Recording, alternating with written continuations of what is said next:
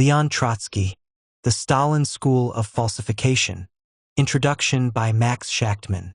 This is a book about liars and their lies. Yet it does not pursue a mere iconoclastic end. It aims to show that the history of the Russian Revolution has been falsified for the purpose of falsifying the basis of the revolution itself. A return to the original basis and the ideals of the Bolsheviks in the first years of the Soviet Republic requires first of all that the true picture of the revolution be restored by removing the thick incrustation of falsehoods which overlays it. The history of man's development is also a history of the men who represent its social crosscurrents, or its succeeding periods. Indeed, it is sometimes easier to distinguish a segment of social development by the men who prominently represent it than by any of its other marks. For, while men do make their own history, a multitude of forces combine to produce the great man of each period and the agglomeration of men not quite so great who compose the general staff. For a period of progress, history needs its leaders out of one batch of dough. For a period of reaction, a dough of very much different ingredients is used. It is not, therefore, because the conflicts in the Soviet Union are due to a base rivalry for power of individuals, but because the groups of individuals involved reflect the profound economic and political changes of the last 15 years, that the latter can be grasped in the most direct and, so to speak, personal sense by an analysis of the former. Without the physical extermination or the moral destruction of the men who won the revolution and its conquests, it would have been impossible for those who succeeded them to reduce the revolution and its achievements to the low level attained almost a score of years since the Bolshevik uprising. The Bolshevik Party of 1917, the one that led the revolution to victory, was the most unusual political organization in the world. Strictly centralized and intolerant of the dilution of its principles, functioning illegally under Tsarism and therefore dispersed by repression to the far corners of Russia and all the other countries of the earth, it nevertheless led a much richer and more democratic inner life than do most parties today. Its vigorous internal discussions and disputes, often conducted by means of temporary groupings, factions and their special periodicals, were not peremptorily settled by appeals to constituted and sanctified authority, to say nothing of administrative repressions or bureaucratic measures against minority opinion. The combination of party democracy and centralization enabled the party to live and flourish even under Tsarist reaction, to pass through the Revolution of 1905, the long years of reaction and World War which followed, and finally to emerge victorious in the decisive conflict of November 1917. The Bolshevik Party before the Revolution of 1917 was the product of a process of selection. After the tests it went through, there was little room in it for weaklings, dilettantes, adventurers, and careerists. To be sure, not all the members of the Bolshevik Party were cast from exactly the same metal. Nor is there any ground, especially now, in retrospect, for idealizing even that totality of all the members which was the party itself. On the contrary, both collectively and individually it was not free from flaws and even serious flaws, more telling among the individuals separately than taken as a whole, but firmly grouped together by the cement of revolutionary doctrine. Having passed a number of drastic tests for almost 2 harsh decades, the Bolsheviks formed a party far superior to any other. It was able to perform what almost everybody else considered, a month before the seizure of power, a miracle, and what many continued to consider a miracle years after November 17. And whatever may or must be said about the shortcomings of the Bolshevik Party, the great, ineradicable historic fact remains that the miracle was accomplished. It is not every day that such a revolution occurs, and it is not everybody that can accomplish it. Early in the revolution, honest adversaries of Bolshevism, who saw through the abominable lies of the capitalist press, made note of the indubitable probity of the Russian revolutionists. The Russian communists, wrote the American sociologist Edward Allsworth Ross, some 5 years after the revolution, were men with a vision of a regenerated society which they sought to realize. All the party leaders who in November 1917 laid rude hands on Russian society to remold it by force were sincere men, since, for the sake of their ideal, they had made themselves targets for the inhuman persecutions that went on under the Tsars. When freedom arrived in March, nobody had any standing with the Russian masses who had not stood up for them in those ghastly years when every spokesman for the robbed toilers had to skulk and run and burrow if he would remain at large. These fire-tested revolutionaries had behind them a record of personal disinterestedness and heroism which should put to the blush our smug captains of conservative opinion, who have never risked their lives or freedom for others yet affect to dwell on a higher moral plane than the Russian fighters. The Russian Soviet Republic, page 8. New York, 1928. After the Bolsheviks established their government, one of Lenin's greatest concerns was the preservation of this party of fire-tested revolutionaries from the negative effects of the power which had suddenly come into their possession in a country with a low cultural level and with powerful traditions of bureaucratism. He was the most tireless and merciless critic of the party and Soviet bureaucracy, and his last 2 years in particular were filled with increasing apprehensions over its alarming growth. He saw thousands of former anti-revolutionists flocking to the powerful official government party after the consolidation of the revolution, joining it only because it now disposed of the accolade of respectability and the distribution of a vast number of posts. Many of his most scathing strictures were directed at these prudent careerists and belated joiners, and the periodic party purgings, which he insisted on, were part of his attempt to reduce their pernicious influence. At the same time, he was preoccupied with preserving the unity and integrity of the body of old revolutionists, who, with all their shortcomings, which he knew so well, were a repository of doctrine and revolutionary tradition. Constantly refreshed with new blood, they would more easily withstand the ravages of decay than the careerists and upstarts who, 5 years after the revolution, were discovering the merits not of Bolshevism, but of an established government and its official party apparatus.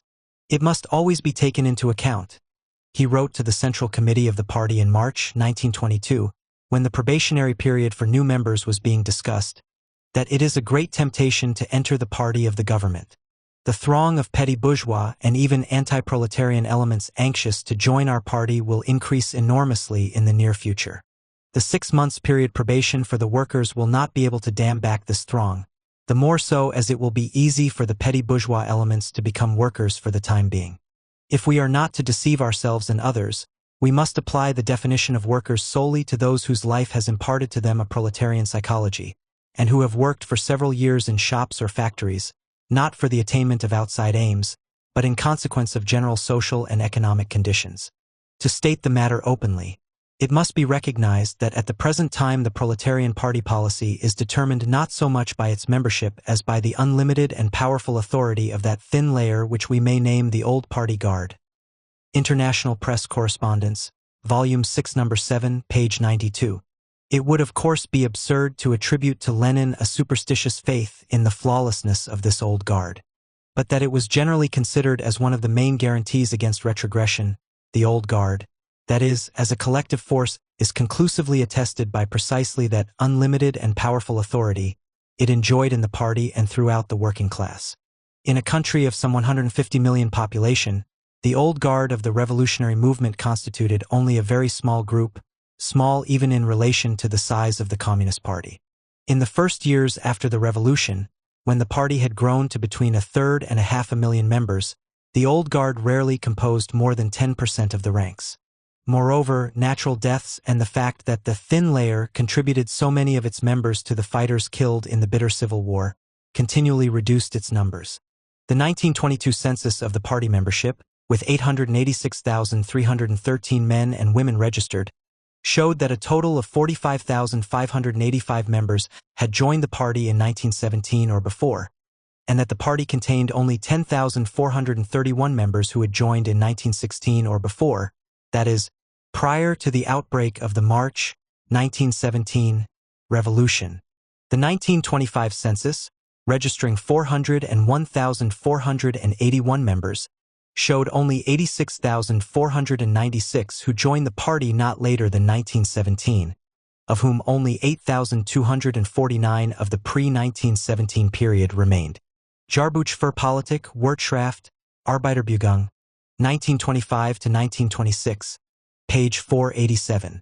Berlin, 1926. It would be safe to say, then, that 10 years after the Bolshevik Revolution, there were not more than 5,000 members left in the Communist Party who would properly fall into the category Lenin called the party's old guard. Before dealing with the ultimate fate of this old guard, it is necessary to dwell briefly on the questions relating to it which were raised by Trotsky in 1928. Like Lenin, his appreciation of the old guard was unmingled with superstitious worship of it.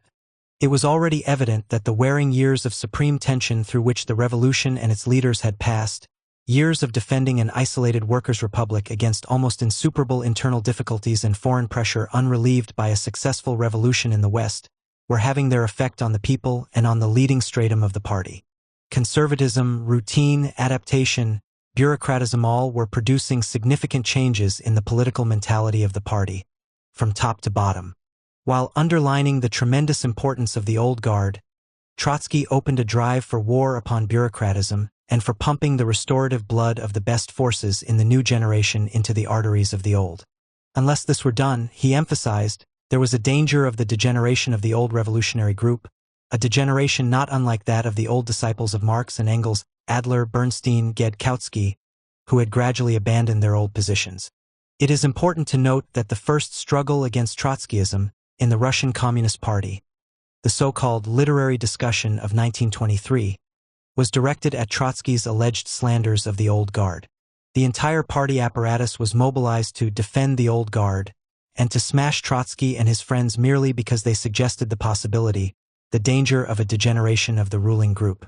It is quite incomprehensible, said Stalin in a now-forgotten polemic against Trotsky, that such opportunists and Mensheviks as Bernstein, Adler, Kautsky, Get and others can be named in the same breath as the old Bolshevist Guard, which has been fighting honorably all this time against opportunism, Menshevism, and the Second International, and will, I hope, continue to fight them in the future. What is the cause of this error, of this confusion? What need is there for it, if nothing but the interest of the party is held in view, if there are no ulterior motives behind it, aiming by no means at the defense of the old guard? How are we to understand these insinuations as to opportunism with regard to the old Bolsheviki, who have been reared in the midst of a fight against opportunism?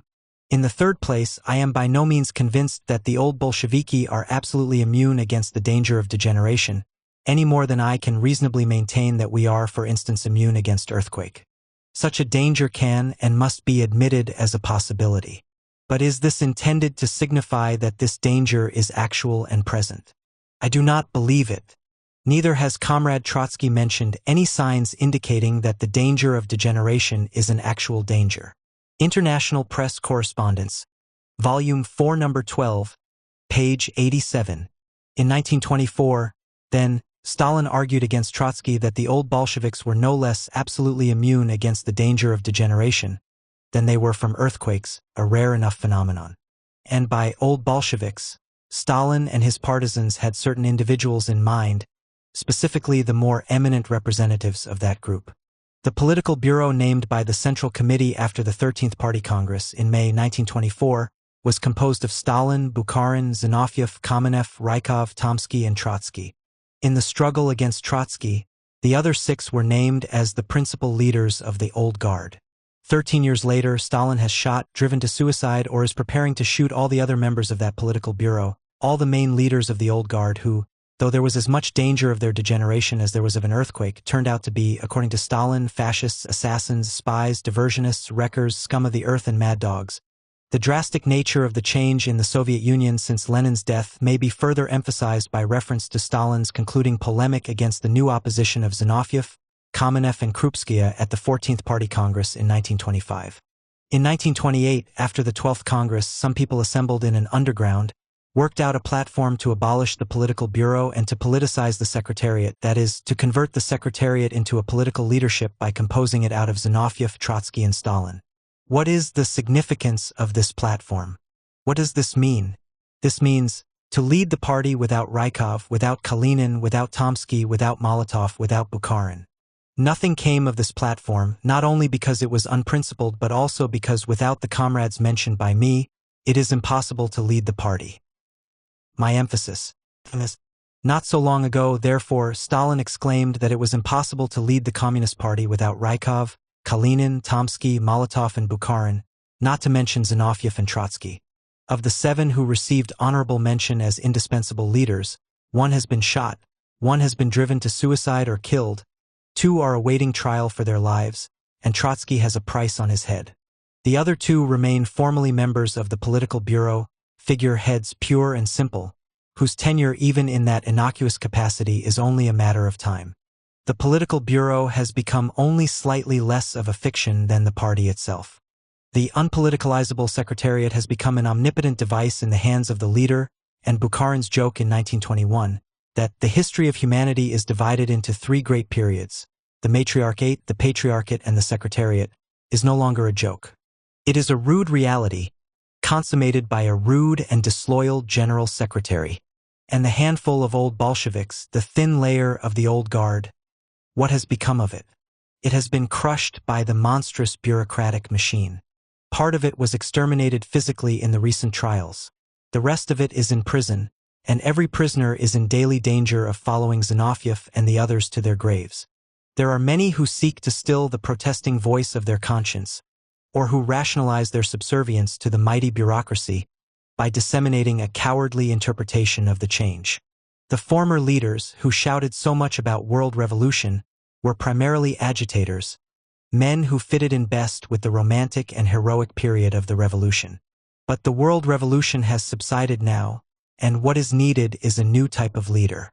Now we need practical men, realists, builders of a new society, men who are able to fill the commanding positions in economic life, in government administration, in foreign affairs. The argument is not only miserably Philistine and reactionary, but it is not even in consonance with facts. The facts are that precisely those men have been wiped out who were not only the old guard of Bolshevism, but the ablest government administrators, the most competent economic directors, the best equipped representatives of the Soviet Republic abroad. Even a partial list of the most prominent of these men, all of whom have been driven out, imprisoned or murdered by Stalin, will show the devastating havoc wrought in the country by the bureaucracy in the period of its rise to omnipotence. Of the First Council of People's Commissars, the actual Soviet government, organized in November 1917, for members died natural deaths: Lenin, Nagin, Skvortsov-Stepanov, and Lunacharsky. Still alive and in Stalinist service are Stalin himself, Miliutin, and the trio who functioned for a few months as the head of the Army and Navy Commissariat, Antonov Ovsienko, Dybenko, and Krylenko.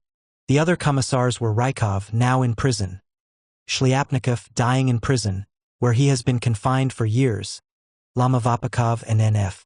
Glebov-Avilov, the latter a Bolshevik since 1904, are both in prison now as wreckers.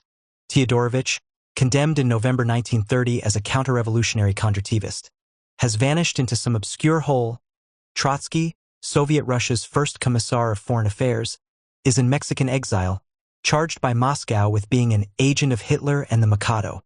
Lenin's deputy as chairman of the council, a post equivalent to that of Prime Minister of France or England, or President of the United States, was Leo Kamenev. He was shot in August 1936 as a fascist assassin. Alexis Rykov, who succeeded Kamenev in that post in 1925, is now in prison accused of the same crime. Rykov was not only head of the Council of the Soviet Union, but also of the Russian Socialist Federated Soviet Republic, Russia proper. When he was removed from that post too, his successor was Sergei Surtsov, a Bolshevik for a quarter of a century, head of the Russian Soviet Republic from 1929 to 1931, removed as a counter-revolutionary plotter, and still in prison.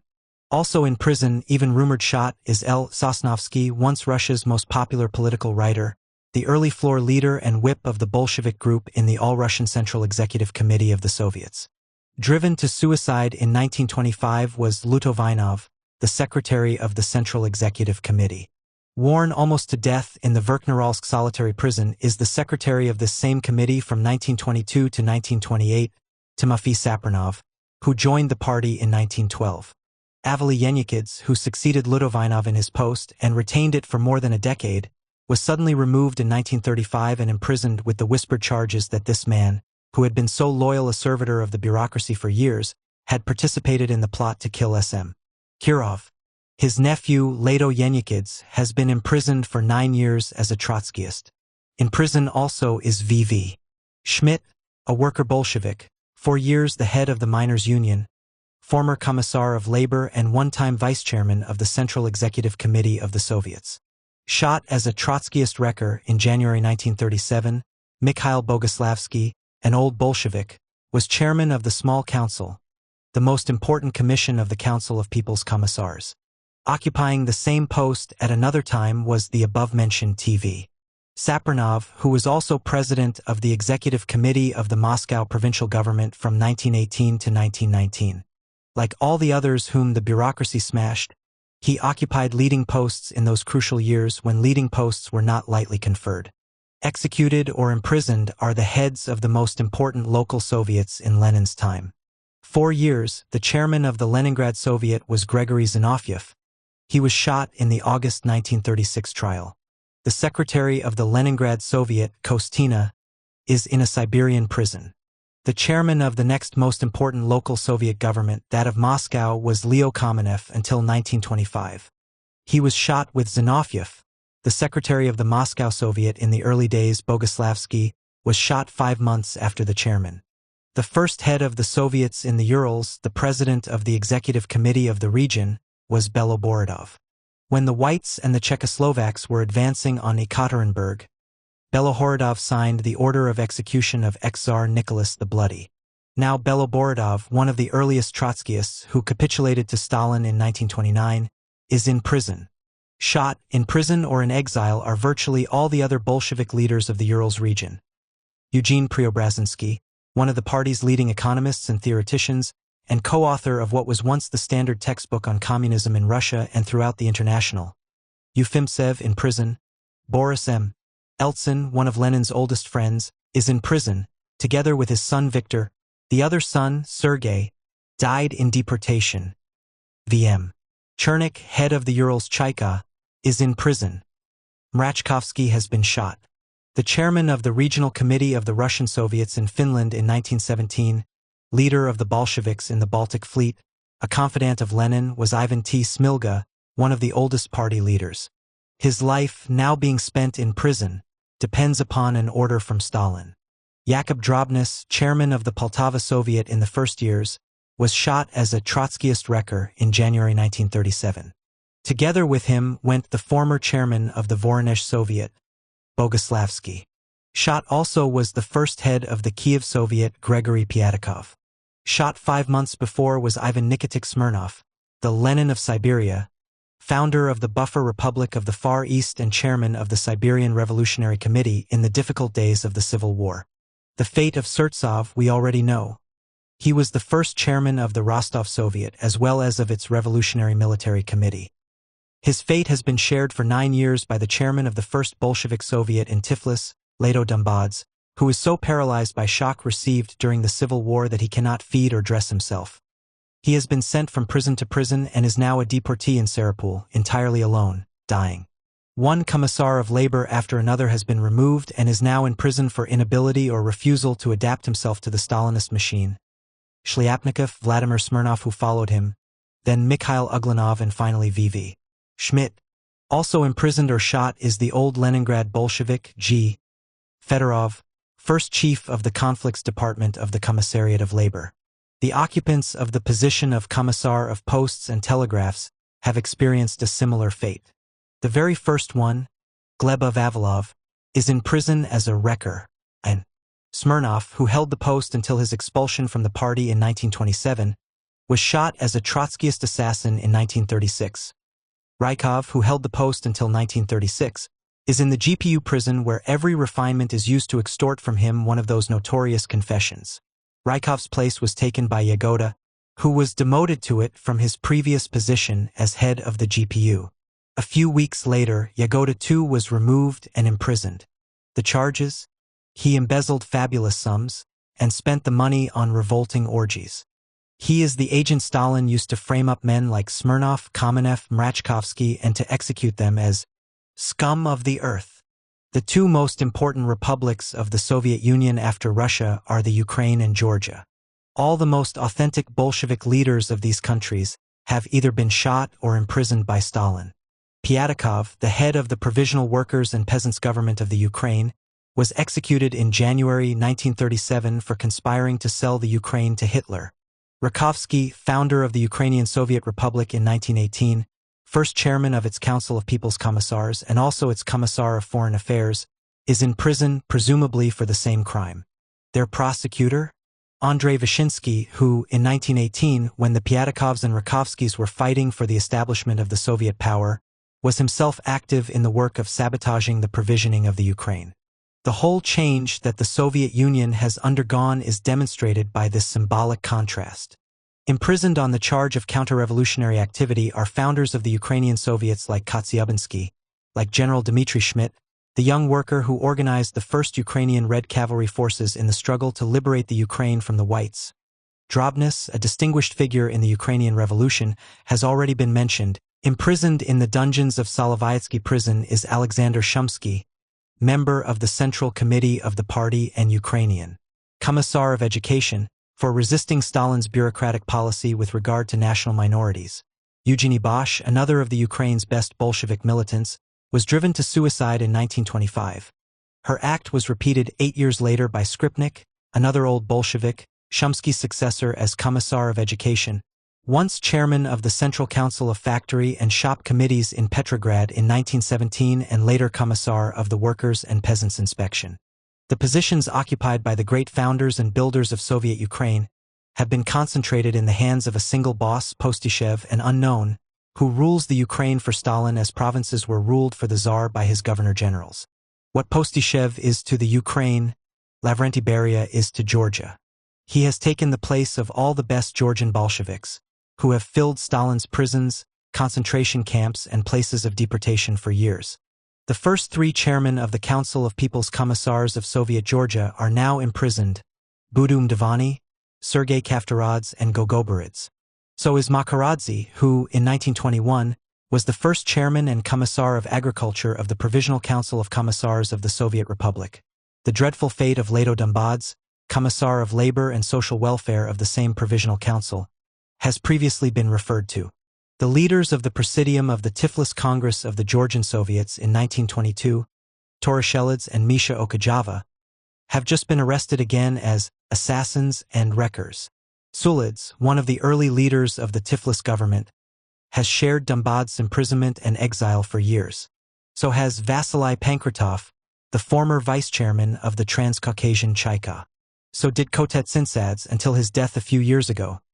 Tsintsadze, once head of the Tiflis, then of the Caucasian Chaika, was one of the finest representatives of the old Bolshevik generation, driven to his death by the persecutions of Stalin, with whom he had worked hand in glove in the early years of the Georgian movement, particularly in the famous expropriations under Tsarism. Precisely those Georgian Bolsheviks, like Mdivani and Makaradze, in whose cause Lenin engaged himself so warmly against the bureaucratic factionalism of Stalin and Dzerzhinsky in 1922, have been sent to prison or death to make room for careerists and incompetents. Industry, agriculture, planned economy, finances, in all these the ravages of the bureaucracy have wiped out one draft of functionaries and directors after another, beginning with those who guided the work in Lenin's time. The first 2 chairmen, after Lenin, of the all-important Council of Labor and Defense were Kamenev and Rykov. One has lost his life, the other his freedom. The most famous members of the Supreme Council of National Economy have recently been shot or imprisoned on the dumbfounding charge of plotting to wreck that same national economy. Rykov, who was the head of the Supreme Council for years, is gone. Gone also are the 3 vice-chairmen of the council, Tomsky, Dagadov, and Asinsky, removed from their posts together with Rykov in 1980. Pettikov, who was deputy chairman of the council in 1928, was judicially assassinated in January of this year. Imprisoned is It. Smilga, who was vice-chairman of the council from 1921 to 1928, and of the Government Planning Commission from 1924 to 1926. Awaiting trial together with Rykov is Ni. Bukharin, once a leading member of the council, chairman of the Communist International for 4 years after Zinoviev was removed, and editor of the official government daily, Izvestia, at the time of his arrest. In the field of industry, the scars are no less deep. Pettikov, who was recently shot, was formerly chairman of the Central Administration of the Chemical Industries and, at the time of his arrest, the Assistant Commissar of Heavy Industry. Despite the nominal superiority of Commissar Orjonikidze, Pettikov was the actual head of the commissariat. Shot with him was Drobnis, the director of the famous Kemerova chemical plants, and Stanislas Rateychak, head of the Coke Industry Trust and former chief of the Central Administration of the Basic Chemical Industries. Awaiting the same fate is Lodyanov, manager of the Kharkov Coke Trust. As in the case of every name mentioned on these pages, the men involved have behind them 20, 30, 40, and even 50 years of activity in the Russian revolutionary movement. Hardly one of them comes into the category which Lenin often referred to contemptuously as October Bolsheviks. That is, men who joined the party when it looked safe and was the respectable and lucrative thing to do. Transportation has suffered heavily from bureaucratic mismanagement and the murderous Stalinist purges. Trotsky, who initiated the reconstruction of Soviet transportation for the first time on a planned basis, some 15 years ago, is the world's most noted exile. His closest collaborator at the time, Yemshinov, with whom he elaborated the famous plans, and the man who was recently deputy chief of the Moscow-Donbass Railroad, is now in prison a wrecker. In prison also is the old Leningrad Bolshevik V. Zorin, late deputy chief of the Southern Railroad, arrested on the same trumped-up charge.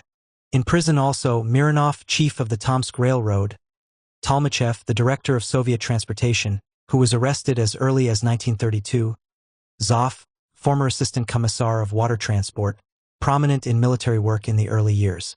Shot as traitors and wreckers in the January 1937 trial were Ivan Nyazev, an old social revolutionary who broke with his party and joined the Bolsheviks immediately after the revolution, who collaborated with the late Dzerzhinsky when the latter was commissar of railroads, and who was chief of the Southern Railroad at the time of his arrest, Joseph Turok, who was chief of the Urals Railroad at the time of his arrest, Leonid Serebryakov, an old railroad specialist who was once assistant commissar of transportation who represented Russia's interests on the Chinese Eastern Railway after his capitulation to Stalin in 1929 to 1930, and who was formerly head of the Central Administration of Road Transport, Yakub Lifshitz, former chief of the Southern Railroad and assistant commissar of railroads when he was arrested.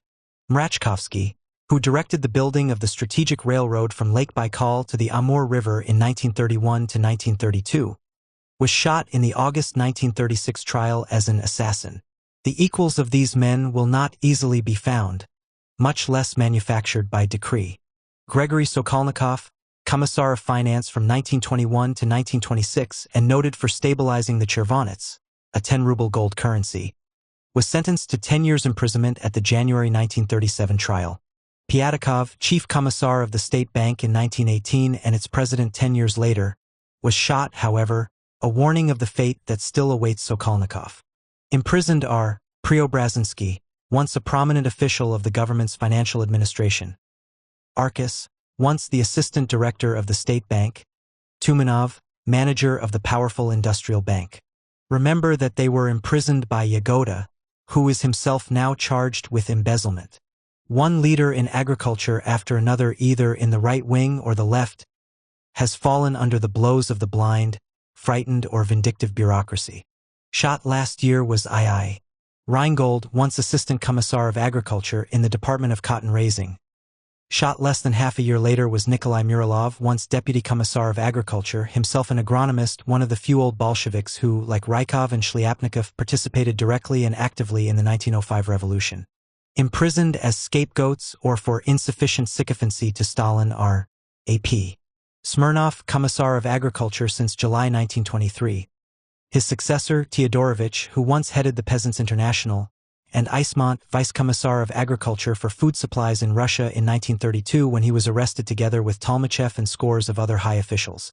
Even worse is the devastation in the military field, where so many tried revolutionists have been replaced by braided marshals and lesser martinets. Gone is Trotsky, organizer and leader of the most remarkable army the world has ever seen, first chairman of the Supreme War Council. Gone is the Deputy Commissar of War and acting president of the Revolutionary Military Council in 1918, Ephraim Sklyansky, Trotsky's right-hand man, a revolutionist with exceptional military talents, who was driven out of office by intrigues and machinations when Trotsky was forced to surrender his post as Commissar of War, and who undoubtedly escaped prison or the firing squad as an agent of Hitler only because he died in an accident in New York in 1925. Imprisoned now is Steichhold, secretary to Sklyansky, and one of the earliest organizers of the Red Army. Imprisoned are the distinguished military men Gaevsky and Vladimir Smirnov, the latter dying, his sight gone, confined in Suzdal Penitentiary. In prison for the third time is Gruenstein, Red Army organizer in the early days, divisional commander, a hard labor prisoner under the Tsar, with countless years of Bolshevik party membership behind him. In prison are General Vitovt Putna, once military representative of the Soviets in Berlin, where he was the Red Army's link with the Reichswehr, and late military attaché of the embassy in London, General Dmitry Schmidt, who was mentioned before, the military commanders Kuzmichev and Esterman. Shot in the January trial was N.I. Muralov, former high official of the military inspection and for years the commandant of the Moscow military district. Shot in the August trial was Sergei Mrachkovsky, who won the Urals from the Whites, and who was commandant of the Urals military district until 1924. Held in prison is Klyas Klavin, Commissar of Defense of Petrograd during the Civil War, whom the government saved from death in December 1922 when he was exchanged, with 90 other communists, for Latvian hostages held in Moscow. In prison now is Sokolnikov, once commander of the 8th Army at the Southern Front. Shot in August as a traitor was In. Smirnov, commander of the famous 5th Army which took Kazan. Another of the leaders of the 5th Army in the struggle against Kolchak was Man Nevelson, now completing his 9th year in Stalinist prison exile. Among his counter-revolutionary crimes is the fact that he is Trotsky's son-in-law. In prison, without a trial, virtually all the Trotskyists were imprisoned without even a semblance of a trial, is It. Smilga, who, together with Tukhachevsky, led the 7th Army against Pilsudski in 1921. Finally, in the field of foreign affairs, the change has been striking. Revolutionary Russia's first Commissar of Foreign Affairs was Trotsky. He was succeeded by Shishirin, who was finally replaced by Litvinov after a wretched intrigue which drove Shishirin to morose, brooding exile in the West. In addition to these two, virtually all of Russia's ablest revolutionary diplomats and foreign trade representatives have been ousted. The heads of Russia's famous delegation to the Genoa Conference in 1922 were Shishirin, Rakovsky, Preobrazhensky. The last two are today in prison. Rakovsky was the Soviet ambassador to London and Paris. Kamenev was chairman of the Russian delegation to London before him. Then he was ambassador to Italy. Now he is a dishonored corpse. Pyatakov and Budum-Devani headed the Soviet trade mission to Paris at different times. The former has been shot and the latter is in prison on charges that mean execution. Also imprisoned are Ufimtsev, the head of the Trade Bureau in Vienna, Yuri Kotsiubinsky, who signed the Russo-Polish Treaty of Riga in March 1921 for the Ukrainian Soviets, and who was later secretary of the Soviet legations in Vienna and Warsaw. Shliapnikov, who was Krasin's deputy in 1924 when the latter was ambassador to Paris. Sokolnikov, who signed the Brest-Litovsk Treaty in 1918 for the Bolsheviks, became ambassador to London years later, and who was assistant commissar of foreign affairs when he was arrested for treasonable relations with Germany and Japan. Exiled to Orenburg is Leonid Gurchik, formerly head of the trade mission to Persia.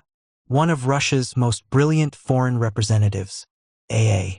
Joff, first ambassador to Germany, then to China, was driven to suicide in 1927 by Stalinist persecutions. His exiled wife, Maria Joff, committed suicide in 1935 in Siberia. Who took the places of these men? Instead of Kamenev, Rakovsky, and Sokolnikov in London, Stalin has Maisky, a former minister of the counter-revolutionary Samara government, which the Czechoslovak mercenaries established against the Bolsheviks during the Civil War. Instead of Rakovsky or Shliapnikov in Paris, Stalin has the old Menshevik Potemkin. The place once occupied by Joff in Berlin was taken by Kinchuk, the anti-Bolshevik chairman of the Moscow Council under Kerensky. Where the executed Serebryakov once represented the Soviet Union as head of the Amtorg in New York, it is now represented in Washington by Troyanovsky, ex-member of the Menshevik Central Committee who, as its spokesman, denounced Lenin and Trotsky as German agents in the Constituent Assembly in 1918. What has happened in the last decade of the Soviet Union's evolution is that the thin layer of the old guard, virtually all of whom fought the Stalinist reaction at one time or another, was finally exterminated physically, or itself succumbed to the virus of degeneration. The oft-repeated recantations and the increasingly humiliating genuflections to Stalin availed them little in the end. They only contributed to the destruction of their moral fiber as revolutionists and facilitated their destruction and replacement by the ruthless juggernaut of the bureaucracy.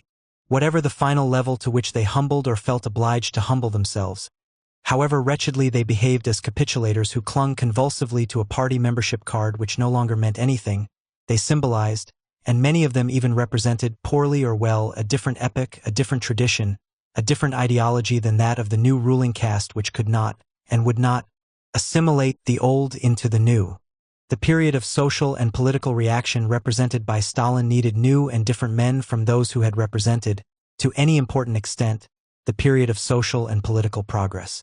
The Stalin bureaucracy which has concentrated all power in its hands is, for the time being, the triumphant bearer of a political counter-revolution, which, while it has already infringed upon the socio-economic foundations of the new state, namely, the nationalized means of production and exchange, has not yet replaced them with other foundations, namely, private property in the means of production and exchange. The political counter-revolution has thus far mainly affected the political superstructure of the state. If its retrogressive force is not to affect fundamentally the economic substructure, that is, if the nationalized means of production and exchange are to be preserved and strengthened and developed systematically in the direction of a socialist economy, the new superstructure must be changed. In a word, the political power must be restored to the proletarian masses by overthrowing the bureaucratic machine. Because of the very methods with which it rules, the bureaucracy has left no legal and peaceful way open for its removal.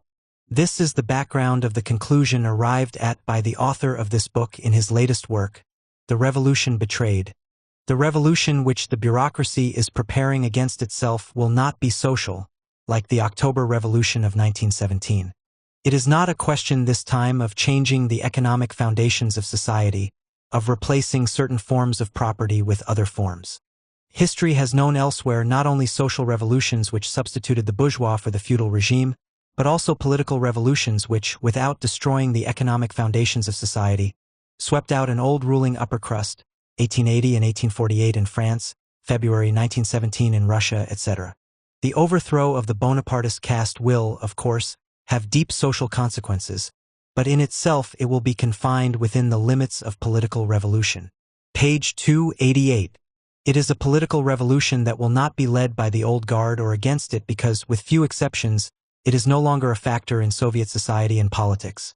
What has not been wiped out physically has deteriorated to the point where it cannot fight and need not be fought against. The revolution will not be led by or against the Bolshevik Party. It no longer exists as a political party or a living organism. It is now a Soviet myth. The revolution will be directed against the new political party that took form in the period of the Soviet reaction, the party of the Stalinist bureaucratic machine. It will be composed of the advanced elements of the new generation in Russia, for the old is burned out. And because the soldiers of the Proletarian Revolutionary Party, which even now exists and is growing in the Soviet Union, will have to have the truth as one of their principal weapons, because they will gain strength largely to the extent that they are able to break through the thick barrage of lies manufactured by the Stalin school of falsification for the last 15 years. The contents of the present volume are of immeasurable importance. Outlawed, imprisoned, hounded, slandered as German spies, the Bolsheviks in 1917 ended by reaching the best elements of the workers and peasants with the truth and with their ideas. Even more fiercely persecuted and calumniated today, the proletarian revolutionists 2 decades later will also end by being vindicated by the Russian masses. For falsehood is the weapon of reaction and truth the weapon of socialism. In the historic struggle between the two, socialism is invincible. Max Shachtman, New York, May 1, 1937. Forward to the American edition. The Moscow trials, which so shocked the world, signify the death agony of Stalinism. A political regime constrained to use such methods is doomed. Depending upon external and internal circumstances, this agony may endure for a longer or shorter period of time. But no power in the world can any longer save Stalin and his system. The Soviet regime will either rid itself of the bureaucratic shell or be sucked into the abyss. This volume does not deal with the Moscow trials, to which my new book, The Crimes of Stalin, is wholly devoted. The Moscow juridical amalgams did not, however, fall from the sky, but were the inexorable products of the past, first of all, that is, of the Stalin school of falsification. The present volume will, I believe, prove of assistance to everyone who seeks to understand the ideological and political genesis of the Moscow trials. Without possessing the knowledge of its genesis, it is in general impossible to understand anything in this world, including a frame-up. To enter now into a theoretical controversy with the Stalinists would be a complete anachronism. These people, and I have in mind of course the leaders and not the duped and befuddled followers, have completely and decisively broken with Marxism and are veering convulsively from one empirical formula to another, accommodating themselves to the needs of the Soviet ruling caste.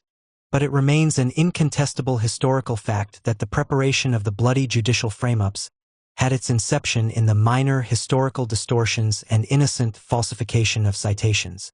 The bureaucracy found it indispensably necessary to adapt Bolshevism to its own needs. This could not be done otherwise than by corroding the soul of Bolshevism. To the revolutionary essence of Bolshevism, the bureaucracy gave the name of Trotskyism. Thus, it created the spindle on which to wind in the future its falsifications in all the spheres of theory and practice. In the political sphere, the initiative in this work, it is impermissible to slur over this in silence, was assumed by the deceased Zinoviev, the herald of the struggle against Trotskyism from 1923 to 1925. But already at the end of 1925, Zinoviev became frightened by the consequences of his own initiative and came over to the ranks of the opposition. What happened thereafter is only too well known. In the economic sphere, the theoretical weapons against Trotskyism were forged by Bukharin, the underestimation of the peasantry, superindustrialization, etc. The fate of Bukharin is no less well known.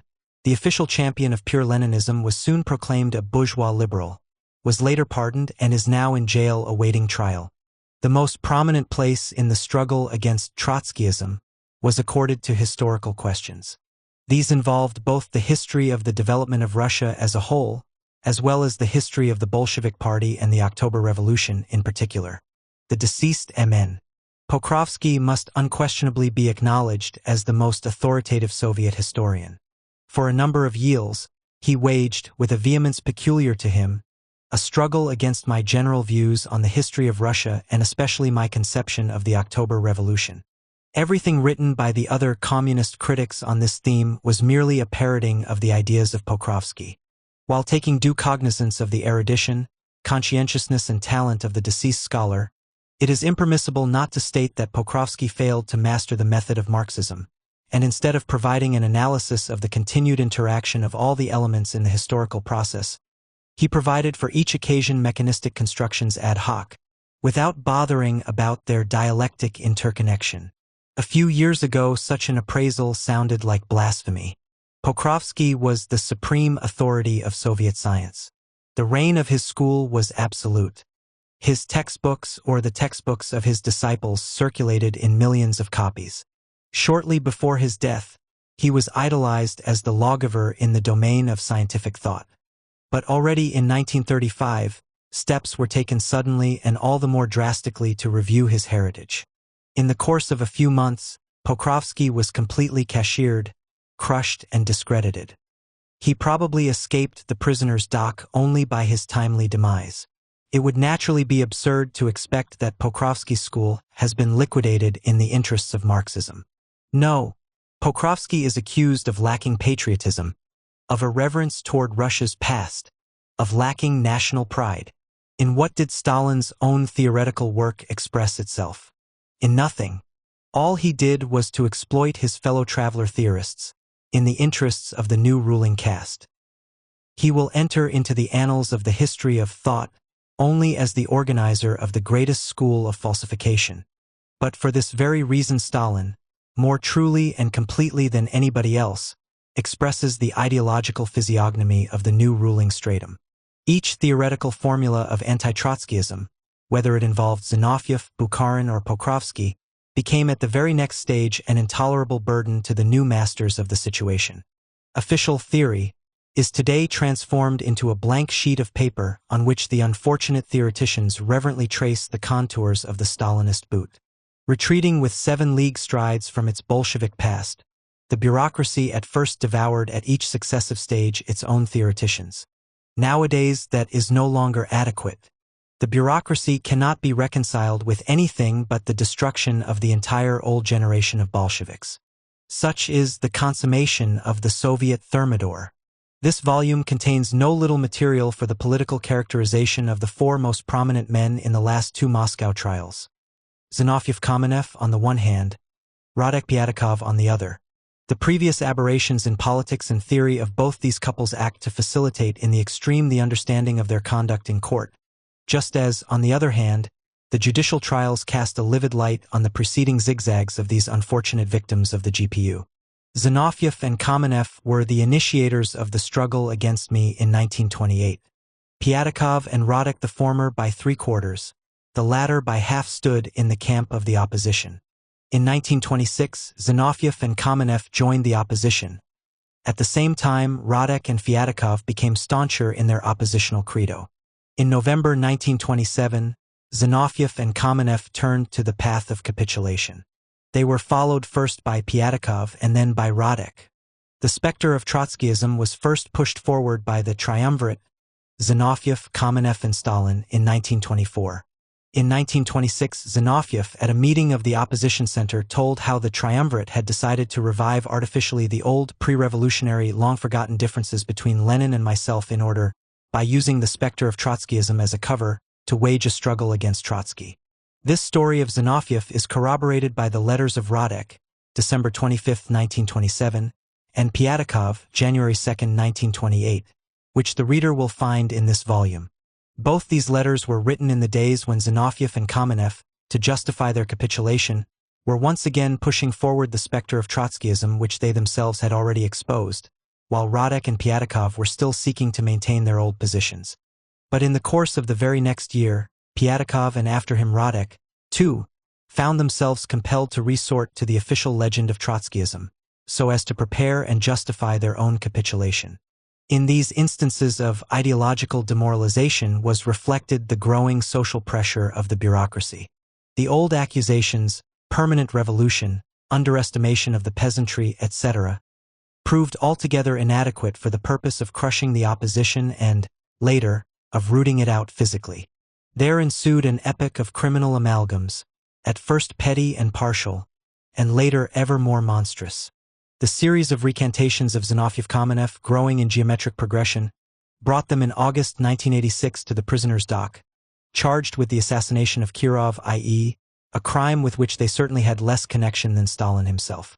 In the days of the trial of Zinoviev and Kamenev, Radek and Feodorov rushed into print with exceptionally revolting articles in which, pretending a belief in the indictment, they demanded death for the accused. But soon thereafter, both of them found themselves in the prisoner's dock and were compelled to make confessions infinitely surpassing in monstrosity the fictitious crimes of Zinoviev-Kamenev. Conclusion: to play tricks with history is impermissible, especially in an epoch of great shocks and convulsions. But how can one believe, naive people will say, that Stalin was capable of such a frightful frame-up, that he was able to find for this frame-up a staff of executives, including the accused themselves, and did not, at the same time, meet with any resistance either on the part of his closest associates or in the judicial apparatus. Only those can be astonished by it who were asleep during the preceding evolution of the USSR. The process of handpicking and training the apparatus in the spirit of the Stalin school of falsification has already endured for 14 years. Even though in fragmentary form, this book contains numerous authentic documents which serve to characterize the different stages of the subjugation of the party, the corruption of the apparatus and the poisoning of the conscience of the ruling stratum, in the name of a monolithism that is false through and through. The innumerable theoretical forgeries and historical frame-ups, referred to in these pages, represent in essence nothing but a series of designs and sketches for those hellish frescoes with which Stalin has shocked the conscience of the entire world. Control commissions, as far back as 1924, got used to demanding false confessions from former oppositionists. Emulating Zinoviev, Kamenev, Radek, and Feodorov, many thousands of capitulators got used to issuing false statements.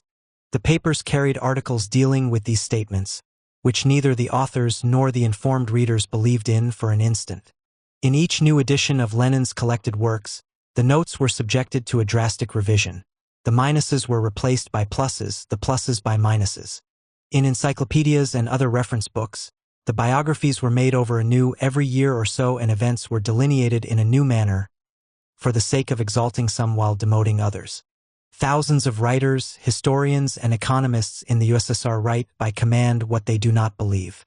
Professors in universities and school teachers are compelled to change written textbooks in a hurry in order to accommodate themselves to the successive stage of the official lie.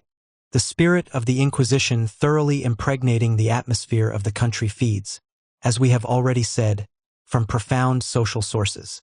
To justify their privileges, the ruling caste perverts the theory which has as its aim the elimination of all privileges. The lie serves, therefore, as the fundamental ideological cement of the bureaucracy.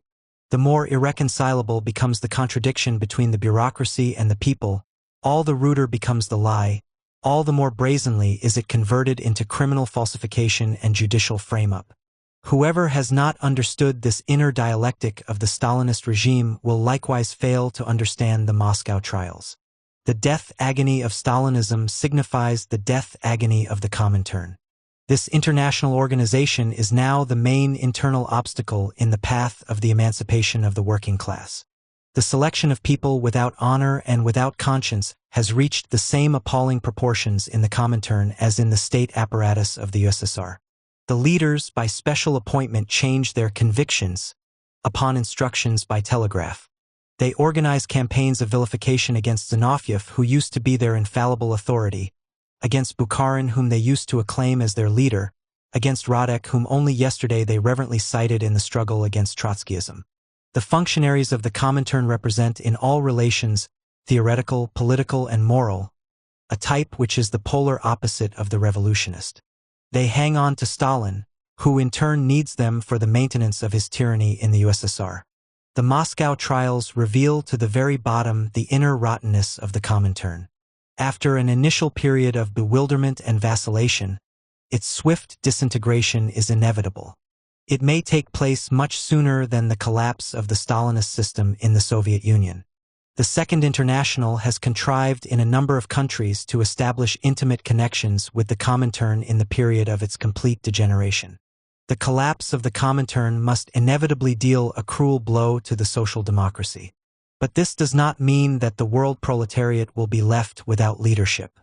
At the cost of terrible defeats and sacrifices, the main responsibility for which falls upon the Soviet bureaucracy, the proletarian vanguard will find its historic road. Ever more confidently will it rally its ranks under the banner of the Fourth International, which is already rising today on the shoulders of its predecessors. Leon Trotsky, March 3, 1937. Forward to the Russian edition. There is hardly a gentle knight left among the world's imperialist politicians or among their democratic errand boys who has not expressed his indignation at the cynical attitude of the Bolsheviks toward the precepts of morality. British Tories who, without blinking an eyelash, put the Zinoviev letter in circulation, Russian liberals who sought to strangle the revolution by resorting to the most contemptible slander against the Bolsheviks, the ruling classes of France, with their Panama scandal, their Dreyfus affair, their Austric affair, and their leading newspaper, Le Temps, all these gentlemen feel themselves called upon to indict the immorality of the Bolsheviks, contrasting it with lofty exemplars of loyalty and rectitude. In point of fact, the lie in politics, as in daily life, serves as a function of the class structure of society. The oppressors erect the lie into a system of befuddling the masses in order to maintain their rule. On the part of the oppressed, the lie is a defensive weapon of weakness. Revolution explodes the social lie. Revolution speaks the truth. Revolution begins by giving things and social relationships their real names. In the eyes of the practitioners of the imperialist lie, the revolutionary Marxists appear as a party of demagogues. Yet Marx, who devoted his entire life to the study of profound social processes and who made a microscopic analysis of the cell of the social organism, abhorred demagogy as a medical scientist abhors the sideshow incantation of a medicine man.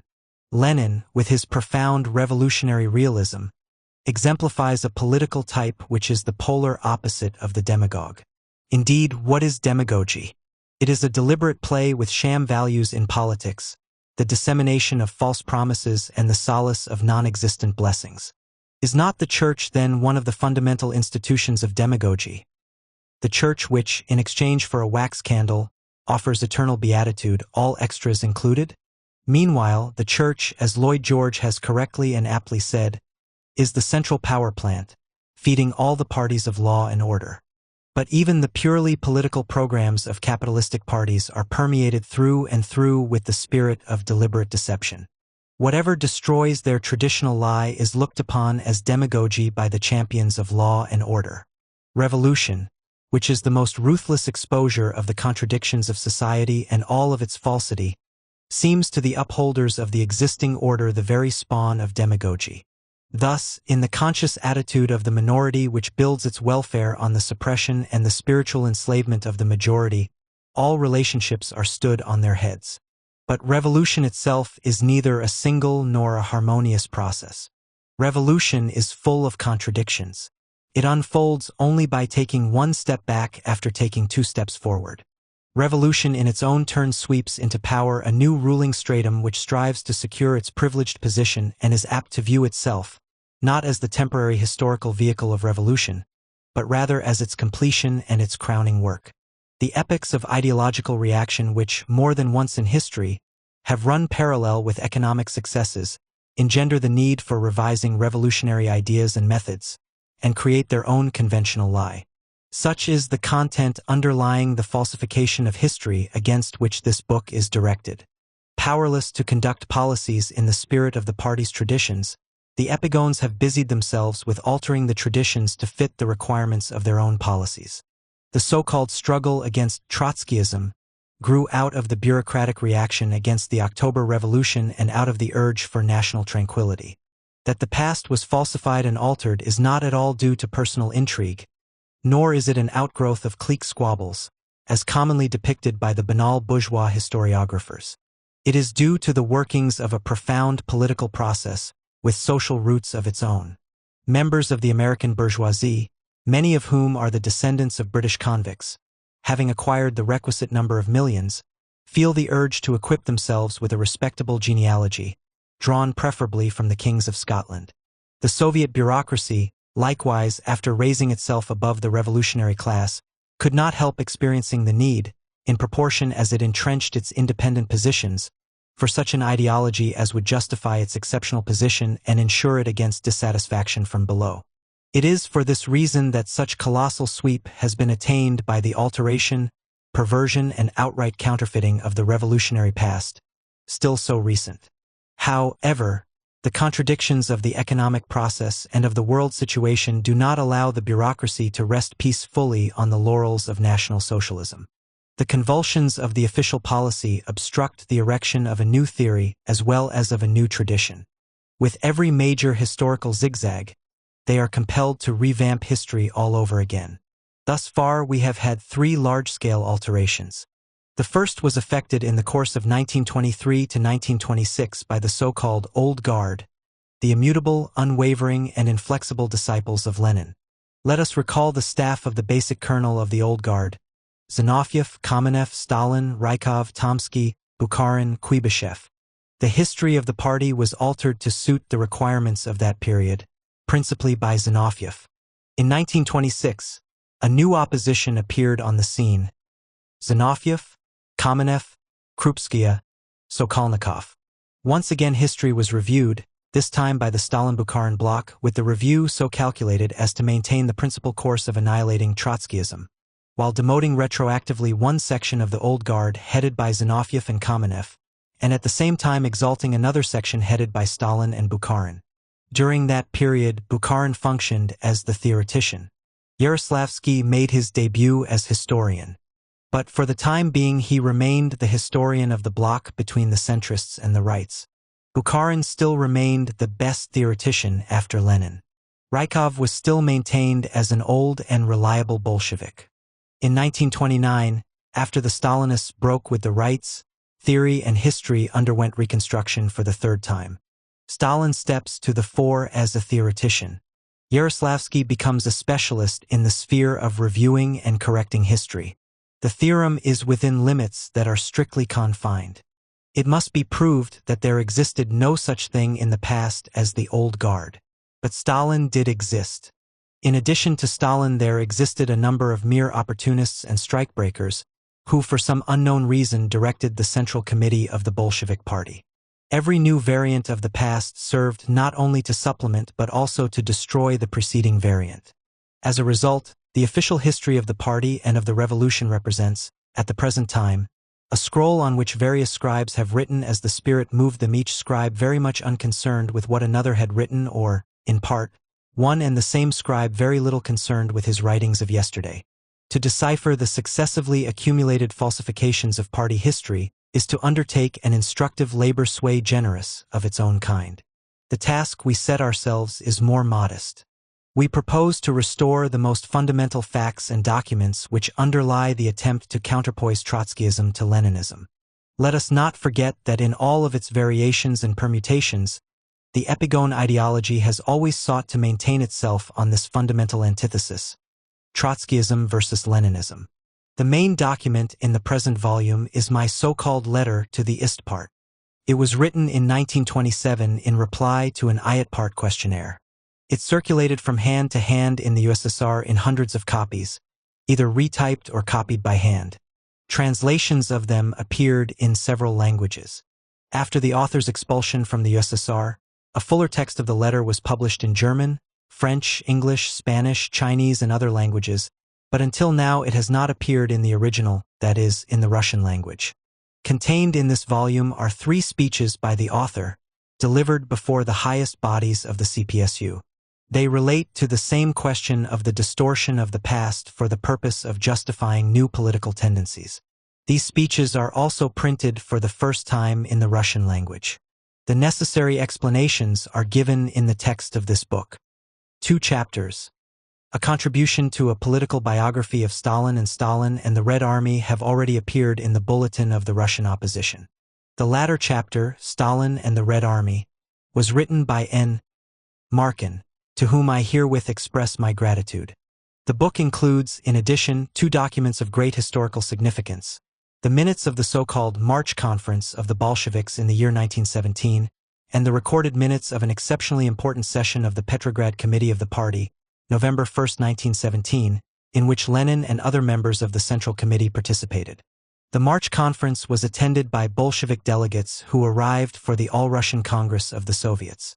The political condition of the upper stratum of the Bolshevik Party, especially of Stalin and company, on the eve of Lenin's arrival in Russia, is characterized with exceptional vividness by the minutes of that conference. The minutes are vivid but far from flattering. That is precisely why they are hidden from the party to this very day.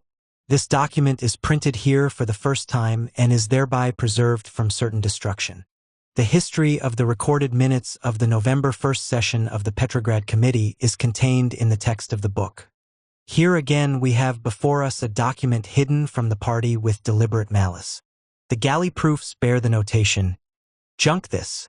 By a fortunate accident, the galley proof with the corrections and notations came into our possession. Another precious portion of the history of the October Revolution was thereby saved from being junked. Thus the book as a whole comprises a collection of historical documents. But from the recent past, which it encompasses, there run living threads to the present. In that sense, the book is not at all a volume for the archives. It is rather a weapon in the political struggle for the theory of Marx, for the policies of Lenin against the epigones. Leon Trotsky, Kadakoi, September 13, 1931. The Stalin School of Falsification. Letter to the Bureau of Party History. Concerning the falsification of the history of the October Revolution, the history of the revolution and the history of the party.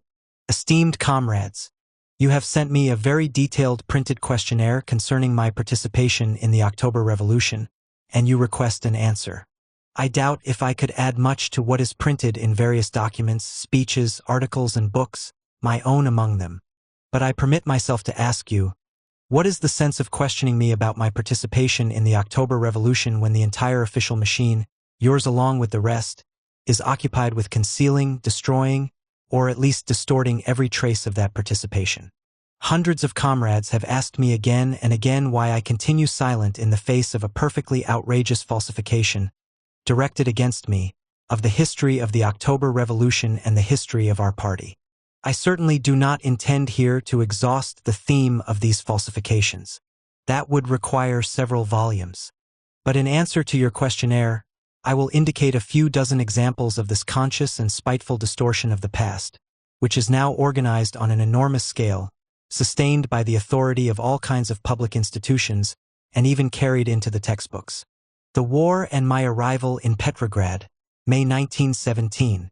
1. I arrived in Petrograd from a Canadian prison at the beginning of May 1917, on the second day after the entry of the Mensheviks and Social Revolutionists into the coalition government. The organs of the ISPART, like many others, are trying at this late date to describe my work during the war as bordering on social patriotism. In this attempt, they forget that a collection of my writings during the war and revolution was published in many editions during Lenin's life, was studied in the party schools, and appeared in foreign translation among the publications of the Communist International. You are trying to deceive the younger generation in regard to my line during the war, to deceive those who do not know that for my revolutionary internationalist struggle during the war, I was condemned in my absence to be imprisoned in Germany as early as the end of 1914. This was for my German book, The War and the International. I was deported from France, where I worked with the future founders of the Communist Party. I was arrested in Spain, where I had formed connections with the future communists. I was deported from Spain to the United States, carried on revolutionary internationalist work in New York, participated with Bolsheviks in the editorship of the newspaper Novy Mir, and there gave a Leninist evaluation of the first stages of the February Revolution. Returning from America to Russia, I was removed from the steamship by the British authorities, spent a month in a concentration camp in Canada along with 600 or 800 German sailors whom I recruited on the side of Liebknecht and Lenin. Many of them took part afterward in the Civil War in Germany, and I receive letters from them to this day. 2. On the subject of an English dispatch as to the causes of my arrest in Canada, Lenin's Pravda wrote as follows. Is it possible to believe for a minute in the validity of the dispatch received by the English government stating that Trotsky, the former chairman of the Soviet of Workers' Deputies in St. Petersburg in 1905, a revolutionist devoted for decades to the service of the revolution, that this man had any connection with a plan subsidized by the German government? This is clearly a monstrous and unscrupulous slander against a revolutionist. Pravda, number 84, April 16, 1917. How fresh these words sound now in this epoch of contemptible slanders against the opposition, differing in no essential from the slanders against the Bolsheviks in 1917. 3. A note on page 482, volume 14 of the Collected Works of Lenin, published in 1921, reads, From the beginning of the imperialist war, took a clear-cut internationalist position. Such comments, and still more categorical ones, could be adduced to any number. The writers in our entire party press, both Russian and foreign, have pointed out hundreds of times in reviewing my book, War and Revolution, that, considering my work during the war as a whole, one must recognize and understand that my differences with Lenin were of a subordinate character and that my fundamental line was revolutionary and continually brought me nearer to Bolshevism, and this not only in words, but in deeds. 4. You are trying after the event to assemble quotations of certain isolated, sharply polemical remarks of Lenin's against me, among them some that were made during the war. Lenin could never endure any half-statements or unclearness. He was right in dealing double and triple blows when a political thought seemed to him incomplete or equivocal. But a polemical blow struck at a given moment is one thing, the appraisal of a man's political line as a whole is another. In 1918, in America, a certain F. published a collection of articles by Lenin and me during the war period, among them my articles on the then controversial question of the United States of Europe. How did Lenin react to that? He wrote, The American comrade F.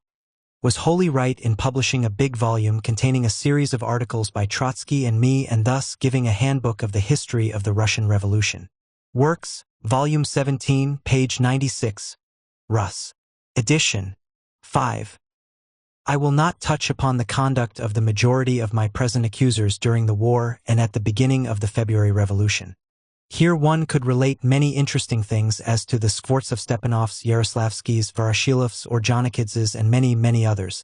I confine myself to a few words concerning Comrade Melnichansky, who has attempted in the press to bear false witness in regard to my line in May-June 1917.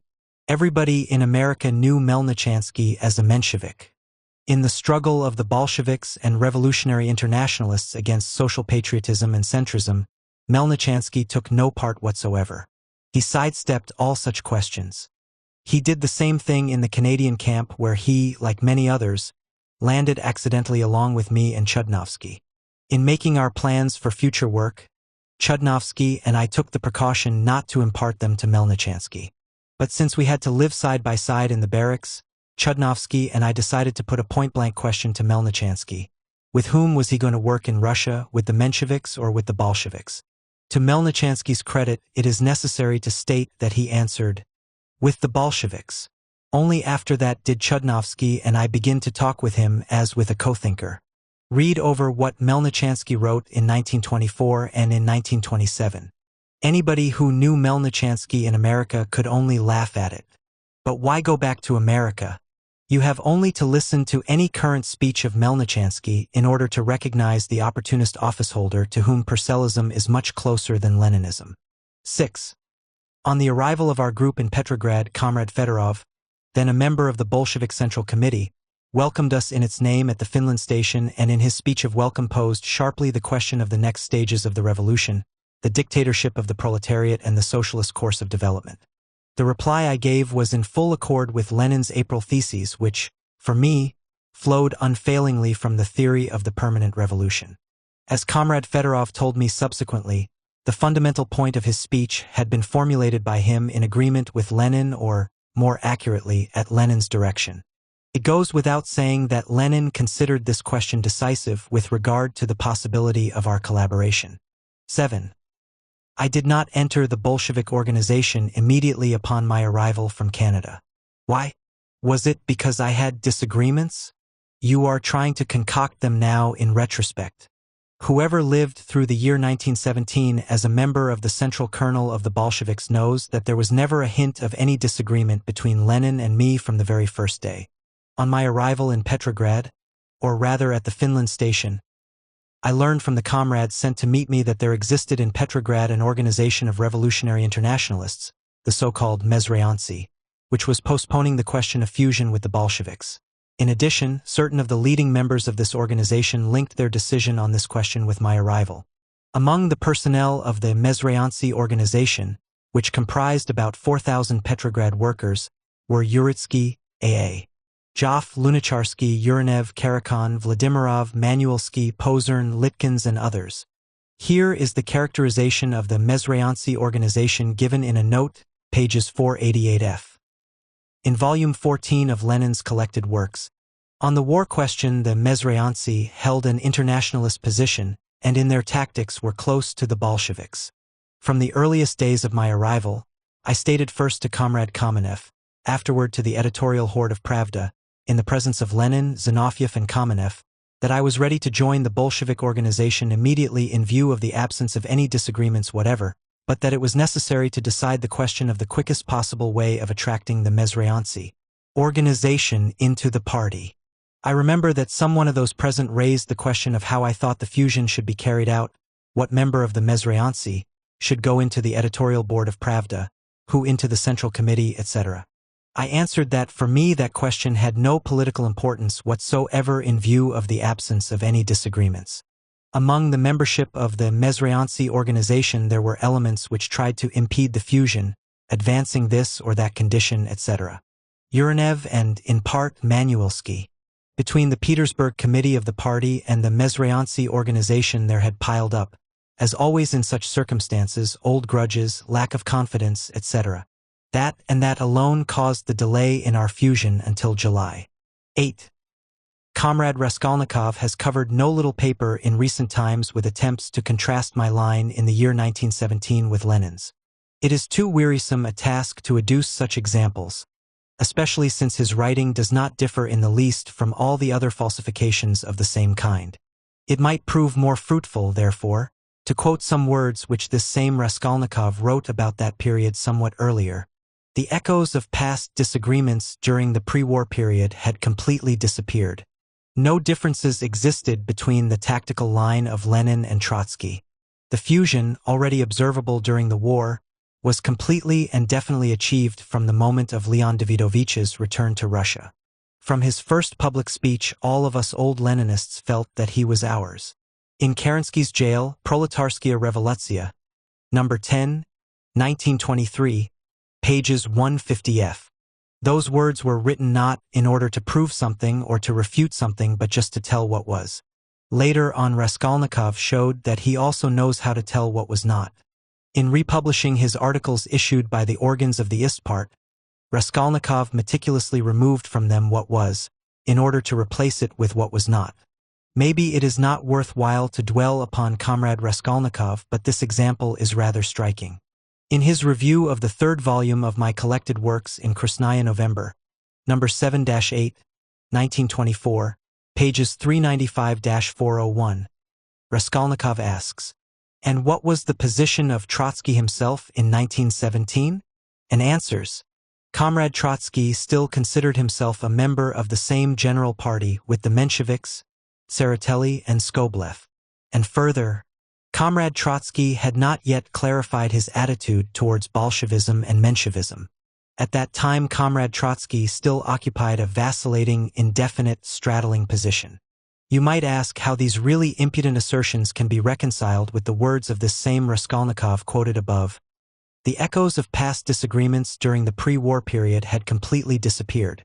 If Trotsky had not defined his attitude towards Bolshevism and Menshevism, how did it happen that all of us old Leninists felt that he was ours?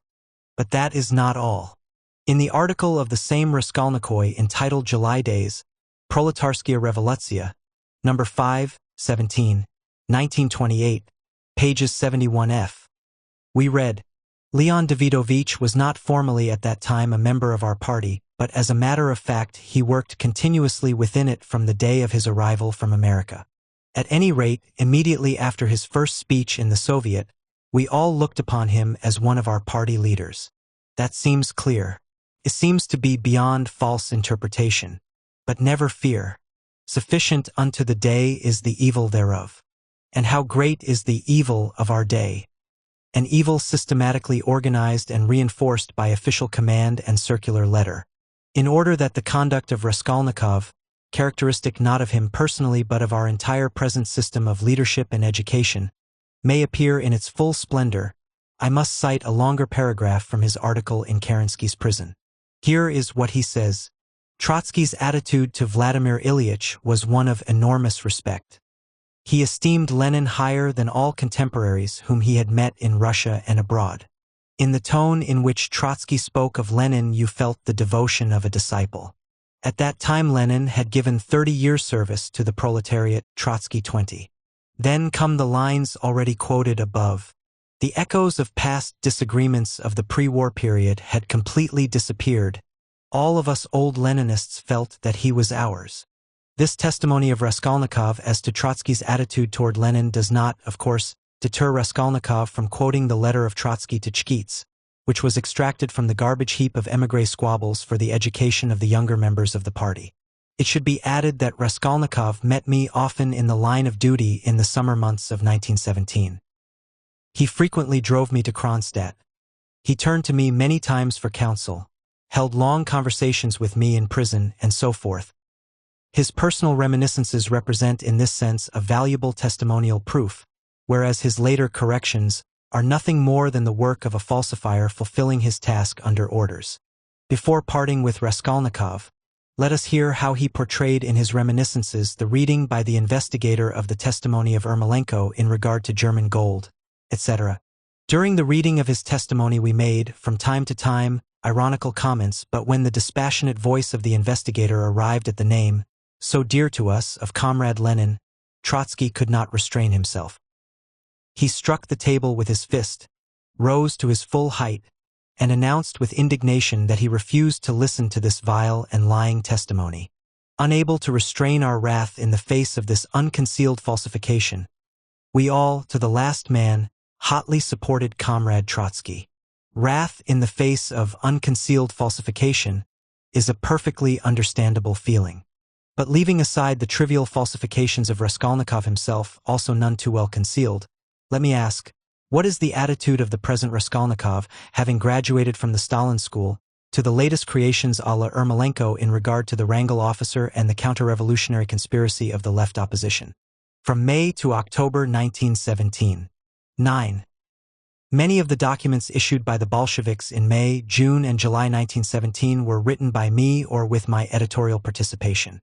To this series belong, for instance, the declaration of the Bolshevik fraction of the Soviet Congress as to the proposed advance on the front, First Congress of the Soviets, the letter to the Central Executive Committee of the Soviets from the Central Committee of the Bolshevik Party in the days of the June demonstration, and others. I have chanced upon quite a number of Bolshevik resolutions of this period which I wrote or participated in writing. In all my speeches at all meetings, as is well known to all the comrades, I identified myself with the Bolsheviks. 10. One of the Marxian historians of the New Style attempted not long ago to discover disagreements between Lenin and me on the subject of the July days. Everyone tries to contribute his might, hoping to receive it back 100-fold. You have to overcome a feeling of disgust even to refute such falsifications. I will not cite personal reminiscences. I limit myself to documents. In my declaration to the Provisional Government, I wrote at that time, 1. I share the principled position of Lenin, Zinoviev, and Kamenev, and I have developed it in my journal, period, and in general in all my public speeches. 2. My not participating in the editorship of Pravda and not entering the Bolshevik organization are not to be explained by political differences, but are due to conditions in our party history which have now lost all significance. Collected Works, Volume 3, Part 1, pages 165f. 11. In connection with the July days, the Social Revolutionary Menshevik Presidium convoked a plenary session of the Central Executive Committee. The Bolshevik fraction of the plenum invited me at that difficult moment to make the report on the question of the new situation and the problems of the party. That was before my formal union with the party and notwithstanding the fact that Stalin, for example, was then in Petrograd. The Marxian historians of the New Style did not yet then exist, and the assembled Bolsheviks unanimously approved the fundamental ideas of my report on the July days and the tasks of the party. There is published testimony on this point, particularly in the memoirs of N.I. Muralov. 12. Lenin, as is well known, did not suffer from benevolent confidence in people when it was a question of ideological line or of political conduct in difficult circumstances, and such benevolence was particularly foreign to him in relation to revolutionists who had stood in a preceding period outside the ranks of the Bolshevik Party. It was precisely the July days which broke down the last remnants of the old dividing lines. In his letter to the Central Committee on the slate of Bolshevik candidates for the Constituent Assembly, Vladimir Ilyich wrote, "We cannot possibly permit such an immoderate number of candidates from people who have hardly been tested and who have just recently joined the party, such as U. Larin.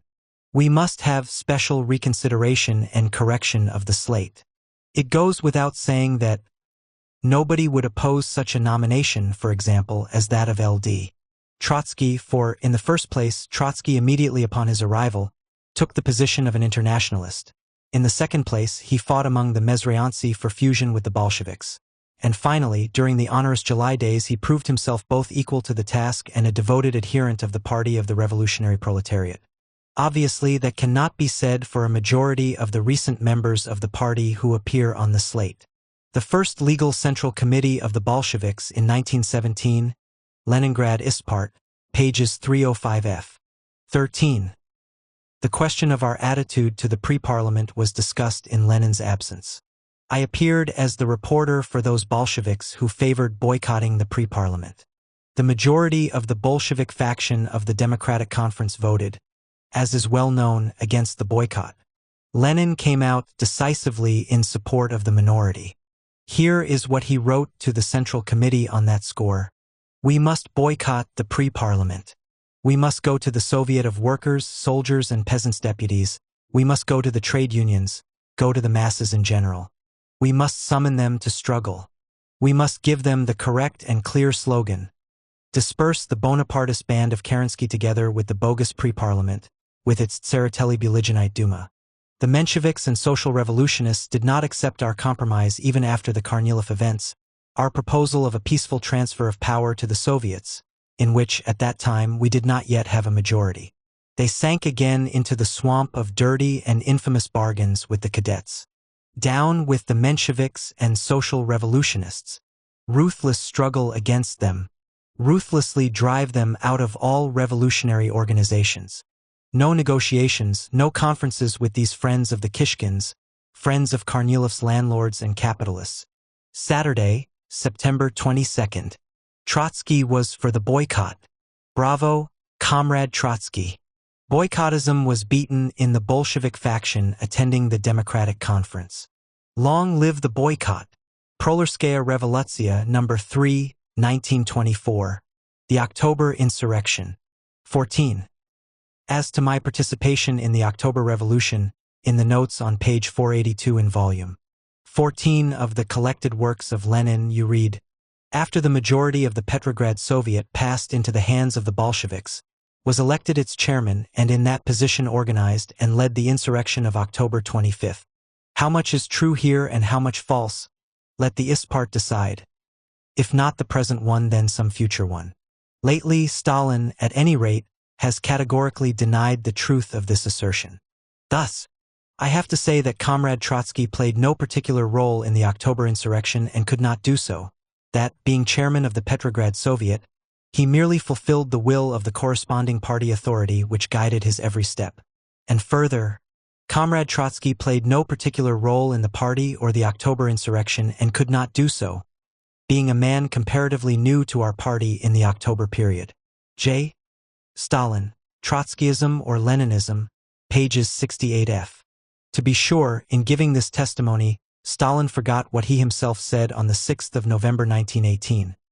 That is, on the first anniversary of the revolution, when facts and events were still too fresh in the minds of all.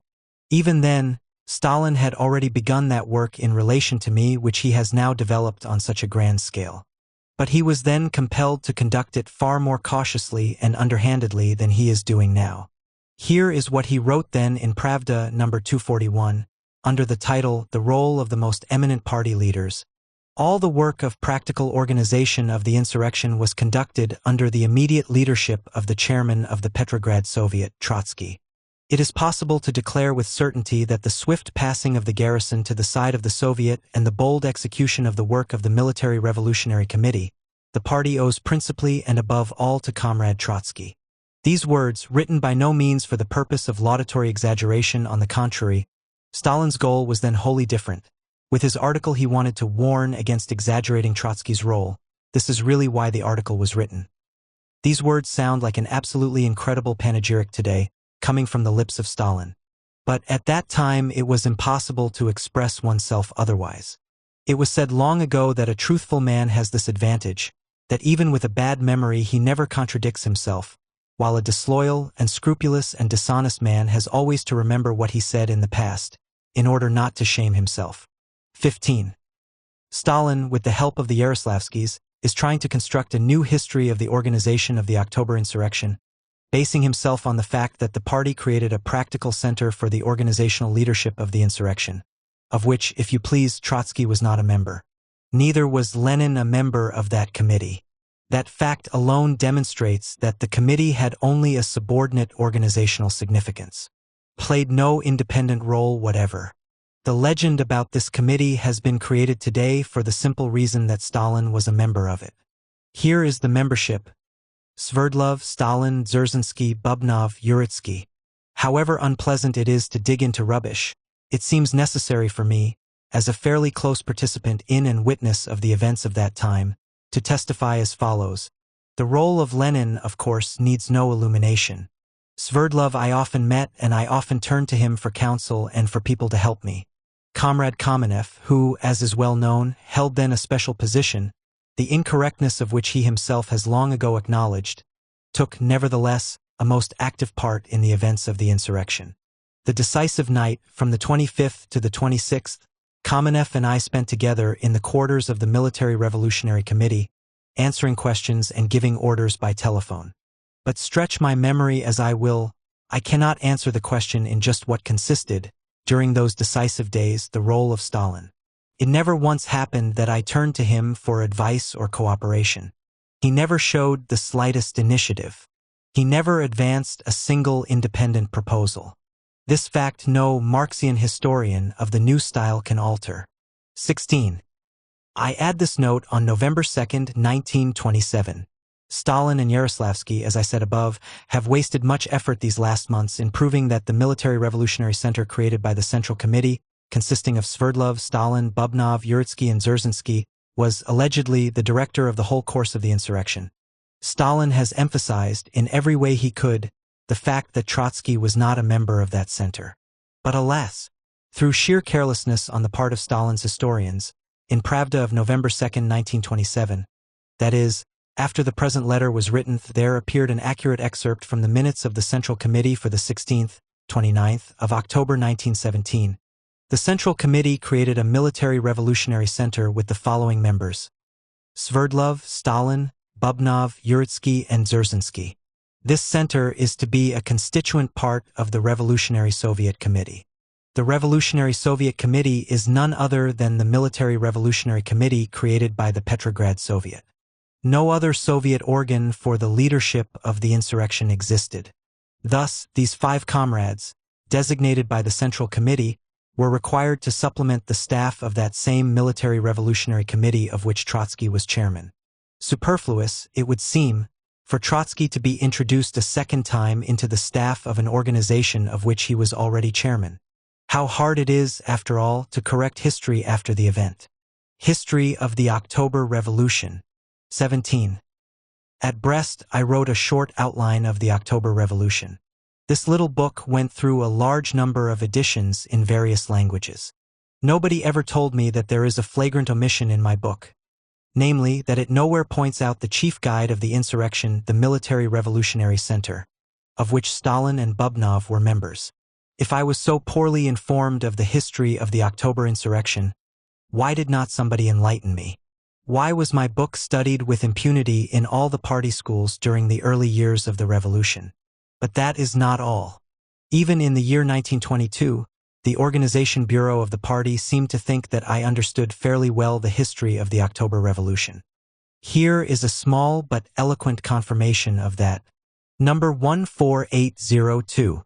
Moscow, May 24, 1922.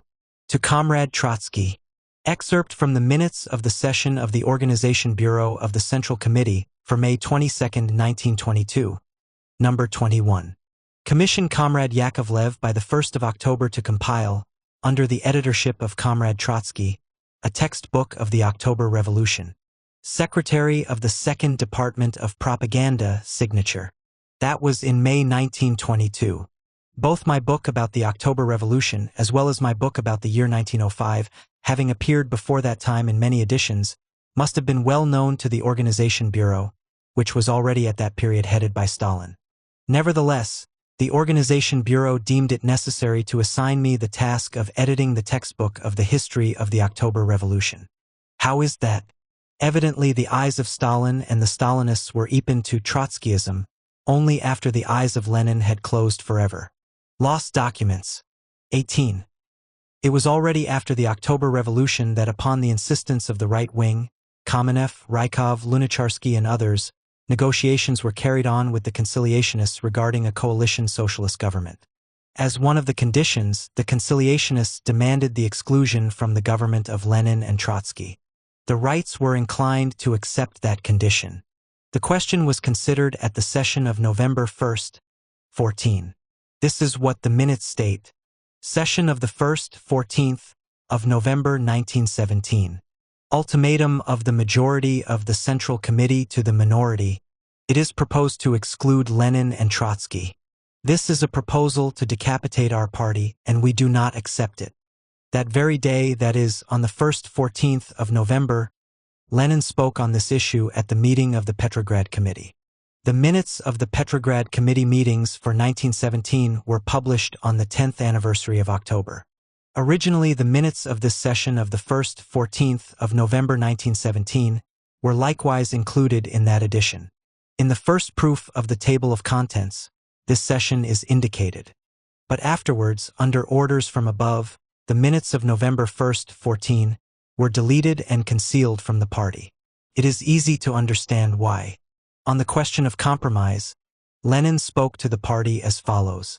As for a compromise, I cannot even speak about that seriously. Trotsky said long ago that unification is impossible. Trotsky understood this, and from that time on there has been no better Bolshevik. The speech ends with the slogan, "No compromise, a homogeneous Bolshevik government." 19. It is worth noting that these same minutes of the session of the Petrograd Committee clearly show what was Lenin's attitude to the question of discipline when discipline was being used to cover a patently opportunistic line. After the report of Comrade Pfennigstein, Lenin announced, "If you want to split, go ahead.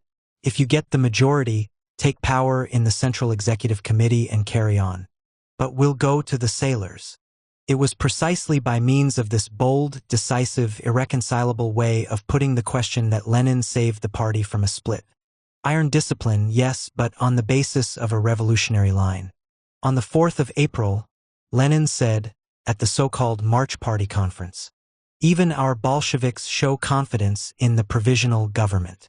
That can be explained only by intoxication incidental to revolution. That is the death of socialism. You, comrades, place confidence in the government. If that's your position, our ways part. And further, I hear that in Russia there is a trend toward unification. Unification with the defensists, that is betrayal of socialism. I think it would be better to stand alone like Liebknecht, 1 against 110. 20. Why did Lenin pose this question so sharply, 1 against 110?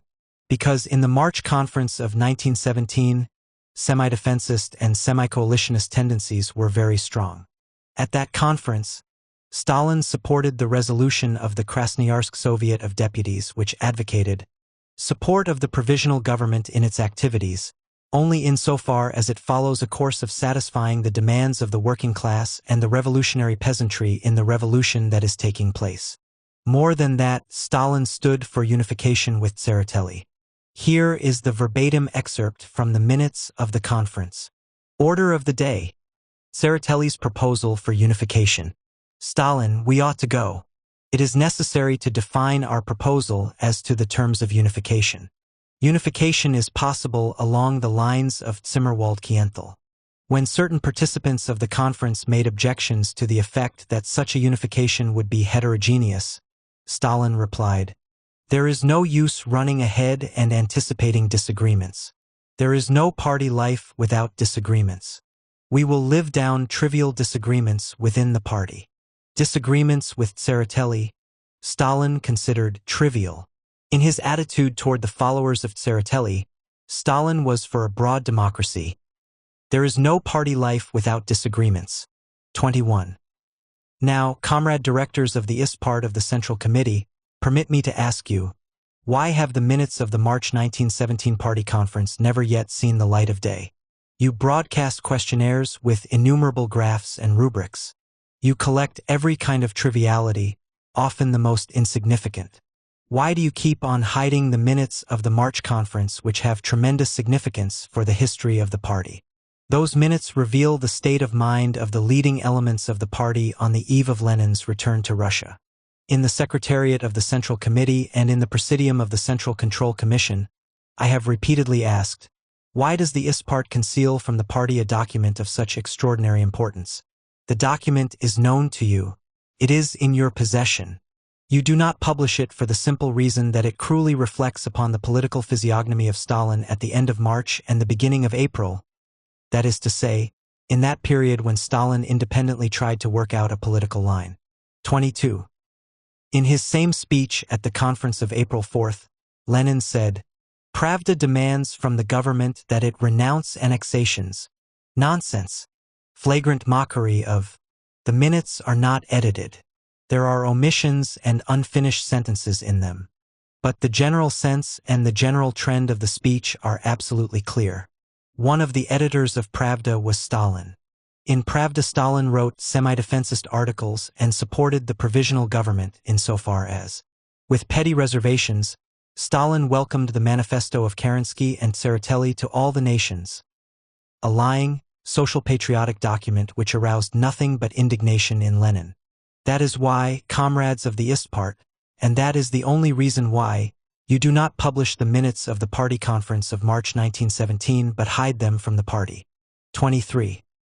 I cited above the speech of Lenin at the session of the Petrograd Committee, November 1st, 14. Where are the minutes of that meeting published? Nowhere. Why? Because you have forbidden it. There has just appeared a collection of the minutes of the First Legal Petrograd Committee of 1917. The minutes of the session of November 1st, 14, were originally included in this collection and were indicated in the table of contents as it was first set up. But afterward, as I said, at the order of the Central ISPART, the minutes were deleted from the book with this remarkable explanation that, obviously, the speech of Lenin was distorted by the secretary in his notes. What does this obvious distortion consist in? It consists in this: that Lenin's speech ruthlessly refutes the false assertions of the present historical school of Stalin-Yaroslavsky concerning Trotsky. Everyone who knows Lenin's oratorical style will acknowledge without hesitation the authenticity of his recorded phrases. Behind the words of Lenin about conciliationism, behind his threat, "We will go to the sailors," you feel the living Lenin of those days. You hide him from the party. Why? Because of his comment on Trotsky. Only that. You hide the minutes of the March 1917 conference because they compromise Stalin. You hide the minutes of the session of the Petrograd Committee only because they obstruct your work of falsification against Trotsky. 24. Permit me to touch in passing upon an episode concerning Comrade Rykov. Many comrades were surprised at the publication, in the notes of the Lenin Institute, of an article in which Lenin wrote several unpleasant lines in regard to Rykov. Here is what he wrote. Rabakaya Gazeta, an organ of Menshevik ministerialists, is trying to cast aspersions upon us because the Okhrana in 1911 arrested a Bolshevik conciliator, Rykov, in order to give free activity. On the eve of the elections to the Fourth Duma, Rabakaya Gazeta especially emphasizes this, to the Bolsheviks of our party. Thus, in 1911, Lenin numbered Rykov among the non-party Bolsheviks. How did these lines happen to see the light of day? Ordinarily, in these times, only those harsh comments that bear upon oppositionists are quoted from the works of Lenin. About the representatives of the present majority, it is permitted to quote only praise, provided there is any. How then did the above lines get into print?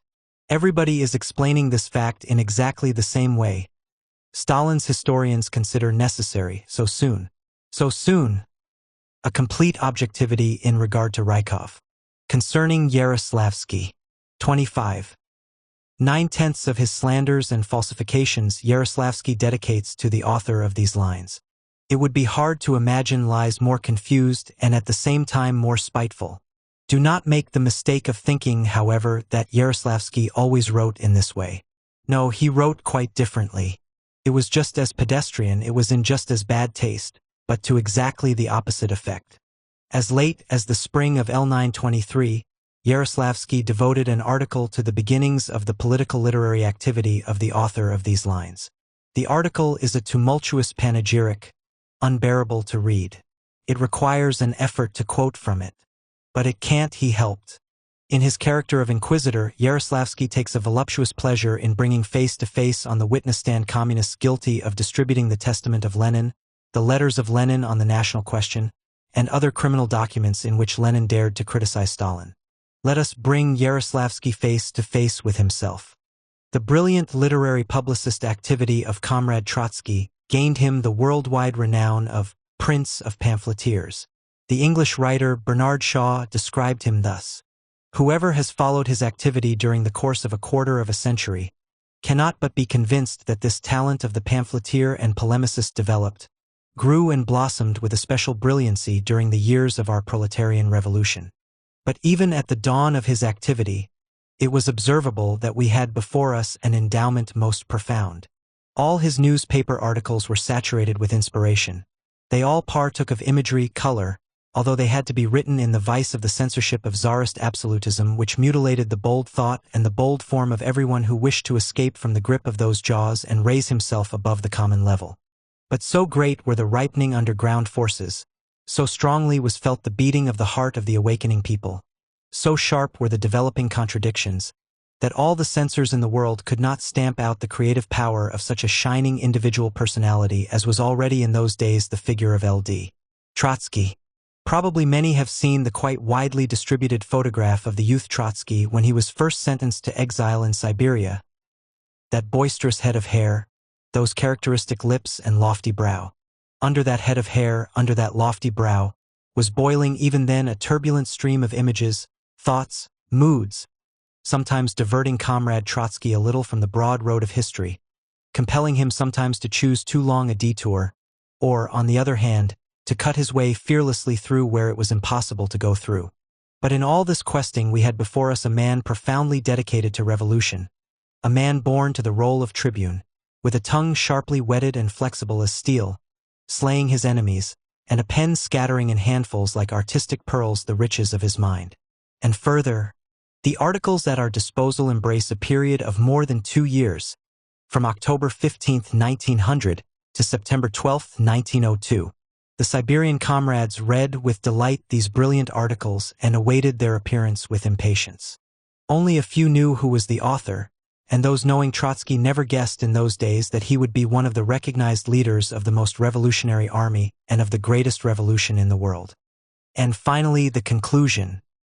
His protest against the pessimism of the demagnetized Russian intelligentsia Comrade Trotsky established later. Not in words, but in deeds he established it, shoulder to shoulder with the revolutionary proletariat of the great proletarian revolution. For this, great powers were needed. The Siberian village did not destroy in him these powers. It only further convinced him of the necessity of radically breaking, to the foundation, that whole social order which made possible the facts described by him. Sibirsky Agni, numbers 1-2, January, April 1923. Although in some of his recent articles Comrade Yaroslavsky has made a turn of 180 degrees, we must grant that in one respect he remains faithfully the same. He is equally unbearable in slander and in praise. Concerning Alminsky. 26. Among the exposers of Trotskyism, Alminsky, as is known, has occupied a fairly prominent place. He has been especially zealous, I remember, on the subject of my book, 1905, which appeared originally in the German language. But Alminsky also has had two opinions upon this subject, one in the days of Lenin, another in the days of Stalin. In October 1921, somebody raised the question of the publication of my book, 1905, by the Istpart. Alminsky wrote me on that subject the following letter.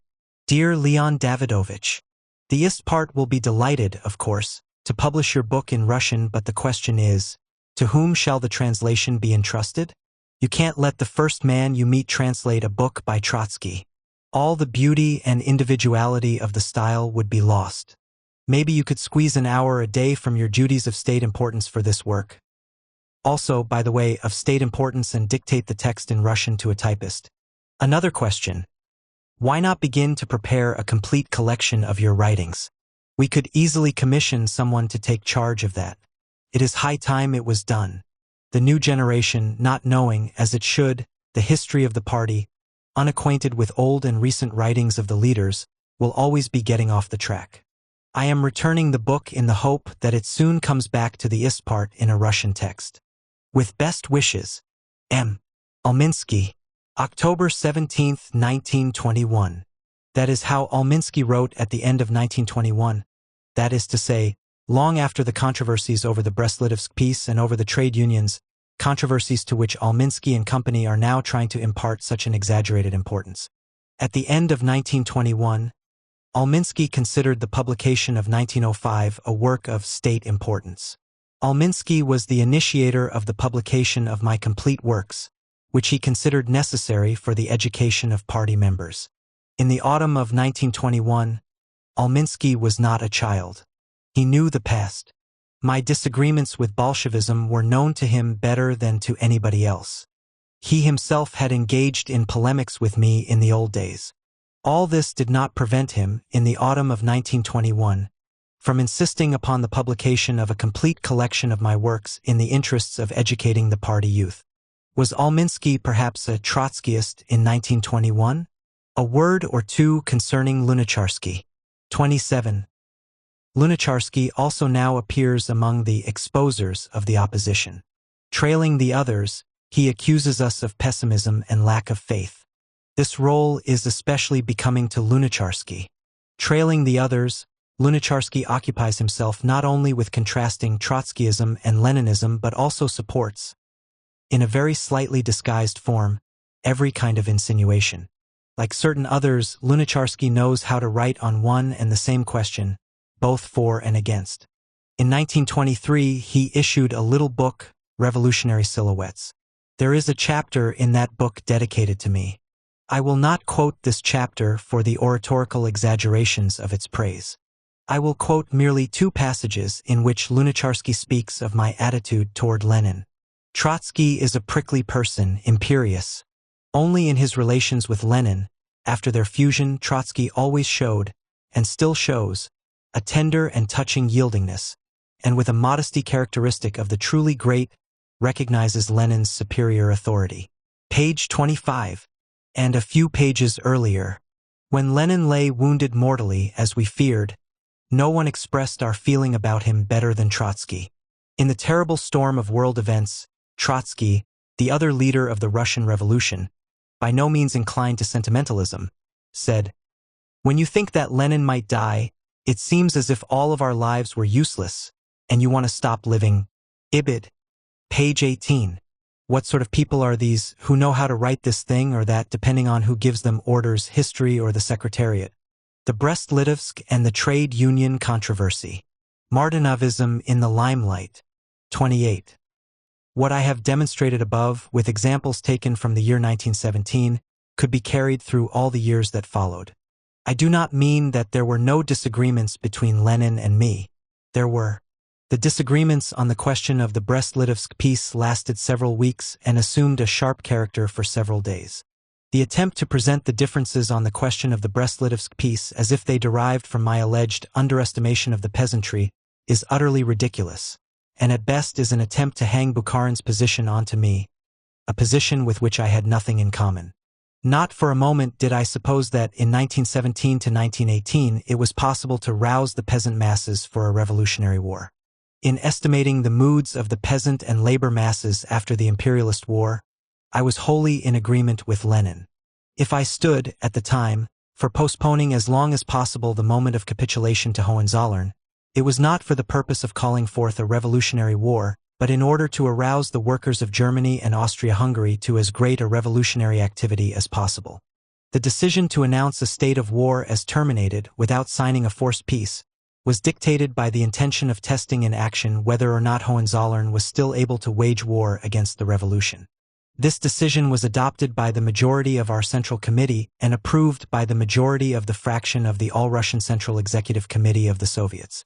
Lenin regarded that decision as the lesser evil since a very considerable section of the party leadership was for the Bukharinist Revolutionary War, ignoring not only the condition of the peasants but also of the labor masses. The signing of the peace treaty with Hohenzollern exhausted entirely my episodic differences with Lenin on that question, and our work proceeded in complete harmony. Bukharin, on the other hand, developed his Brest-Litovsk differences with Lenin into an entire system of left communism, with which I had nothing in common. Many wiseacres seize every propitious occasion to scintillate on the subject of my slogan, "No peace, no war." It obviously appears to them in contradiction with the very nature of things. Yet, between classes as well as between states, relationships of no peace, no war are not at all rare. One need only recall that several months after Brest-Litovsk, when the revolutionary situation in Germany had completely defined itself, we announced that we were breaking the Brest-Litovsk peace without in any way resuming hostilities against Germany. With the countries of the Entente, in the course of the first few years of the revolution, our relationships were those of no peace, no war. As a matter of fact, the same type of relationship exists between us and England now, with the Tories in power. Throughout the Brest-Litovsk negotiations, the whole question was whether or not, at the beginning of 1918, a revolutionary situation had sufficiently matured in Germany to enable us, without continuing the war, we had no army, to refrain from signing a peace. Experience showed that such a situation did not exist as yet. The meaningless reviews beginning with 1923 have completely distorted the sense of the Brest-Litovsk controversy. All the fictions concerning my line during the epoch of Brest-Litovsk are discussed in detail and refuted on the basis of the incontrovertible documents in the notes to Volume 17 of my collected work. The Brest-Litovsk disagreements, as I have already stated, did not leave the shadow of any bitterness in my personal relations with Lenin. Just a few days after the signing of the peace, I was placed, on the motion of Vladimir Ilyich, at the head of the military work. 29. The conflict on the trade union question was sharper and more protracted. The new theoretician of Stalinism, the Menshevik Martinov, who came to us on the wave of the NEP, has described the disagreement on the trade union question as a disagreement on the question of the NEP. On this subject, Martinov wrote in 1923, L. Trotsky in 1905 argued more logically and consistently than either the Bolsheviks or the Mensheviks. But the flaw in his argument lay in that he was too consistent. The picture which he drew very accurately anticipated the Bolshevik dictatorship during the first 3 years of the October Revolution, which, as is well known, arrived in a blind alley, tearing the proletariat away from the peasantry, by reason of which the Bolshevik party was compelled to make a long retreat. Krasnaya Nov. Number 2, 1923, page 262. Before the NEP, Trotskyism reigned. Bolshevism began only with the new economic policy. It is noteworthy that Martynov reasoned in exactly the same way about the revolution of 1905. According to him, in October, November, and December of 1905, that is, in the period of the highest upsurge of the revolution, Trotskyism reigned. The real Marxian policy began only after the crushing of the Moscow insurrection, approximately, say, with the elections to the First State Duma. Martynov now contrasts Bolshevism with Trotskyism, along the self-same line according to which 20 years ago he contrasted Menshevism with Trotskyism. And these writings are passing for Marxism and are being fed to the young theoreticians of the party. 30. In his testament, Lenin refers to the trade union discussion not in order to represent it as a controversy called forth by my widely publicized underestimation of the peasantry. No. Lenin speaks of this discussion as of a controversy over the People's Commissariat of Means and Communication, and he chides me not for underestimating the peasantry, but for a disposition to be far too much attracted by the purely administrative side of affairs. I think that these words quite correctly characterize the root of that controversy. War communism had exhausted itself. Agriculture, and with it everything else, had arrived in a blind alley. Industry was disintegrating. The trade unions had become agitational and recruiting organizations which increasingly lost their independence. The crisis of the trade unions was by no means a crisis of growth. It was a crisis of the whole system of war communism. There was no passage out of the blind alley without the introduction of the NEP. Proposals sponsored by me to harness the trade union apparatus to the administrative system of economic management, my disposition to be far too much attracted by the purely administrative side of affairs, did not point the way out. But neither did the trade union resolution presented by the 10, Lenin, Zinoviev, and others, because the trade unions as defenders of the material and cultural interests of the working class and as a school of communism were losing their ground under conditions of an economic impasse. Under the blows of the Kronstadt uprising, a new economic orientation of the party was effected, which opened up altogether new perspectives for the trade unions as well. But it is significant that at the 10th Congress, at which the party unanimously approved the initial foundations of the NEP, the trade union resolution was not in harmony with these foundations and retained all of its internal contradictions. This became evident within a few months. The trade union resolution, which was adopted by the 10th Congress, had to be radically changed without waiting for the 11th Congress.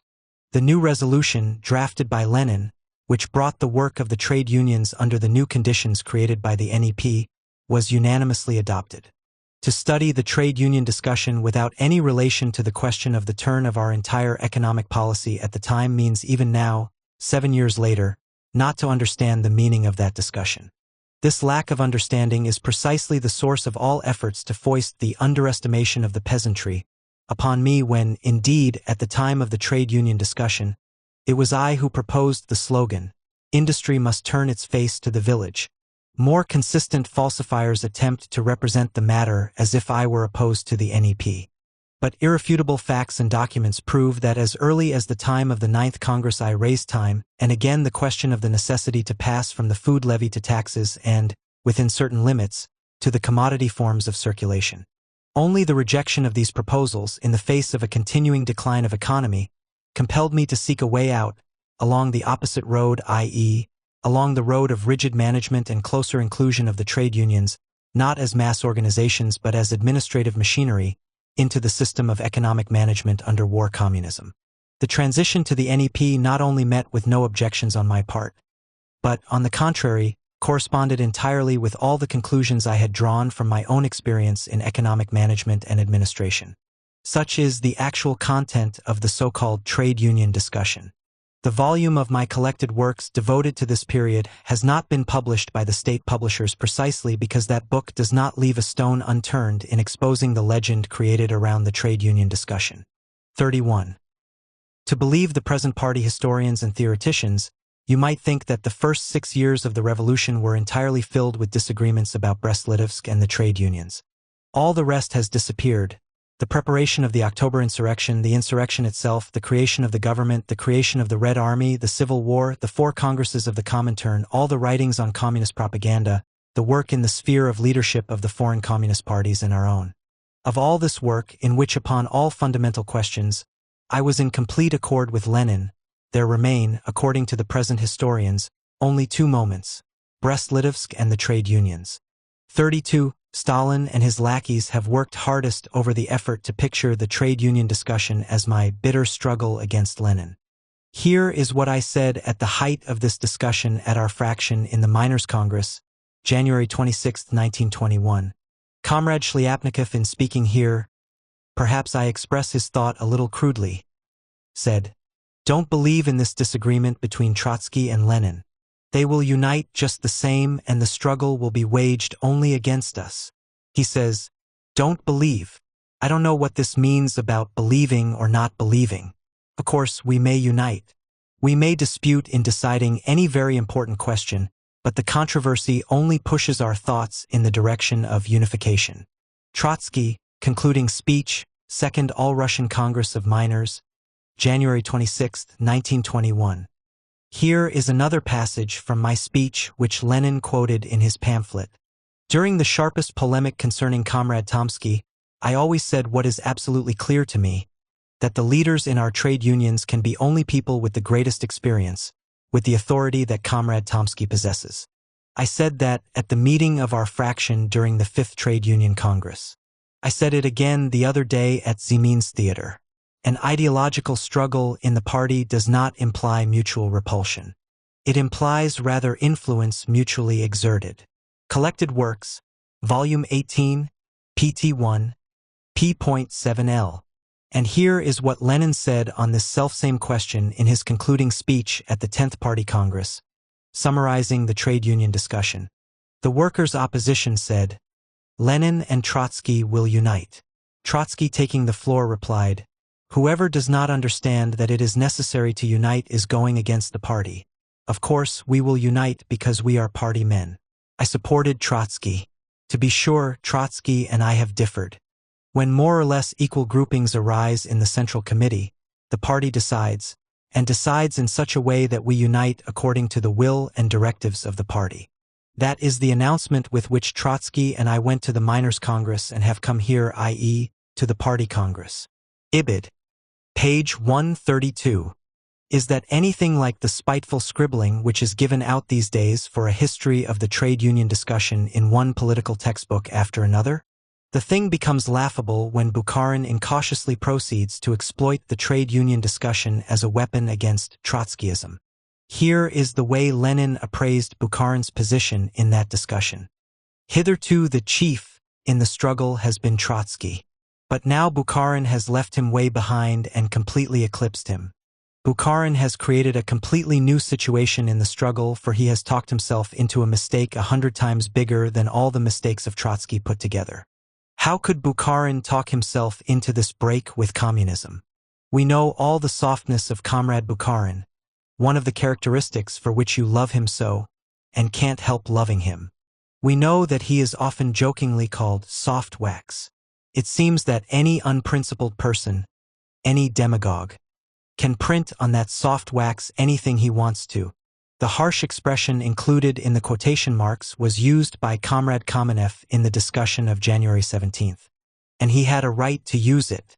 But, of course, it would never occur to Kamenev or to anybody else to explain what happened as unprincipled demagogy, to reduce everything to that. Ibid. Page 35. The Third Congress of the Comintern. 33. After all, was the trade union question the only question in the life of the party and the Soviet Republic during the years of my collaboration with Lenin?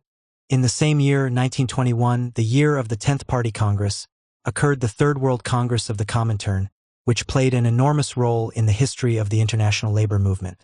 At this Third Congress, a profound struggle unfolded upon the fundamental questions of communist policies. That struggle was transferred into our political bureau. I told something of it briefly at a session of the Political Bureau soon after the 14th Party Congress. There was danger at that time that the policy of the Comintern would follow the line of the March 1921 events in Germany. That is, the attempt to create a revolutionary situation artificially to galvanize the proletariat, as one of the German comrades expressed it. That mood was the prevailing one in the Congress. Vladimir Ilyich came to the conclusion that, following this course, the International would most certainly go to smash. Before the Congress, I wrote my impression of the March events to Comrade Radek in a letter of which Vladimir Ilyich knew nothing. Considering the ticklish situation, and not knowing the opinion of Vladimir Ilyich and knowing that Zinoviev, Bukharin and Radek were in general for the German left, I naturally did not express myself publicly but wrote a letter, in the form of theses, to Comrade Radek, asking him to give me his opinion. Radek and I did not agree. Vladimir Ilyich heard about this, sent for me, and characterized the situation in the Comintern as one involving the very greatest dangers. In appraising the situation and its problems, we were in full accord. After this conference, Vladimir Ilyich sent for Comrade Kamenev in order to assure a majority in the Political Bureau. There were then 5 members in the Political Bureau. With Comrade Kamenev we were 3 and consequently a majority, but in our delegation to the Comintern there were, on one side, Comrades Zinoviev, Bukharin and Radek, on the other Vladimir Ilyich, Comrade Kamenev and myself. And, by the way, we had formal sittings of these groups. Vladimir Ilyich said at that time, "Well, we are forming a new faction." During further negotiations as to the text of the resolutions to be introduced, I served as the representative of the Lenin faction while Radek represented the Zinoviev faction. Zinoviev: "Now the state of affairs is changed." Trotsky: "Yes, it has changed." Moreover, Comrade Zinoviev rather categorically accused Comrade Radek at that time of betraying his faction in those negotiations. That is, of making presumably too great concessions. There was an intense struggle throughout all the parties of the Comintern, and Vladimir Ilyich conferred with me as to what we should do if the Congress voted against us. Should we submit to the Congress whose decisions might be ruinous, or should we not submit? The reflection of that conference you can find in the stenographic report of my speech. I said at that time, in agreement with Ilyich, that if you, the Congress, adopt a decision against us, I trust you will leave us a sufficient framework in which to defend our point of view in the future. The meaning of this warning was perfectly clear. I ought to add, however, that the relations then existing within our delegation, thanks to the leadership of Vladimir Ilyich, continued to be perfectly comradely. Minutes of the Political Bureau of the CPSU, March 18, 1926. In agreement with Lenin, I defended our common position in the ECCI, whose session preceded the sessions of the Third World Congress. I was the target of a fierce attack by the so-called leftists. Vladimir Ilyich hurried to the session of the ECCI, and this is what he said there. "I came here in order to protest against the speech of Comrade Belakuin, who took the floor against Comrade Trotsky instead of defending him as he ought to have done if he wanted to be a genuine Marxist. Comrade Laporte was absolutely wrong and Comrade Trotsky, protesting against it, was absolutely right. Comrade Trotsky was 1,000 times right when he stressed that point. And here is another Luxembourg comrade who reproached the French party because it did not sabotage the occupation of Luxembourg. There you have it. He thinks that this is a geographical question, just as Comrade Belakuin does. No, this is a political question, and Comrade Trotsky was entirely right in protesting against it. That is why I considered it my duty to support fundamentally all that Comrade Trotsky said. Throughout all of Lenin's speeches relating to the Third World Congress recurs this sharp emphasis upon his complete solidarity with Trotsky. The question OE educating the party youth. 34. In 1922, there was created upon the initiative of Comrade Tervaganian a magazine, Pod Znamenium Marxisma. For the first issue, I contributed an article on the difference in the conditions of education of the 2 generations of the party, the old and the new, and on the necessity of a special theoretical approach toward the new generation in order to safeguard the theoretical and political heritage in the development of the party. In the following issue of the new magazine, Lenin wrote, "Concerning the general task of the magazine under the banner of Marxism, Comrade Trotsky in number 1-2 said all that was essential and said it excellently. I should like to dwell upon certain questions defining more closely the content and program of work issued by the editors of the journal in their preliminary announcement to number 1 to 2. Collected Works, Supplementary Volume 20, pt2, page 492. Could our solidarity upon these fundamental questions have been accidental? No, the only accident lies in the fact that the solidarity happened to be so clearly recorded in the press. In the overwhelming majority of cases, our solidarity was sealed only in deeds. Yet it was precisely on the question of attitude to the youth that innumerable legends have been created in recent years. Attitude toward the peasantry. 35. After Bukharin, out of sheer rejection of or disregard for the peasantry, had arrived at his Kalak slogan, "Enrich yourselves," he came to the conclusion that he had thereby forever corrected all of his old mistakes. More than that, he thought he could string on the same thread with the peasant question my disagreement about Brest-Litovsk and my other partial disagreements with Vladimir Ilyich. The stupidities and abominations put in circulation by the Bukharin school on this theme are absolutely incalculable. It would take a volume to refute them. Specifically, I will mention only the most important points. I do not touch here upon the old pre-revolutionary disagreements that really existed. I will say only that they have been monstrously distended, distorted, and perverted by Stalin's agents and the petty school of Bukharin. In 1917, there was no disagreement whatever upon this question between Lenin and me. The adoption of the Social Revolutionary Land Program was carried out by Vladimir Ilyich in full agreement with me. I happened to be the first to read Lenin's pencil draft of the decree on the land question. There was not even a hint of disagreement. We were of one mind. In the food policy, the peasant question occupied, obviously, no small place. Vulgarians like Martinov are saying that this policy was Trotskyist. Cf. Martinov's article in Krannaya Nov. 1923. No, it was a Bolshevik policy. I took part in its enactment hand in hand with Lenin. There was not a shadow of disagreement. The policy based on the middle peasantry was adopted with my most active participation. The members of the political bureau know that after the death of Sverdlov, the first thought of Vladimir Ilyich was to name Comrade Kamenev chairman of the All-Russian Central Executive Committee.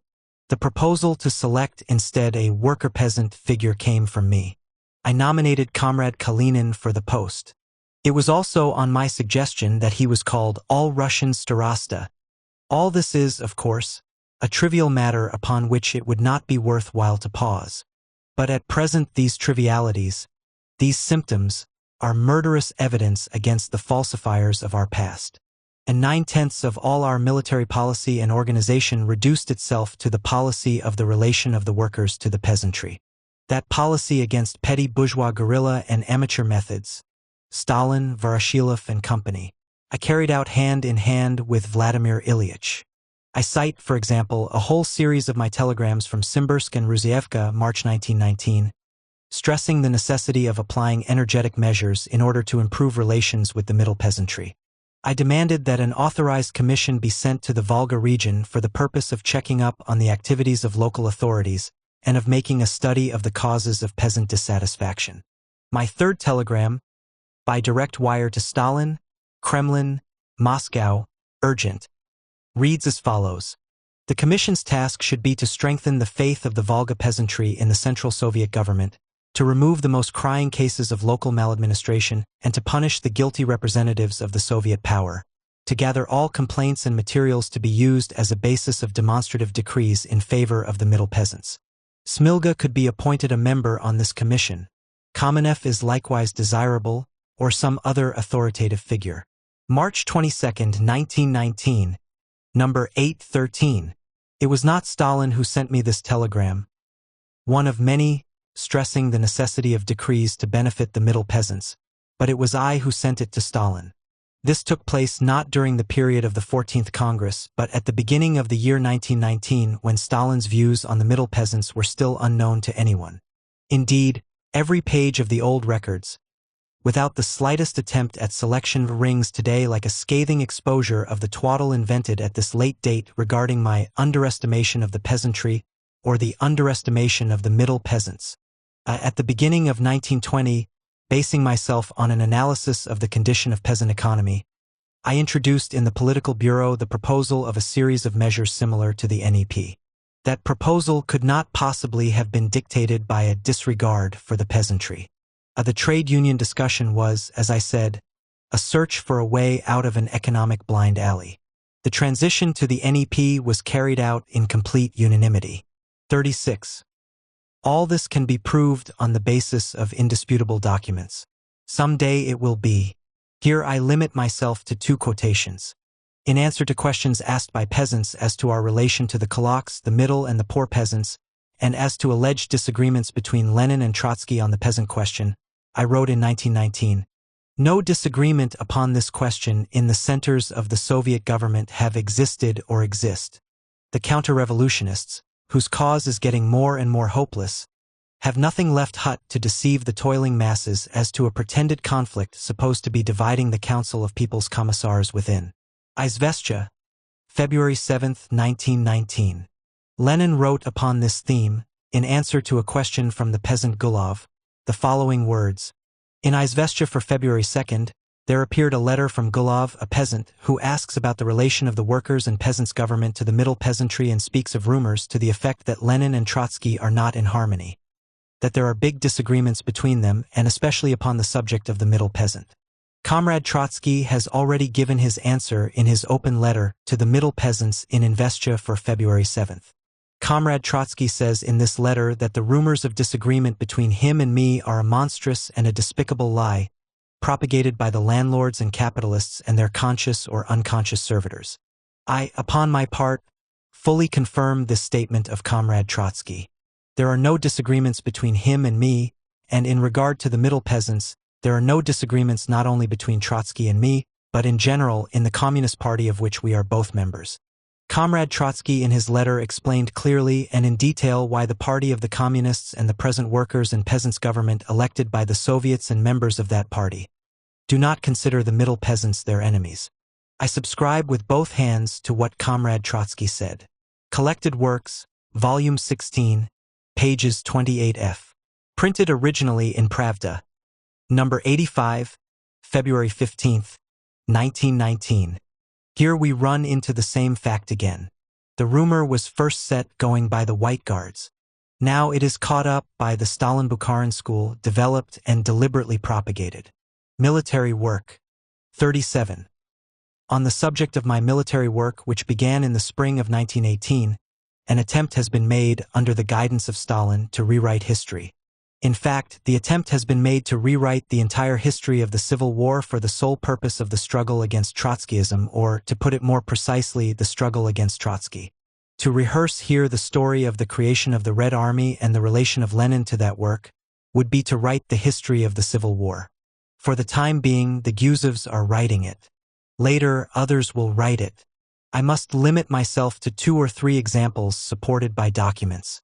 When Kazan was captured by our troops, I received a telegram of congratulations from Vladimir Ilyich, then rapidly convalescing. I greet with rapture the brilliant victory of the Red Army. Let it serve as a pledge that the union of workers and revolutionary peasants will shatter the bourgeoisie completely, will break every resistance of the exploiters, and guarantee the victory of world socialism. Long live the Workers' Revolution. September 10, 1918. Lenin. The intensely elated, for Lenin, tone of the telegram, I greet with rapture, testifies to the enormous significance he attributed, and rightly so, to the capture of Kazan. Here occurred the first and essentially decisive trial of strength of the union of workers and revolutionary peasants and of the ability of the party, amid the economic ruin and terrible desolation left by the imperialist war, to create a fighting revolutionary army. Here the methods of creating the Red Army underwent their trial by fire, and Lenin knew the true value of this trial. 38. At the 8th Party Congress, a group of military delegates criticized the war policy. The Stalins and Voroshilovs have been taking lately as though I dared not even appear at the 8th Congress and hear their criticisms. How monstrously far that is from the actual fact. Here is the resolution of the Central Committee on the subject of my departure for the front on the eve of the 8th Congress. Excerpt from the minutes of the March 16, 1919, Session of the Central Committee, CPR.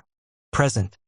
Comrades Lenin, Zinoviev, Krestinsky, Vladimirsky, Stalin, Schmidt, Smilga, Dzerzhinsky, Lashevich, Bukharin, Sokolnikov, Trotsky, Stasova. 12. Certain comrades from the front, learning of the Central Committee's resolution for the immediate return of the army comrades to the front, raised the question as to the correctness of this decision, which might be interpreted by the organizations at the front as an unwillingness of the center to hear the voice of the army. Some are even interpreting it as a sort of trick because the departure of Comrade Trotsky and the non-admission, recall to the front, of army deputies make it futile even to raise the question of military policy. Comrade Trotsky protests against the interpretation of the resolution of the Central Committee as a trick and calls attention to the extreme seriousness of the situation caused by the retreat from Ufa and still farther west. He insists upon his departure. Resolutions passed. 1. Comrade Trotsky shall depart immediately for the front. 2. Comrade Sokolnikov shall announce at a meeting of the comrades from the front that the order for the departure of all of them is annulled, and it is assumed that those should depart immediately who themselves consider their presence at the front necessary. 3. The question of military policy shall be placed first on the order of the day of the Congress. 4. Comrade Vladimir Mihailovich Smirnov is granted permission to remain, as requested by him, in Moscow. There you have a clear example of the party regime of that epoch. All who were attacking the Central Committee for its military policy, and especially the leader of the military opposition, V.M. Smirnov, were permitted to remain for the Congress, notwithstanding the grave situation at the front. Those who supported the official policy were sent to the front before the opening of the Congress. Nowadays things are done in exactly the opposite way. The minutes of the military section of the 8th Party Congress, where Lenin spoke decisively in defense of the military policy carried out by me at the direction of the Central Committee, have not yet been published. Why? Because they rip to pieces the lies of Stalin, Voroshilov, and Guzov concerning the period of the Civil War. 39. Stalin has tried to put in circulation an absurdly exaggerated account of the military disagreement which arose in the Political Bureau in regard to the Eastern Front at the beginning of 1919.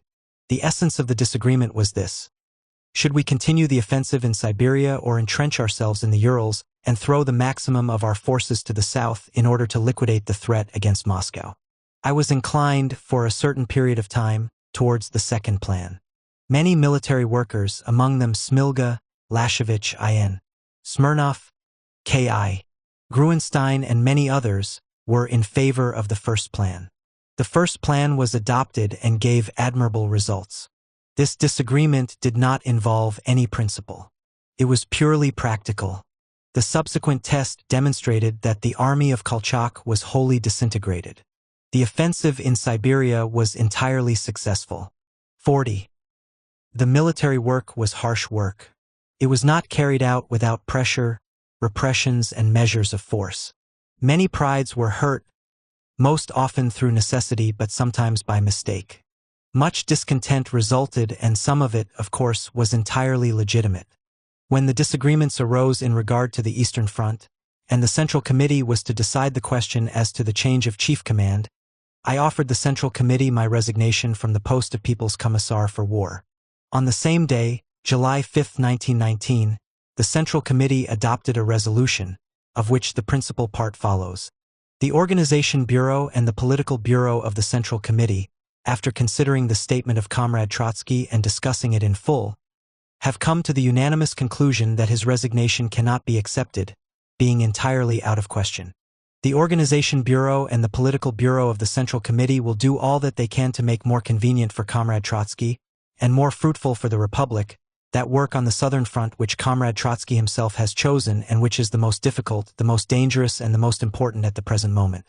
In his position as People's Commissar for War and Chairman of the Military Council, Comrade Trotsky is also fully empowered to act as a member of the Military Revolutionary Council of the Southern Front together with that Commissar of the Southern Front, Yegorov, whom he himself proposed and whom the Central Committee has confirmed.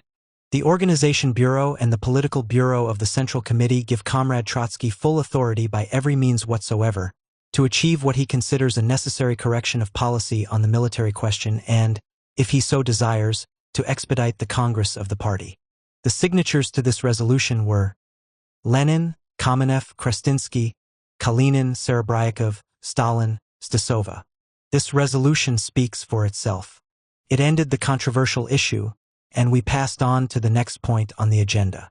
Apropos of this, at the joint session of the Political Bureau and the Presidium of the Central Control Commission, September 8, 1927, Stalin entered a statement into the minutes alleging that the Central Committee forbade me to touch the Southern Front. On that question, too, the above resolution gives a sufficiently exhaustive answer. 41. But was the disagreement about the Eastern Front the only disagreement of a strategical nature? Not by any means. There was a disagreement about the strategic plan against Denikin. There was a disagreement about Petrograd, surrender it to Yudenik or defend it. There was a disagreement about the advance on Warsaw and about the possibility of a second campaign after we had retired to Minsk. Disagreements of this kind were born of the practical struggle and were liquidated in struggle. On the question of the Southern Front, the necessary documents are published in my book, How the Revolution Armed Itself, Volume 2, Book I, page 80. During the advance of Yudenik upon Petrograd, Lenin at one time thought it was not worthwhile trying to defend the city and that we ought to move the line of defense nearer Moscow. I objected. Comrade Zinoviev supported me and I think also Comrade Stalin. On the 17th of October 1919, Lenin communicated with me in Petrograd by direct wire. Comrade Trotsky, last night transmitted in code. The decision of the Council of Defense. As you see, your plan was adopted. But the withdrawal of the Petrograd workers to the south was, of course, not rejected. I am told that you expounded it to Krasin and Rykov. But to discuss it before the need arises would distract attention from the fight to the finish.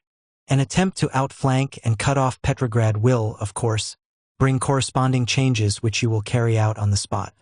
Assign someone in each department of the local executive. I enclose a proclamation which I was assigned to draft by the Council of Defense. I did it hastily and it turned out poorly.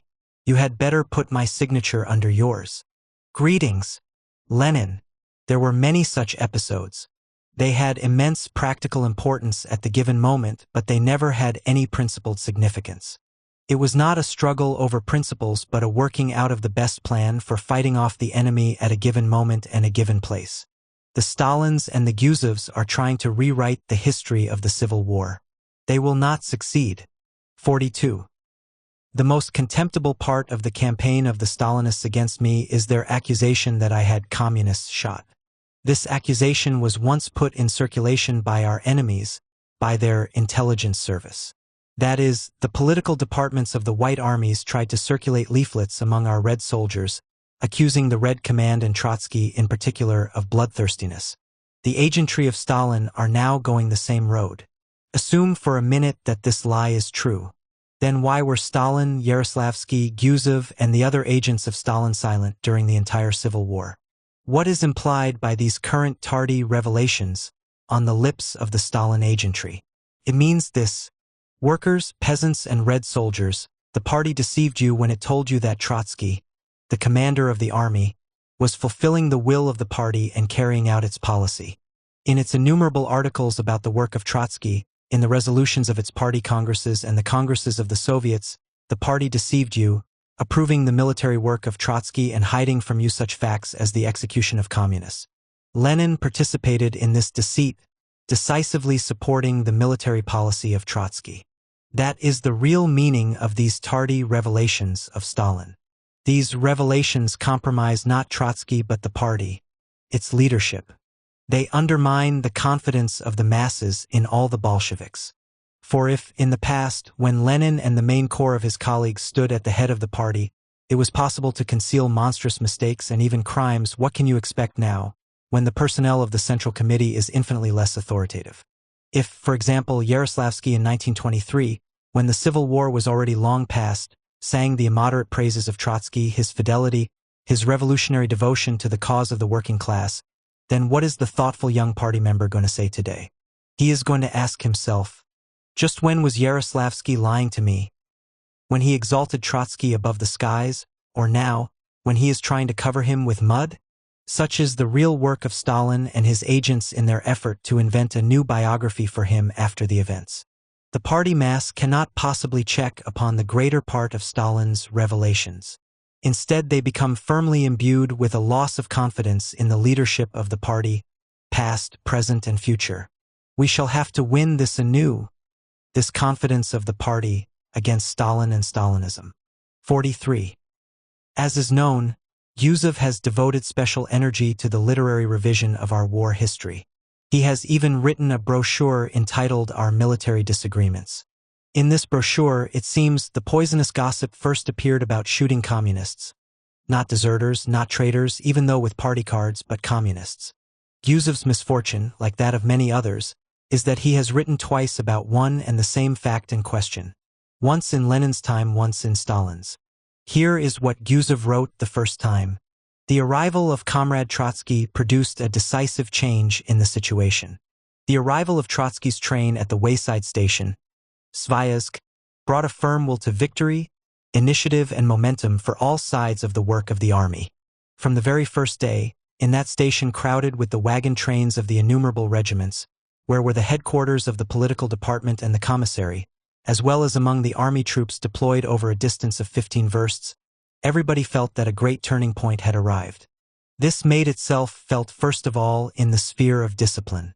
The stern methods of Comrade Trotsky in that epoch of guerrilla warfare, in discipline and provincial egotisms, were especially and above all expedient and necessary. You could do nothing with persuasion, and, moreover, there was no time for it.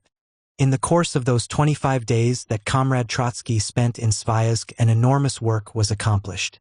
The disorganized and degenerated regiments of the Fifth Army were converted into fighting troops and prepared for the capture of Kazan.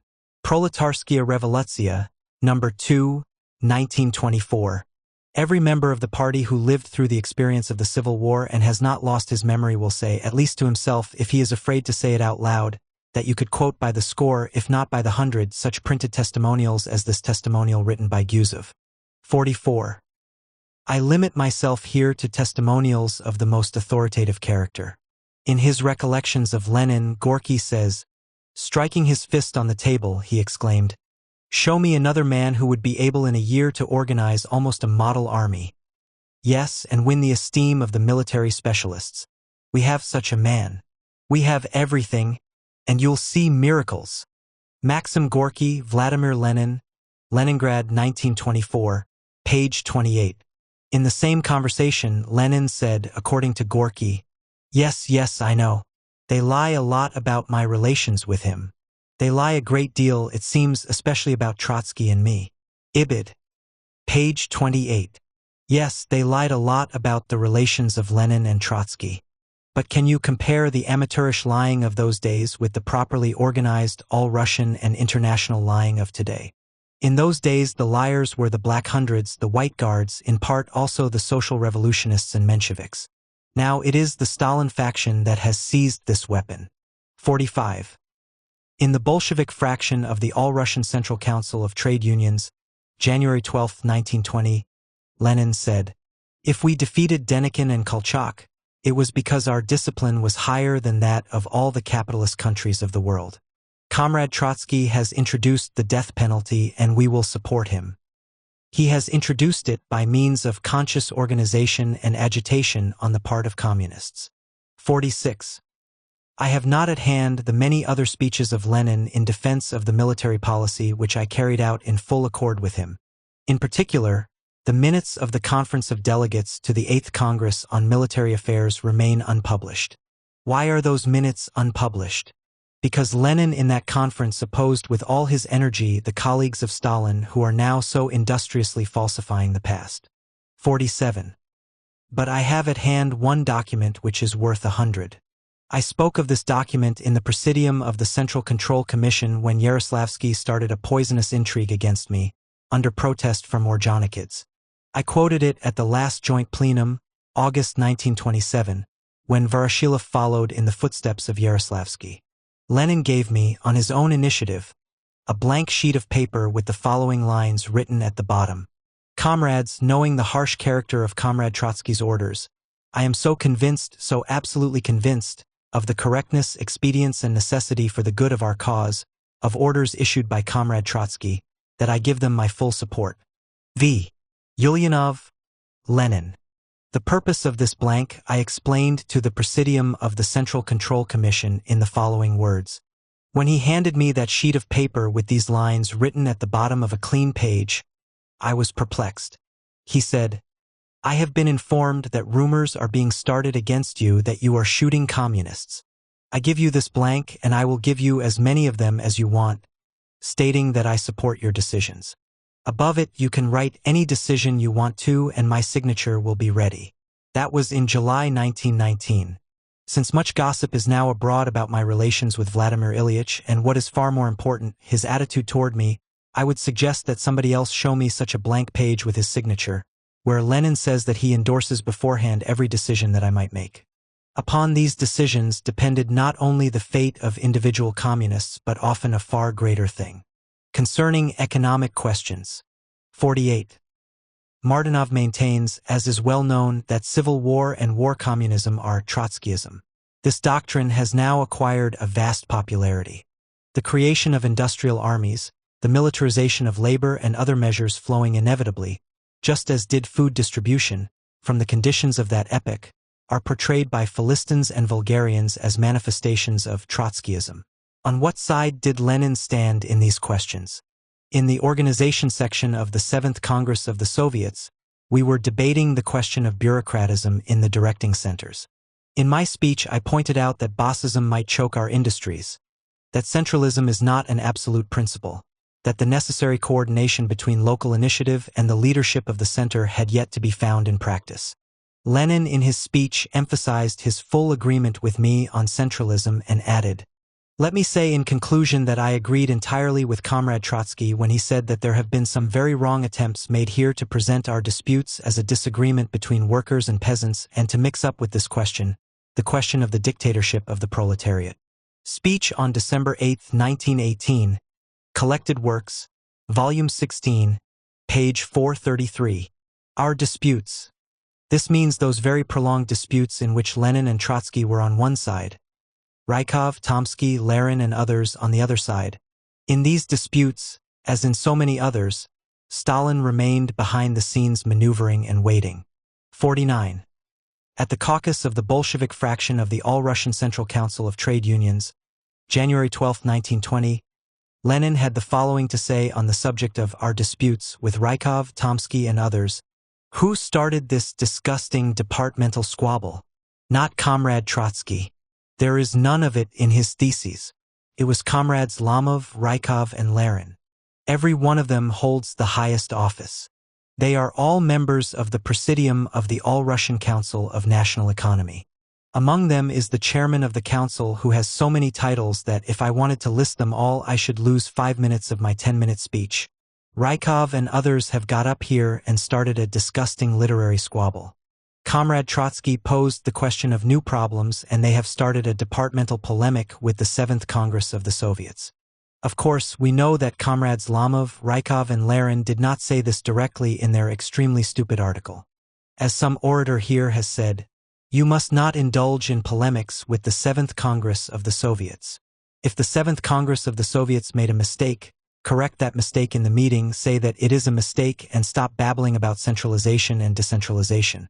Comrade Rykov says that it is necessary to talk about centralization and decentralization because Comrade Trotsky did not notice it. This man assumes that the people sitting here are so backward that they have forgotten the first lines of Comrade Trotsky's theses which say, economic administration assumes a general plan, etc. Do you know how to read Russian, most condescending Rykov, Lamov, and Larin?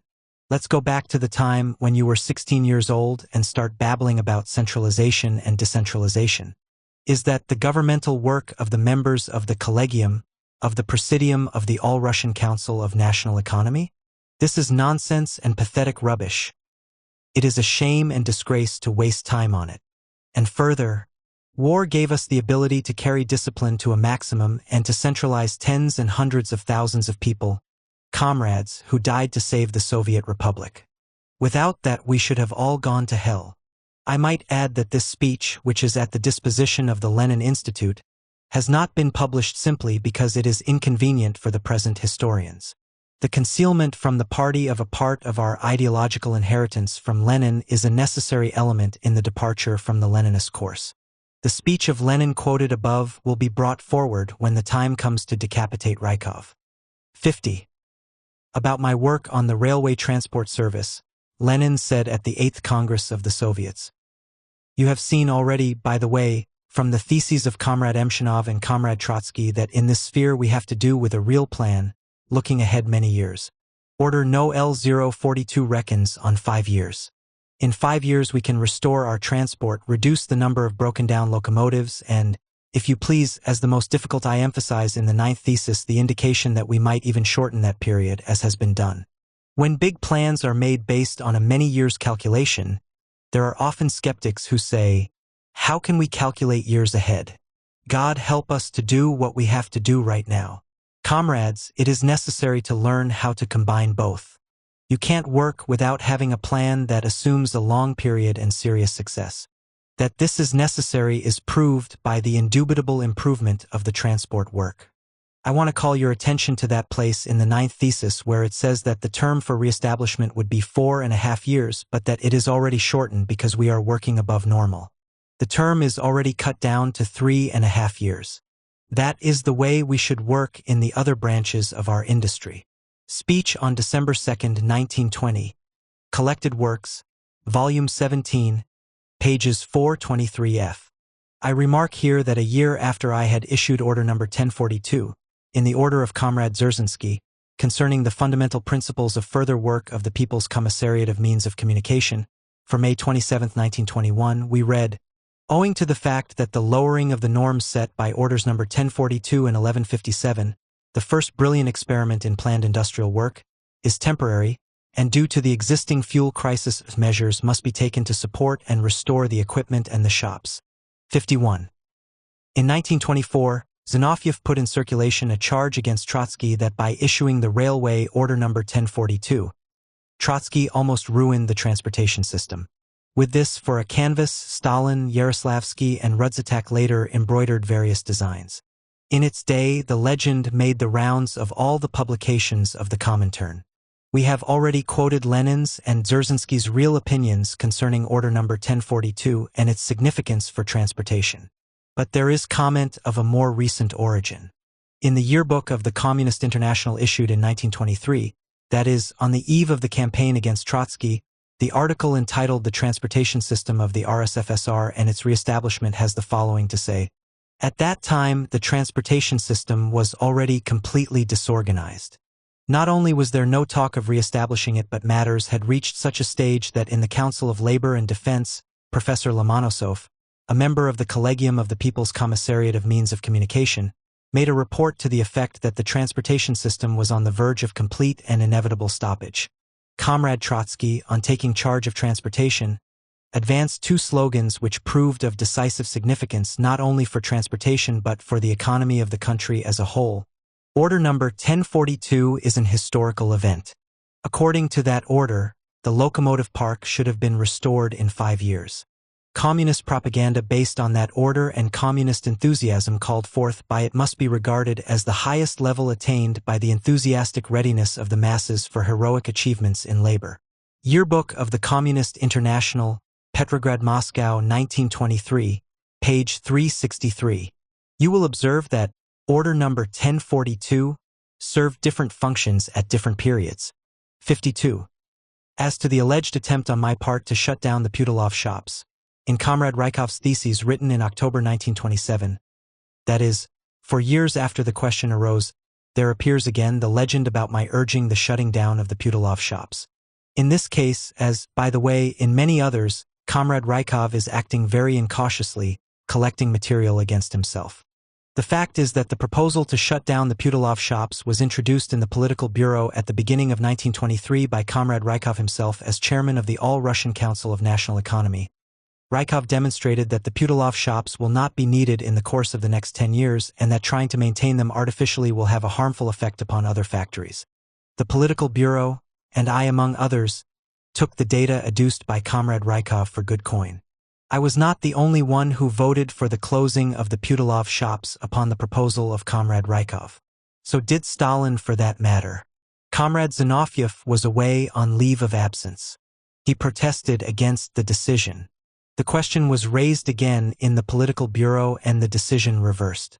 Thus, the initiative in this affair was wholly in the hands of Rykov as chairman of the All-Russian Council of National Economy. To what extent must the feeling of impunity have grown, when Rykov dares, after a short 4 years, to attribute to me his own sin? However, don't worry. This fact will no doubt crop up again in a new form, when the time comes for Stalin to review Rykov.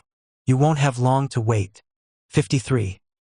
You delude the party with tales about how Lenin wanted to send Trotsky to the Ukraine as People's Commissar of Food Supplies. On that subject you confuse and twist the facts beyond recognition. I made many such journeys at the direction of the Central Committee.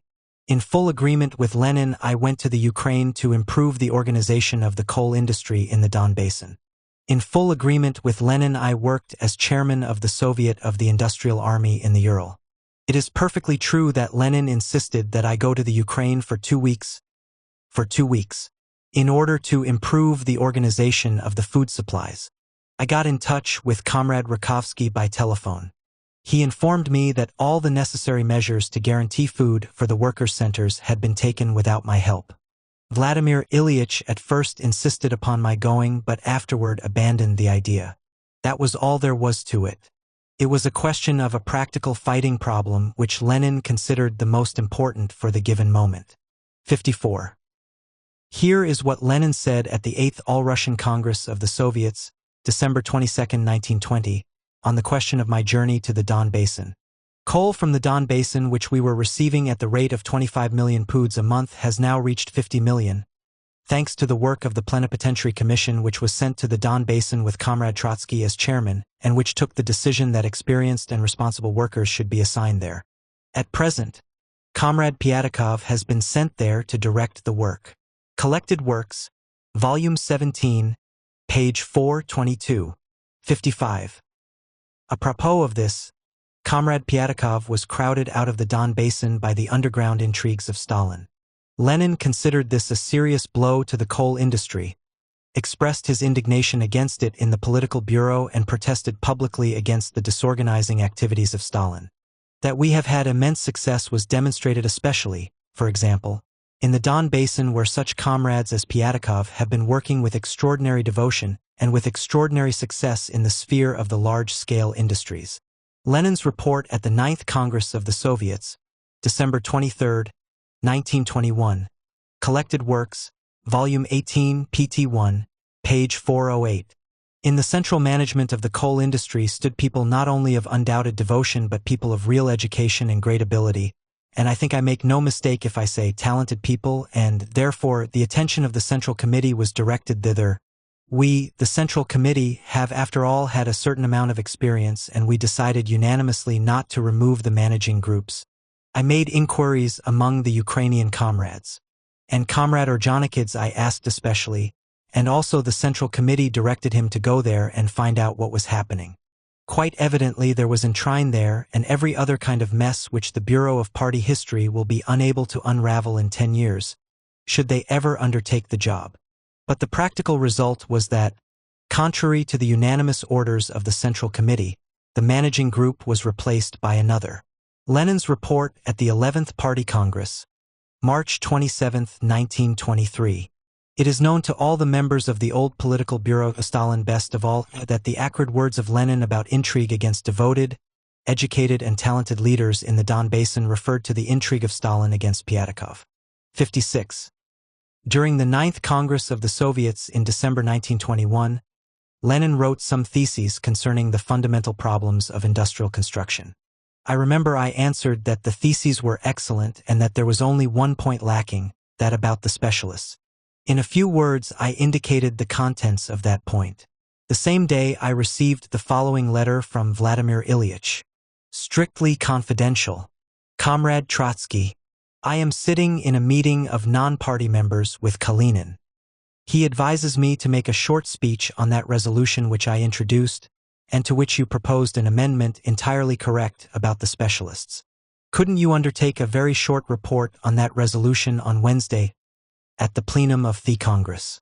Your military report is, of course, ready and you will be through with it on Tuesday. It is impossible for me to undertake a second speech at the Congress. Drop me a note or send a telephonogram. It will be best if you agree, and it can be confirmed by telephone with the vote of the Political Bureau. Lenin. Our solidarity on the fundamental problems of socialist construction was so complete that Vladimir Ilyich considered it possible to authorize me to make a report in his place on those questions. I remember that I persuaded him by telephone to appear himself on this important matter if only his health permitted. In the end, that was done. During the last period of Lenin's life, 57. The falsifications and fictions in relation to the last period of Lenin's life are especially numerous. It would behoove Stalin to be extremely cautious about this period when Vladimir Ilyich arrived at certain final conclusions about Stalin.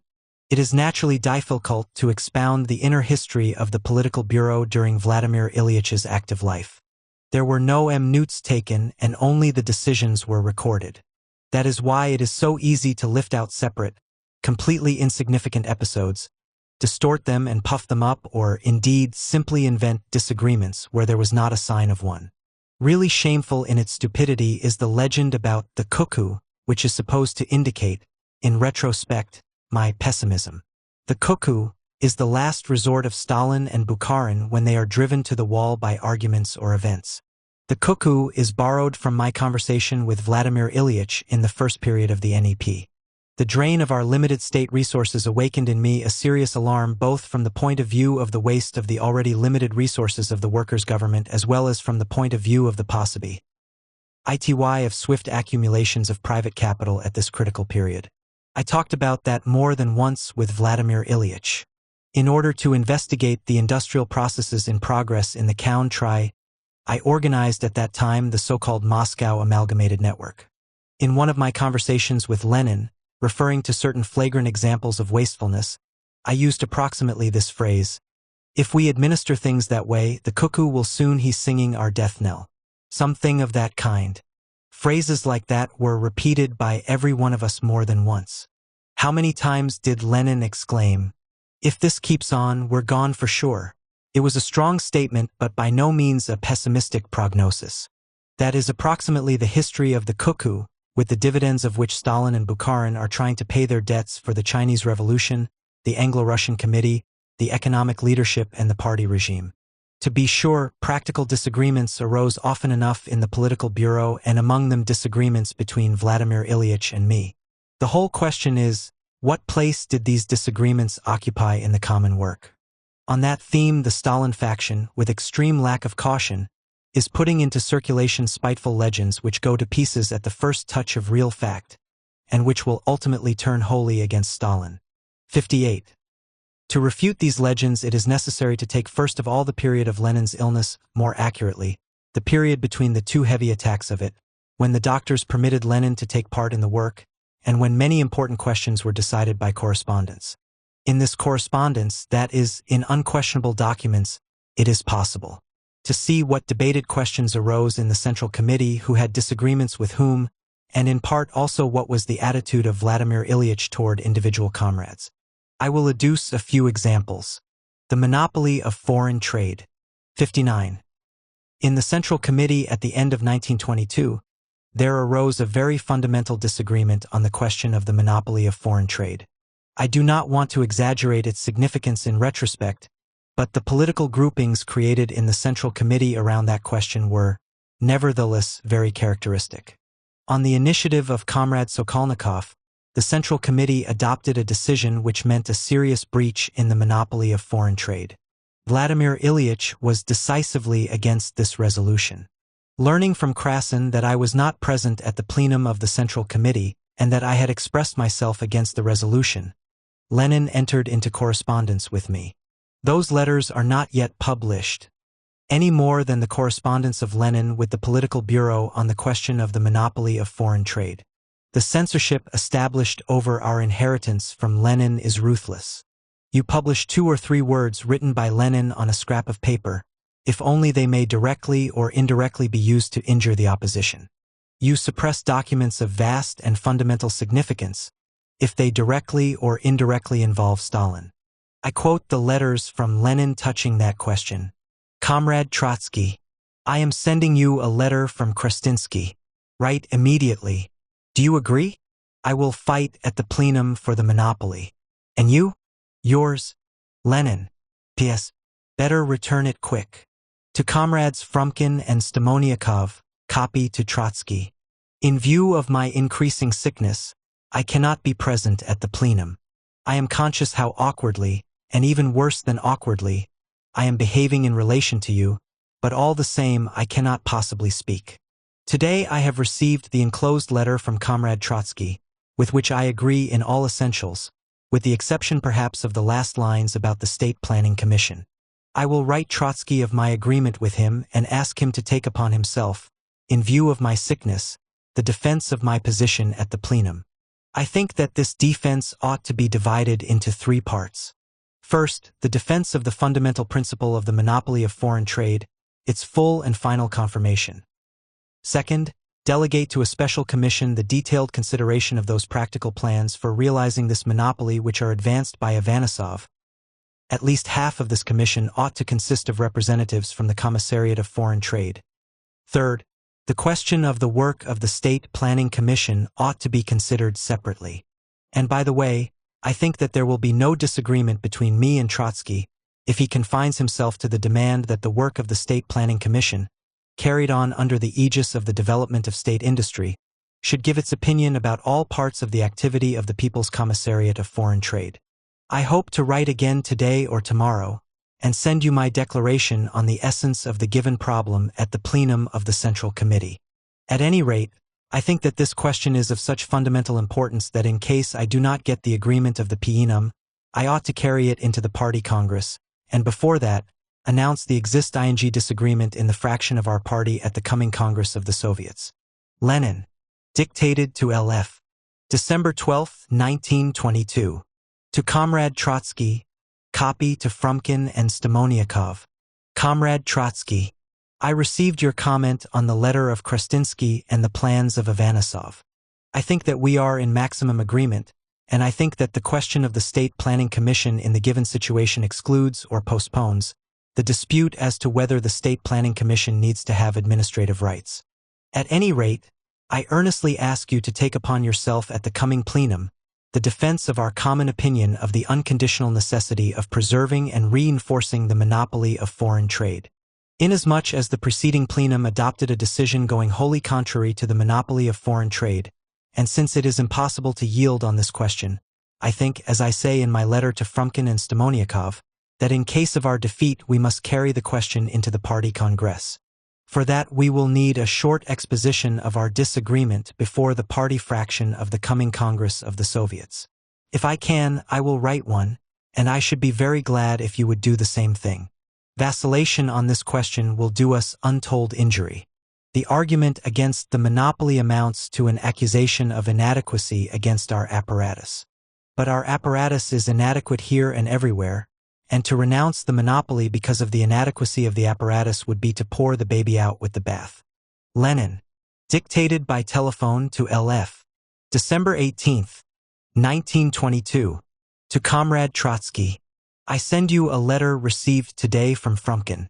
I also think that it is absolutely necessary to settle this question once and for all. If there is any fear that this question excites me and might have a bad effect on my health, I think this is wholly wrong because I should be 10,000 times more excited by a delay which would make completely unstable our policy upon one of the fundamental questions.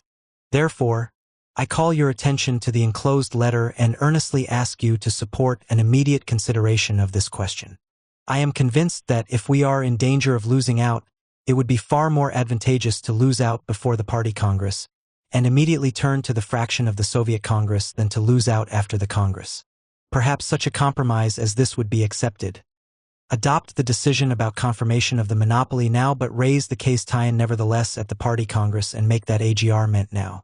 No other compromise, in my opinion, would be to our interest in any circumstances. Lenin. Dictated by telephone to L.F. December 15, 1922. Comrade Trotsky. I think we have arrived at a full agreement. I ask you to announce our solidarity in the plenum. I am in hope that our decision will go through, for a part of those voting against in October have now come over partially or completely to our side. If, unexpectedly, our decision does not go through, we will turn to our fraction of the Soviet Congress and declare that we are going to carry the question into the Party Congress. Notify me in that case and I will send my declaration. If this question should be removed from the order of the day of the present plenum, which I do not expect and against which, of course, you must protest with all your strength in our common name, then I think we must turn just the same to the fraction of the Soviet Congress and demand the transfer of this question to the Party Congress. For any more waiver ing is absolutely impermissible. All the materials which I sent you, you can keep until after the plenum. Yours, Lenin. December 15, 1922. Leon Davidovich. Professor Forster today permitted Vladimir Ilyich to dictate a letter, and he dictated to me the following letter to you. Comrade Trotsky. It seems we captured the position without firing a shot by mere movements of maneuver. I propose that we should not stop but continue the attack, and to that effect introduce a resolution to raise the question at the Party Congress of reinforcing the monopoly of foreign trade and of measures looking to its better enactment. Announce this at the fraction of the Soviet Congress. I hope you have no objection and will not fail to make a report at the fraction. N. Lenin. Vladimir Ilyich also asks you to telephone and answer. N.K. Ulyanova. December 21, 1922. Neither the content nor the tone of these letters needs any comment. On the question of foreign trade, the Central Committee adopted a new decision annulling the old one. The joking words in Lenin's letter about a victory gained without firing a shot refer to that. It remains to ask. Suppose that among those voting for the resolution disrupting the monopoly of foreign trade had appeared the name of Trotsky, while Stalin, in agreement with Lenin, had fought for the annulment of that resolution, how many books, brochures, and cribs would have been written in proof of the petty bourgeois and Kalak deviation of Trotsky? The question of the State Planning Commission. 60. I related our wastefulness to the planlessness of our national economy in general. There were differences in the Political Bureau on the question of plan management and the role of the State Planning Commission. Among them, differences between Vladimir Ilyich and me. There were debates about the composition of the planning bureaus. In his letter to the members of the Political Bureau on the question of the State Planning Commission, Vladimir Ilyich wrote as follows. As to giving legislative functions to the State Planning Commission, Comrade Trotsky advanced this idea, it seems, long ago.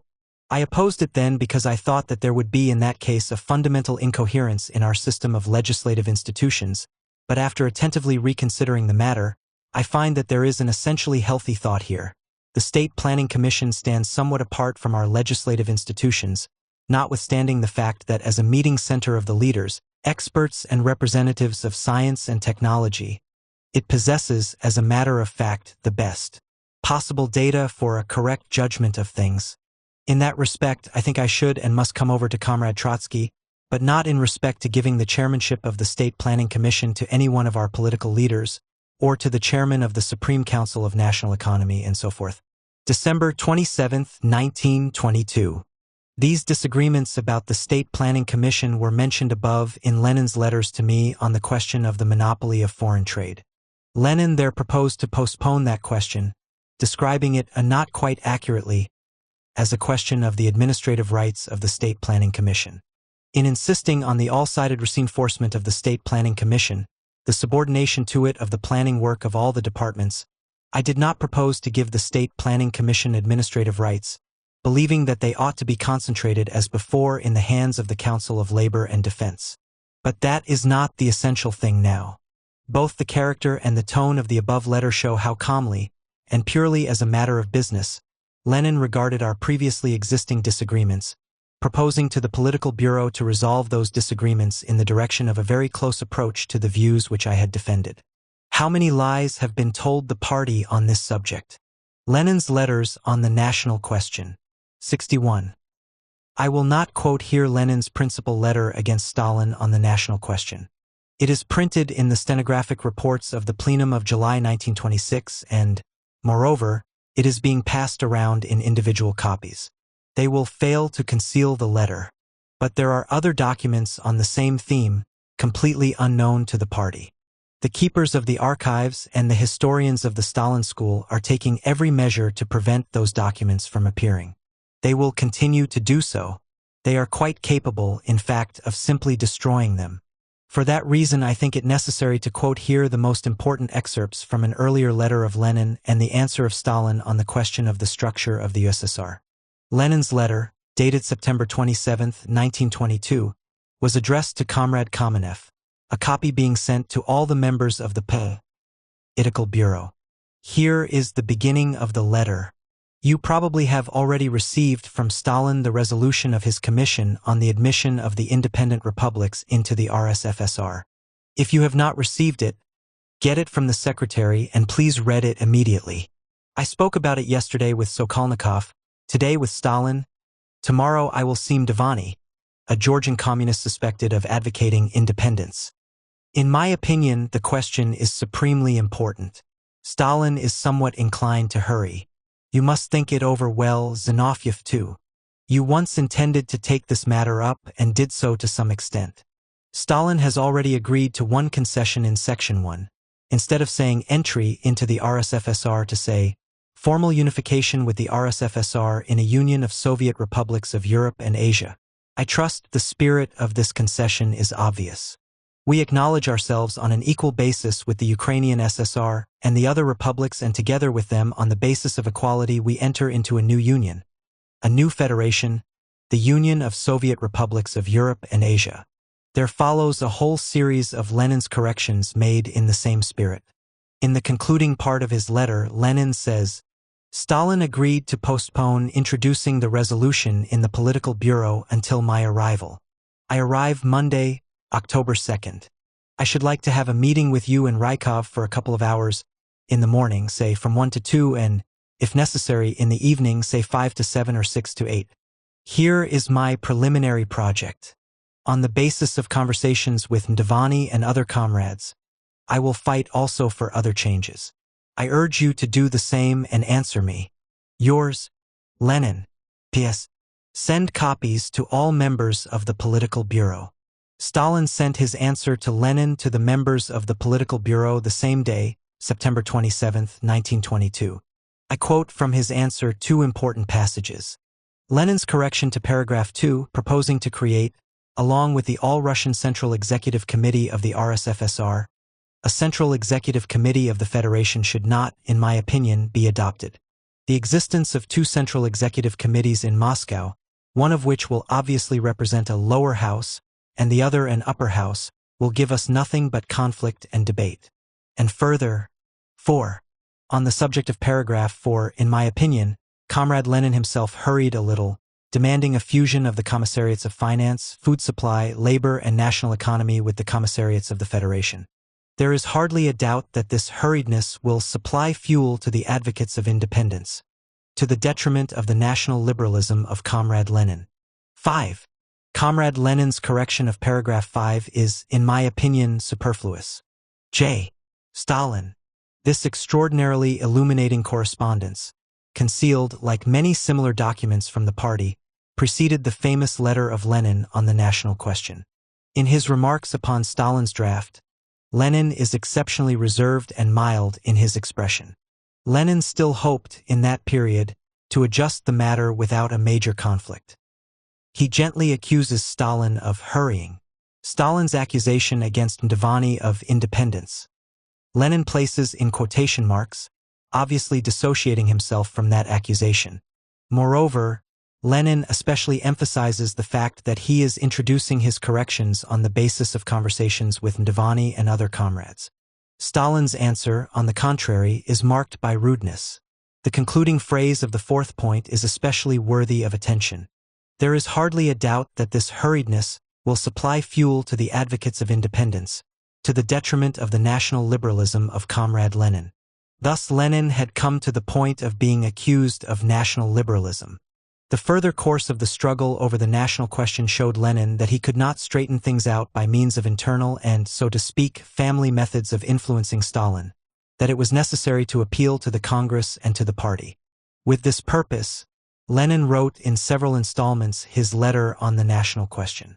62. Vladimir Ilyich attached enormous importance to the Georgian question, not only because he feared the consequences of a false national policy in Georgia, a fear which had been wholly confirmed, but also because in that question was revealed to him the falseness of Stalin's whole course on the national question. The exhaustive and fundamental letter of Lenin on the national question is concealed from the party to this day. The pretense that Lenin did not intend his letter to be read to the party is false to the core. Did Lenin intend his remarks in notebooks or on margins of the hooks he read to be published? The fact is that you publish everything which directly or indirectly strikes at the opposition, but you hide the programmatic letter of Lenin giving his fundamental position on the national question. Here are two quotations from this letter. I think that here the hastiness and administrative impulsiveness of Stalin played a fatal role, and also his spitefulness against the notorious social nationalism. Spitefulness in general plays the worst possible role in politics. From Lenin's note of December 80, 1922, that is clear enough. It is, of course, necessary to hold Stalin and Dzerzhinsky responsible for all this out-and-out great Russian nationalistic campaign. From Lenin's letter of December 31, 1922, Vladimir Ilyich sent me this letter at the moment when he felt that he would hardly be able to appear at the 12th Congress. Here are the notes which I received from him in the course of the last 2 days of his participation in political life. Strictly confidential. Personal. Esteemed Comrade Trotsky, I earnestly ask you to undertake the defense of the Georgian affair at the Central Committee of the party. That affair is now under prosecution at the hands of Stalin and Dzerzhinsky, and I cannot rely on their impartiality. Indeed, quite the contrary. If you would agree to undertake its defense, I could be at rest. If for some reason you do not agree, send me back all the papers. I will consider that a sign of your disagreement. With the very best comradely greetings, Lenin. Dictated to M.V. Checked by M. Volodykova. March 5, 1923. To Comrade Trotsky. To his letter, sent to you by telephone, Vladimir Ilyich asks me to add for your information that Comrade Kamenev is going to Georgia on Wednesday, and Vladimir Ilyich asks me to find out whether you do not want to send something there from you. M. Volodykova. To Comrades Mdivani, Makaradze, and others. Copy to Comrades Trotsky and Kamenev. Esteemed comrades, I am with you in this matter with all my heart. I am outraged at the rudeness of Orjonikidze and the connivance of Stalin and Dzerzhinsky. I am preparing for you notes and a speech. With esteem, Lenin. March 6, 1923. To Comrade Kamenev, copy to Comrade Trotsky. Leon Borisovich. Supplementing our telephone conversation, I communicate to you as acting chairman of the Political Bureau the following. As I already told you, December 31, 1922, Vladimir Ilyich dictated an article on the national question. This question has worried him extremely, and he was preparing to speak on it at the party congress. Not long before his last illness, he told me that he would publish this article, but later. After that, he took sick without giving final directions. Vladimir Ilyich considered this article to be a guiding one and extremely important. At his direction, it was communicated to Comrade Trotsky, whom Vladimir Ilyich authorized to defend his point of view upon the given question at the party congress in view of their solidarity upon it. The only copy of the article in my possession is preserved at the direction of Vladimir Ilyich in his secret archive. I bring the above facts to your attention. I could not do it earlier since I returned to work only today after a sickness. L. Fotiva. Personal Secretary of Comrade Lenin. March 16, 1923. After all the slanders with which they have surrounded the question of Lenin's attitude to me, I cannot refrain from calling attention to the signature of his first letter. With the very best comradely greetings. Whoever knows Lenin's parsimony of words and his manner of conversation and correspondence will realize that Lenin did not sign those words to his letter accidentally. It was not accidental either that Stalin, when he was compelled to read this correspondence at the plenum of July 1926, substituted for the words "with the very best comradely greetings" the official phrase "with communist greetings." Here again Stalin was true to himself. 68. The above-quoted notes of Vladimir Ilyich on the national question require a brief explanation. Vladimir Ilyich was at the time ill in bed. My own health was poor. Vladimir Ilyich's secretaries, comrades Glyasser and Fotiva, came to me during the last day before the second and final illness of Lenin. When Fotiva brought me the so-called National Letter of Lenin, I suggested that since Kamenev was leaving that day for Georgia to the party congress, it might be advisable to show him the letter so that he might undertake the necessary measures. Fotiva replied, "I don't know. Vladimir Ilyich didn't instruct me to transmit the letter to Comrade Kamenev, but I can ask him." A few minutes later she returned with the following message. "It is entirely out of the question. Vladimir Ilyich says that Kamenev would show the letter to Stalin and Stalin would make a rotten compromise in order then to deceive." However, almost immediately thereafter, it may have been within half an hour, Fotiva returned from Vladimir Ilyich with another message. According to her, Vladimir Ilyich decided to act immediately and wrote the above-quoted note to Mdivani and Makaradze, with instructions to transmit copies to Kamenev and myself. "How do you explain this change?" I asked Fotiva. "Evidently," she replied, "Vladimir Ilyich is feeling worse and is in haste to do everything he can. The question of the Central Control Commission and the Commissariat of Workers and Peasants Inspection." 64. Lenin's proposal to reorganize the Commissariat of Workers and Peasants Inspection, Rabkrin, was met with extreme hostility by Stalin's group. I told of this in very restrained language in one of my former letters to the members of the Central Committee. I reproduce the passage here. But how did the political bureau react to Lenin's project for the reorganization of Rabkrin? Comrade Bukharin hesitated to print Lenin's article, while Lenin, on his side, insisted upon its immediate appearance. N.K. Krupskaya told me by telephone about this article and asked me to take steps to get it printed as soon as possible. At the meeting of the Political Bureau called immediately upon my demand, all those present, Comrade Stalin, Molotov, Kuibyshev, Rykov, Kalinin, Bukharin, were not only against Comrade Lenin's plan but against the very printing of the article. The members of the Secretariat were particularly harsh and categorical in their opposition. In view of the insistent demand of Comrade Lenin that the article should be shown to him in print, Comrade Kuibyshev, afterwards the head of Rabkrin, proposed at the above-mentioned session of the Political Bureau that one special number of Pravda should be printed with Lenin's article and shown to him in order to placate him, while the article itself should be concealed from the party. I argued that the radical reform proposed by Comrade Lenin was progressive in itself, provided, of course, it were properly carried out, but that even if one held that the contrary was true, it would be absurd and ridiculous to defend the party against the proposals of Comrade Lenin. I was answered with arguments, all in the same spirit of formalism. "We are the Central Committee. We will take the responsibility. We will decide." I was supported only by Comrade Kamenev, who appeared at the meeting of the Political Bureau almost an hour late. The chief argument which induced them to print the article was that an article by Lenin could not be concealed from the party in any case. Later on, that article became a special weapon in the hands of those who had not wanted to print it, a weapon which they attempted to use against me. Comrade Kuibyshev, then a member of the Secretariat, was placed at the head of the Central Control Commission. Instead of a struggle against Lenin's plan, a policy of drawing its teeth was adopted. Whether the Central Control Commission acquired in this way the character of an independent, impartial institution, defending and confirming party justice and unity against all kinds of administrative excesses, it is hardly necessary to go into that question since the answer is perfectly clear. Trotsky, Letter to the Members of the CC and the CCC, October 23, 1923. The conduct of Stalin upon this question first clearly proved to me that the proposal to reorganize the Central Control Commission and the Central Committee was directed solely and entirely against the bureaucratic power of Stalin, then already excessive, and against his disloyalty. Hence Stalin's stubborn opposition to Lenin's plan. Lenin's last plans. 65. At the Presidium of the Central Control Commission I reported about my last conversation with Vladimir Ilyich, not long before the second attack of his illness. I quote from the report.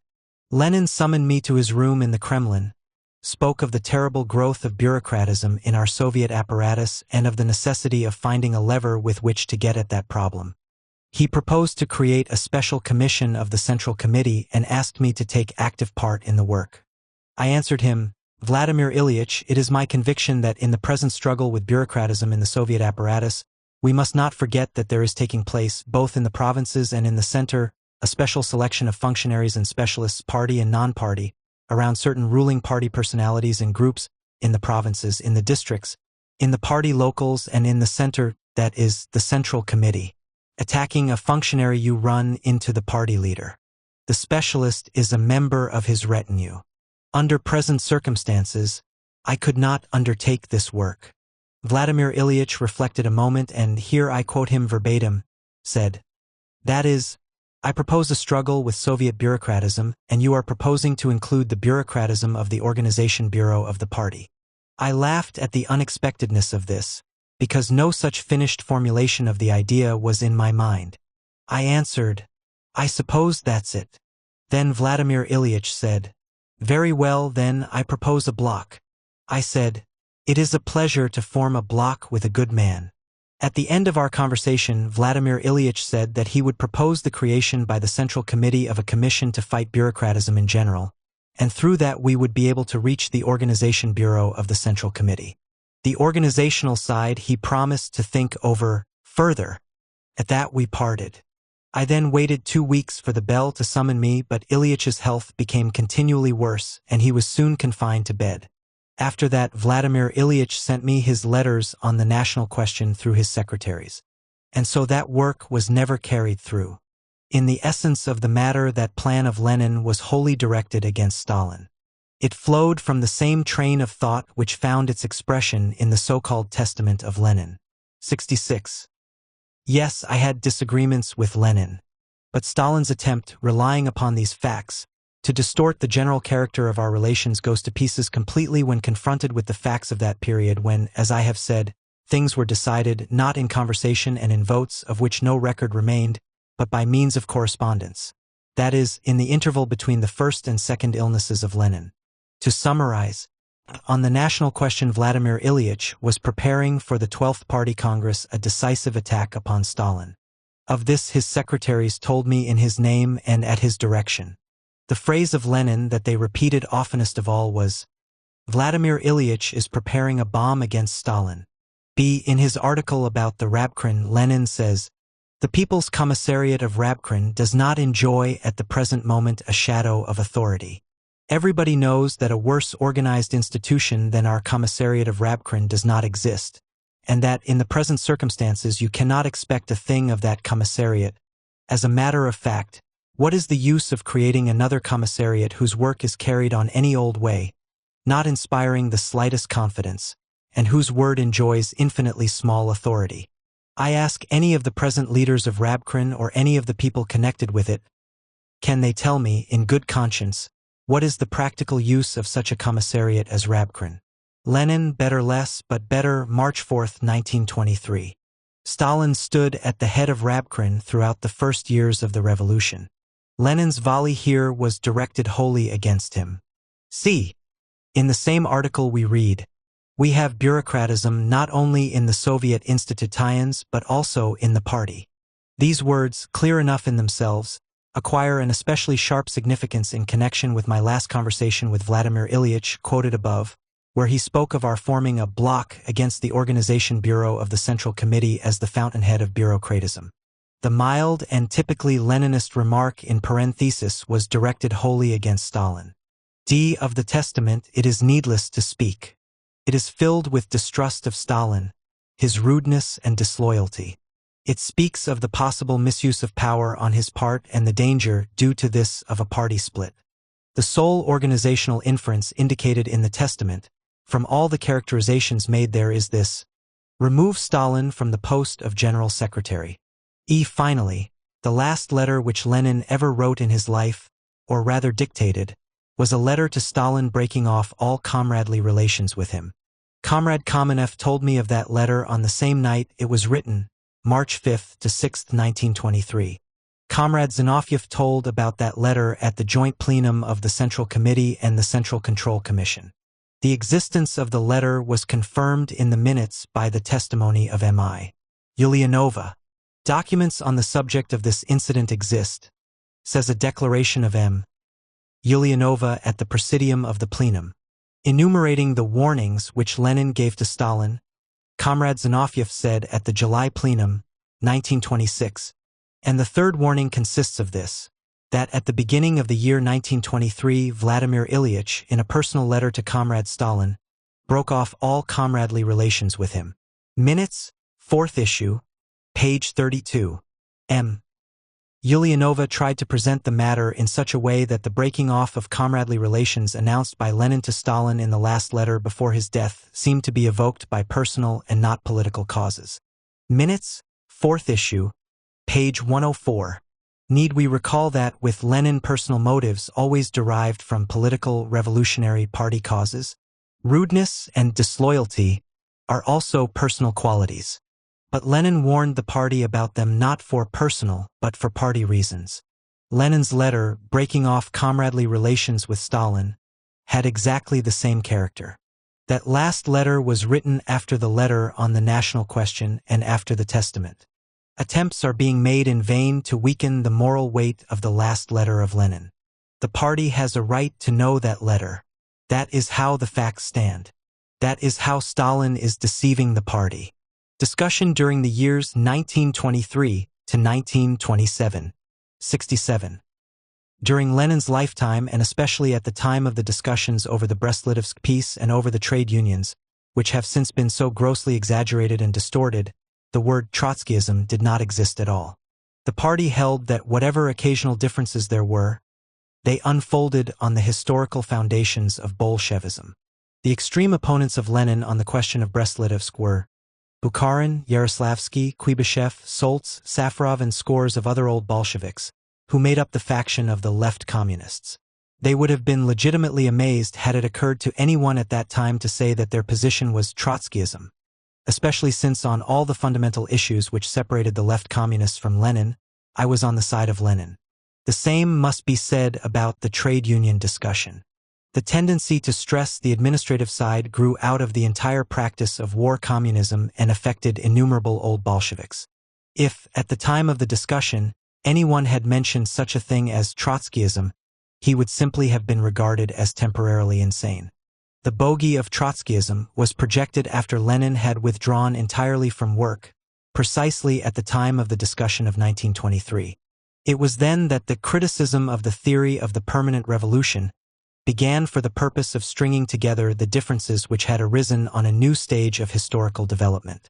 They engaged in a struggle against Trotsky not because he had advanced a special theory of Trotskyism. On the contrary, the critics artificially built a theory of Trotskyism in order to carry on the struggle against Trotsky. Some of the original critics confessed as much later on when the groupings changed. The permanent revolution. 68. As to the theory of the permanent revolution, I shall devote special consideration to it at some future time. Here I limit myself to two references. In the Hegemoning of 1918, in a brochure devoted to the October Revolution, Bukharin wrote, "The downfall of the Tsarist regime was prepared by the entire preceding history of the revolution. But this downfall, and the victory of the proletariat supported by the poor peasantry, a victory which has at a single blow opened up unlimitable vistas throughout the world, is not yet the beginning of the organic epoch. The Russian proletariat is confronted more sharply than ever before with the problem of the international revolution. The grand total of relationships which have arisen in Europe leads to this inevitable conclusion. Thus, the permanent revolution in Russia is passing into the European proletarian revolution. From the collapse of Tsarism to the fall of the bourgeoisie, page 78. Our emphasis. The brochure ends with the following words. Into the powder magazine of old blood-stained Europe was thrown the torch of the Russian socialist revolution. It has not died. It lives. It is spreading. And it will inevitably merge with the great triumphant uprising of the world proletariat. Ibid. Page 144. How infinitely removed was Bukharin of that time from the theory of socialism in one country. It is common knowledge that Bukharin was the chief and indeed the sole theoretician of the entire campaign against Trotskyism, summed up in the struggle against the theory of the permanent revolution. But at an earlier period when the lava of the revolutionary upheaval had not yet cooled, Bukharin, as we see, was unable to provide a characterization for revolution different from the one against which, A few years later, he was to wage a ruthless struggle.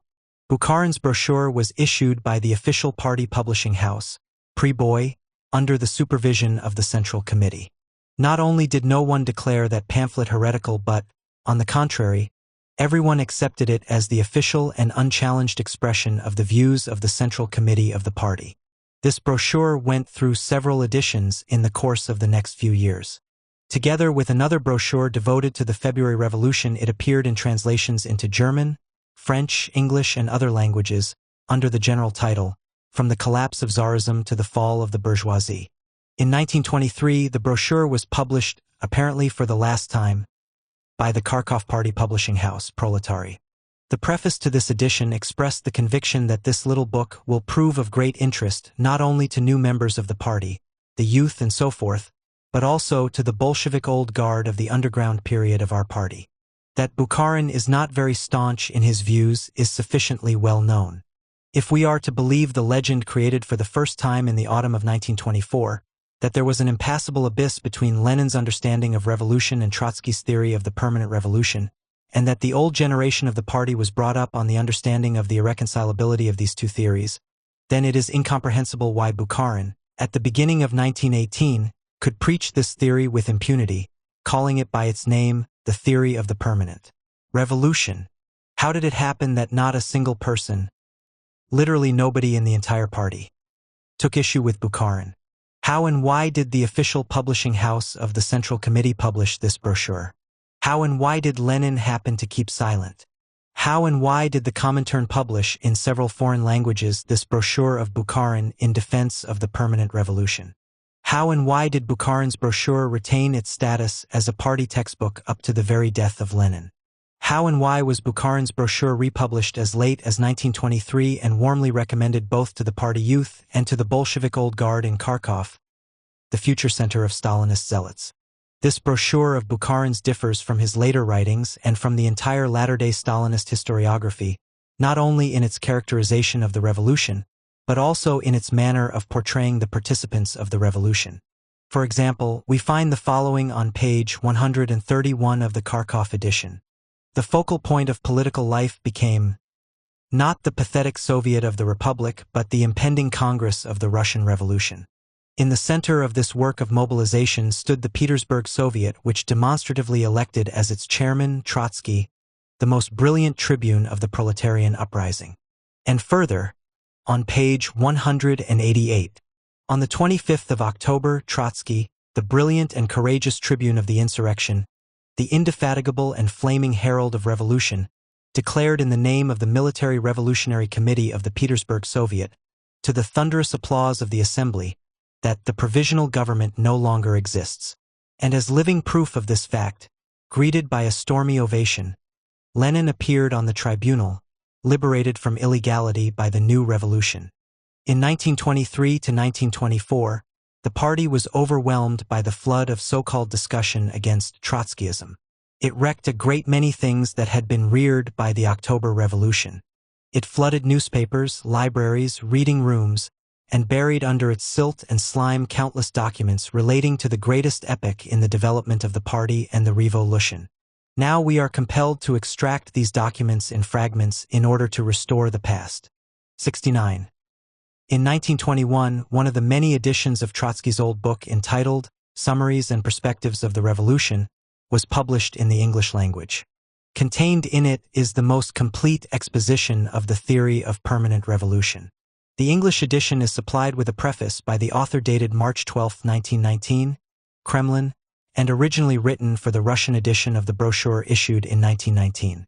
In the period between that Russian edition and the English edition of 1921 appeared several editions in various languages. In his preface of 1919, the author referred to the differences of opinion on this question which had formerly separated him from Bolshevism. The preface states, among other things, having thus conquered power, the proletariat cannot confine itself to bourgeois democracy.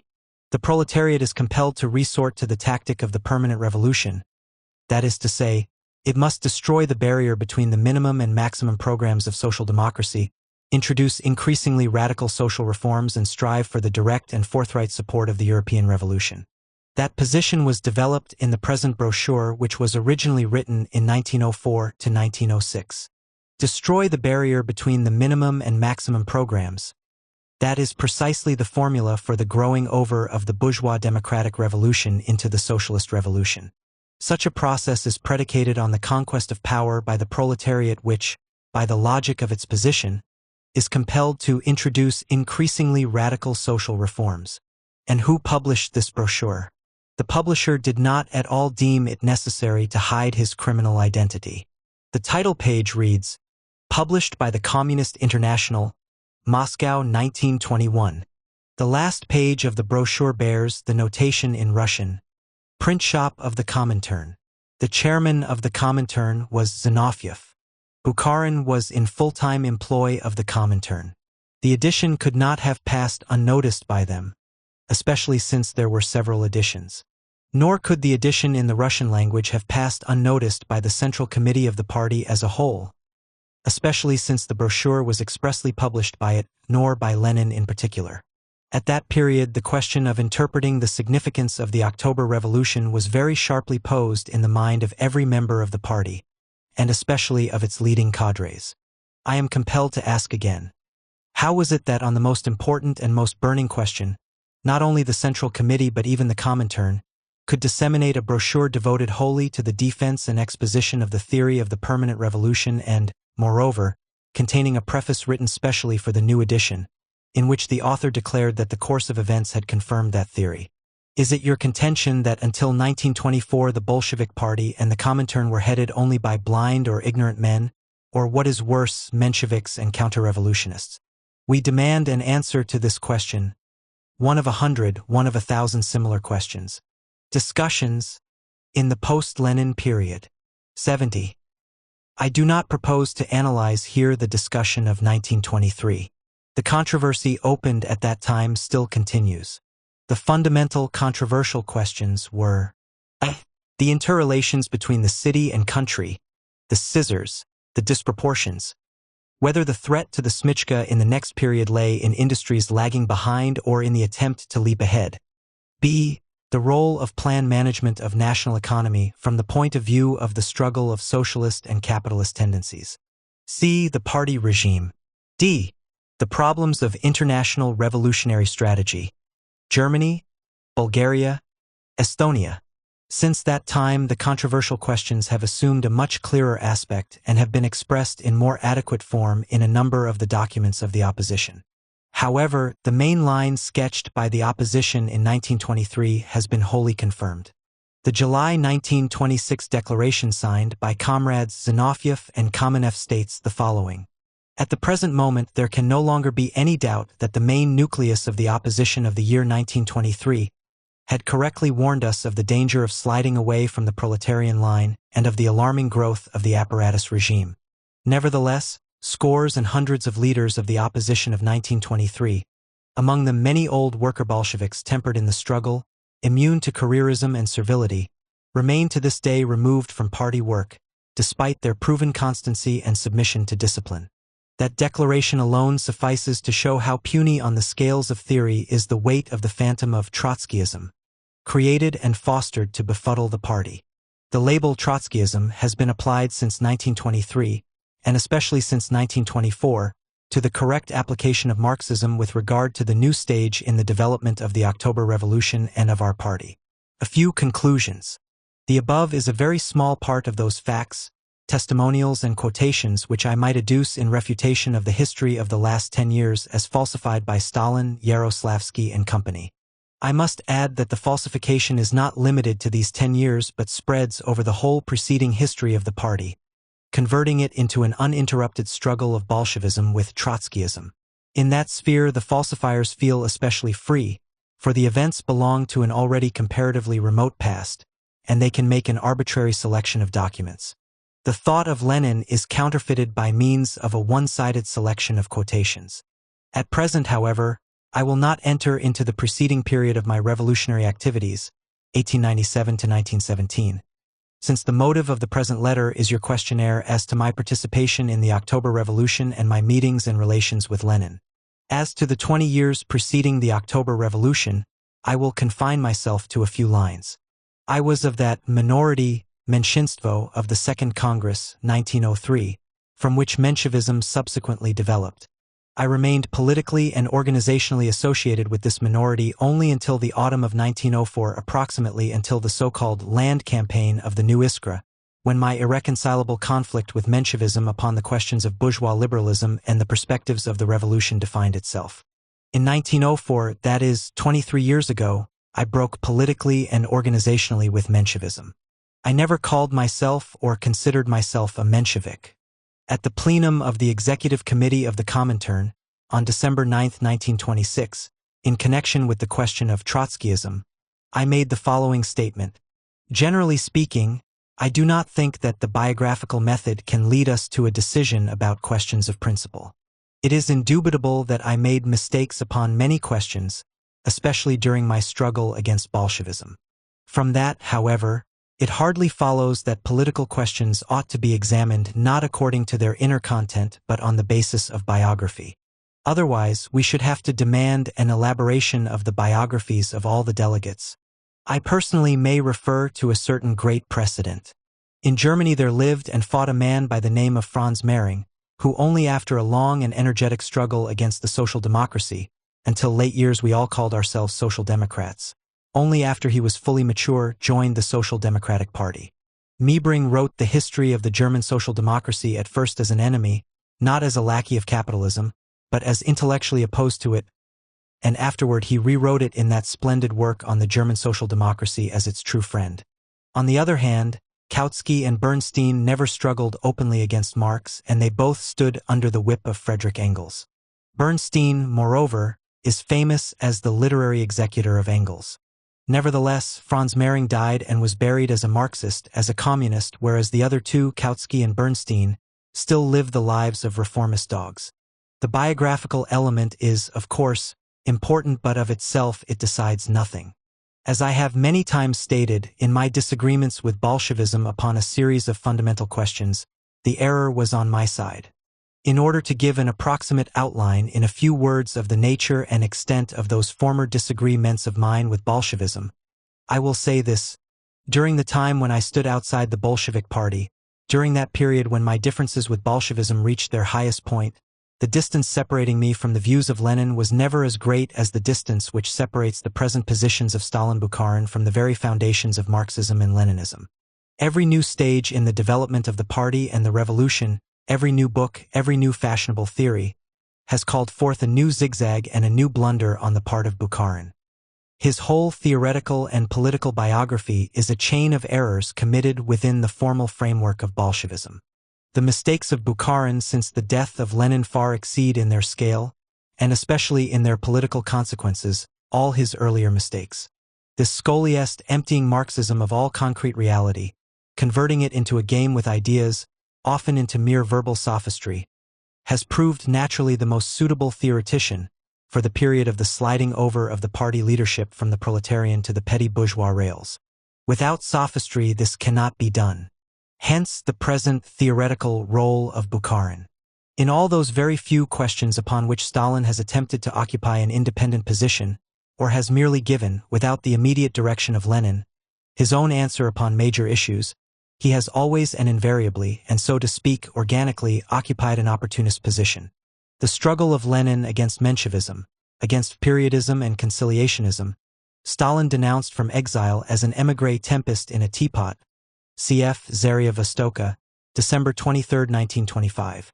No other political documents as to the form of Stalin's thoughts up to 1917 exist, as far as I know, except for a number of more or less correct but schoolboy articles on the national question. The independent position of Stalin prior to the arrival of Lenin, at the beginning of the February Revolution, was opportunist through and through. The independent position of Stalin in relation to the German Revolution of 1923 was wholly saturated with Tailandiism and conciliationism. The independent position of Stalin on the problems of the Chinese Revolution is nothing but a cheap edition of Martinov's Menshevism of 1903 to 1905. The independent position of Stalin on the problems of the British labor movement is a centrist capitulation to Menshevism. You can juggle quotations, hide the stenographic reports of your own speeches, forbid the circulation of Lenin's letters and articles, fabricate yards of dishonestly selected quotations.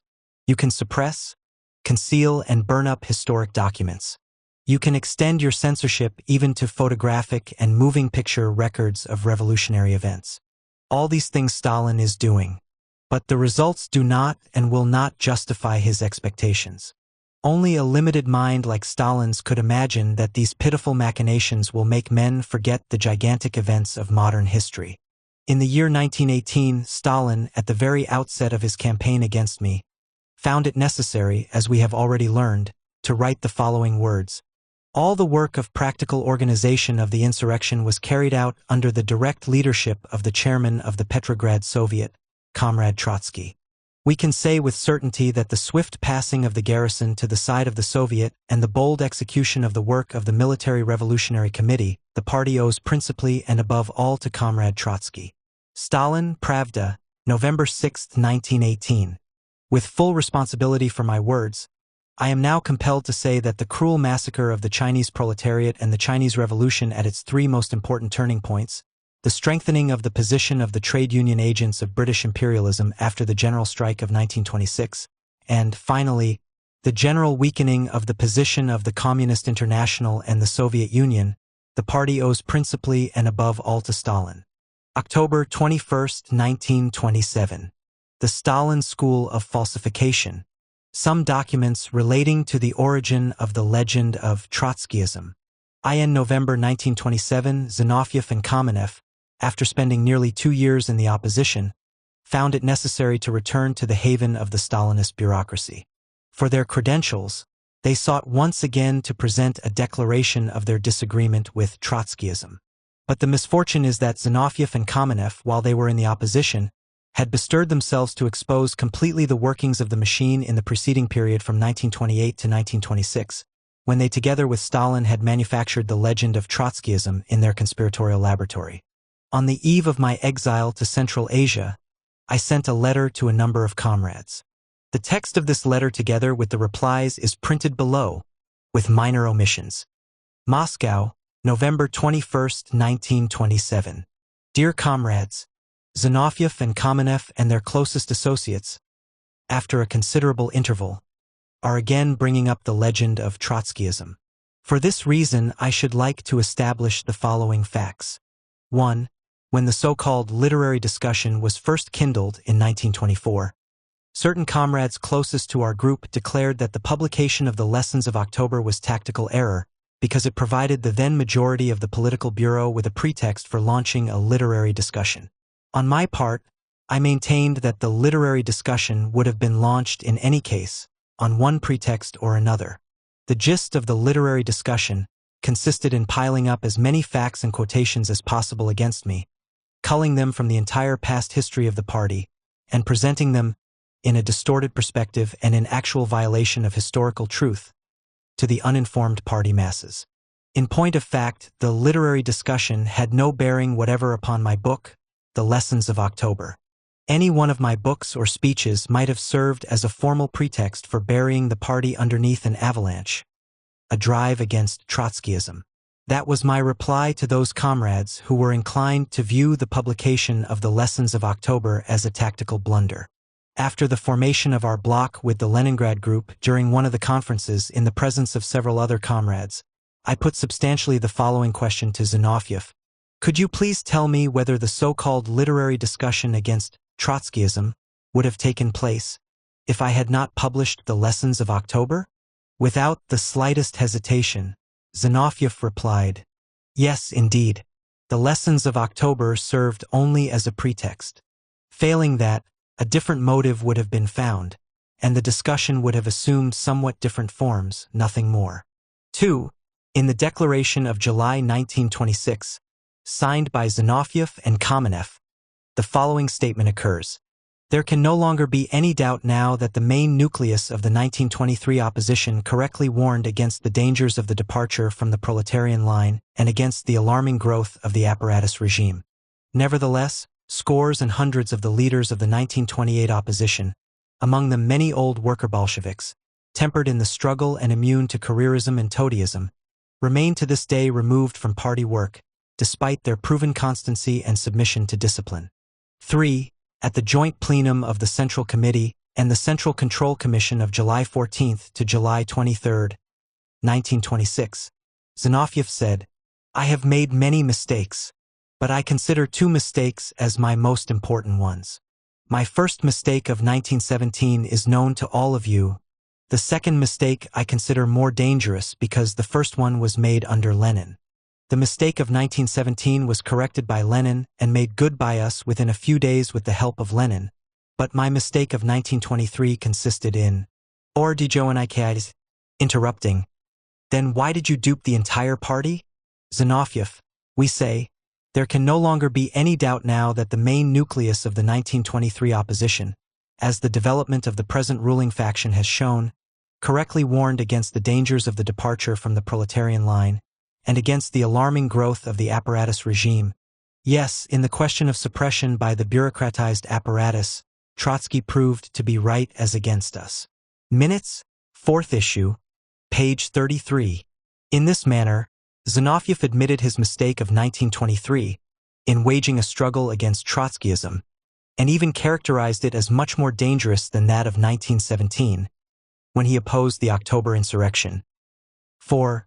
This admission on the part of Zinoviev aroused considerable astonishment among many second-rank leaders of the Leningrad opposition who were not initiated into the conspiracy and who honestly believed in the legend of Trotskyism. Zinoviev told me repeatedly, "In Leningrad we hammered it into the minds of the comrades more deeply than anywhere else, and it is, therefore, most difficult to re-educate them." I recall quite accurately the words that Lashevich shouted at two members of the Leningrad group who came to Moscow to clarify themselves on the question of Trotskyism. "Why do you keep standing the matter on its head? We invented Trotskyism together with you in the struggle against Trotsky. Why won't you understand this? You are only helping Stalin," etc. Zinoviev, in his turn, said, "You must keep the circumstances in mind. You must understand it was a struggle for power. The trick was to string together old disagreements with new issues. For this purpose, Trotskyism was invented." This conversation made a deep impression upon us, the members of the 1923 group, even though we had had previous knowledge of the mechanics of the struggle against Trotskyism. Now that Zinoviev and Kamenev are again resorting to the same trick, that is to say, stringing together old disagreements with the rather current question of their capitulation, I am asking you to recall whether you participated in any of the above-mentioned conversations and what your own recollections are. With communist greetings, L. Trotsky. Letter from E. Preobrazhensky. I confirm everything brought out in the above document. Only Lashevich said, "We invented Trotskyism ourselves, etc., without using the words, 'together with you,' because, as I recall it, the two Leningrad comrades were quite honestly perturbed about Trotskyism, and could hardly have been informed of the entire plan of the struggle against neo-Trotskyism from its inception. The meeting took place at Kamenev somewhere around October 16th, perhaps a few days before or after. I cannot recall exactly. December 29th, 1927. A. Preobrazhensky. Letter from G. Pettikov. Dear Leon Davidovich, you ask me to inform you what I am able to recall about the speeches of Lashevich and Zinoviev on the occasion of a discussion with Leningrad comrades on Trotskyism, which took place at Kamenev's home. I no longer remember all that was said, but since I have always been deeply disturbed by the question of so-called Trotskyism, and since the attitude of the opposition of 1925 to 1926 towards this question was always of enormous political interest to me, I remember quite clearly what Zinoviev and Lashevich said to us. I do not recall the exact words, but the sense of what they said I remember well. Namely, Trotskyism had been invented in order to replace the real differences of opinion with fictitious differences, that is, to utilize past differences which had no bearing upon the present but which were resurrected artificially for the definite purpose mentioned above. This was told to the comrades from Leningrad who were wavering on the question of Trotskyism, and to whom it had to be explained how and why the legend of Trotskyism had been created. January 2nd, 1928. Pettikov. Letter from K. Radek. I was not present during the first conversation but heard of it later from LD. But I was present at the conversation with Kamenev when LB said he would openly declare at the plenum of the Central Committee how they, that is, Kamenev and Zinoviev together with Stalin, decided to utilize the old disagreements between LD and Lenin so as to keep Comrade Trotsky from the leadership of the party after Lenin's death. Moreover, I have heard repeated from the lips of Zinoviev and Kamenev the tale of how they had invented Trotskyism as a topical slogan. December 25, 1927. K. Radek. Letter from C.G. Rakovsky. Dear Leon Davidovich, I was not present at the conversation to which you refer. I was not in Moscow, having left for Paris after the plenum. However, on my return in the autumn I heard from you, as well as from Preobrazinski in Paris. Concerning both the conversation with Zinoviev and Lashevich's remarks in particular, why do you keep standing the matter on its head? Both of them, i.e. Zinoviev and Lashevich, stated themselves that the argument from Trotskyism and the permanent revolution was dragged in by the hair for the sole purpose of discrediting the 1923 opposition. With greetings, Z. Rakovsky. December 28, 1927. Letter from V.B. Eltsin. Dear Leon Davidovich, I have a very clear recollection of the episode relating to the literary discussion on the lessons of October. It occurred during one of the conversations in Kamenev's home on the eve of the declaration of October 16th. To a question put by Leon Davidovich as to whether the discussion against Trotskyism would have taken place if the lessons of October had not appeared, Zinoviev replied, "Certainly it would have taken place. For the plan to begin this discussion was already decided upon in advance, and they were only looking for a pretext. None of the supporters of the 1925 group, the Zinovivists, who were present raised any objections to this. Everyone received this information of Zinoviev's as a generally known fact." January 2, 1928. V. Eltsin. I succeeded in obtaining these written testimonials in Moscow prior to my exile.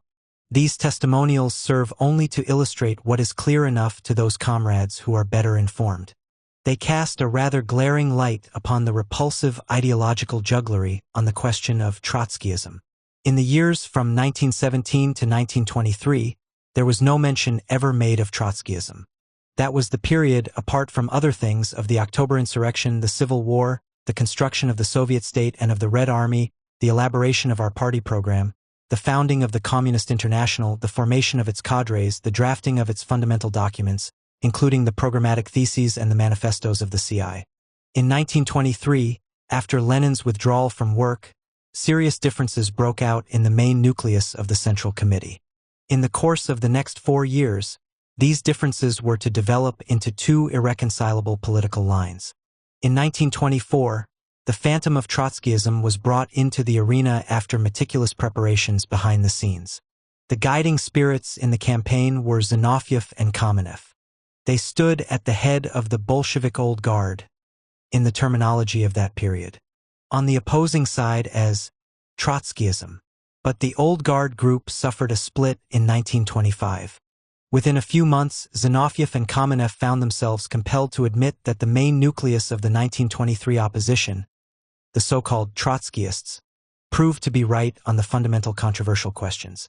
This admission was the harsh penalty they paid for abuses in the sphere of party theory. But that was not all. Zinoviev and Kamenev soon found themselves enrolled among the Trotskyists. One could hardly conceive a fate more ruthless in its irony. The 15th Party Congress brought no change in the political line of the majority.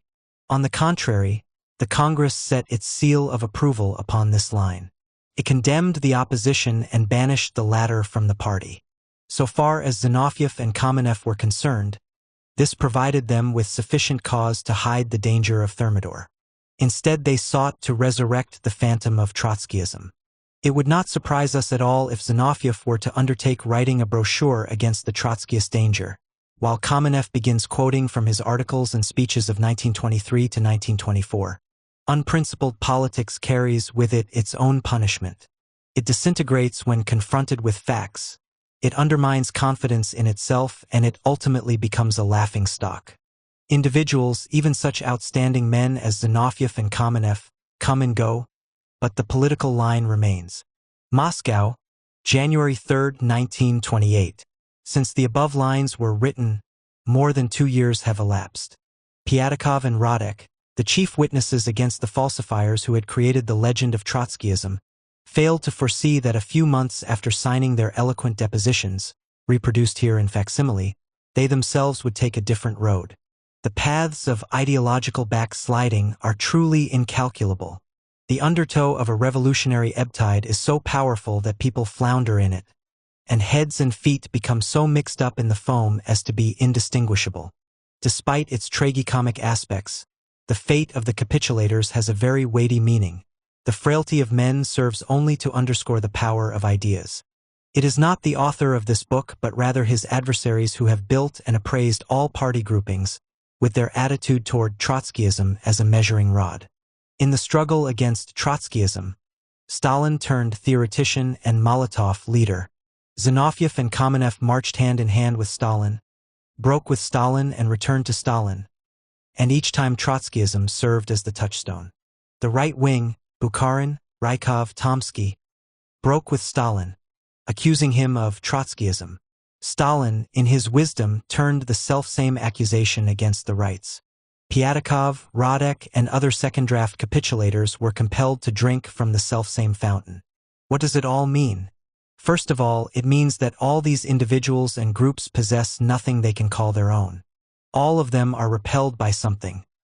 They all temporarily gravitate toward something only in order to be repelled again. They call this something Trotskyism, and they use this pseudonym to settle their accounts with the doctrine of Marx and Lenin. Revolution is a harsh school. It is unsparing of spines, whether physical or moral. An entire generation has spent itself, becoming drained physically and spiritually. Only a few have survived.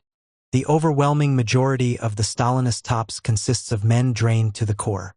The appurtenances of the apparatus invest them with an imposing appearance. Serving them as a parade uniform serves a senile general. Historical events will continue to expose and to confirm the hollowness of the Stalinist guard at each new trial. The capitulations on the question of Trotskyism have served thousands and tens of thousands as training in the art of capitulation as such. The succession of political generations presents a major and a very complex problem which is posed in its own peculiar manner before each class and each party. But all must face it. Lenin often castigated the so-called old Bolsheviks, even remarking on occasion that revolutionists on reaching the age of 50 should be consigned to the hereafter. This grim jest contains a serious political thought. Each revolutionary generation becomes, after attaining certain limits, an obstacle to the further development of those ideas which it had served. Generally speaking, men are quickly drained by politics and all the more so by revolution. Exceptions are rare, but there are exceptions. Otherwise, there would be no such thing as ideological continuity. Today, the theoretical education of the younger generation is our supreme task. This is the meaning of the struggle we are waging against the epigones who, despite their seeming strength, have already been drained ideologically. T. Constantinople, February 7, 1930. The Stalin School of Falsification. The Lost Document. We publish herewith the minutes of the historic session of the Petrograd Committee of the Bolsheviks held November 1, 1917. The conquest of power had already been achieved, at any rate, in the most important centers in the country. Within the party, however, the struggle over the question of power had far from terminated. It had merely passed into a new phase. Prior to October 25th, the representatives of the right wing, Zinoviev, Kamenev, Rykov, Kalinin, Lunacharsky, and others, argued that the uprising was premature and could lead only to defeat. After the victorious insurrection, they proceeded to argue that the Bolshevik Party would be unable to maintain itself in power unless the Bolsheviks entered into a coalition with the other socialist parties, i.e., the Social Revolutionists and the Mensheviks. During this new phase, the struggle of the rights became exceptionally acute, and terminated with the resignation of the representatives of the right wing from the Council of People's Commissars and from the Central Committee of the party. It should be borne in mind that this crisis occurred only a few days after the conquest of power. How did the present centrists and, above all, Stalin, conduct themselves on this question? In the nature of things, Stalin was a centrist even at that time. He occupied a centrist position whenever he had to take an independent stand or to express his personal opinion. But this centrist stood in fear of Lenin. It is for this reason that there is virtually no political trace of Stalin during the most critical moments of the ideological struggle, from April 4, 1917, up to the time Lenin fell ill. As these minutes prove, the revolutionary line of the party was defended jointly by Lenin and Trotsky. That is precisely why the minutes we publish were not included in the collection of the minutes of the Petrograd Committee, issued under the title, The First Legal Petrograd Committee of the Bolsheviks in 1917, State Publishers, 1927. We must pause to correct ourselves. The minutes of the November 1st session were originally included in the book. They were set in type and the proofs were carefully read. As evidence of this, we present a facsimile reproduction of a section of these proof sheets. But the minutes of this historical session were in flagrant and virtually intolerable contradiction with the falsification of the history of October, executed under the unenlightened but zealous supervision of Yaroslavsky. What was there left to do? Leningrad phoned Moscow, the Central Ispart phoned the Secretariat of the Central Committee, and the latter issued its instructions, that the minutes be expunged from the book in such a manner as would leave no traces behind. The table of contents was hastily reset and the pages renumbered. Nevertheless, a telltale trace remains in the body of the book itself. The session of October 29th concludes by setting Wednesday, November 1st, as the date for the next session. Meanwhile, according to the book, the next session takes place on Thursday, November 2nd. But a much more important trace is preserved outside the pages of the book itself, in the form of the above-mentioned proof sheets, corrected and annotated in her own handwriting, by P.F. Cadelli, the editor of the volume. As the official reason for hiding the most important minutes of the Petrograd Committee for the year 1917, Cadelli jotted down the following note on the proofs. The speech of V.I. Lenin was recorded by the secretary of that session of the Petersburg Committee with considerable omissions and numerous abbreviations of various words and sentences. In places, the record of Lenin's speech cannot be deciphered. To avoid presenting the speech in garbled form, it will, therefore, not be printed. It is quite true that the record of the minutes is imperfect, containing many omissions and obscure passages. But this is equally true of all the minutes of the Petrograd Committee for the year 1917. The record of the November 1st session is, if anything, superior to several others. It is generally known that Lenin's speeches were always difficult to record even in shorthand, because of the peculiarities of his delivery. He spoke very rapidly, using extremely complex sentences, making sudden and abrupt interpolations, etc. Nevertheless, the full import of Lenin's speech of November 1st, 14, is perfectly clear. Lunacharsky's speech and the two speeches of Trotsky are quite adequately recorded. The reason for the excision of these minutes is wholly different. Nor is it difficult to find. The reason is denoted on the margins of the proof sheets by a heavy line accompanied with an enormous question mark. These notations are placed next to the following words in the text. As for conciliation, I cannot even speak about that seriously. Trotsky long ago said that unification is impossible. Trotsky understood this, and from that time on there has been no better Bolshevik. It was this passage that completely overwhelmed the Secretariat of the Central Committee and resulted in a reconstruction of the entire book, which is unpleasant enough in itself, for even in its present ravaged form it constitutes a deadly document against the falsifiers. Enough to mention that the viewpoint of the Central Committee as presented to the locals was referred to as the viewpoint of Lenin and Trotsky. Cf. page 845. Not even a man as assiduous as Yaroslavsky can attend to every detail. I might remark in passing that it would be highly instructive to reconstruct the independent ideological creative work of this incompetent compiler and spiteful falsifier during the year 1917. We shall recall only a single fact that is little known or conveniently forgotten. After the February Revolution, Yaroslavsky issued in Yakutsk jointly with the Mensheviks a review, Social-Democrat, a model of infinite political sordidness, straddling between Menshevism and the most provincial form of liberalism. Yaroslavsky at that time was at the head of the Yakutsk Chamber of Arbitration, whose function it was to safeguard the splendors of the democratic revolution against clashes between workers and capitalists. This spirit permeated all the articles in the above review, of which Yaroslavsky was the editor. Among his collaborators who, too, did not violate the spirit of the publication were Ordzhonikidze and Petrovsky, the present chairman of the All-Ukrainian Central Executive Committee. In a leading article which might seem incredible had it not appeared in print, Petrovsky literally shed tears to express his emotions over the fact that a government official had donated 50 rubles to charity. Petrovsky expressed his firm conviction that the revolution would attain its full fruition the moment when the ruling classes began to follow the example of the noble titular or, perhaps, aulic counselor. These staunch Marxists and inflexible revolutionists are now editing Lenin and are seeking to edit all history. On a proof sheet of the November 1st session they write with assurance, "Junk that. See the facsimile reproduction. Exactly. Junk the history of the October Revolution. Junk Lenin. The history of Russia for a third of a century must be reset, with Yaroslavsky as the author, proofreader, and make-up man of the new Stalinist history." But sad to say, Yaroslavsky failed on this occasion too. He failed to junk the minutes. After all, it takes living men to break up the galleys. The proof sheets with all the notations fell instead immediately into the hands of the opposition.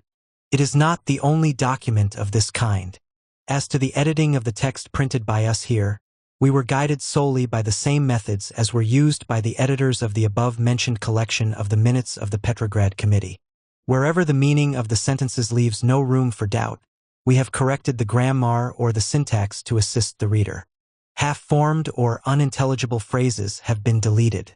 The general trend of the entire session and of the tendencies and groupings represented there can be gleaned quite incontestably from the record which, despite all its defects, bears internal evidence of its authenticity. In publishing the present document, we rescue for the annals of history a living and rather important page of the October Revolution. Session of the Petersburg Committee of the Social Democratic Labor Party of Russia, Bolshevik, November 1st, 1917. Under discussion, the question of expelling A.V. Lunacharsky from the party. J.G. Fenigstein-Dalitsky speaks against. The motion is put to a vote. Motion to expel defeated. The current situation reporter J.G. Fenigstein. J.G. Fenigstein. I have been chosen reporter by chance. Perhaps someone else will make the report. Our goal, the impending coordination of work.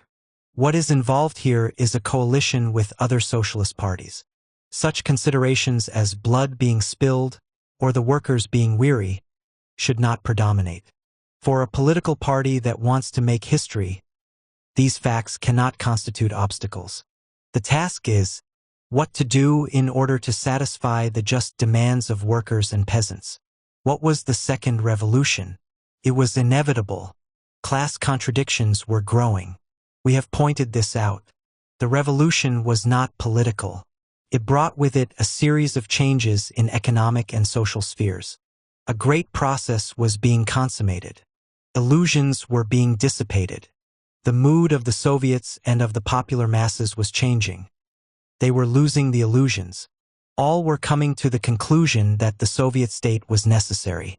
Under this slogan we have developed and grown.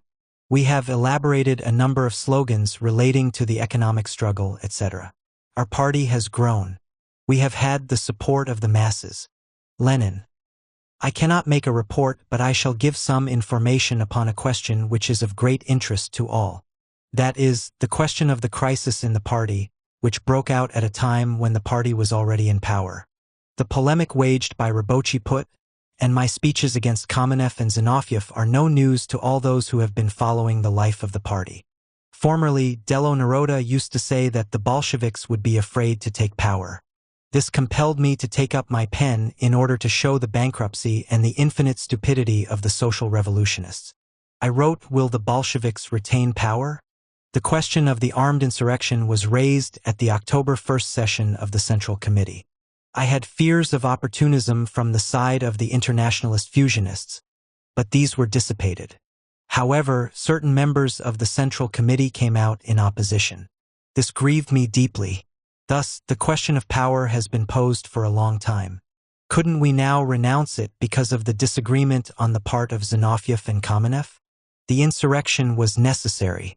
Comrades Zinoviev and Kamenev began to agitate against the insurrection, and we began to look upon them as strike breakers. I even sent a letter to the Central Committee with a proposal to expel them from the party. I expressed myself sharply in the press when Kamenev made his speech in the All-Russian Central Executive Committee of the Soviets. I should not like to assume a severe attitude toward them.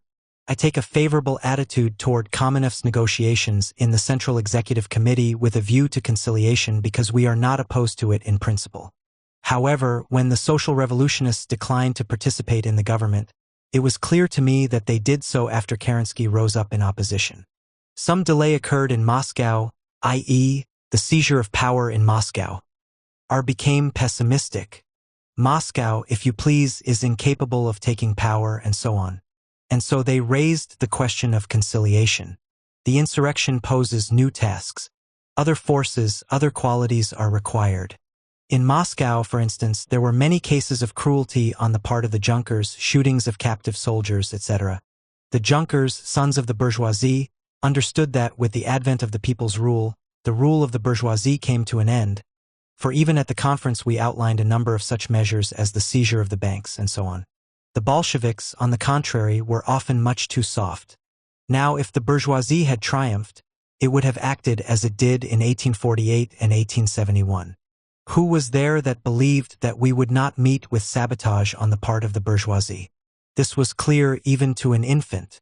We too must apply force. We must arrest bank directors and others. Even brief arrests of these people have already yielded very good results.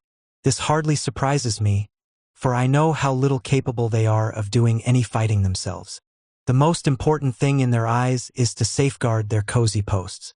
In Paris, they used the guillotine while we will only take away the food cards of those who fail to obtain them from the trade unions. Thereby we fulfill our duty. And now, at such a moment when we are in power, we are faced with a split. Zinoviev and Kamenev say that we will not seize power. I am in no mood to listen to this calmly. I view this as treason. What do they want? Do they want to plunge us into knife play? Only the proletariat is able to lead the country. As for conciliation, I cannot even speak about that seriously. Trotsky long ago said that unification is impossible. Trotsky understood this, and from that time on there has been no better Bolshevik. Zinoviev says that we are not the Soviet power. We are, if you please, only the Bolsheviks, left alone since the departure of the social revolutionists and the Mensheviks and so forth and so on. But we are not responsible for that. We have been elected by the Congress of the Soviets. This organization is something new. Whoever wants to struggle enters into it. It does not comprise the people, it comprises the vanguard whom the masses follow. We go with the masses, the active, and not the weary masses. To refrain now from extending the insurrection to the weary masses, but we are with the vanguard. The Soviets take shape. The Soviets are the vanguard of the proletarian masses. And now we are being invited to wed the City Duma. How absurd. We are told that we want to introduce socialism. How absurd. We do not intend to institute peasant socialism. We are told that we must halt. But that is impossible. Some even say that we are not the Soviet power. Then who are we? We are certainly not those who intend to unite with the Duma. We shall have next the proposal to coalesce with the Rumcharad and the Vixhel. This is horse trading. Perhaps we should also unite with General Kaldin? First conciliate with the conciliators and then they will put a spoke in the wheels. That would be miserable horse trading and not a Soviet power. That is precisely how we must pose the question at the conference. 99% of the workers follow us. If you want a split, go ahead. If you get the majority, take power in the Central Executive Committee and carry on. But we will go to the sailors. We are in power. Who is capable of deserting now to the Novaya Zizn? Spineless, unprincipled people who are today with us and tomorrow with the Mensheviks. They say that we will be unable to maintain power alone and so on. But we are not alone. The whole of Europe is before us. We must make the beginning. Only a socialist revolution is possible now. All these vacillations and doubts are a piece of nonsense. When I spoke and said let us fight with food cards, The faces of the soldiers lit up. Declare that the soldiers are incapable of fighting. But we get reports from speakers that they have never before seen such enthusiasm. Only we can create a plan of revolutionary work. Only we are capable of waging a struggle. As for the Mensheviks, they will not follow us. At the coming conference, we must put the question of the future course of the socialist revolution. We are confronted with Kale Din we have not yet conquered. When we are told that there is no power, then we must put them under arrest, and we'll do it. Then they can talk all they please about the horrors of the dictatorship of the proletariat. Now, if we were to place the members of the Vixhel under arrest, I could understand that. Let them howl about the arrests. The delegates from Tver said at the Congress of the Soviets, arrest them all. Here is something I can understand. Here you have a man who understands the dictatorship of the proletariat. Our present slogan is, no compromise, i.e., for a homogeneous Bolshevik government. Lunacharsky. I should like to share with you my impressions of the masses who have done the fighting. I was very much astonished to hear Vladimir Ilyich say in his speech that Kamenev supposedly fails to recognize the revolution as a socialist revolution. But who holds power now? The Bolsheviks. That fact alone speaks for itself. I am unaware that Kamenev holds a Menshevik point of view. Our influence is growing. The peasants are coming over to our side. The city worker, too, is beginning to understand that the question of land is not a matter of indifference to him. We have adopted the SR resolution as the basis for the land decree. We have introduced it into the program of our activities. We can likewise introduce it in appointing the government. We that a homogeneous socialist government is necessary. We say, not a single place to the constitutional Democrats. We have, furthermore, pointed out the necessity of workers' control, the necessity of regulating production by the factory and shop committees. The other parties are agreed on this. We will compel everybody to accept this point. This plus the Soviet power exhausts our program. Does this imply that we reject city dumas? Why, it is our own people who are seated in them. If these dumas attempt to seize, we will crush them. But does it mean that we aim to give the dumas a little slice of power? No, simply representation. Is it really possible that we would continue the civil war over this issue? No, we can't do it. Having re-elections for the dumas, that is another matter. Here we are already 8 days in power, but we still do not know whether the peace decree has been made known to the people. Who is responsible for it? The technical personnel, which is bourgeois or petty bourgeois. They sabotage us. If the City Duma were to demand a change in the main political line, that would be another matter. But if they demand only representation in the government, then there is no need even to discuss it. We cannot manage with our own forces. Famine will break out. If we do not have with us those who are sabotaging, i.e., the technical apparatus, then even our agitation will not be read abroad, and we will not be able to manage anything.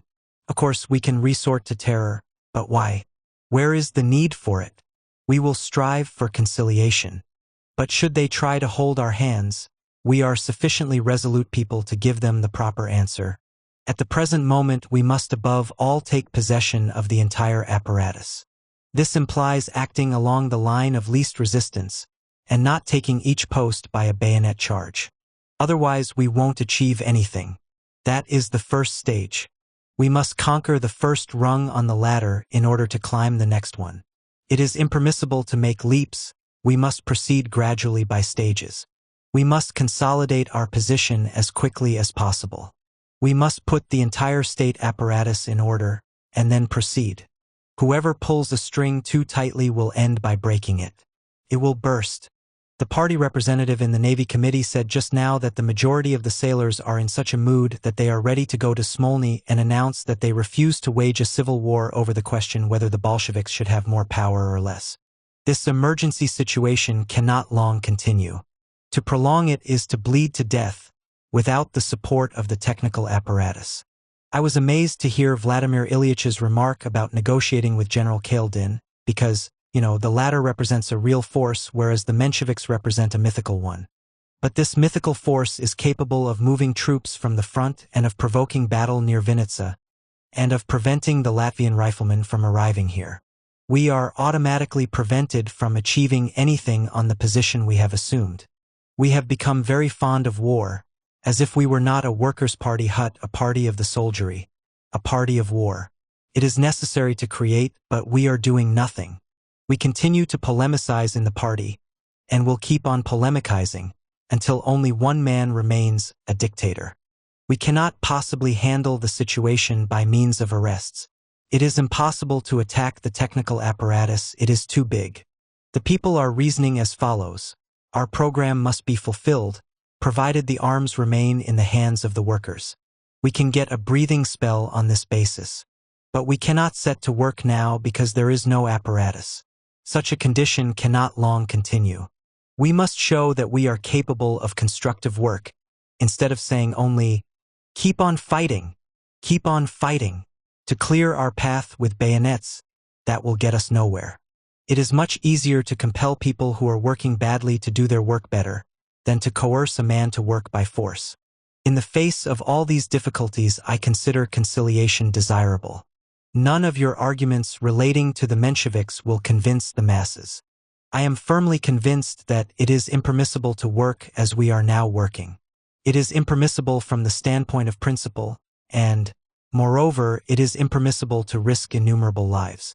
Do not sow dissension. There is enough dissension as it is, and the masses are becoming very restive. Trotsky. We are told that we are incapable of building up. In that case, we should simply surrender power to those who were correct in struggling against us. But we have already performed a great labor. We are told that we cannot sit on bayonets. But neither can we manage without bayonets. We need bayonets there in order to be able to sit here. One should imagine that the experience we have already gone through has taught us something. There has been a battle in Moscow. Yes, there was a serious battle with the Junkers there. But these Junkers owe allegiance neither to the Mensheviks nor the Vikshel. Conciliation with the Vikshel will not do away with the conflict with the Junker detachments of the bourgeoisie. No, a cruel class struggle will continue to be waged against us in the future as well. When all these middle-class lice, who are now incapable of taking either side, discover that our government is a strong one, they will come to our side, together with the Vikshel. Owing to the fact that we crushed the Cossacks of Krasnov beneath Petersburg, we were showered on the very next day with telegrams of congratulation. The petty bourgeois masses are seeking that force to which they must submit themselves. Whoever fails to understand this cannot have the slightest comprehension of anything in the universe and, least of all, in the state apparatus. Back in 1871, Karl Marx said that a new class cannot simply make use of the old apparatus. This apparatus engenders its own interests and habits which we must run up against. It must be smashed and replaced. Only then will we be able to work. If that were not so, if the old Tsarist apparatus suited our new purposes, then the entire revolution would not be worth an empty eggshell. We must create such an apparatus as would actually place the common interests of the popular masses above the proper interests of the apparatus itself. There are many in our midst who have cultivated a purely bookish attitude towards the question of the classes and of the class struggle. The moment they got a whiff of the revolutionary reality, they began to talk a different language, i.e., of conciliation and not struggle. We are now living through the most profound social crisis. At present, the proletariat is effecting the demolition and the replacement of the state apparatus. The resistance on their part reflects the processes of our growth. No words can moderate their hatred of us. We are told that their program is presumably similar to ours. Give them a few seats and that will settle everything. But why do they give aid to Kaldin if they have the same program as we? No.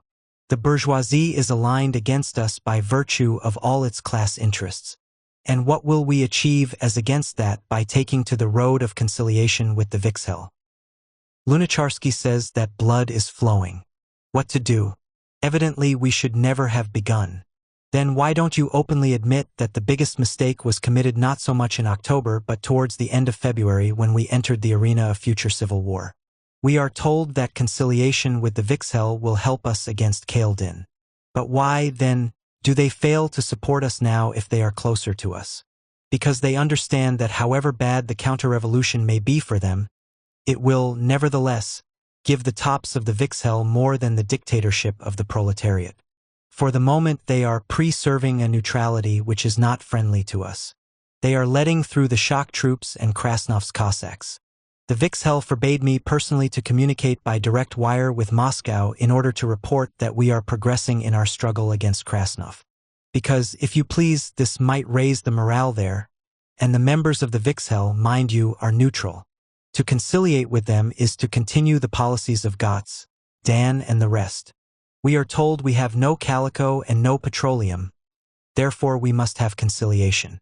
But I ask for the 1001st time, just how will conciliation with Gotz and Dan give U.S. petroleum?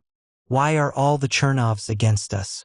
They protest because they are bourgeois through and through in their psychology. They are incapable of applying any serious measures against the bourgeoisie.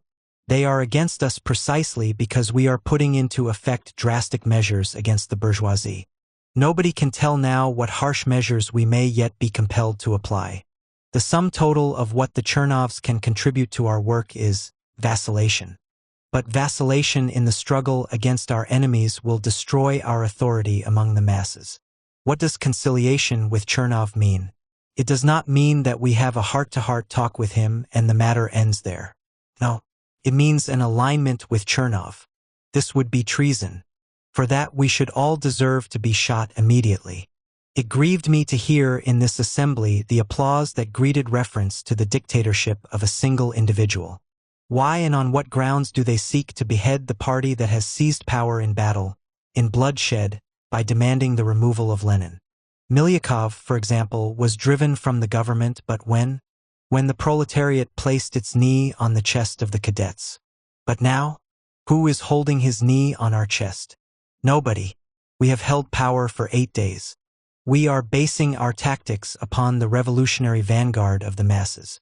We are told by the champions of conciliationism that unless we conciliate the Baltic Fleet will not give us even a rowboat. Nothing of the sort happened. They tried to scare us by insisting that the workers would balk.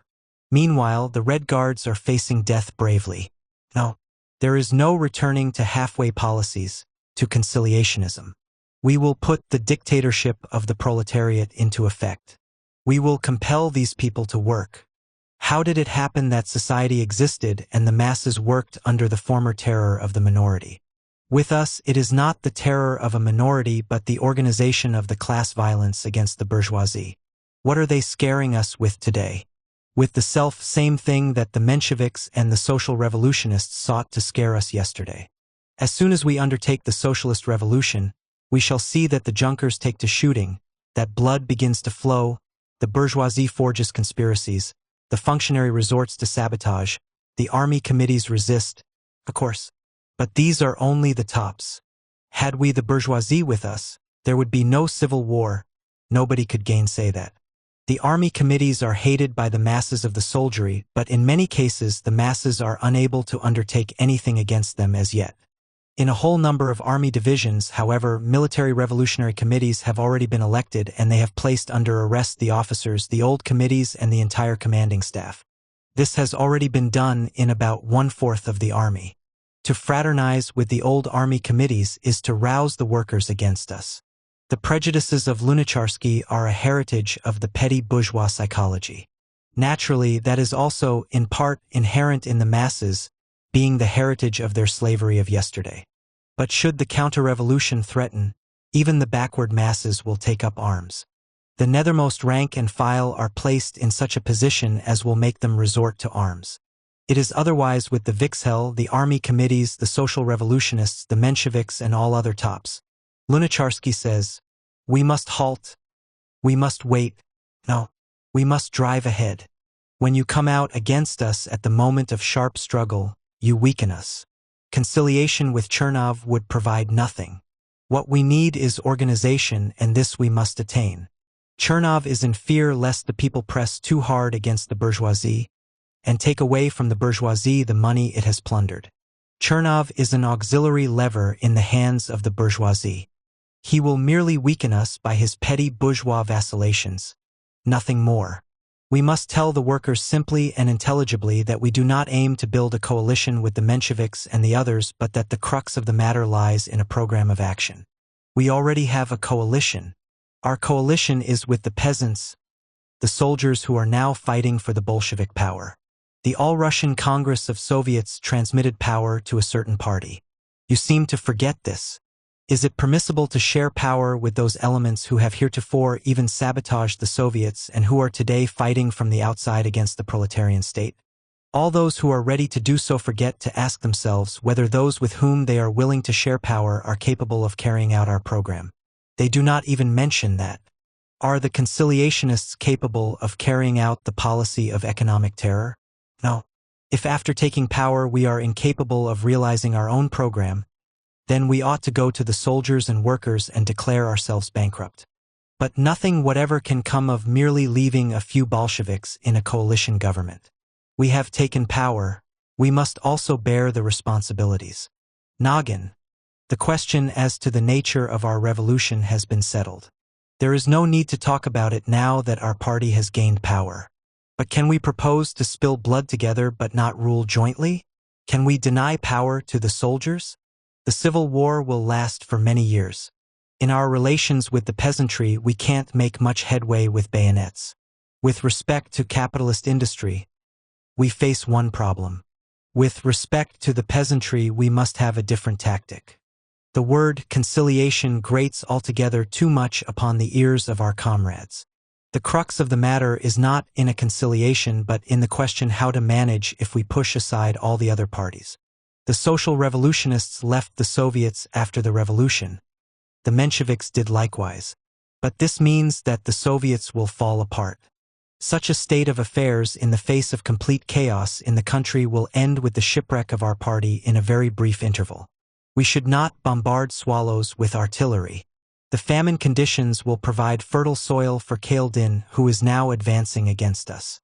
By a single telegram to the railway employees informing them of our intention to deprive them of their food cards, we would lay the basis for a mighty wave of protest. Glebov. The situation is rendered serious not because the shock troops are advancing. Power is in our hands and we shall be able to deal with them.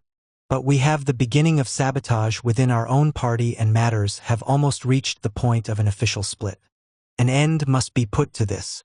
Sabotage is effective only to the extent that we pursue a line of conciliation with it. So long as I was conciliatory, the functionaries mocked at me. But as soon as I took decisive measures, I was able to adjust a great many things. With regard to the Department of Posts and Telegraphs, the important thing is that it has passed a resolution in our favor. They must reckon with us. In Ivanovo-Voznesensk, the proletariat has adopted a decisive resolution. They arrested and jailed the saboteurs, and when the latter came out they were like lambs. To the comrades who have begun to waver, we must say, we must part company. Stop interfering with us. Otherwise, if we vacillate, we shall lose everything. We are told that the government will be responsible to the parliament. What sort of parliament will it be? Will it by any chance resemble the pre-parliament? No. We are for the Soviets. There is no other way. The crux of the matter is not in the seats that we must assign to other parties, but in that they will not carry out our policy. Nothing else remains except to say, we must part company. Trotsky. The question has been adequately clarified by Trotsky and Lenin. During the July days, from July 8th to July 5th, when it seemed as though the counter-revolution had defeated us, we were in reality the victors. The days of the insurrection have proved that we have a coalition with the masses. The peasants and the workers stand shoulder to shoulder. But the hammer of revolution, while consolidating the masses, has chipped away the Mensheviks, the defensists, and the social revolutionists. We have seen how the conciliationists worked against consolidation. Now, after we have conquered, an attempt is being made to lead us on the road of conciliationism. Conciliation with these people is a masked retreat from power. Hitherto the parties of conciliation with the bourgeoisie have stood at the helm of power, but now we stand at the helm without conciliation. I regard as superfluous Comrade Lunacharsky's remarks about there be no harm in giving the city Dumas 50 seats. What does giving 50 seats imply? Surely we are not taking them in so as to furnish the premises. We stand for the Soviet power. I too should like to ask how petroleum will come pouring to us through faucets by the name of Kamkov? Just how will the doors of granaries open to us through the medium of the social revolutionists? In all this, there is an utter lack of principle. Why not give them 60 seats? Why not 25 or 35? The revolutionary masses will not follow this call. Baki. Several mentions have been made here of a conference. This is too high-sounding a name for it. It will be hard to call a full session tomorrow.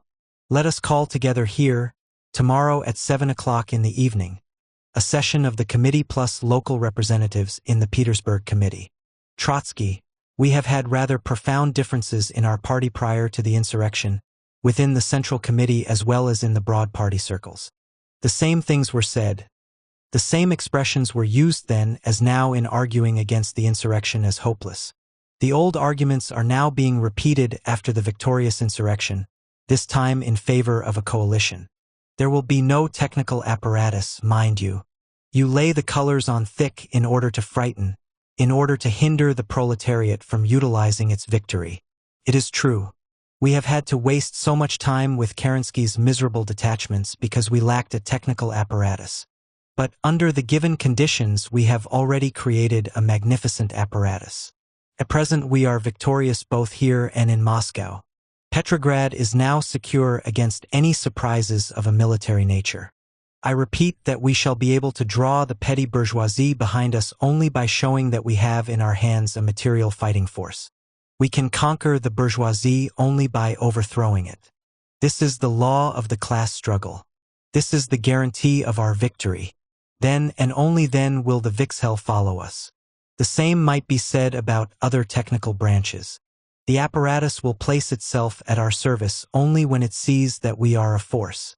The October Revolution does not consist in setting the old apparatus in motion again.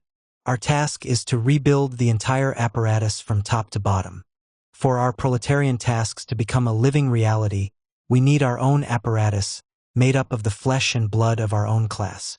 We created such an apparatus of our own against Kerensky and against Krasnov beneath Petrograd. You keep repeating that we cannot sit on bayonets. But in order for us to carry on these discussions with you here, it is indispensable to have bayonets at Tsarskoye Selo. All government is based on force and not conciliation. Our government is the force exercised by the majority of the people against the minority. This is beyond dispute. This is the ABC of Marxism. They prevented me from communication with Moscow by direct wire, and then they let through the shock troops. They betray us in the most acute moments of the struggle. And it is proposed to us, now that we have conquered, that we admit them into the very strong hold of the government. Noggin, we, Bolsheviks, recognize that our revolution is not a bourgeois revolution. But we will conquer not alone but together with the peasants.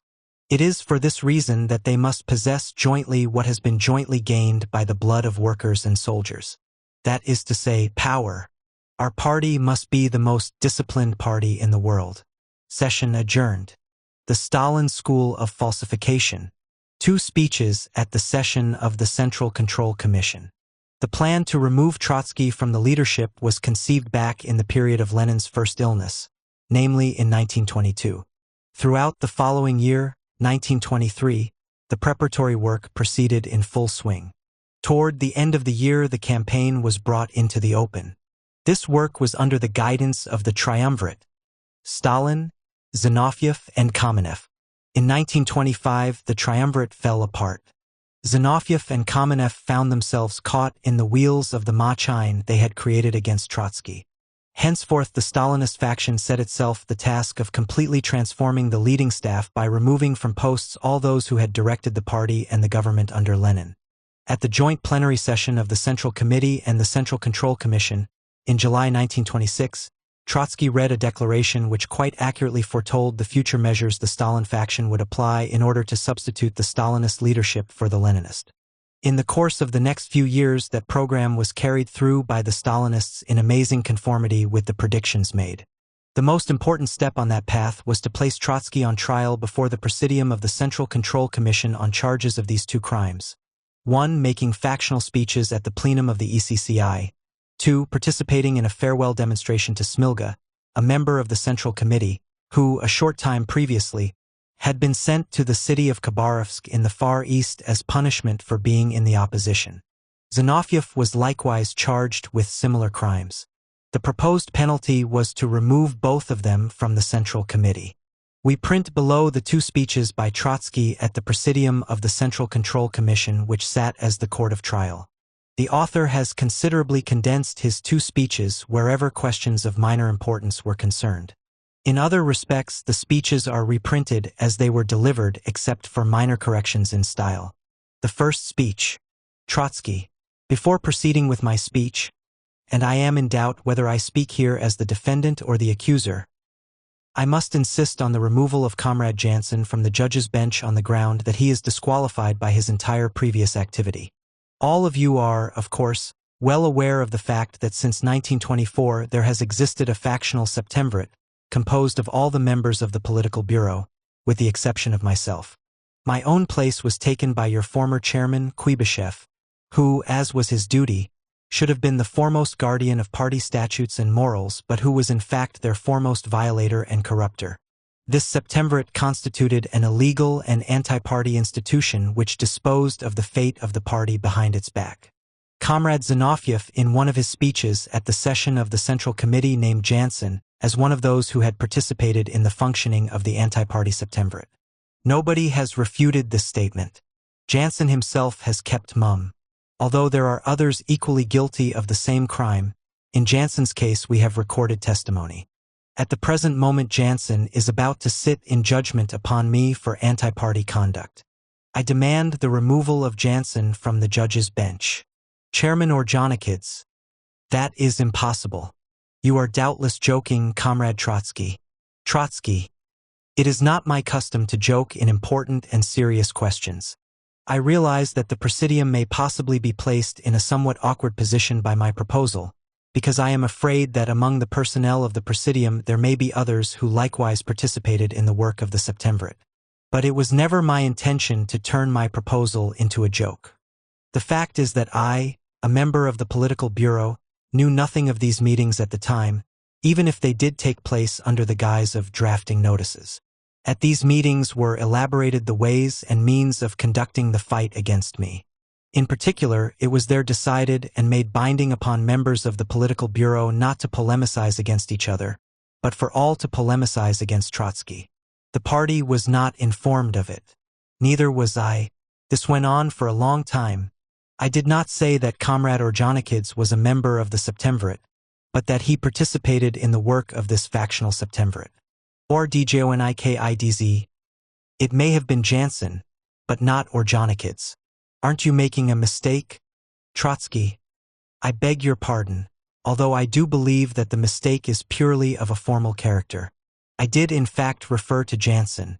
I did not say that Comrade Jansen was a member of the septemvirate itself. No, but he did participate in the work of this factional septemvirate, for which there is no provision made in the party statutes, and which functioned against the statutes and the will of the party, otherwise it would have had no reason for hiding.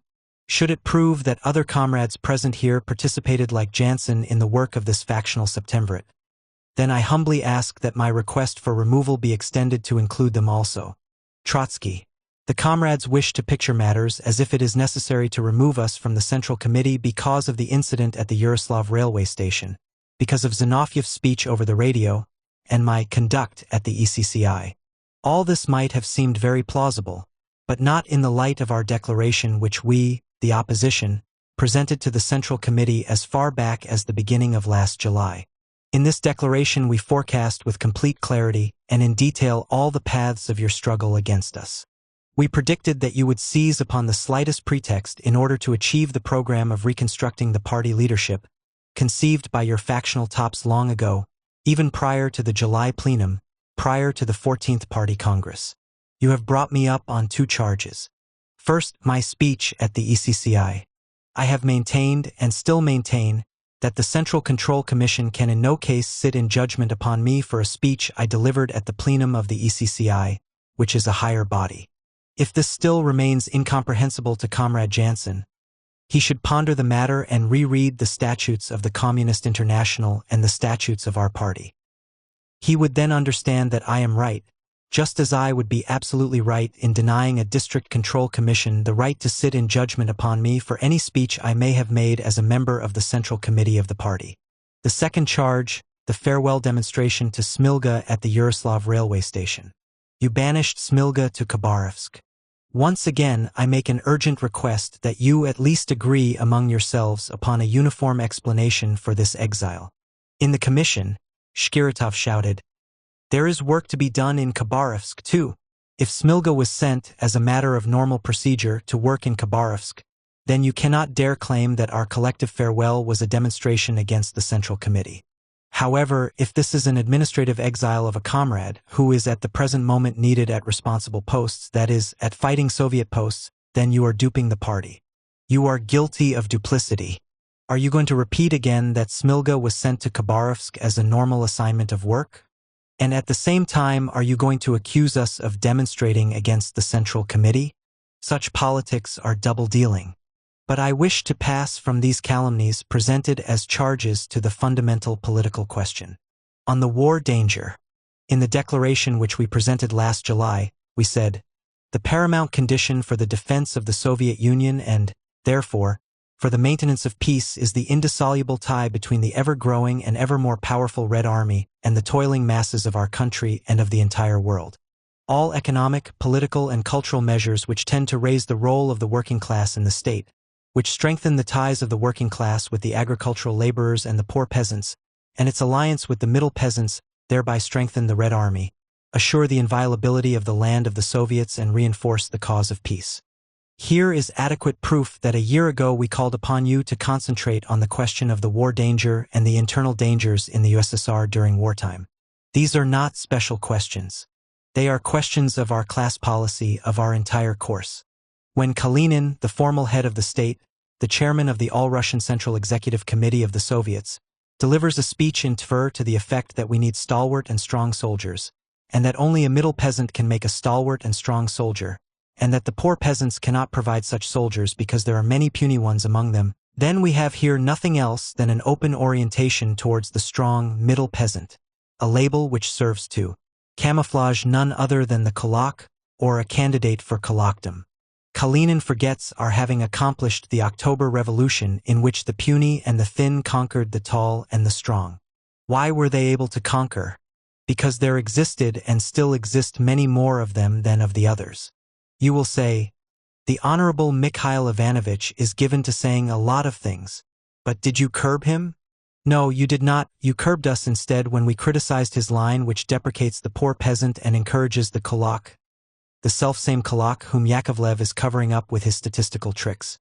It is Yakovlev who should be up on trial, but instead Yakovlev is about to pass judgment on us.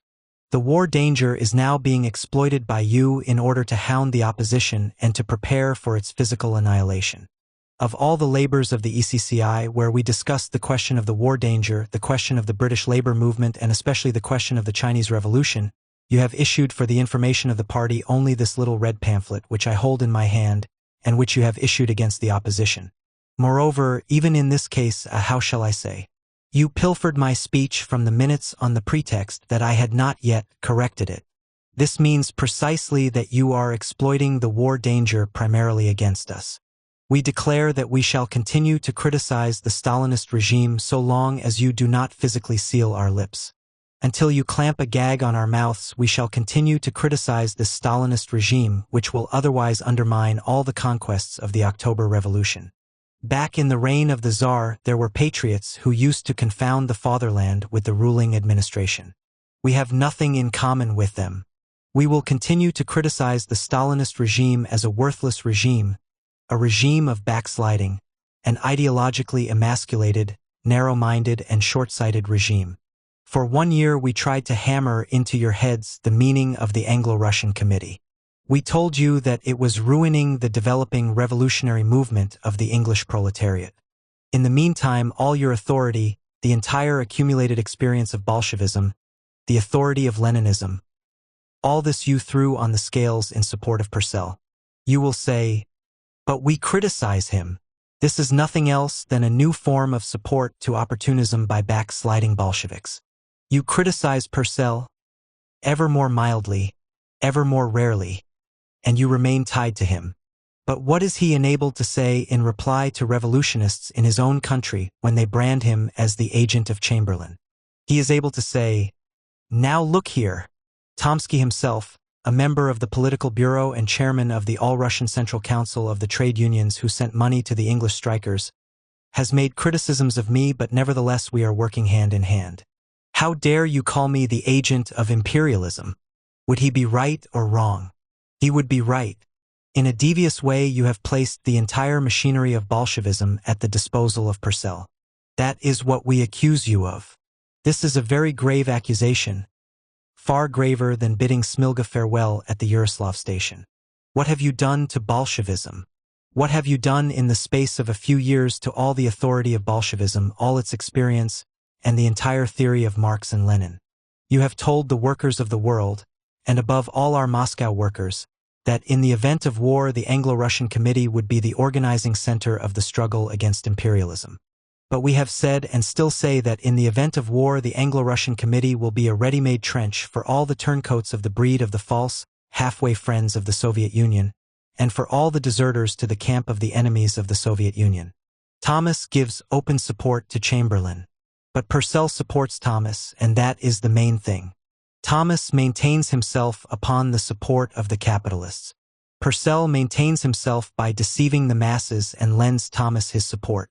And you are lending support to Purcell. You accuse us of giving support to Chamberlain. No, it is you yourselves who are linked up with Chamberlain through your right wing. It is you who stand in a common front with Purcell, who supports Thomas and, together with the latter, Chamberlain. That is the verdict of a political analysis and not a charge based on calumny. The devil only knows what is already being said about the opposition at meetings, particularly at meetings of workers and peasants' nuclei. Questions are raised as to the resources used by the opposition to carry on its work. It may be that illiterate and unconscious workers, or your own plants, are sending up such questions as are worthy of the Black Hundred. And there are scoundrels acting as reporters who have the audacity to give evasive answers to such written questions. If you were really a Central Control Commission, you would be duty-bound to put an end to this dirty, abominable, contemptible, and purely Stalinist campaign against the opposition. We, on the other hand, are not preoccupied with spreading calumny. We present an open political declaration. Chamberlain and Thomas are in a common front. They are supported by Purcell, without whose support they are ciphers, but you are supporting Purcell and thereby weakening the USSR and strengthening imperialism. This is an honest political declaration, and you yourselves are feeling the weight of it at this very moment. If you were seriously mindful of the war danger, as you claim, how could there possibly have been the wild internal party repressions which are now becoming more and more unbridled? How can you at the present time discard first-class military workers who are being removed from military activity because, although they are ready and able to fight for the socialist fatherland, they consider the present policy of the Central Committee false and ruinous? Have you many such military workers as Smilga, Mrachkovsky, Lashevich, and Bakayev? I have heard that it is your intention to remove Muralov from military inspection because he was a signatory to the Declaration of '83. You are as one with Purcell and other fighters against war of the same stripe, but you want to remove Muralov from military inspection. No one reported it to me, but there is widespread talk of it. Or DJONIKINZE, you anticipate too much. Trotsky. That was well put, indeed. I am stating 48 hours ahead of time what you will do a little later. Just as last July we presented you beforehand with the entire itinerary of your struggle against us. A new stage of development is now in order. What about the students in the military academy and in the Academy of the Air Corps? You are expelling the best students for being in the opposition. I have succeeded in obtaining brief biographies of the 4 students whom you expelled the other day on the eve of their graduation from the military academies. The first biography is that of Okotnikov, the second Kuzmichev, the third Broito, the fourth Capel. Here is the first, Okotnikov, born in 1897, father and mother, peasants from Bessarabia. They possessed no land of their own, but worked on that of the landlord. He received only an elementary education. Until 1915, worked for his father and hired out as a truckman. From 1915, served as a soldier in the Tsarist army. During the February Revolution was in the city of Ekaterinoslav, elected delegate from the Reserve Artillery to the Soviet of Soldiers' Deputies, but was transferred in May to the 4th Army at the front because of Bolshevik tendencies, and was there a delegate from the 14th Artillery Brigade to the Divisional and Corps Committee. During the October Revolution, having been wounded in battle, he was convalescing in a hospital. Upon leaving the hospital in December 1917, he organized, acting under the leadership of the Bolshevik Party, a partisan detachment and fought against the Romanian occupation troops. In 1918, he joined the underground organization in Bessarabia, served as chairman of the Underground Revolutionary Committee of Telitsk District, and as commander of the partisan detachment. For his activities he was tried twice by the Romanian court-martial and was sentenced to death, but escaped. In 1919 he came with the partisans to the Ukraine, where he joined the 45th Red Division. Served in various commanding posts. Throughout the war remained at the front, and at the conclusion of the war repeatedly took part in the struggle against the White Bandits. In 1924, he entered the military academy and was assigned to a preparatory course in view of his not having had a general schooling. He graduated from the first course to the second cum laude. He was first brought up on charges in the party for oppositionist views in February 1927. Expelled from the academy for participating in the Farewell to Smilga. Thus far I have in my possession 4 biographies which do not differ from each other in any fundamental respect. They are all soldiers of the revolution, soldiers of the party, wounded in battle, honored with certificates by the All-Russian Central Executive Committee of the Soviets, recipients of the medals of the Red Banner, tempered revolutionists who will remain faithful to October, who will fight to the end for October, but whom you are driving out of the military academies. Is that the way to prepare for the military defense of the revolution? We are accused, as is well known, of pessimism and lack of faith. How did the accusation of pessimism originate? This foolish and contemptible word was put in circulation, I believe, by Stalin. But a good deal more faith than most of you have in the international revolution is required to swim against the current. What is the origin of the accusation of lack of faith? It is the notorious theory of building socialism in one country. We refuse to believe in this theory of Stalin's. Zinoviev, in 1925, Orjonikidze told me that I must write against Stalin. Trotsky, we refuse to believe in this revelation which tends to distort fundamentally Marx and Lenin. We did not believe in this revelation and therefore we are pessimists and men of little faith. But do you know who was the precursor of Stalin, the optimist? I have brought with me and, if you wish, will deliver into your hands an important document. It is an article written in 1879 by Vollmer, who later became famous as a German social patriot. This article is entitled The Isolated Socialist State. It ought to be translated and sent to all members of the Central Committee and the Central Control Commission and, indeed, to all members of the party. The German Social Democrat Vollmer developed the theory of National Socialism back in 1879, whereas his epigone Stalin set about creating his original theory only in 1924. Why in 1879? Because that was the time of reaction, the period of a widespread decline in the European labor movement. The French Commune was crushed in 1871. Up to 1879, there was no revolutionary movement in France. In England, liberal trade unionism and liberal labor policies triumphed all along the line. This was the time of the most profound decline in the English and continental revolutionary movement. Meanwhile, in Germany, the social democracy was developing quite rapidly. In consequence of that contradiction, Vollmer arrived at his original theory of socialism in one country. And do you know how Vollmer ended? He ended by becoming an extreme right-wing Bavarian social democrat, a chauvinist.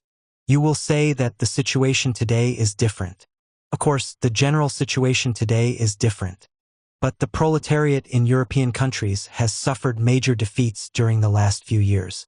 Hopes are deferred today for an international revolution, for its immediate victory as was the hope in 1918 to 1919, and some of the optimists in the majority have lost this hope altogether and are therefore driving to a conclusion that we can get along without an international revolution. Precisely therein lies the prerequisite for the opportunistic backsliding to the narrow nationalistic Volmerism, beginning with his theory of socialism in one country. You accuse us of pessimism and lack of faith both in connection with this theory and without any connection with it. We, the opposition, are a tiny clique of pessimists and men of little faith. The party stands united, and in it all are optimists and men of great faith. Isn't this much too simple a picture?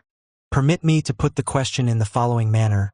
Will a careerist, i.e., a man seeking personal advancement, now join the opposition? Certainly not, unless he is such a wily fellow as will join only to withdraw immediately in order to he at once enrolled among the best representatives of our party and our country. But these are, so to speak, supremely contemptible exceptions. If you were to take the average careerist, then, I ask, will such an individual seek his career through the opposition under the present conditions? You yourselves know that he will not. Will a self-seeker join the opposition under present conditions when worker Bolsheviks are being driven, for opposition activity, from factories and mills and into the ranks of the unemployed, all of whom will fight no worse when the need arises than all those now assembled here? The self-seeker will not join. The example of the worker oppositionists is proof that despite the repressions, there are still men left in the ranks of the party who have the courage to fight for their opinions. The prime quality of every revolutionist is the ability to dare swim against the current, the ability to struggle for his opinions even under the most adverse conditions. I ask once again, will the man about town, the functionary, and the self-seeker join the opposition? No, they will not. Will the workers with large families, who have grown weary and have become disillusioned in the revolution and who remain in the party out of inertia, go into the opposition?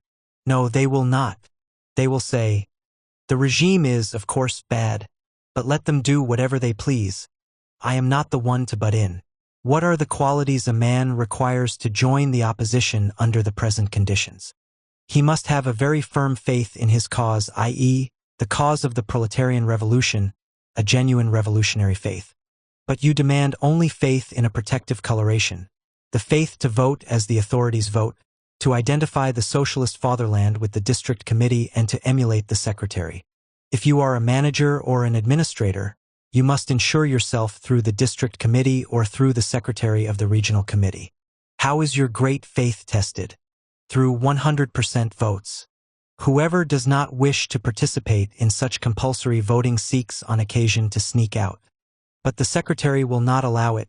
He must vote, and he must vote as per instructions, and the names of those who abstain are noted down. Do you think you can hide all this from the proletariat? What are you trifling with? I repeat, what are you trifling with? You are trifling ominously with yourselves, with the revolution and the party. The man who always votes 100% with you, the man who smeared yesterday Trotsky, today Zinoviev, and who will tomorrow smear Bukharin and Rykov, will never make a staunch soldier in the difficult hours of the revolution. But the opposition gives proof of its loyalty and courage precisely because it does not surrender in the most difficult period of backsliding and repression, but gathers around itself the most valuable fighting elements who can he neither bribed nor browbeaten. Jansen. There are careerists and self-seekers among the oppositionists as well. Trotsky. Name them. You need only name them, and then we, together with you, will drive them out. Where are they? The main nucleus of the opposition is composed of elements who can be neither bribed nor browbeaten. The party regime stifles, chokes, and chains the party, and it camouflages the profound class processes taking place in the country, with which we are confronted at the very first rumors of the war danger, and which will confront us still more sharply at the outbreak of the war. The present regime effaces the vanguard of the proletariat because it allows no opportunity for stating openly and honestly whence the danger threatens, and the proletariat is threatened with danger from the side of the non-proletarian classes. The entire past period consists in this, that the proletariat is being politically shriveled up while the other classes are unfolding. Bound up with this is the question of the worker state.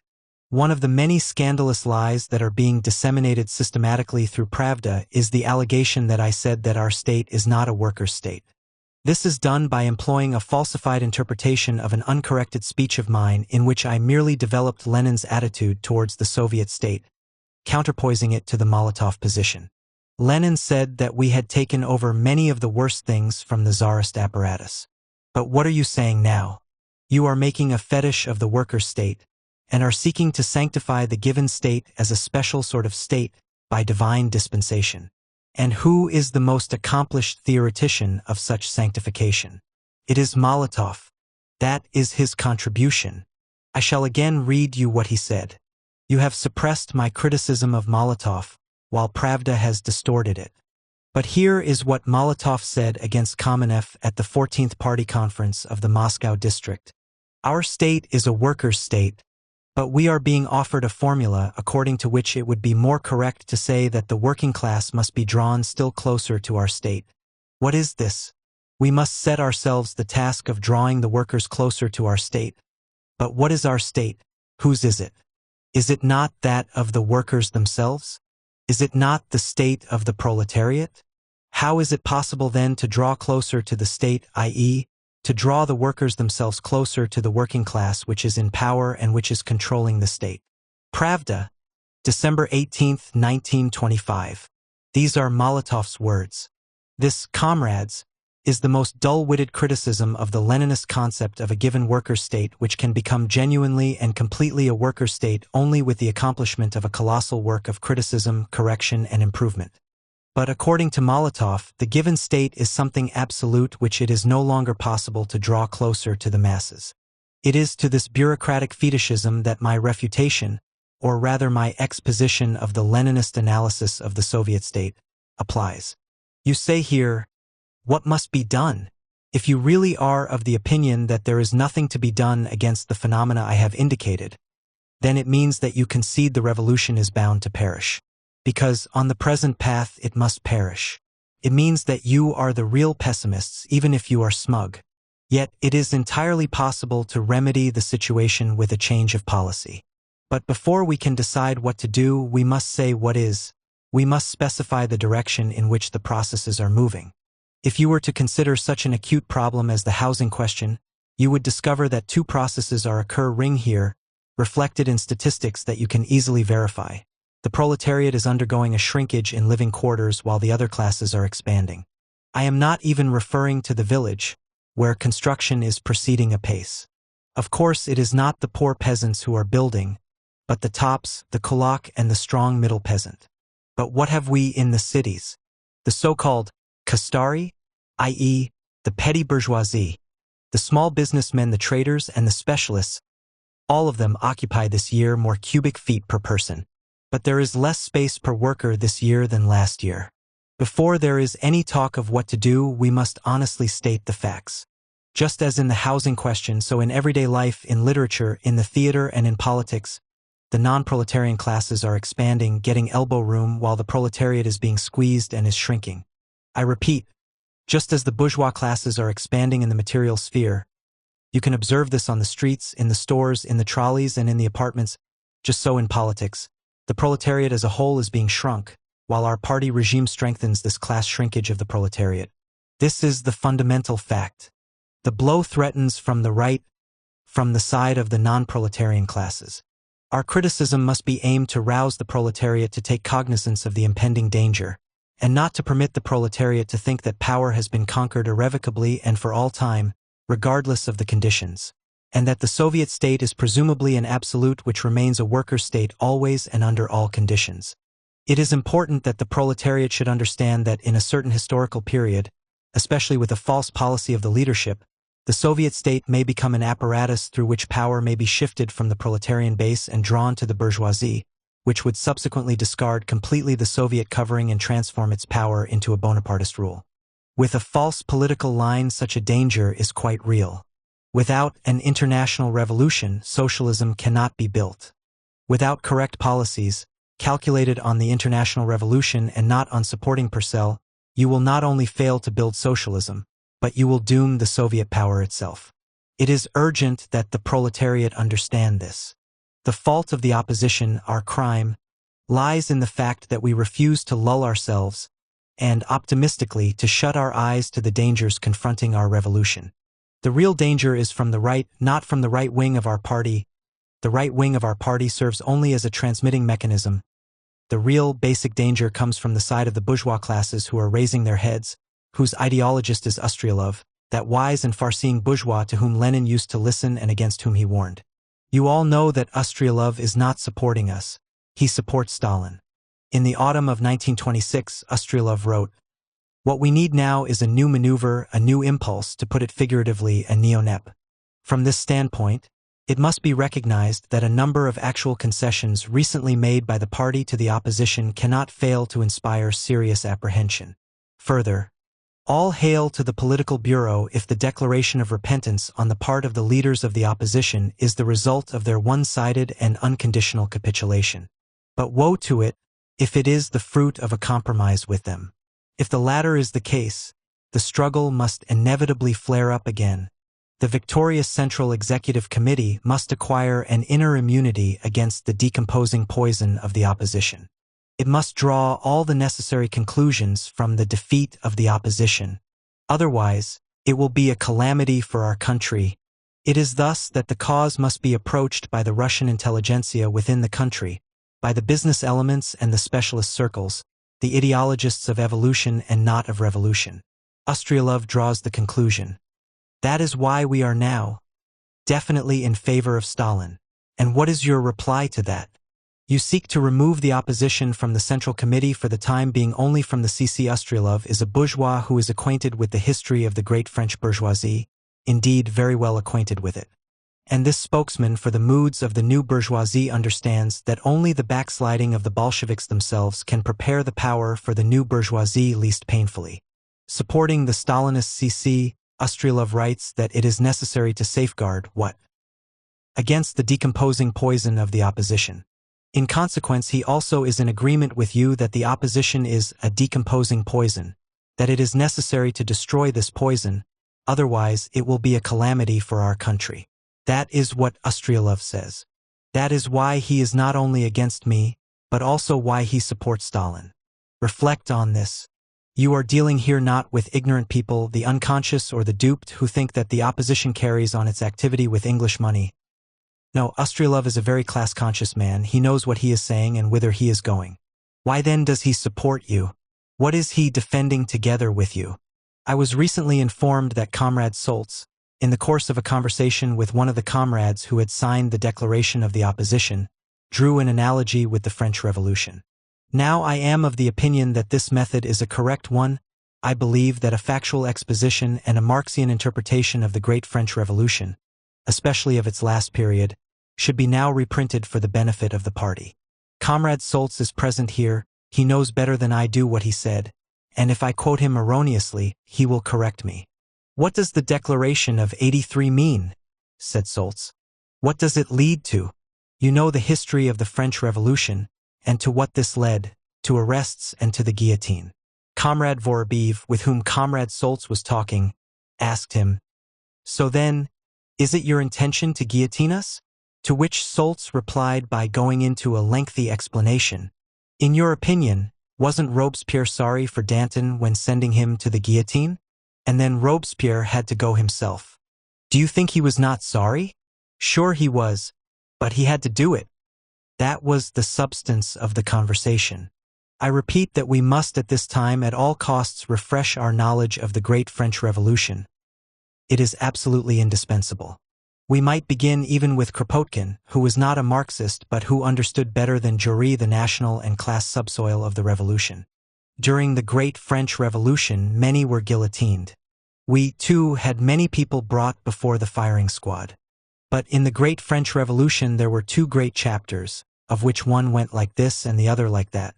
We must understand this.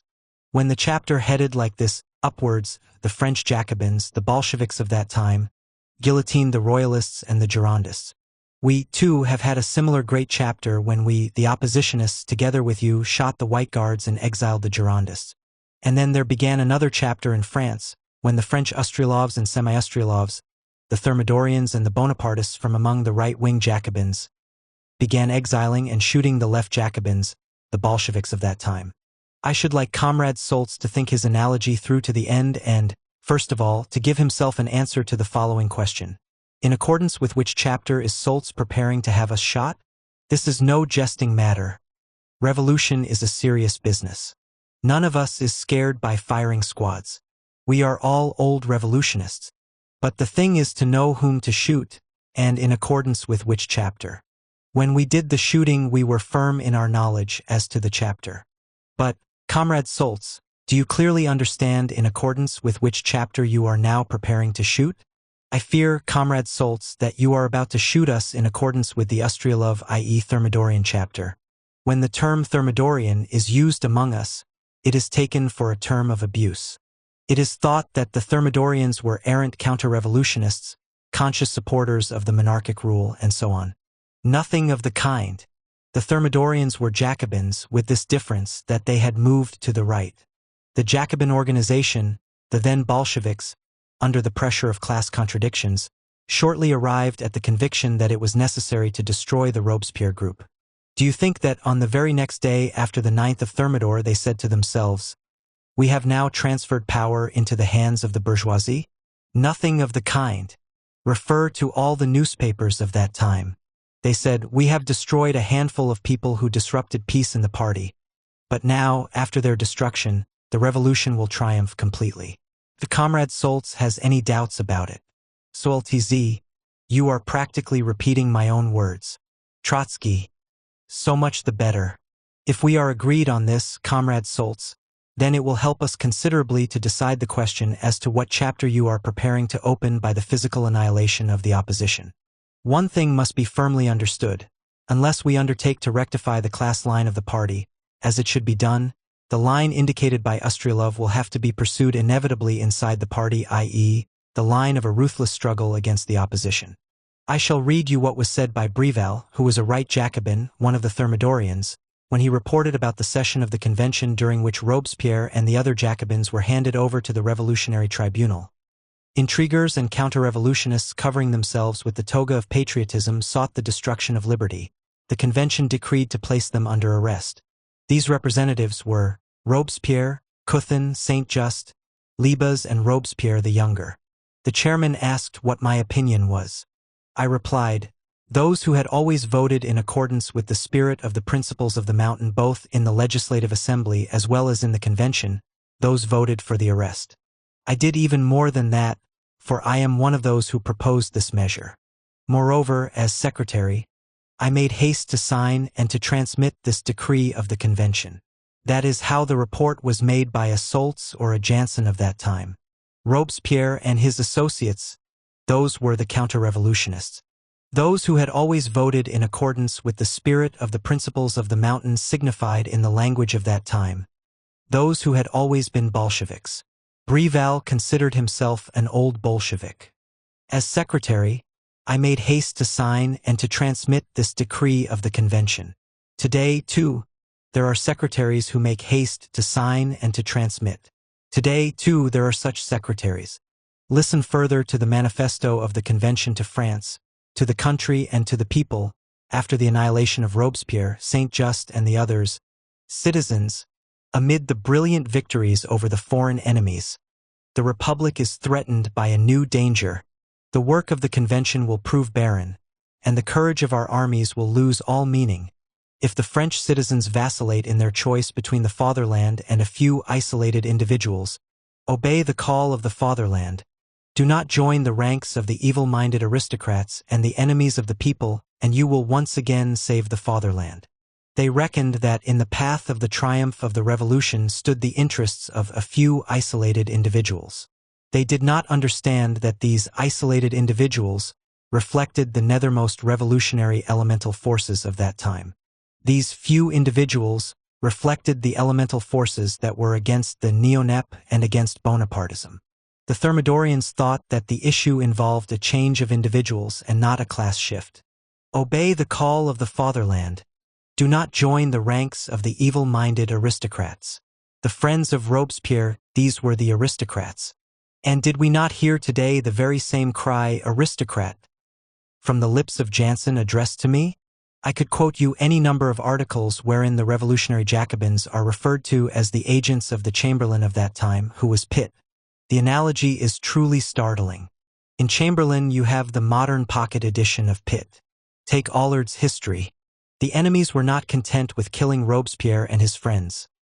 They calumniated them, picturing them in the eyes of France as royalists and as men who had sold themselves to foreigners. That is the literal wording of the passage. And today, does not Pravda's article entitled "The Path of the Opposition" swerve into a similar path?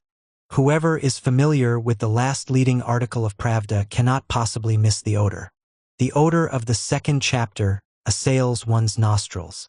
The odor of this second chapter is Austrialism, which is already penetrating through the official institutions of our party, and which is disarming the revolutionary vanguard of the proletariat at a time when the party regime stifles everyone who struggles against Thermidor.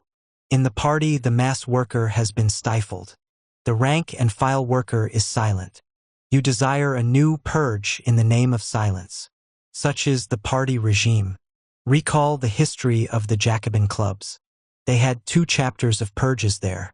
When the wave went like this, the moderates were ejected. When the line began to curve downwards, the revolutionary Jacobins began to be ejected.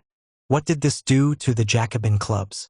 An anonymous regime of terror was instituted, for silence was made compulsory, 100% votes and abstention from all criticism were demanded. Thinking in accordance with orders from above was made obligatory, and men were compelled to unlearn to think that the party is a living, independent organism and not a self-sufficing machine of power. The then Central Control Commission. There were likewise institutions at that time which fulfilled your functions, together with the revolution as a whole, went through 2 chapters. In the second chapter, it disaccustomed the members of the party from thinking, and compelled them to accept blindly everything from above. The Jacobin clubs, the crucibles of revolution, became the nurseries of future functionaries of Napoleon. We should learn from the French Revolution. But is it really necessary to repeat it? This was not said in factional jesting. No one would risk for the sake of trifles and trash such great things as are at stake between us.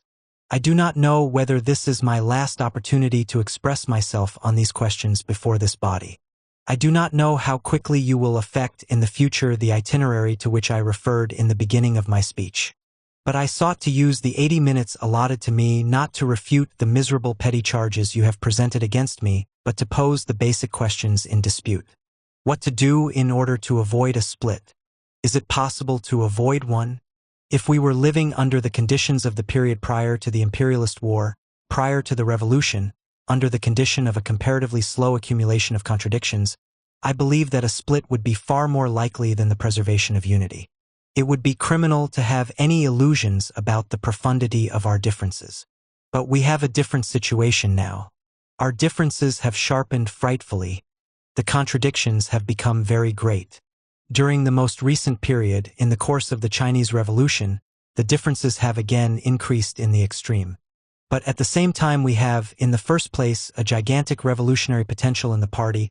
We possess gigantic ideological wealth of accumulated experience in the works of Lenin, in the program of the party, in the traditions of the party. You have squandered a great deal of this capital. You have substituted for a lot the cheap surrogates of the modern school which prevails now in the party press. But a good deal of pure gold still remains.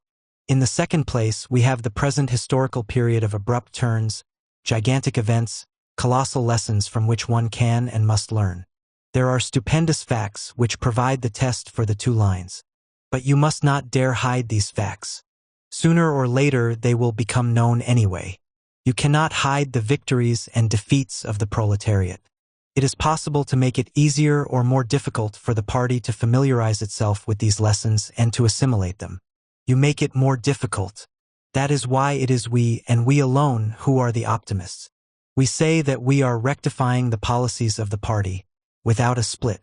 We are fighting and will continue to fight for the line of the October Revolution.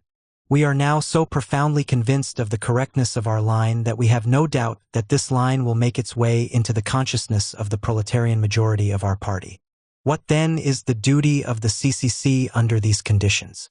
It seems to me that the duty of the CCC under these conditions should be to create, for this sharp and critical period, a more healthy and flexible regime in the party so as to enable the gigantic events to provide the test for the antagonistic lines without any convulsions. It is necessary to secure for the party the possibility of ideological self-criticism on the basis of the great events. If this is done, I am certain that, in a year or 2, the course of the party will be rectified. There is no need to rush. There is no necessity for adopting such decisions as cannot be later remedied. Beware lest you are compelled to say, "We parted company with those whom we should have preserved, while preserving those from whom we should have parted." The second speech. Trotsky. I am pleased to take note of Comrade Orjonikidze's declaration that in his opinion, as well as in mine, bureaucratism has grown during the past year. It is not a question of the mere number of functionaries.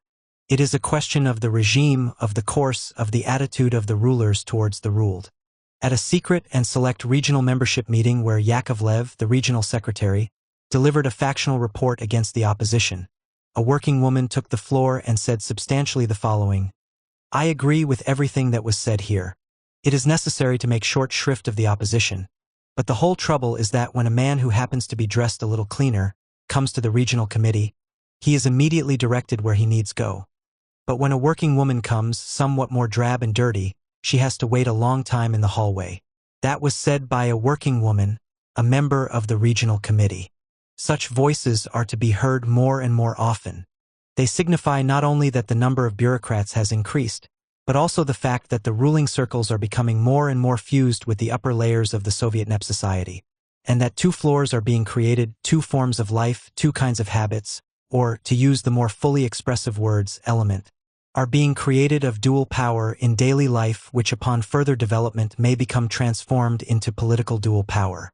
Now, political dual power would already constitute a direct threat to the dictatorship of the proletariat. An enormous layer of the urban party Soviet personnel leads the lives of functionaries until 8 p.m. After 3 o'clock, they live like men about town, taking the attitude of liberals toward the Central Committee, while on Wednesdays, after 6 o'clock, they condemn the opposition for being men of little faith. This type of party member bears a considerable resemblance to the Tsarist functionary who used to profess privately the theory of Darwin, and who, when the need arose, presented credentials of Holy Communion. Comrade Orjonikidze has proposed to us that we aid him in the struggle against bureaucratism. Why then does he remove oppositionists from their posts? I maintain that the overwhelming majority of oppositionists are removed not for performing their work badly or for failing to work in keeping with the directives of the CEC, but as punishment for their convictions. They are removed as oppositionists. They are removed as punishment for so-called Trotskyism. I should like to avail myself of at least a single opportunity to express myself briefly on the subject of Trotskyism, i.e., the lie that has been passing under the guise of my political biography, especially from the lips and pen of Yaroslavsky, who is present here in the capacity of a judge, and others like himself. I have stated more than once, as is well known to all old party members, that on many most important questions I at one time fought against Lenin and the Bolshevik Party, but I was not a Menshevik. If by Menshevism is understood a political class line and that is the only way to understand it, then I was never a Menshevik.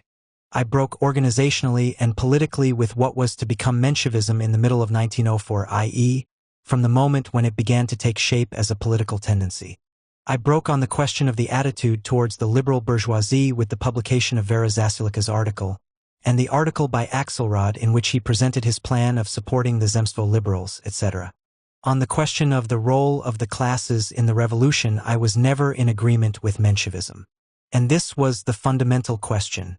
All the Yaroslavskys are duping the party and the International not only with respect to the last 10 years, but also with respect to the more distant past when I stood outside both of the main factions of the then social democracy. In May 1905, the Bolshevik Congress adopted a resolution on the question of the armed insurrection and the provisional government. At the Congress, Comrade Krasin introduced a major amendment, which was, in reality, a separate resolution, which was referred to by Lenin at the Congress in the most laudatory manner. This resolution presented by Krasin was written entirely by me in Petrograd. I have proof of this, namely, a note written by Krasin to me during one of the sessions. The most important resolution of the First Congress of the Bolshevik Party on the question of the armed insurrection and the provisional government contained the central portion, "Consult the protocols," that was written by me, and I am proud of it. Have any of my critics perhaps something similar to list among their assets? In 1905, a whole number of proclamations issued in Baku in the underground Bolshevik print shop were written by me.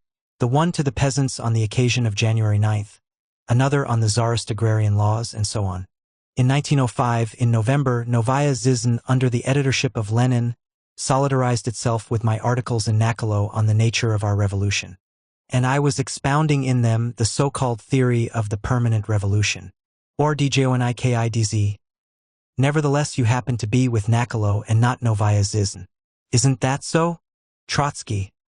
But you have apparently forgotten that at that time the Bolshevik CEC headed by Lenin unanimously adopted a resolution in favor of unity between the Bolsheviks and Mensheviks. Within a few weeks, Nakolo was merged with Novaya Zizn, and the latter wrote in warm praise of my articles on more than one occasion. This was the period of the tendency toward unification. You hide the fact that I worked hand in hand with the Bolsheviks in the 1905 Soviet. You hide the fact that in 1906 Lenin published in Novaya Volna my pamphlet Our Tactics, which defined our attitude toward the peasantry in the revolution. You hide the fact that at the London Congress in 1907, Lenin referred favorably to my attitude towards the bourgeoisie and the peasantry. I maintain that my differences with Bolshevism were never greater than those of Rosa Luxemburg and Karl Liebknecht upon those questions on which they also differed from Bolshevism. Let anyone dare assert that they were Mensheviks. I was not a Bolshevik at that time, but I was never guilty of such monstrous blunders as the preservation of the Anglo-Russian Committee or the subordination of the Chinese Communist Party to the Kuomintang. Krivoy. What about the Vienna Platform? Trotsky. Are you referring to the bloc in August 1912? Krivoy. Yes. Trotsky. That was the fruit of conciliationism. I had not yet lost hope at the time of the possibility of uniting the Bolsheviks and the Mensheviks. But let not Orjonikidze, Yaroslavsky, and the others forget that they themselves participated in 1917. Not in 1912, mind you, but in 1917 in joint organizations with the Mensheviks. The Vienna Conference was one of the attempts at conciliationism. It was not at all my intention to make a bloc with the Mensheviks against the Bolsheviks. I still had hopes of reconciling the Bolsheviks with the Mensheviks, and sought to unite them. In this, as in all other instances, Lenin refused to have anything to do with such an artificial unification. As a result of conciliationist policies, I found myself formally in a bloc with the Mensheviks. But the struggle between us flared up instantly, almost on the very next day, and the outbreak of the war found us irreconcilable opponents. Incidentally, Stalin, throughout this period, was himself rather a vulgar conciliationist and, moreover, during the most acute moments. In 1911, Stalin wrote concerning the struggle between Lenin and Martov that it was a tempest in a teapot. This was written by a member of the Bolshevik Party. In March 1917, Stalin was in favor of unity with Tseretelli. In 1926, Stalin was in favor of a bloc with Purcell, Chiang Kai-shek, and Wang Qingwei. My mistakes are trifling indeed when compared with these mistakes. My activity from 1914 to 1917, i.e. during the war, is being distorted ruthlessly, after the easy manner of that Simon Pure Social Democrat Kuzanin, and especially by those gentlemen who were either patriots or followers of Kautsky at the time. Let me remind you that at the beginning of the war I wrote a pamphlet entitled War and the International concerning which Zinoviev, who was not and could not have been favorably disposed toward me, wrote that it posed the question correctly on all fundamental issues. Shklovsky. That was in 1914. Trotsky. Very true, that was in 1914. This pamphlet became a weapon in the hands of extreme left-wingers in Germany, Austria, and Switzerland. I was a revolutionary internationalist, even though I was not a Bolshevik. In France, I collaborated with a group of comrades, socialists, and syndicalists who later joined the Communist International and who were among its founders. I was deported from France as a revolutionary internationalist. I was deported from Spain as a revolutionary internationalist. In New York, I worked on the editorial board of Novi Mir, together with Volodarsky and Bukharin. In February and March 1917, I wrote articles in Novi Mir which were written in the same spirit as Lenin's Geneva articles, at a time when Stalin came out in Pravda as a semi-Menshevik and semi-defensist. In a Canadian concentration camp at Amherst, I organized the German sailors who were followers of Liebknecht and who later fought on the side of the Spartacists. Or DJONSKSDZ. You have 4 minutes left, Comrade Trotsky. Trotsky. I have not yet touched on the answer to the fundamental question that you posed in reference to the decline of our revolution. ORDJONIKID. Why did you dwell so long on your biography? Trotsky. I think that an accused man has a right to speak of his biography, and it is not within the province of a chairman to restrict him on such occasions. At any rate, I was not the one who first brought up the question of my biography. Nothing was further from my mind. There are enough questions as it is. But it is precisely the Stalinist faction that has substituted the question of my biography for all political questions. And I reply to fictions with irrefutable facts. I appeal to the Presidium to grant me 15 minutes in order to reply on the question of the destiny of our revolution. Or DJONSKIDZ, you will speak the remaining 4 minutes, and then we shall take up the question of extending your time. Trotsky. Orjonikidze upbraided me for drawing an analogy with the Great French Revolution. One must not talk, you see, of prisons, guillotines, and the perspectives of decline, etc. It is a superstition that harm can come from words. Harm can come from facts, from actions, from false policy. I must say, however, that the question itself was not raised on my initiative at all. I made reference to Solz's words. They motivated me to pose the question of the different stages of the revolution, its waves of rise and fall, either temporary or final. Temporary or final, herein is the crux of the question. Comrade Orjonikidze. Before dwelling on this question, I must state that in all the nuclei preparations are being made at the present time to draw further and further conclusions, preparations for precisely that line which you, Comrade Orjonikidze, so lightly and bureaucratically dismiss, namely, the path of expulsions and repressions. Yes, I repeat, you do so lightly and bureaucratically, shutting your eyes to what is taking place in the party and above the party. In all nuclei, the reporters, especially rehearsed beforehand, pose the question of the opposition in such a manner as makes some worker rise, most often on instructions, and say, "Why are you bothering with them? Is it not high time to shoot them?" Then the reporter, with a hypocritically mild mien, objects, "Comrades, there is no need to be hasty. This has already become a routine in the party." The question is always being posed behind the backs of the oppositionists, with insinuations, with filthy implications, with rude, dishonest, and purely Stalinist distortions of the opposition's platform and of the revolutionary biographies of the oppositionists, who are being pictured as the enemies of the revolution, as the enemies of the party. All this in order to arouse a wild reaction on the part of the duped audience, on the part of the raw young party members with whom you are artificially loading the party ranks, so that you will later have the opportunity to say, "Now look, we are ready to be patient, but the masses are insisting."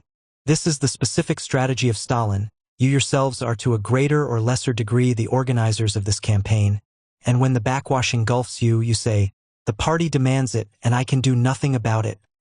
The second rebuke launched by Comrade Orjonikidze against me is a political rebuke of a more general nature. He says that my comparison with the Great French Revolution precisely expresses my pessimism. Trotsky, you see, thinks the revolution has perished. If I thought the revolution had perished, why should I struggle against you? On this issue, you are never consistent.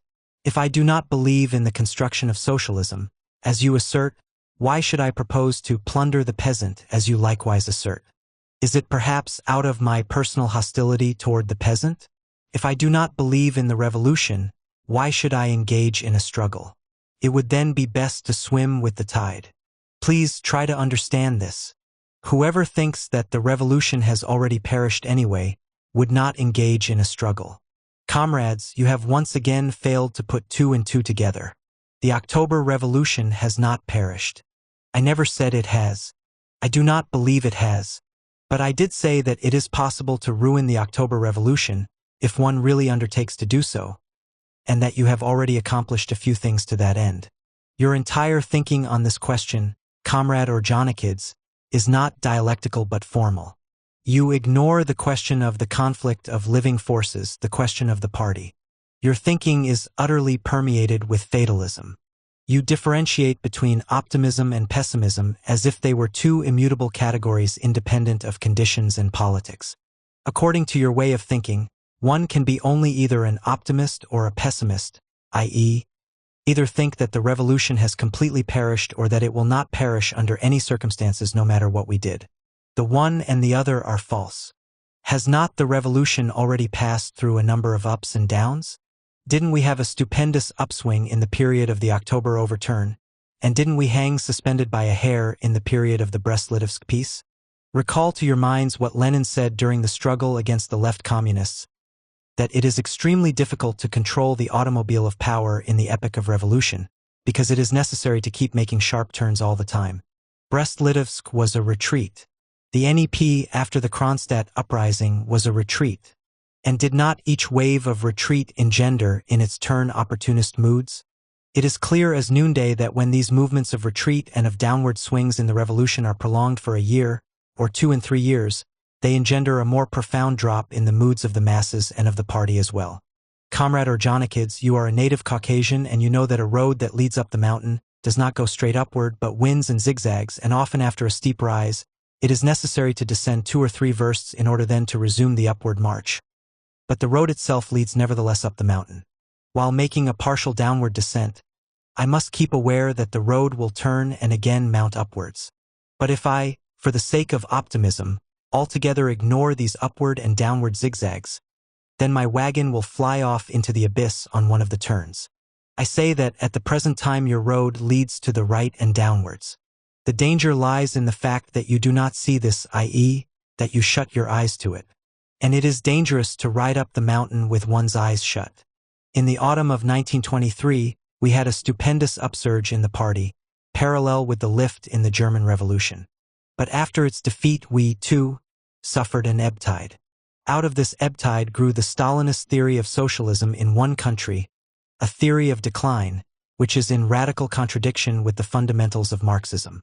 In 1926, during the Chinese Revolution, simultaneously with the improvement of our international situation, there was a powerful upward surge. Then followed an intensified ebb tide after the defeat of the Chinese Revolution. One must take the curve of the historical movement in all of its concreteness. From 1923 on, we have had a series of major defeats. Only a miserable coward would lose heart because of that. But he is blind, and a dullard and a bureaucrat, who cannot differentiate between the right foot and the left, between the upsurge of the revolution and its ebb. When I had a discussion with Brandler in January 1924, after the defeat, he said to me, "In the autumn of 1923, I was not in agreement with you because you were over-optimistic. Now you are too pessimistic and I am again in disagreement with you." I replied, "Comrade Brandler, I fear that you will never make a revolutionist, because you cannot distinguish between the face of the revolution and its other extremity. Comrade Orjonikidze approaches the question of the victory or defeat of the revolution independently of any connection with the dialectic process, i.e., independently of the mutual interaction between our policies and the objective conditions. He poses the question in the following manner: either the inevitable victory of the revolution or its inevitable defeat. Now, I say, if we proceed to make real and thorough mistakes, then we can doom the revolution. But if we apply all our forces to rectify a false line, then we shall triumph. But to assert that no matter what we may do either in relation to the colloque, in relation to the Anglo-Russian Committee, or in relation to the Chinese Revolution, it can do no harm to the revolution, that the revolution must triumph anyway, is to reason in the manner that only indifferent bureaucrats are capable of doing. And so far as they are concerned, it is precisely they who are capable of ruining the revolution. Wherein does our revolution differ from the French? In the first place, with respect to the economic and class foundation of the respective epochs. In France, the leading role was played by the lower sections of the urban petty bourgeoisie. In our country, by the proletariat. It was owing to this alone that the bourgeois revolution could grow over into a socialist revolution in our country, and develop as such with great obstacles and dangers remaining as yet. This is the first point of difference. The second point of difference: France was surrounded by feudal countries, more backward in the economic and cultural sense than France herself. We, on the other hand, are surrounded by capitalist countries more advanced than we are with respect to technology and industry, and with a more powerful and cultured proletariat. We may expect revolutions in these countries in a comparatively near future. In consequence, the international position of our revolution, despite the fact that imperialism is mortally hostile to us, is in a wide historical sense far more favorable to us than was the case in France toward the end of the 18th century. Finally, the third point of difference. We live in the epoch of imperialism, in the epoch of the greatest international and internal upheavals, and this creates the great rising revolutionary curve upon which our policies are based. But it is impermissible to think that this curve will carry us through under any and all conditions. This is false. He understands nothing who believes that we can build socialism even in the event capitalism is able to crush the proletariat for several decades to come. This is not optimism but the stupidity of national reformism. We can be victorious only as an integral section of the world revolution. We must hold on until the world revolution, even if the latter is deferred for a number of years. In this respect, the trend of our policy is of decisive importance. By means of a correct revolutionary course, we shall entrench ourselves for a number of years, we shall entrench the Communist International, move ahead along the socialist path and achieve our being taken in tow by the great historical tugboat of the international revolution. Our present party course is the main danger. It stifles the revolutionary power of resistance. What does your course consist of? You put your stake on the strong peasant and not on the agricultural laborer and the poor peasant. You steer toward the bureaucrat and the functionary and not the masses. You place far too much faith in the apparatus. In the apparatus you have tremendous internal support for each other and mutual insurance for yourselves. That is why Orjonikidze is unable to succeed even in reducing the staffs. Independence from the masses creates the system of mutual concealment and shielding. And all this is considered as the main prop of power. In the party, reliance is now placed on the secretary and not on the rank and file member. You rely now on Purcell and not on the rank and file proletarian. You rely not on the revolutionary miner but on Purcell who has betrayed the miners. In China, you steer a course toward Chiang Kai-shek and Wang Qingwei and not toward the Shanghai proletarian. Not the coolie who drags cannon on his shoulder, and not the insurgent peasant. You have placed on the order of the day the question of expelling us from the Central Committee. Assuredly, each one of us will carry out his work regardless of his position, as a rank and file party member. But this will not solve the question. You will have to draw further conclusions. Life itself will compel you to make these conclusions. You had better pause instead and change your course. The Stalin school of falsification. The war danger, the defense policy, and the opposition. Speech at the joint plenary session of the Central Committee and the Central Control Commission. August 1, 1927. The Presidium of the Central Control Commission, which met in June 1927 to take up the question of the expulsion of Trotsky and Zinoviev from the Central Executive Committee of the party, failed to arrive at any decision. The question had not yet been given sufficient preparation. The principal art of Stalinist strategy consists in cautiously apportioning the doses in which blows are dealt to the party. Throughout June and July, a tireless hounding of the opposition ensued. The question of the expulsion of oppositionists from the highest bodies of the party was carried before the joint plenary session of the Central Committee and the Central Control Commission, which convened at the end of July and the beginning of August.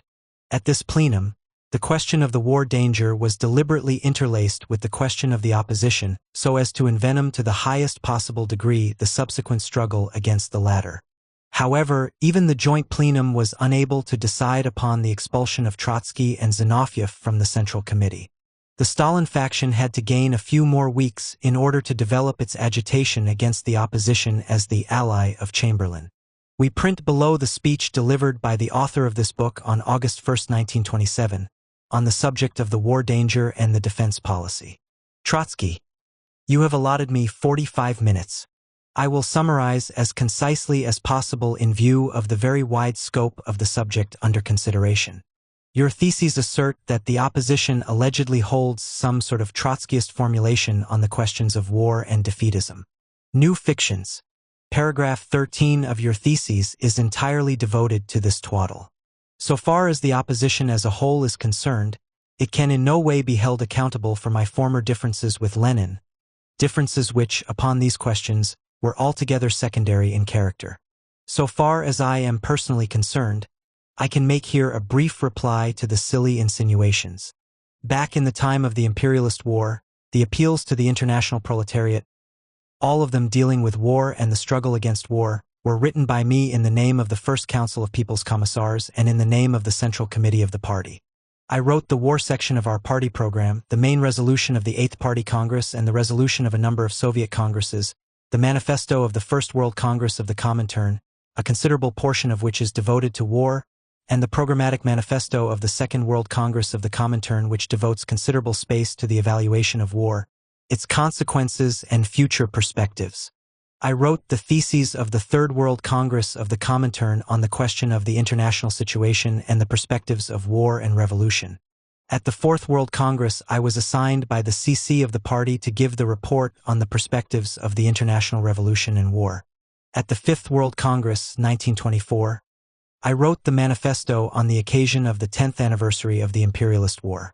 There were no disputes whatever in the Central Committee over these documents, and they were adopted not only without any controversy, but virtually without any corrections. I ask, how is it that my deviation failed to manifest itself throughout my entire long and rather intensive activity in the Communist International? Now it suddenly appears, after my rejection of economic defeatism in 1926, an absurd and illiterate slogan advanced by Molotov for the English workers, that I had presumably parted company with Leninism. Why then did Molotov hide his silly slogan in his back pocket after my criticism of it? Molotov, there was no slogan at all. Trotsky, that's what I say. There was nonsense but no slogan. That's just what I say. Why then was it deemed necessary to exaggerate rudely old differences which, moreover, were liquidated long ago? For what purpose? For the purpose of covering up and camouflaging the actual palpable and current differences. Is it possible to pose seriously the question of a revolutionary struggle against war and of the genuine defense of the USSR while at the same time orienting toward the Anglo-Russian Committee? Is it possible to orient the working-class masses toward a general strike and an armed insurrection in the course of a war while simultaneously orienting towards a bloc with Purcell, Hicks, and other traitors? I ask, will our defensism be Bolshevik or trade unionist? That is the crux of the question. Let me first of all remind you of what the present leadership has taught the Moscow proletariat during the whole of the last year. Everything centers round this point. I read you the verbatim directives of the Moscow Committee. The Anglo-Russian Committee can, must, and undoubtedly will play a tremendous role in the struggle against all types of intervention directed at the USSR. It will become the organizing center for the international forces of the proletariat in the struggle against all attempts of the international bourgeoisie to start a new war. Molotov has made here the remark that, through the Anglo-Russian Committee, we disintegrated Amsterdam. It is as clear as noonday that even now he has grasped nothing. We disintegrated the Moscow workers together with the workers of the entire world, deceiving them as to where their enemies were and where their friends. Skripnik. What a tone! Trotsky. The tone is suited to the seriousness of the question. You consolidated Amsterdam, and you weakened yourselves. The General Council is now more unanimously against us than ever before. It must be said, however, that the scandalous directive I just read expresses much more fully, clearly, and honestly the actual standpoint of those who favored the preservation of the Anglo-Russian Committee than does the scholastic hocus-pocus of Bukharin. The Moscow Committee taught the Moscow workers and the Political Bureau taught the workers of the entire Soviet Union that in the event of a war danger our working class would be able to seize hold of the rope of the Anglo-Russian Committee. That is how the question stood politically, but this rope proved rotten. Saturday's issue of Pravda, in a leading article, speaks of the united front of traitors in the General Council. Even Arthur Cook, Tomsky's own beloved Benjamin, keeps silent. An utterly incomprehensible silence, cries Pravda. That is your eternal refrain. This is utterly incomprehensible. First you staked everything on the group of Chiang Kai-shek. I mean to say Purcell and Hicks, and then you pinned your hopes on loyal Wang Qingwei, that is, Arthur Cook. But Cook betrayed even as Wang Qingwei betrayed 2 days after he had been enrolled by Bukharin among the loyal ones. You turned over the minority movement bound hand and foot to the gentlemen of the General Council.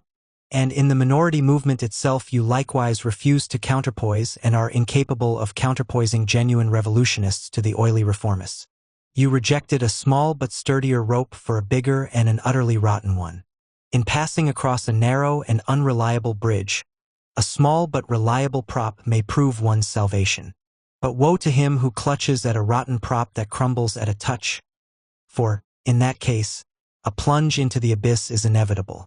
Your present policy is a policy of rotten props on an international scale. Each of these ropes broke at the moment when it was most sorely needed.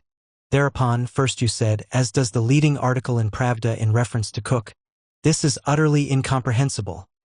In order to add on the very next day, "We always foresaw this. What about China? Let us take the entire tactical or rather strategical line in China as a whole. The Kuomintang is the party of the liberal bourgeoisie in the period of revolution. The liberal bourgeoisie which draws behind it, deceives and betrays the workers and peasants. The Communist Party, in accordance with your directives, remains throughout all the betrayals within the Kuomintang and submits to its bourgeois discipline. The Kuomintang as a whole enters into the Comintern and does not submit to its discipline, but merely utilizes the name and the authority of the Comintern to dupe the Chinese workers and peasants. The Kuomintang serves as a shield for the landlord generals who hold in their grip the soldier peasants. Moscow, at the end of last October, demands that the agrarian revolution be kept from developing so as not to scare away the landlords in command of the armies. The armies become mutual insurance societies for the landlords, large and small alike. The landlords do not raise any objection to their military expeditions being called national revolutionary, so long as the power and the land remain in their hands.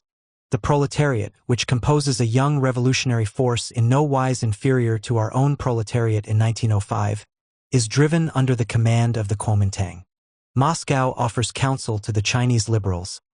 Issue a law for the organization of a minimum of workers' detachments.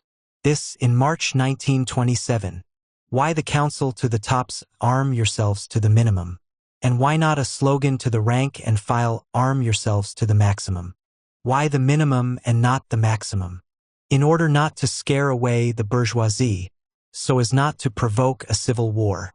But the civil war came inevitably, and proved far more cruel, catching the workers unarmed and drowning them in blood. Moscow came out against the building of Soviets in the army's rear.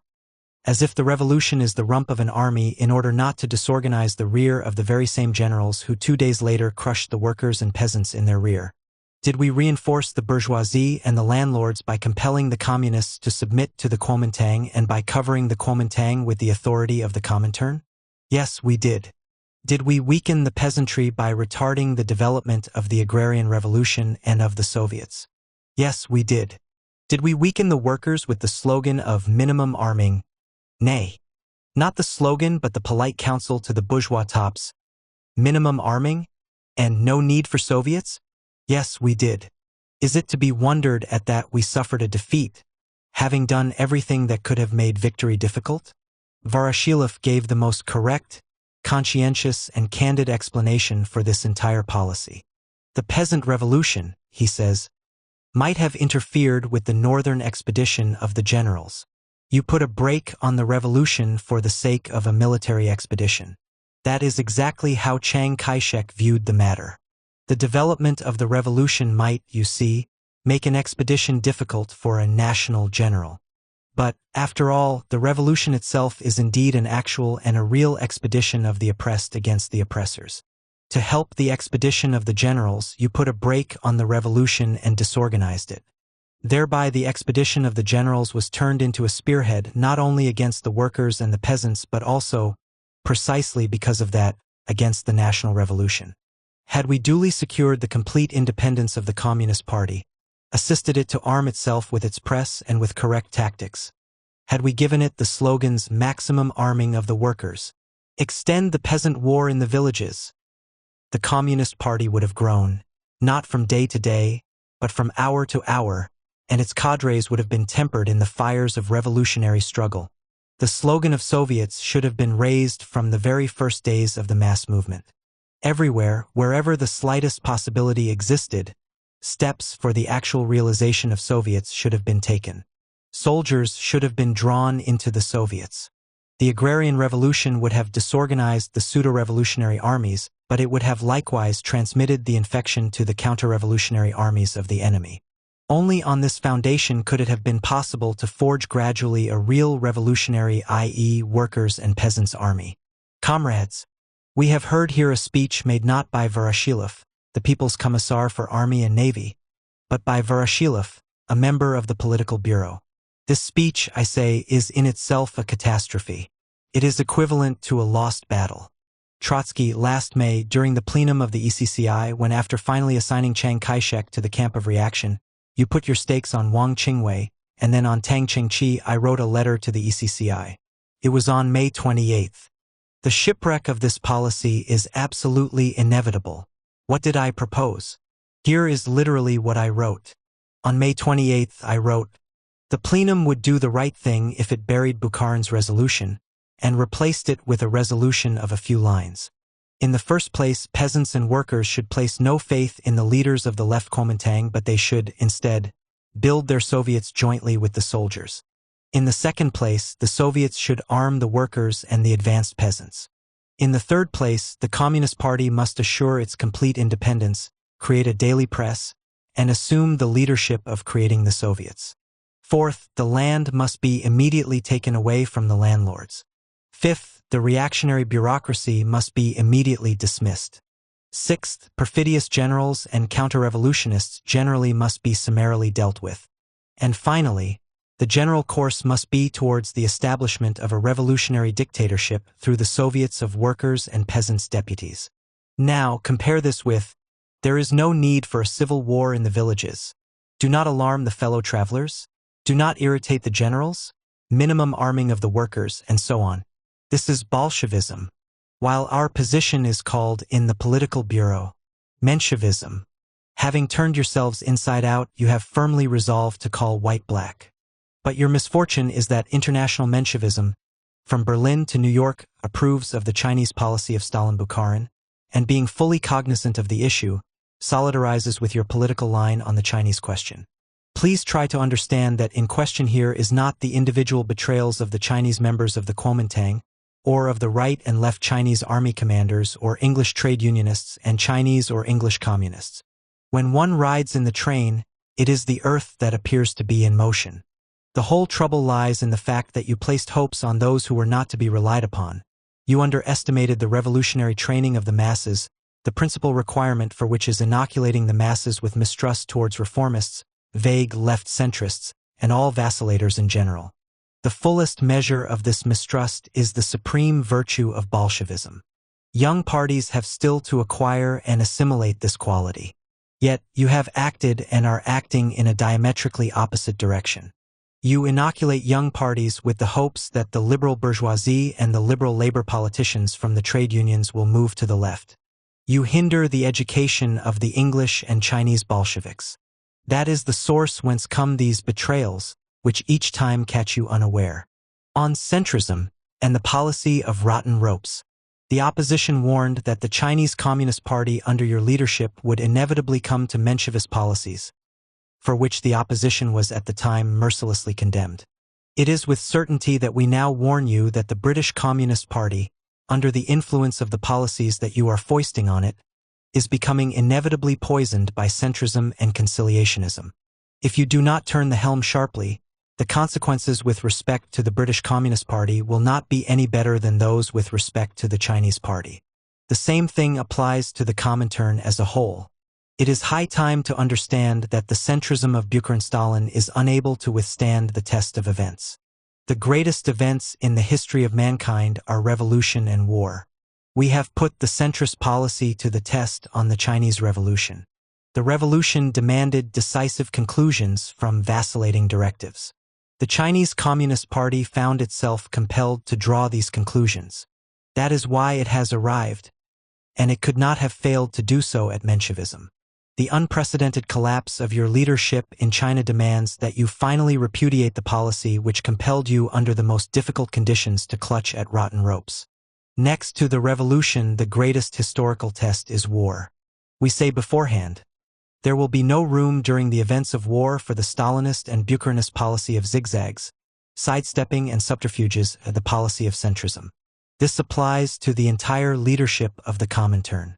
Today, the only test put to the leaders of the foreign communist parties is the question: are you ready to vote night and day against Trotskyism? But war will confront them with far weightier demands. Meanwhile, the policy with respect to the Kuomintang and the Anglo-Russian Committee has obviously made them turn their eyes towards the Amsterdam and Social Democratic tops. No matter how you squirm, the line of the Anglo-Russian Committee was the line of relying upon the rotten rope of the Amsterdam bureaucracy, whose worst section at the present time is the General Council. In the event of war, you will have to stumble time and again over surprises. The rotten ropes will fall apart in your hands. War will cause a sharp differentiation among the present tops of the Comintern. A certain section will go over to the Amsterdam position under the slogan, "We want to defend the USSR seriously. We do not wish to be a handful of fanatics." Another section of the European communists, "We firmly believe they will be in the majority," will stand on the position of Lenin, on the position of Liebknecht that we are defending. There will be no room for the intermediate position of Stalin. That is why, permit me to say this frankly, all this talk of a handful of oppositionists, of generals without an army, and so forth and so on, seem utterly ludicrous to us. The Bolsheviks have heard all this more than once, both in 1914 and in 1917. We foresee tomorrow all too clearly, and we are preparing for it. Never before did the heart of the opposition beat with such an immutable conviction of its correctness. Never before was there such unanimity as now prevails. Zinoviev and Kamenev. Absolutely correct. Trotsky. Nor will there be any room for the gradual centrist backsliding with respect to bilateral policies under the conditions of war. All the controversies will congeal, the class contradictions will become aggravated, the issues will be posed point blank. It will be necessary to give clear and precise answers. Which do we need during wartime? Revolutionary unity or union secret? The bourgeoisie has devised for the period of war, and war, danger, a special political condition under the name of civil peace or union secret. The meaning of this purely bourgeois concept is this, that the differences and squabbles of all bourgeois parties, including the social democracy, as well as internal disagreements within all parties must, you see, be silenced for the duration of the war, in the aim of the best possible befuddlement and deception of the masses. Union secret is the highest form of the conspiracy of the rulers against the ruled. Needless to say, if our party has nothing to hide in the political sense from the working class during peacetime, then this is all the more true during wartime, when the purity and clarity of the political line, the profundity of the ties with the masses are life and death questions. That is why, under the incomparably greater centralization of our party, as compared with any bourgeois party, we permitted ourselves in the heat of the Civil War to discuss in the sharpest possible way and to resolve in a democratic party way all the fundamental questions of political leadership.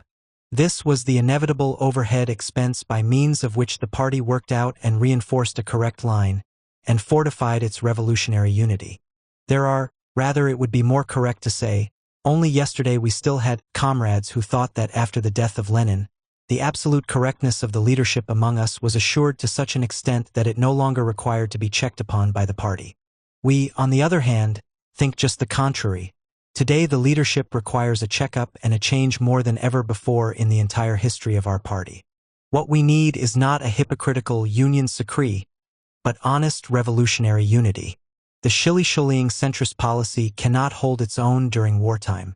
It must turn either to the right or to the left, i.e., take either the Thermidorian road or the road of the opposition. Is victory in war possible on a Thermidorian path? Generally speaking, such a victory is not excluded. As the first step, repeal the monopoly of foreign trade. Give the kulak the opportunity of doubling the export and the import. Enable the kulak to squeeze the middle peasant. Compel the poor peasant to understand that without the kulak there is no other road. Raise and reinforce the importance of the bureaucracy, of the administration. Cast aside the demands of the workers as so much guildism.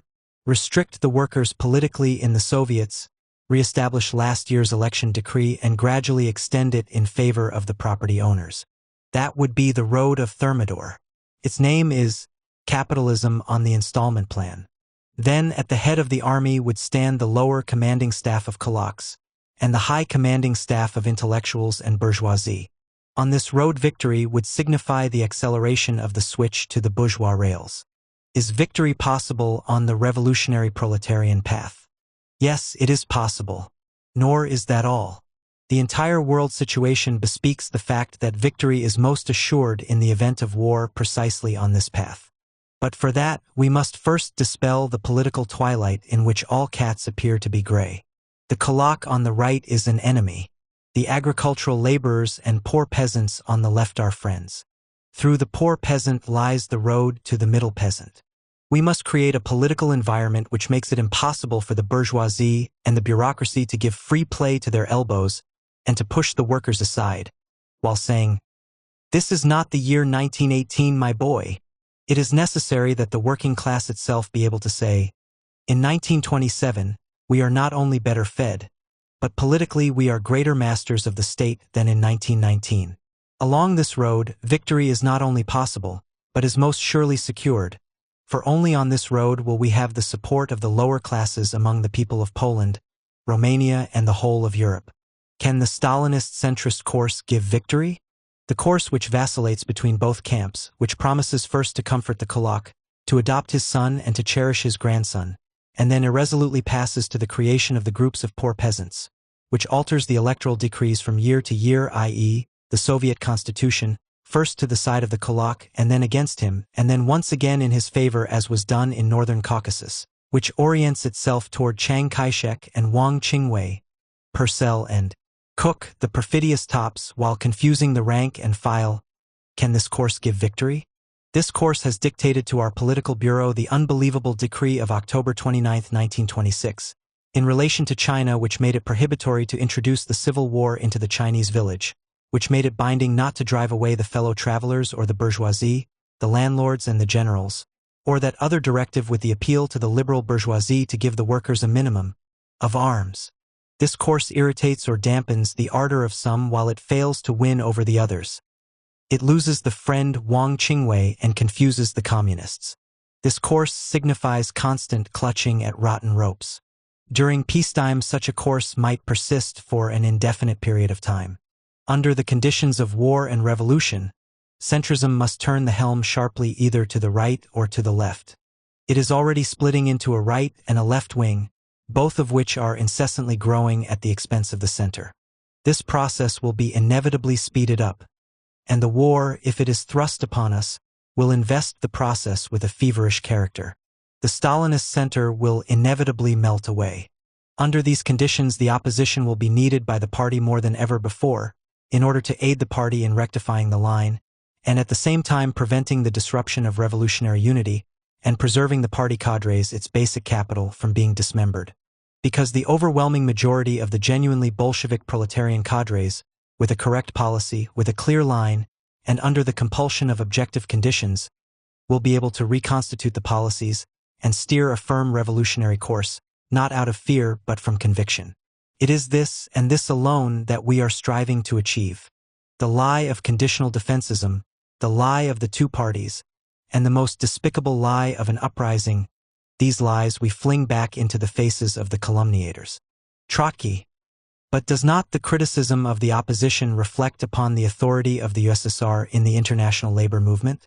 We would never think of even posing such a question.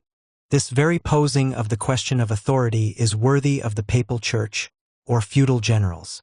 The Catholic Church demands an unquestioning recognition of its authority on the part of the faithful. The revolutionist gives his support, while criticizing, and the more undeniable is his right to criticize, all the greater is his devotion in struggling for the creation and strengthening of that in which he is a direct participant. The criticism of the Stalinist mistakes may, of course, lower the indisputable and puffed-up Stalinist authority. But that is not the mainstay of the revolution and of the republic. Open criticism and actual correction of mistakes will give evidence to the entire international proletariat of the inner strength of the regime, which under the most adverse conditions is able to find internal guarantees for the assurance of the correct road. In this sense, the criticism of the opposition, and the consequences already arising from it and which will arise to a greater degree on the morrow, in the last analysis, raises the authority of the October Revolution and strengthens it not with a blind but with a revolutionary trust of the international proletariat, and thereby raises our capacity for defense on an international scale. The draft resolution of the Political Bureau says, the preparation for war against the USSR signifies nothing else but the reproduction on an extended base of the class struggle between the imperialist bourgeoisie and the victorious proletariat. Is that correct? Absolutely correct. But the resolution goes on to add, everyone who, like the opposition in our party, casts doubt on this character of the war, etc. Does the opposition cast doubt on this general class significance of the war? Nonsense. It does not. There is not even a hint of it. Only those can assert the contrary who have themselves become completely lost in a maze and seek to entangle others. Does this mean, however, that the general class meaning, undeniable to all of us, should serve as a cover for any and every blunder and backsliding? No, it does not mean this. Provides no such cover. If we take for granted a priori and forevermore that the given leadership is the only conceivable and born leadership, then every criticism of the incorrect leadership will appear as a denial of the defense of the socialist fatherland and a call to an uprising. But such a position is a pure and simple denial of the party. According to you, in the event of war, the party will serve only for the purpose of defense. But how the defense should be carried out will be told the party by somebody else. Or again, to put it more succinctly and plainly, do we, the opposition, cast any doubts on the defense of the socialist fatherland? Not in the slightest degree. It is our hope not only to participate in the defense, but to be able to teach others a few things. Do we cast doubts on Stalin's ability to sketch a correct line for the defense of the socialist fatherland? We do so, and, indeed, to the highest possible degree. In his recent article in Pravda, Stalin poses the following question. Is the opposition really opposed to the victory of the USSR in the coming battles with imperialism? Allow me to repeat this. Is the opposition really opposed to the victory of the USSR in the coming battles with imperialism? We leave aside the brazen impudence of the question. We do not intend to dwell now on Lenin's carefully weighed characterization of Stalinist methods, of Stalin's rudeness and disloyalty. We will take the question as it has been posed, and give an answer to it. Only White Guards can be opposed to the victory of the USSR in the impending battles with imperialism. The opposition is for the victory of the USSR.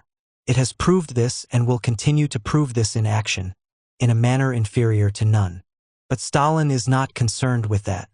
Stalin has essentially a different question in mind, which he does not dare express, namely, does the opposition really think that the leadership of Stalin is incapable of assuring victory to the USSR? Yes, we think so. Zinoviev. Correct. Trotsky. The opposition thinks that the leadership of Stalin makes victory more difficult. Molotov. And what about the party? Trotsky. The party has been strangled by you. The opposition thinks that the leadership of Stalin makes the victory more difficult. The opposition insisted on that with regard to the Chinese Revolution. Its warnings have been confirmed by events, to a frightful extent. It is necessary to effect a change in policy without waiting for a similar catastrophic test from within. Every oppositionist, if he is a genuine oppositionist and not a fraud, will assume in the event of war whatever post, at the front or behind the lines, that the party will entrust to him and carry out his duty to the end. But not a single oppositionist will renounce his right and his duty, on the eve of war or during the war, to fight for the correction of the party's course, as has always been the case in our party. Because therein lies the most important condition for victory. To sum up, for the socialist fatherland? Yes. For the Stalinist course? No. The Stalin school of falsification. A contribution to the political biography of Stalin. 8 post-Leninist years of struggle, 8 years of struggle against Trotsky, 8 years of the regime of the epigones, first the Troika, then the Semerka, and finally, the one and only, this entire highly important period of the downward sweep of the revolution, its ebbings on an international scale, and the decline in revolutionary theory, have brought us to a most crucial point. In the bureaucratic triumph of Stalin, a great historical zone is summarized and, at the same time, the impending inevitability of the defeat of the bureaucracy is signalized. The attainment by the bureaucracy of its culmination is the harbinger of its crisis, which may prove far more rapid than was its growth and rise. The regime of National Socialism, together with its hero, is subject to the blows, not only of inner contradictions, but also of the international movement. The world crisis will impart to the latter a number of new impulsions. The proletarian vanguard will be unable, and will refuse to suffocate, in the vice of a Molotov leadership. The personal responsibility of Stalin is committed beyond evasion. Doubt and alarm have crept into the hearts of even those who are best schooled. But Stalin cannot give more than he has. The downfall in store for him may prove all the more precipitate, the more artificial the nature of his rise.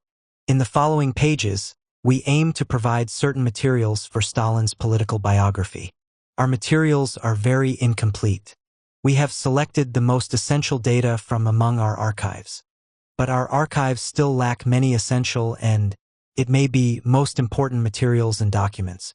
From among the archives of the police department, which for decades intercepted and copied the letters of revolutionists, documents, etc., Stalin has been assiduously gathering during the past years those materials which would enable him, on the one hand, to keep a tight rein on his insufficiently reliable friends and to cast a shadow on his opponents, while, first and foremost, securing himself and his associates against the publication of any one of the excerpts or episodes which are injurious to the false monolithism of the artificially manufactured biographies. We do not possess these documents. In evaluating the materials published below, the reader should bear in mind the extreme incompleteness of our information. 1. On December 23, 1925, the closest friends of Stalin published in the party newspaper Zaria Vostoka the following police report, dating back to 1903. According to the recent information received by me from our agents, Jugashvili was known in the organization under the nicknames S080 and Koba. Since 1902, he has been active in the Social Democratic Party organization first as a Menshevik, and then as a Bolshevik as the propagandist and leader of the First Region. No refutations of this police report on Stalin made public by his partisans have appeared anywhere, so far as we know. It appears from the report that Stalin began his activities as a Menshevik. 2. In 1905, Stalin was a member of the Bolsheviks and took an active part in the struggle. What were his views and actions in 1905? What were his views as to the character of the revolution and its perspectives? To our knowledge, there are no documents in circulation on this score. No articles, speeches, or resolutions by Stalin have been reprinted. Why? Evidently because a republication of Stalin's articles or letters for that period could only damage his political biography. There is no other explanation for the stubborn oblivion that enshrouds the past of the leader. 3. In 1907, Stalin took part in the expropriation of the Tiflis Bank.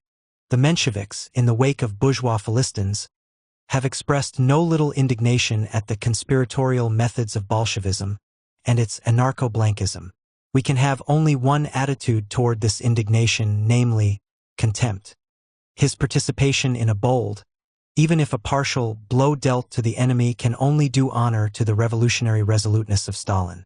One can only be astonished, however, as to why this fact has been deleted in a cowardly manner from all the official biographies of Stalin. Was it done, perhaps, in the name of bureaucratic respectability?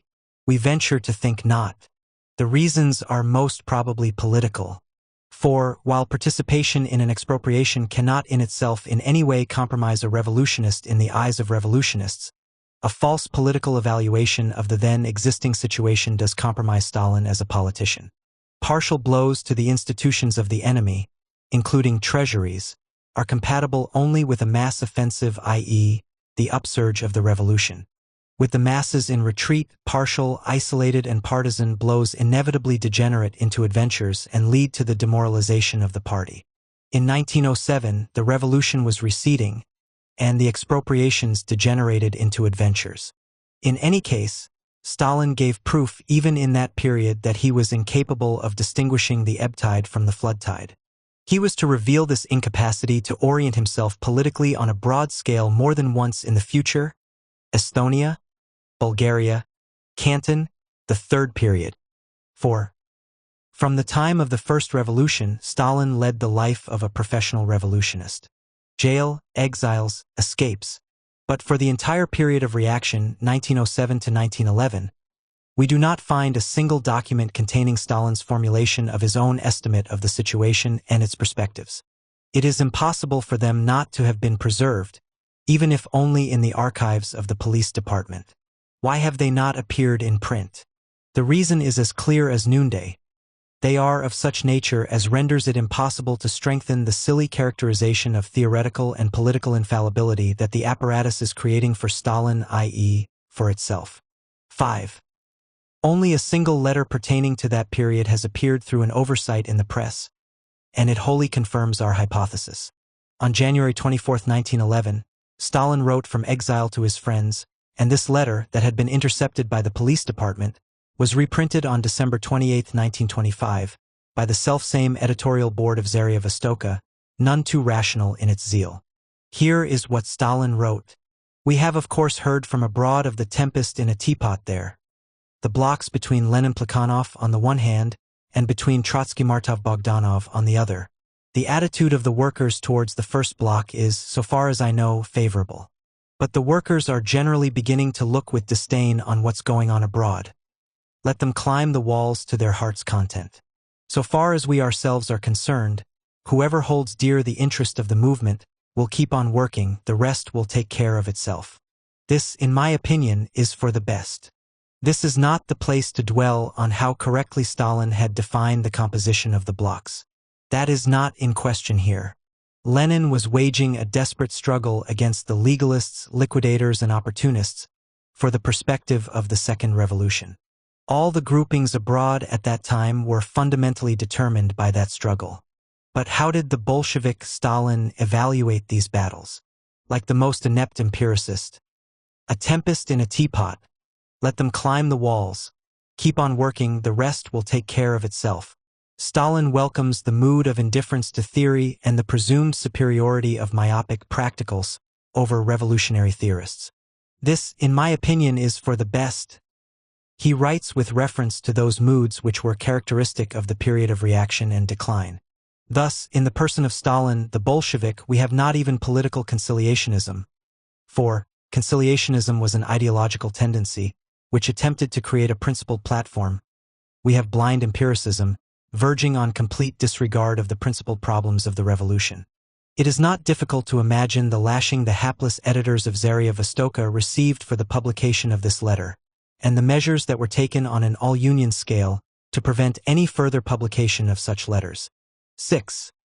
In his report at the 7th plenum of the ECCI, 1926, Stalin characterized the party's past in the following manner.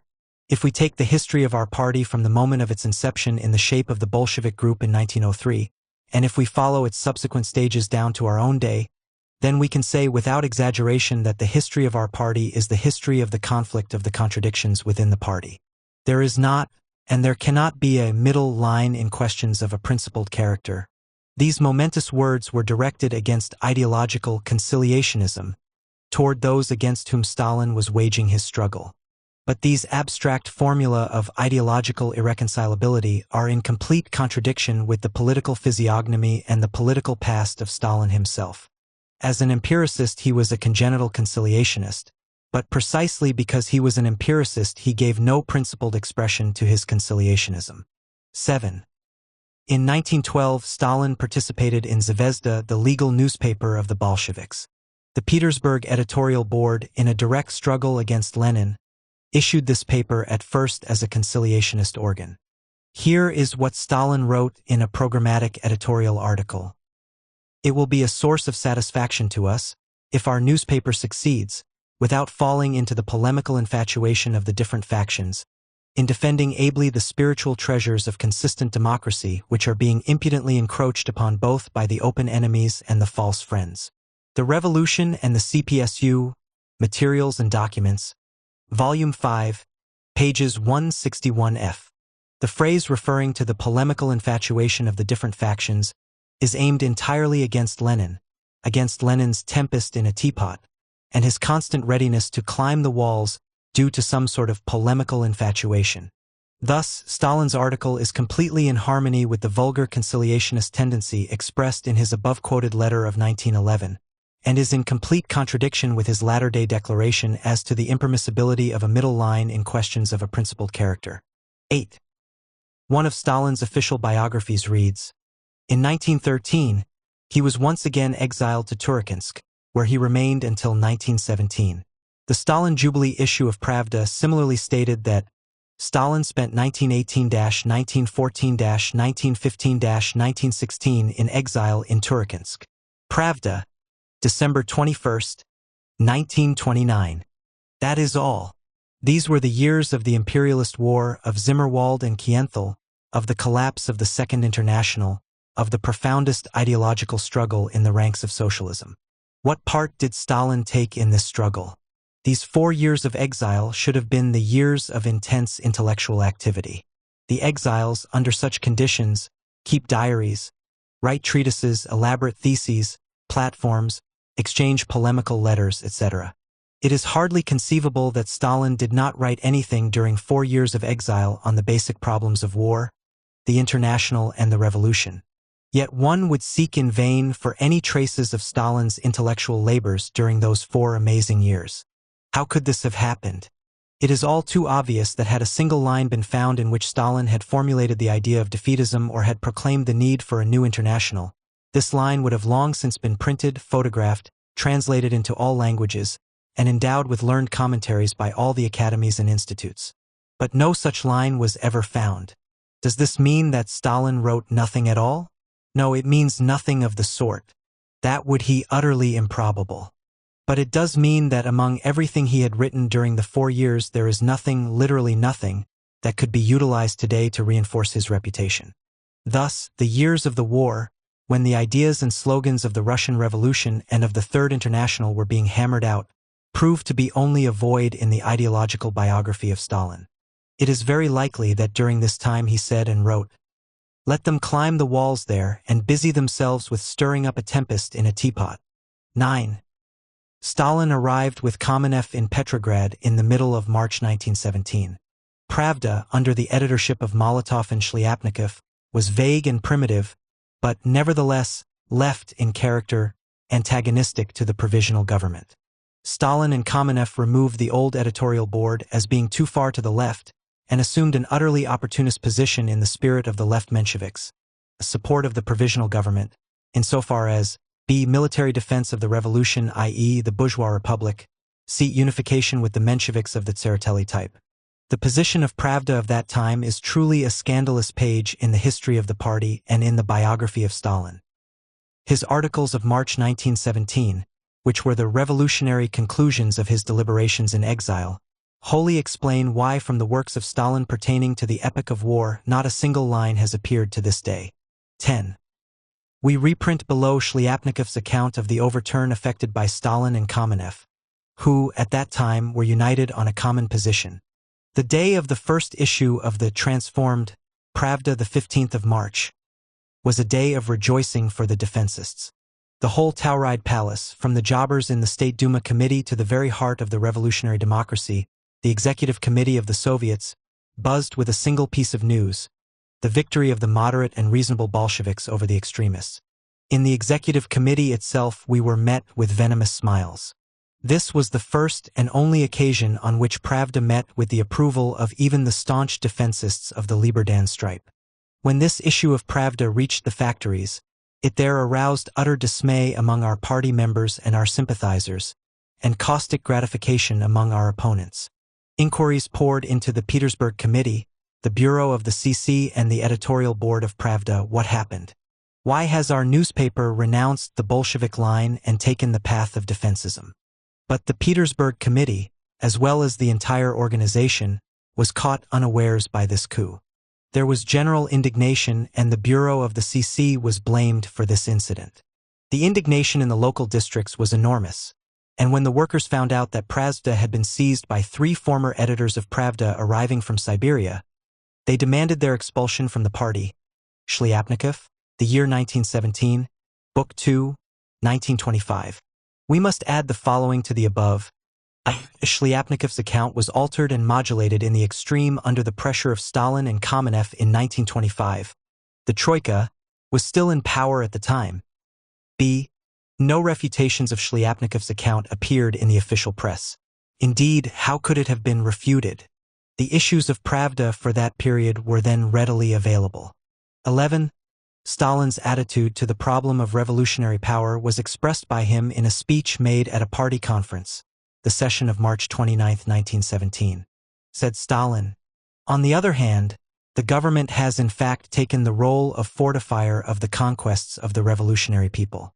The Soviet of Workers' and Soldiers' Deputies mobilizes the forces and exercises control, while the provisional government, balking and muddling, takes the fortifier of those conquests of the people, which they have already seized as a fact.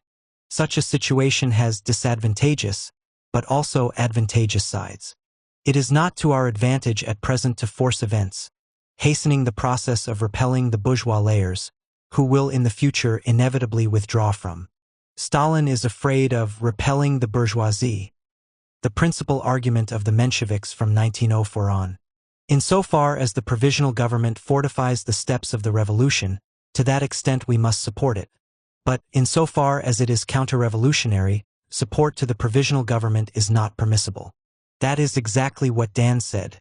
After all, what other words can be used to defend a bourgeois government in the eyes of the revolutionary masses? Further, we read in the minutes, Comrade Stalin reads the resolution on the provisional government adopted by the Bureau of the Central Committee, but states that B is not in complete agreement with it, and is rather in accord with the resolution of the Krasnoyarsk Soviet of Workers' and Soldiers' Deputies. We quote the most important points of the Krasnoyarsk resolution, to make entirely clear that the only source of the power and the authority of the provisional government is the will of the people who have accomplished this revolution, and to whom the provisional government is obliged wholly to submit, to support the provisional government in its activities only insofar as it follows a course of satisfying the demands of the working class and the revolutionary peasantry in the revolution that is taking place. The reference here is to the government of Prince Lvov Milyakov-Guchkov. Such was the position of Stalin on the question of power. 12. We must particularly underscore the date of the above, namely, March 9, 1917. Thus, more than a month after the beginning of the revolution, Stalin still spoke of Milyakov as an ally. The Soviet conquers, the provisional government fortifies. It is hard to believe that these words could have been pronounced by a reporter to the Bolshevik conference at the end of March 1917. Even Martov would not have posed the question in this manner. This is the theory of Dan expressed in its most vulgar form, the democratic revolution viewed as an abstraction, within the framework of which function the more moderate and the more resolute forces, among whom there is a division of labor: the resolute conquer, the moderate fortify. Nevertheless, Stalin's speech was not accidental. We have in it the pattern of the entire Stalinist policy in China from 1924 to 1928. Lenin, who had managed to arrive in time for the last session of this same conference, castigated the position of Stalin with an indignation that was impassioned despite all its restraint. Even our Bolsheviks show confidence in the government. That can be explained only by intoxication incidental to revolution. That is the death of socialism. You, comrades, place confidence in the government. If that's your position, our ways part. I prefer to remain in the minority. One Liebknecht is worth more than 110 defensists of his type of Steklov and Schkeets. If you are in sympathy with Liebknecht and extend even a finger, this will be a betrayal of international socialism. The March 1917 Party Conference. Session of April 4th. Report by Comrade Lenin. It should be borne in mind that Lenin's speech, as well as the protocols as a whole, have been kept hidden from the party to this day. 18. How did Stalin pose the war question? In the same way as Kamenev. It is necessary to arouse the European workers, but in the meantime we must fulfill our duty towards the revolution. But how arouse the European workers? Stalin's reply is contained in his article for March 17, 1917. We have already indicated one of the most serious methods of doing so. It consists in this, that we compel our own government to put itself on record not only against all plans of conquest, but also openly to formulate the will of the Russian people, Immediately begin negotiations for universal peace on the basis of a complete renunciation of all conquests by both sides, and on the basis of the rights of all nations to self-determination. Thus, the pacifism of Milyukov-Guchkov was to have served as the means for arousing the European proletariat. On April 4th, the day after his arrival, Lenin indignantly declared at the party conference, "Pravda demands from the government that it renounce annexations. To demand from the government of the capitalists that it renounce annexations, nonsense." Flagrant mockery of the March 1917 Party Conference. Session of April 4th. Report by Comrade Lenin. These words were directed wholly against Stalin. 14. On March 14th, the Menshevik SR Soviet issued a manifesto on war to the toilers of all nations. The manifesto represented a hypocritical, pseudo-pacifist document in the spirit of the entire policy of the Mensheviks and the SRs, who were urging the workers of other countries to rise against their bourgeoisie, while they themselves remained yoked to the imperialists of Russia and of the whole Entente. How did Stalin evaluate this manifesto? In the first place, it is indubitable that the bare slogan "Down with war" is absolutely worthless as a practical path. It is impermissible not to hail yesterday's manifesto of the Soviet of Workers' and Soldiers' Deputies in Petrograd to the peoples of the whole world, summoning them to compel their own governments to terminate the slaughter. This manifesto, if it reaches the broad masses, will undoubtedly recall hundreds and thousands of workers to the forgotten slogan, "Workers of the world, unite." How did Lenin evaluate the manifesto of the defensists? In his April 4th speech, from which we have already quoted, he said, "The manifesto of the Soviet of Workers' Deputies, there isn't a word in it imbued with class consciousness. There is nothing to it but phrase-mongering." The March 1917 Party Conference. Session of April 4th. Report by Comrade Lenin. These words are directed entirely against Stalin. That is why the protocols of the March Conference are kept hidden from the party. 15. Since he was carrying through the policy of the left Mensheviks in relation to the provisional government and the war, Stalin had no reason whatever for rejecting unification with the Mensheviks. Here is how he expressed himself on this question at the selfsame March 1917 conference. We quote the protocols verbatim. Order of the day, Tsereteli's proposal for unification. Stalin, we ought to go. It is necessary to define our proposals as to the terms of unification. Unification is possible along the lines of Zimmerwald-Kienthal. At this, even Molotov expressed his doubts. To be sure, not very articulately. Stalin replied in refutation, "There is no use running ahead and anticipating disagreements. There is no party life without disagreements. We will live down trivial disagreements within the party." The March 1917 Party Conference. Session of April 1st. These few words speak louder than volumes. They serve to establish the thoughts upon which Stalin fed during the war years, and they attest with juridical precision that Stalin's Zimmerwaldism was of the same brand as Tsereteli's Zimmerwaldism. Here, once again, there is not even a hint of that ideological irreconcilability, which was put on by Stalin as a false mask several years later, in the interests of the apparatus struggle. On the contrary, Menshevism and Bolshevism appear to Stalin at the end of March 1917 as shades of thought that could abide in a single party. Disagreements with Tsereteli Stalin calls trivial, which can be lived down in the framework of a single organization. We can gather from this how becoming it is for Stalin to condemn in retrospect Trotsky's conciliationist attitude to the left Mensheviks. In 1913. 16. With such a position, Stalin, in the nature of things, could not counterpose anything serious to the SRs and the Mensheviks in the Executive Committee of the Soviet, which, on his arrival, he entered as a representative of the party. There has not remained in the minutes or in the press a single proposal, declaration, or protest in which Stalin in any distinguishable manner counterposed the Bolshevik point of view to the flunkeyism of the revolutionary democracy toward the bourgeoisie. One of the chroniclers of that period, the non-party semi-defensist Sukhanov, the author of the above-mentioned manifesto to the toilers of the whole world, says in his notes on the Revolution, "Among the Bolsheviks, besides Kamenev, there appeared in the Executive Committee of the Soviets in those days Stalin. During the time of his modest activity in the Executive Committee gave me the impression and not only more of a drab spot which would sometimes emit a dim and inconsequential light. There is really nothing more to be said about him. Notes on the Revolution, Book 2, pages 265f. 17. Lenin, who had finally managed to break through from abroad, raged and thundered against the Kautskyist Pravda, the term is Lenin's. Stalin withdrew to the sidelines. At the time when Kamenev manned the defenses, Stalin remained silent. Gradually he slid into the new official groove made by Lenin. But we do not find emanating from him a single independent idea or generalization on which it is worthwhile dwelling. Whenever the occasion arose, Stalin stepped in between Kamenev and Lenin. Let us take the most acute moment of the inter-party struggle on the eve of the October insurrection. Kamenev and Zinoviev came out in the non-party press against the insurrection. Lenin, in a letter to the Central Committee, branded their action as infinitely vile, and raised the question of expelling them from the party. Lenin was particularly indignant at the fact that in all their open declarations, Zinoviev and Kamenev, without ceasing to agitate against the insurrection, covered their violation of the decision of the party with hypocritical and diplomatic formulae. Meanwhile, on that very same day, October 20th, there appeared to the astonishment of the Central Committee the following declaration in the central organ of the party.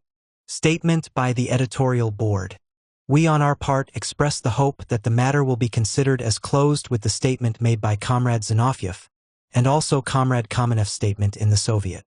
The sharp tone of Comrade Lenin's article does not alter the fact that we are fundamentally in agreement. Protocols of the CC of SDLPR, August 1917 to February 1918, State Publishers, 1929, page 137. Thus, where Lenin spoke of an infinitely vile behavior, covered up by diplomatic subterfuges, the editorial board, basing itself on these subterfuges, spoke of agreement. The editorial board consisted at the time of Stalin and Sokolnikov. Comrade Sokolnikov announced that he had had no part in the declaration of the editorial board with regard to the letters of Zinoviev, and that he regarded this declaration as erroneous. Item. Page 128. Thus, it was made clear that Stalin on his own responsibility supported against Lenin, against the Central Committee, and against the other member of the editorial board Kamenev and Zinoviev at the most critical moment, for days prior to the insurrection, and did so through an official declaration which could not but confuse the entire party. There was universal indignation. The protocol reads, Comrade Stalin presents a statement that he is withdrawing from the editorial board. Item. Page 129. Rather than aggravate an already rather difficult situation, the Central Committee did not accept Stalin's resignation. But, after all, how explain the astounding declaration of Stalin in Pravda?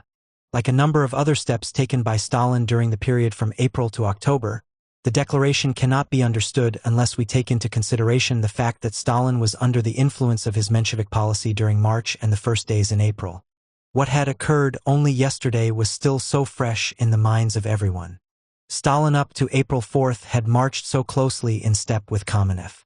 The turn in party policy after April 4th was so sharp that Stalin found himself all this time in a condition of acute political infirmity. He squirmed, kept mum, allowed others to commit themselves, but once in a while he would burst out against Lenin, in the spirit of the above-quoted editorial declaration. 18. For a number of years, Stalin and all his Kuzinins have been broadcasting throughout the world the version alleging that Trotsky had willfully and against the decision of the CC decided not to sign the peace treaty at Brest-Litovsk. Stalin even undertook to prove this in the press. We have now the official evidence as presented in the published protocols of the Central Committee for the year 1917.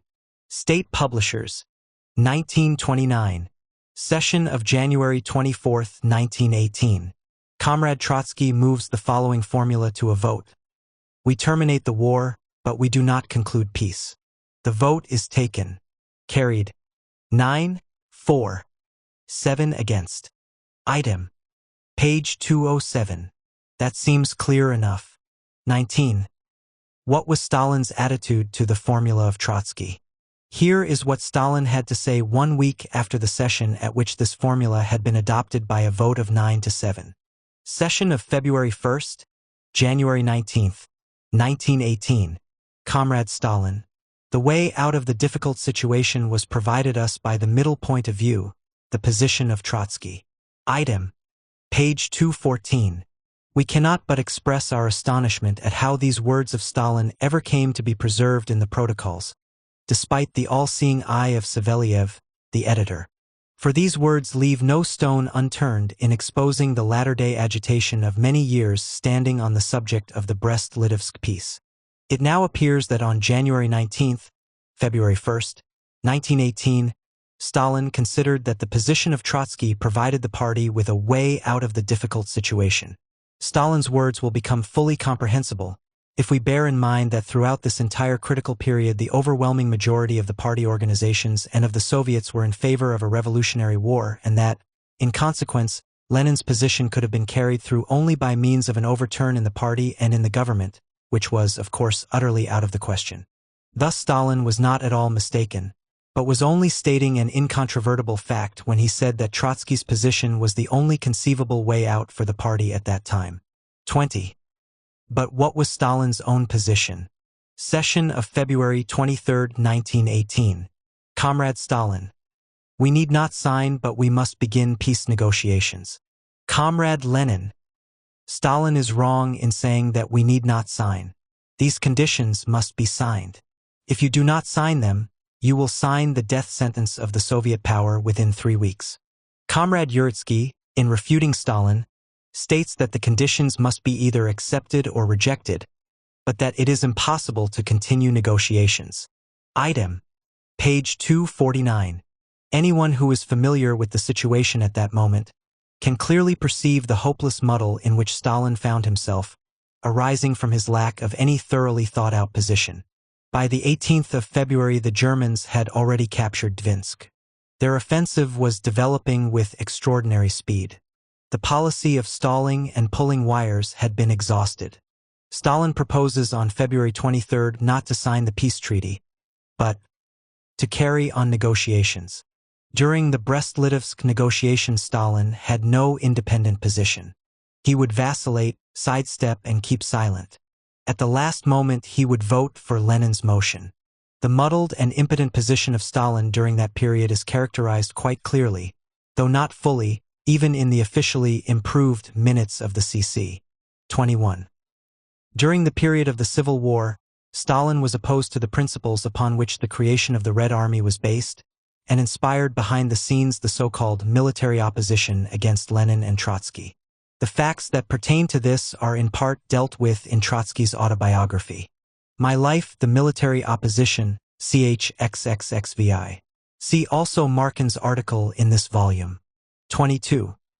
At the time when Lenin was ill and Trotsky away on a leave of absence, Stalin carried through in the Central Committee, under the influence of Sokolnikov, a decision undermining the monopoly of foreign trade. Owing to the decisive attack of Lenin and Trotsky, this decision was revoked. See Letter to the Ist Part. 23. During the same period, Stalin assumed a position on the national question which Lenin condemned for its bureaucratic and chauvinistic tendencies. Stalin, on his part, accused Lenin of national liberalism. See Letter to the Ist Part. 24. What was Stalin's conduct on the question of the German Revolution in 1923? He was here once again compelled, as in March 1917, to orient himself independently on a major question. Lenin was ill, a struggle was being waged against Trotsky. Here is what Stalin wrote to Zinoviev and Bukharin in August 1923 on the situation in Germany. Should the communists strive, at the given stage, to seize power without the Social Democrats? Have they sufficiently matured for that? That's the question as I see it. Upon our taking power, we had in Russia such reserves as A. Peace. B. Land to the peasants. C. The support of the vast majority of the working class. D. The sympathy of the peasants. The German communists have at present nothing of the sort. They have, of course, contiguous to them the land of the Soviets, which we did not have, but what can we give them at the present moment? Should the power in Germany, so to speak, drop now, and should the communists catch it up, they'll fall through with a crash. That's at best. But if it comes to the worst, they will be smashed to pieces and beaten back. The gist of the matter does not lie in Brandler's desire to teach the masses, The gist of the matter is that the bourgeoisie plus the right social democrats would surely convert the practice demonstration into a general battle. They still have all the odds on their side for that and would crush them. The fascists, of course, are not napping, but it is to our advantage to let the fascists attack first. This will fuse the entire working class around the communists. Germany is not Bulgaria. Moreover, the fascists, according to all reports, are weak in Germany. In my opinion, the Germans should be restrained and not encouraged. Thus, in August 1923, when the German Revolution was knocking at all doors, Stalin reckoned that Brandler must be restrained and not encouraged. Stalin bears the main responsibility for letting slip the revolutionary situation in Germany. He supported and encouraged the weaklings, the skeptics, and the temporizers in Germany. He did not accidentally assume an opportunist opposition on this question of world historic importance. He was in essence only continuing the policy that he had followed in Russia in March 1917. 25. After the revolutionary situation had been doomed by passivity and irresolution, Stalin for a long time defended against Trotsky the Brandlerite CC, thereby defending himself. In so doing, Stalin brought, of course, the argument from exceptionalism. Thus, December 17, 1924, a year after the shipwreck in Germany, Stalin wrote, "One must not forget for an instant this peculiarity. It must especially be borne in mind in analyzing the German events in the autumn of 1923. It must especially be borne in mind by Comrade Trotsky, who draws a wholesale analogy between the October Revolution and the revolution in Germany, and who incessantly keeps lashing the German Communist Party." Problems of Leninism, 1928, page 171. Accordingly, Trotsky was guilty in those days of lashing Brandlerism and not of patronizing it. It is quite evident from the above to what extent Stalin and his Molotov are of service in the struggle against the rights in Germany. 26. The year 1924 is the year of the Great Turn. In the spring of that year, Stalin was still repeating the old formula of the impossibility of building socialism in one country, especially in a backward country.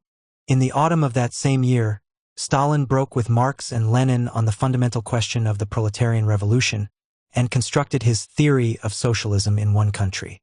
Incidentally, Stalin has nowhere developed this theory in a positive form, nor has he even expatiated on it. The entire foundation for it comes down to two quotations from Lenin that have been deliberately given a false interpretation. Stalin has made no reply to a single objection. The theory of socialism in one country has an administrative and not a theoretical foundation. 27. In that same year, Stalin created the theory of bicomposite, i.e. two-class worker and peasant parties for the Orient. This constitutes a break with Marxism and with the entire history of Bolshevism on the fundamental question of the class nature of the party. Even the Communist International found itself compelled in 1928 to draw back from this theory, which has doomed the communist parties of the Orient for a long time to come. But this great discovery continues even today to grace the Stalinist problems of Leninism. 28. In that same year, Stalin carried through the subordination of Chinese communism to the bourgeois party of the Kuomintang, passing the latter off as a worker and peasant party of the type he had himself invented. The Chinese workers and peasants, on the authority of the Comintern, were politically enslaved to the bourgeoisie. Stalin organized in China the division of labor, which Lenin prevented him from organizing in Russia in 1917. The Chinese workers and peasants did the conquering, while Chiang Kai-shek did the fortifying. Stalin's policy was the direct and immediate cause of the shipwreck of the Chinese Revolution. 29. Stalin's position and his zigzags on the questions of Soviet economic life are too fresh in the memory of the entire world, and, therefore, we shall not dwell on them here. 30. In conclusion, we shall merely recall once again Lenin's testament. In question here is not a polemical article or speech, where one may with some justification presuppose inevitable exaggerations from the heat of the struggle. No, in the testament, Lenin, calmly weighing every word, offered his last counsel to the party, evaluating each one of his collaborators on the basis of his entire experience with them. What has he to say of Stalin? That Stalin is A. rude, B. disloyal, C. inclined to abuse power. Conclusion: remove Stalin from the post of General Secretary. A few weeks later, Lenin also dictated a note to Stalin in which he announced that he was breaking off all personal and comradely relations with him. This was one of the final expressions of Lenin's will. All these facts are recorded in the protocols of the July 1927 plenum of the Central Committee. Here are a few milestones in the political biography of Stalin. They provide a sufficiently distinct portrait of a man in whom energy, will and resoluteness are combined with empiricism, myopia, an organic inclination to opportunist decisions in great questions, personal rudeness, disloyalty, and a readiness to abuse power in order to suppress the party. The Stalin School of Falsification. How the October insurrection actually took place. The schema of the October overturn in the official delineation has undergone, as is well known, interminable changes in obedience to the political needs of the ruling group. The final version now set forth may be briefly formulated in the following words. Lenin demanded that the insurrection be expedited in every possible way. Zinoviev and Kamenev came out against the insurrection. Trotsky sought to defer the question of the insurrection to the Congress of the Soviets on October 25, November 7. Lenin implacably fought against the constitutional illusions of Trotsky, who placed the question of the material seizure of power in dependence upon the Congress of the Soviets. The Central Committee, under the leadership of Stalin, supported the position of Lenin, and only thus was the October victory assured. The exposition of the actual course of events in my History of the Russia Revolution did not leave, I venture to believe, a stone unturned in exposing this historical falsification. I am now compelled to say that I could have been far more sparing of proofs, had I in my possession, when working on the history, the document which I succeeded in locating only later. On the 23rd of April 1920, the Moscow organization celebrated Lenin's 50th birthday, in the absence, to be sure, of the guest of honor who was not fond of such projects. One of the orators at the celebration was Stalin, who, as we shall see presently, missed a wonderful opportunity to remain silent. The Moscow Committee published the Jubilee speeches in a booklet on grayish paper, the year 1920, which has since become a bibliographical rarity. This tiny book has been forgotten by everybody, and those who are informed dare not mention it. An unseasonable reminder of historical facts can nowadays cost a man his head. In a very short and incoherent speech, Stalin set himself the task of pointing out one trait about which no one has as yet spoken, namely modesty, the admission of his mistakes. The orator adduced two examples, the first relating to the boycott of the State Duma in 1905, the second relating to the method and the date for the October insurrection. Let us quote literally Stalin's story of this second mistake of Lenin. In 1917, in July, under Kerensky, at the moment the Democratic Conference was convoked, and when the Mensheviks and the Social Revolutionaries were building up the new institution, the pre-parliament which was to have set the rails for a switch to the Constituent Assembly, now, at that very moment it was decided among ourselves in the Central Committee to go forward on the road of reinforcing the Soviets, convene the Congress of the Soviets, launch the insurrection and proclaim the Congress of the Soviets as the organ of state power. Ilyich, at the time in hiding, was not in agreement and wrote that this garbage must be dispersed and arrested. We understood that the matter was not quite so simple, knowing full well that the conference consisted 1/2 or at least 1/3 of delegates from the front, and that by arresting and dispersing we could only spoil the whole business and worsen the relations with the front. All the gullies, pits, and ravines in our path were more easily to be seen by us. But Ilyich is great. He is not afraid of either pits, hollows, or ravines in his path. He does not fear threats and says, "Begin and go straight ahead." But our faction saw that it was not to our advantage at the time to act in this way, that it was necessary to walk around these obstacles in order to take the bull by the horns. And despite all the demands of Ilyich, we proceeded along the road of reinforcement and came up on October 25th before the picture of the insurrection. Ilyich, smiling, looking at us slyly, said, "Yes, you were right." This again astonished us. At times, Comrade Lenin, in questions of immense importance, admitted his failings. The 50th anniversary of V.I. Ulyanov Lenin, 1920, 27 ff. Stalin's speech has not entered into any collection of his works. Yet it is instructive to the highest degree. In the first place, it leaves no stone unturned of the latter-day legend alleging that the Central Committee, under the leadership of Lenin, smashed the constitutional illusions of Trotsky with regard to the date and the method of the insurrection. According to Stalin, that is, to the Stalin of 1920, it follows, on the contrary, that upon this question the Central Committee supported Trotsky against Lenin. In my Recollections of Lenin published in 1924, I related how Lenin, when he arrived at the Smolny on the night of the 25th, said to me, well, it can be done that way too. Just take the power. The historian Yaroslavsky in 1930 indignantly denied the authenticity of this story. For, you see, the overturn had been accomplished by the Central Committee in accord with Lenin and against Trotsky. How then could Lenin have said, it can be done that way too? Yet, from Stalin we learn that the Central Committee, despite all the demands of Ilyich, pursued its line oriented upon the Congress of the Soviets and came up on October 25th before the picture of the insurrection. While Lenin, on arriving at the Smolny, announced, yes, you were right. Is it possible to imagine a more convincing, even if involuntary, confirmation of my story and a more crushing refutation of all the latter-day fictions? However, the actual plan of the Central Committee was delineated inaccurately by Stalin even in 1920. To go forward on the road of reinforcing the Soviets, convene the Congress of the Soviets, lanik the insurrection and proclaim the Congress of the Soviets as the organ of state power, this constitutes, after all, that very same mechanistic schema which was not unjustifiably stigmatized by Lenin because of its constitutional illusions. To call in advance the Congress of the Soviets in order only later to summon the insurrection would have meant to facilitate for our opponents the opportunity for dealing a blow at the Congress of the Soviets before the insurrection. Involuntarily the question arises, were not Lenin's fears a result of one of his meetings with Stalin?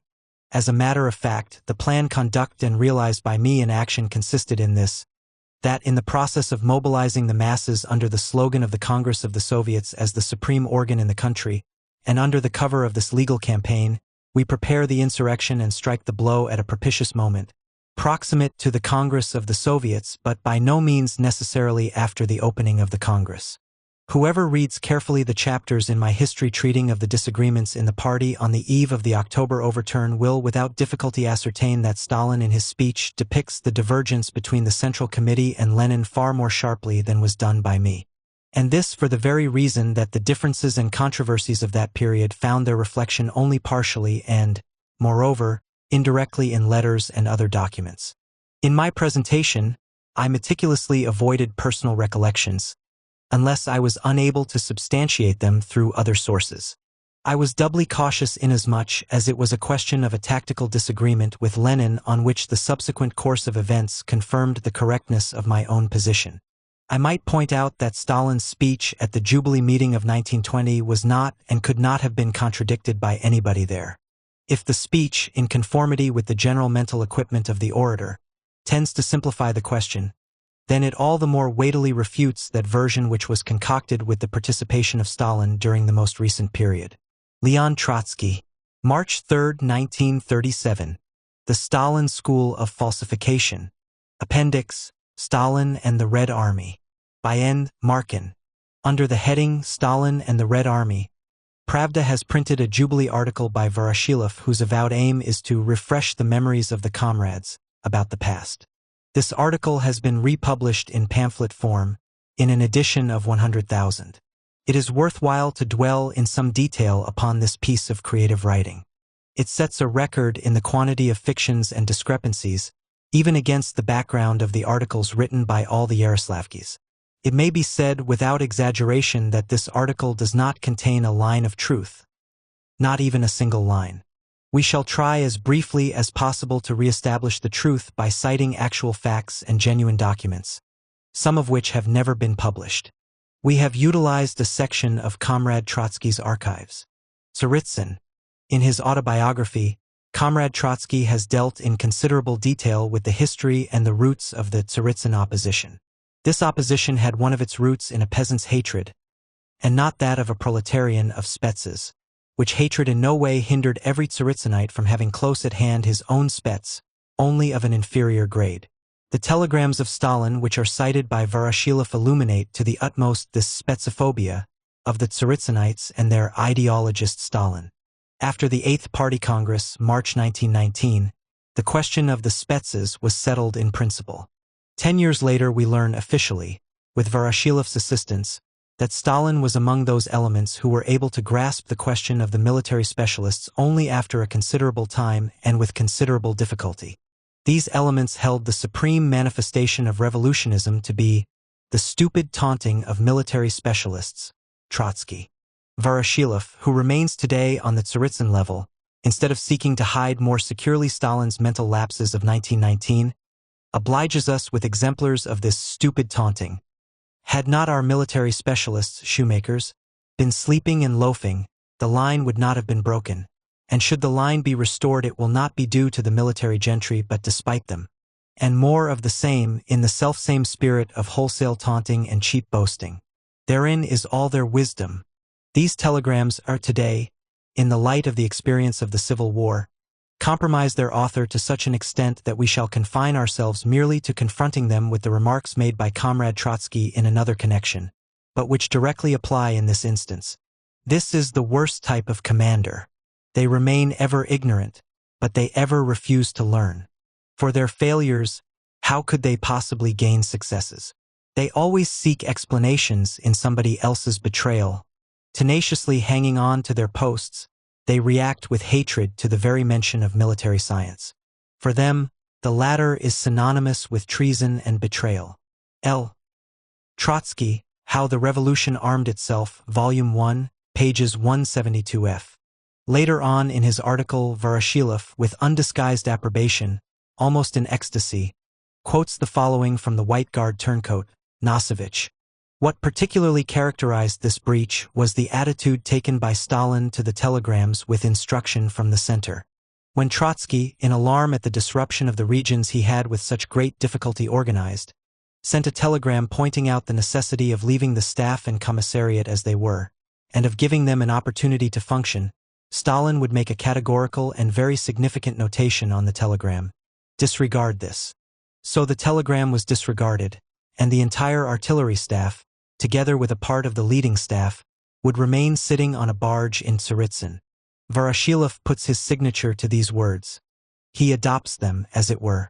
Until now, we must confess, it would have never even entered our mind to give any credence to Nosevich. But we are compelled to take the word of both Voroshilov and Nosevich. What particularly characterized Stalin's attitude toward telegrams with instructions from the center was disregard. Stalin's worst enemy could not have caused him greater injury than did Voroshilov by appending his seal of approval to the characterization of the White Guard, Nosevich. It is not difficult to judge what sort of discipline prevailed in the 10th Army under these conditions. The orders of the Military Revolutionary Council were being violated in a deliberately demonstrative manner. Stalin's resolution was made common knowledge to Nosevich, to the army itself, while the center alone was kept in ignorance. Observe, gentlemen, here is an example for you of how to cover up. If the instructions of the center were incorrect from the standpoint of local conditions, there was always the opportunity of revoking or changing them through the normal channels. The military council maintained a practical discipline and not an officious one.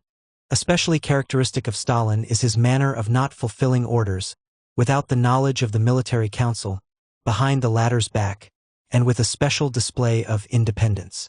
It must be stated candidly that had 1/5 or even 1/10 of the responsible leaders of the army displayed the above-mentioned characteristic trait of Stalin, the Red Army would have never gained its victories, and the revolution would have been massacred. And it was precisely owing to this characteristic trait, and for no other reason, that first Stalin and then Voroshilov were removed from Tsaritsyn by the decision of the Political Bureau. Stalin's indiscipline and disloyalty were likewise clearly made evident in his direct relations with the military council itself. It was of course impossible in this case to reply, "I disregard this," but there were other methods of expressing the notorious characteristic trait. We shall give a few such examples, together with Lenin's attitude to them. In transmitting to Trotsky one of Stalin's telegrams, number 02588, May 29, 1920, Lenin, who was well aware of Stalin's disloyalty, appended the following note in his own handwriting. Comrade Trotsky, if you have not received this telegram as well as all decoded telegrams to the Secretariat of the Vice Chairman, then you should immediately send Stalin the following code telegram with my signature. Forward all military dispatches also to Trotsky, otherwise dangerous delay. Lenin's emphasis throughout. The secretariat of the vice-chairman refers to Sklyansky, Trotsky's alternate in the military council.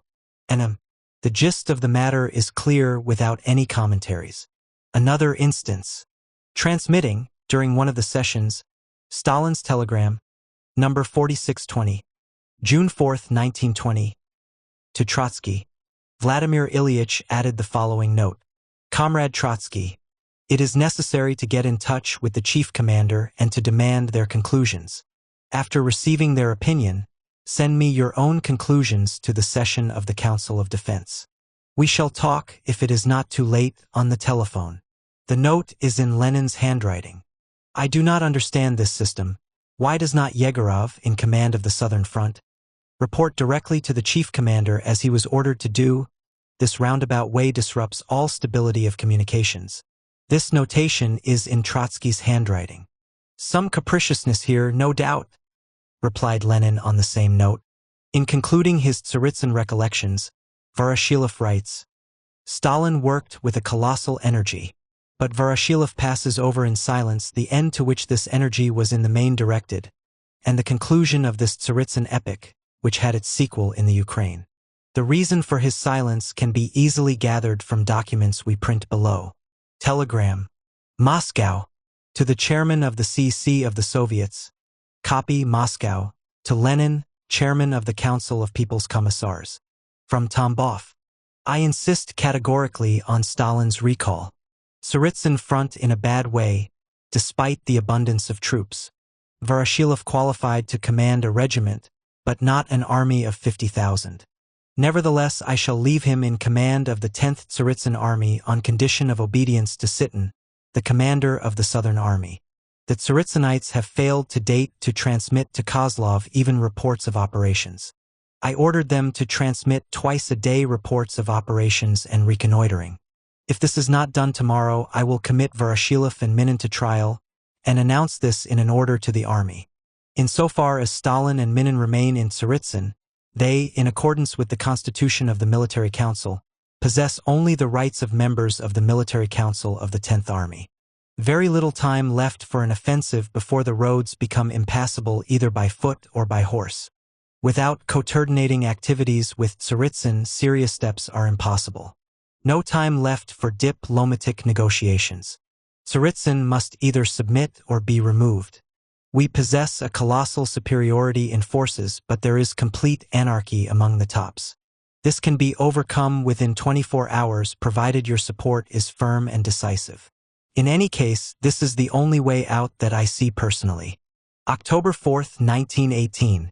Number 552. Trotsky. The next day Trotsky sent another telegram. Moscow. To the chairman of the CEC. Copy to the chairman of the Council of People's Commissars, Lenin. I have received the following telegram. Stalin's military order number 118 must be cancelled. I have issued all necessary orders to the commander of the Southern Front, Sitin. Stalin's actions are destroying all my plans. Number 01258. Commander-in-Chief Vatsidis. Member of the Military Council, Danishevsky. Trotsky. Kozlov. October 5, 1918. Stalin was removed from Tsaritsyn. It became easier to manage Voroshilov without Stalin. Trotsky also agreed to allow Voroshilov to remain, in an attempt to adjust the situation. However, Voroshilov, too, had shortly to be removed, for Stalin continued to direct him in the former spirit from Moscow. In the Ukraine, where Voroshilov was next appointed, he sought to continue the Tsaritsyn line, which resulted in the following telegrams from Trotsky. Moscow. To the chairman of the CC, Sverdlov. Did not find the Ukrainians in Kursk. In consequence, carried on no negotiations. Must state categorically that the Tsaritsyn line, which led to the complete disintegration of the Tsaritsyn army, cannot be tolerated in the Ukraine. The Ukrainians are in chaos. There is a clique struggle due to the absence of responsible and authoritative leaders. Okolov is leaving for Moscow. Propose that you and Comrade Lenin give utmost attention to his report on Voroshilov's work. The line of Stalin, Voroshilov, and Rukamovich spells ruin for our entire cause. Chairman of the Military Council, Trotsky. January 10, 1919. Gryaz. The following day, in reply to a missing telegram from Lenin, Trotsky transmitted by direct wire. To Comrade Lenin, compromise is of course necessary but not a rotten one. As a matter of fact, all the Tsaritsinites have now foregathered in Kharkov. What the Tsaritsinites are you can gather from the report of Okolov, which contains solely factual material and reports of commissars. I consider Stalin's patronage of the Tsaritsyn tendency a most dangerous ulcer, worse than any treason or betrayal by military specialists. If not for the prospects of the Anglo-French front in the Ukraine, one might remain indifferent to the question of the commanding staff. But we shall have to carry on serious operations there. Rukamovich is only an alias for Voroshilov. Within a month we shall have to swallow the Tsaritsyn mess, having against us this time not the Cossacks but the Anglo-French. Rukamovich is not alone. They firmly hang on to each other, raising ignorance into a principle. Voroshilov plus the Ukrainian partisan methods plus the low cultural level of the population, plus demagogy. This cannot be accepted under any conditions. Let them appoint Artem but not Voroshilov or Rukamovich. AM immediately leaving for Balashov, because of certain alarming developments there. If you are unable to arrange matters with the Ukrainians by correspondence, I shall summon them to Voronezh. Greetings. Once again I urge a careful reading of Okolov's report on the Tsaritsyn army and how Voroshilov demoralized it with the assistance of Stalin. Trotsky. January 11, 1919. Balashov. Lenin during that period was still inclined toward a compromise with the Tsaritsinites. But the situation became worse and worse. It is quite possible that under the influence of Lenin's lashing, Voroshilov pulled himself together a little in the beginning. That is how we are inclined to explain the fact that for a period of almost 5 months Trotsky did not raise the question of Voroshilov. But in June, it all started up again. This time Lenin no longer counted on a compromise but made a sharp rebuff to Voroshilov and company. We reprint a telegram by Trotsky and 2 telegrams by Lenin in reply. From Kantemirovka, to Moscow, to Sklyansky, to Lenin. Insistent demands of certain Ukrainians to merge the 2nd, 13th and 8th Ukrainian armies under Voroshilov are utterly indefensible. What we need is not an operative unity on the Donets scale but a general unity against Denikin. The disgraceful condition of food supplies in the Donets basin are a result in the first place of inadequate deliveries and secondly of the absence of a civil supplies apparatus. The idea of the military and food dictatorship by Voroshilov is the result of the Donets separatism, directed against Kiev and the Southern Front. Melnichansky has failed completely to take this into consideration. I have no doubt that the realization of this plan would only aggravate the chaos and completely kill military leadership. Please demand of the CC that Voroshilov and Meslok carry out the wholly real task set them. The creation of a strong 2nd Ukrainian army. Expect tomorrow or the next day to summon to Izium, the central junction, the commanders of the 8th, the 13th, and the 2nd armies, i.e. Voroshilov, together with Meslok and Podvoisky, and the supply men in order to effect a union of all that should be united, without in any way creating a Donets military republic. June 1, 1919. Number 79/C. Chairman of the Military Council, Trotsky. The same day, Lenin sent a reply to the Ukrainians. Kharkov, to Mezblok, to Voroshilov, to Melnikinsky, to Artem, to Kaminsky. It is absolutely imperative that all agitation be stopped immediately and that all work be placed on a military basis. You must appoint without fail individual who will be responsible for carrying out strictly specified tasks. After all, we must have military discipline. The commander of the 2nd Army and the Military Council of the 2nd Army must consult on all things with their direct superior command, i.e. JITIS. Drop all plans of separate groups and any similar attempts at restoring the Ukrainian front in a disguised manner. The equipment and the arms in the Ukraine and at the disposal of JITIS will succeed. If chaos, agitation and bickerings as to priority are done away with, you will be able to obtain everything. Send detailed information as to the fulfillment of specific orders, such as the arrival of military detachments at the appointed place, the collection of arms, etc.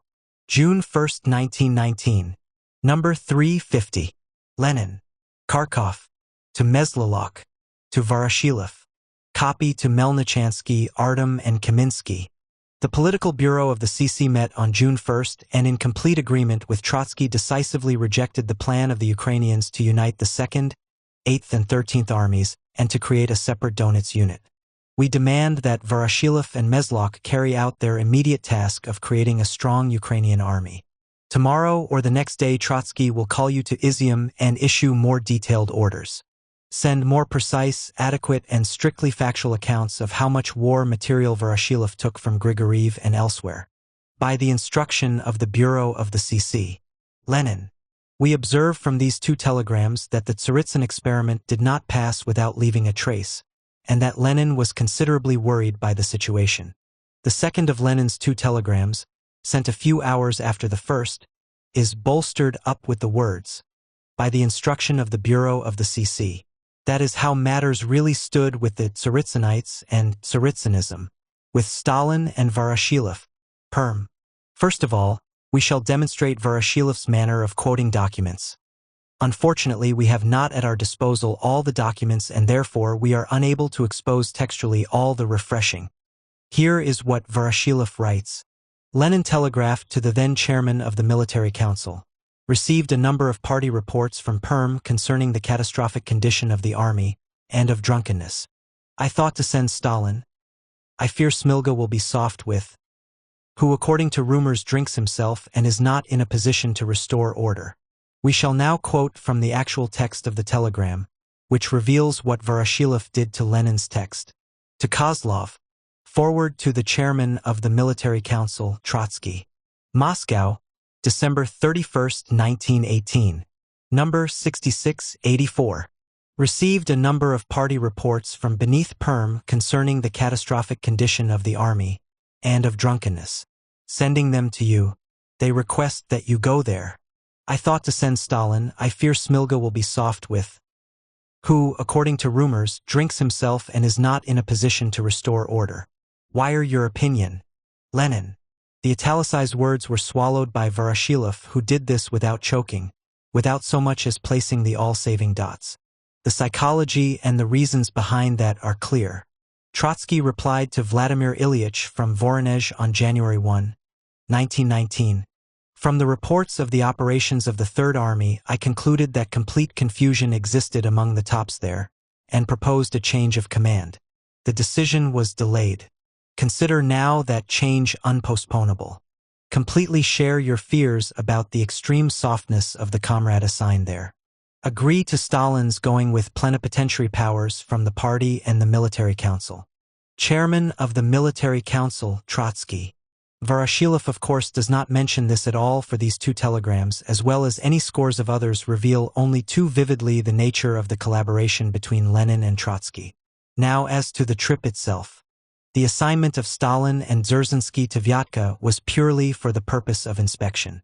This is quite evident from the decision of the CC itself, to appoint a party investigating committee composed of the following members of the CC.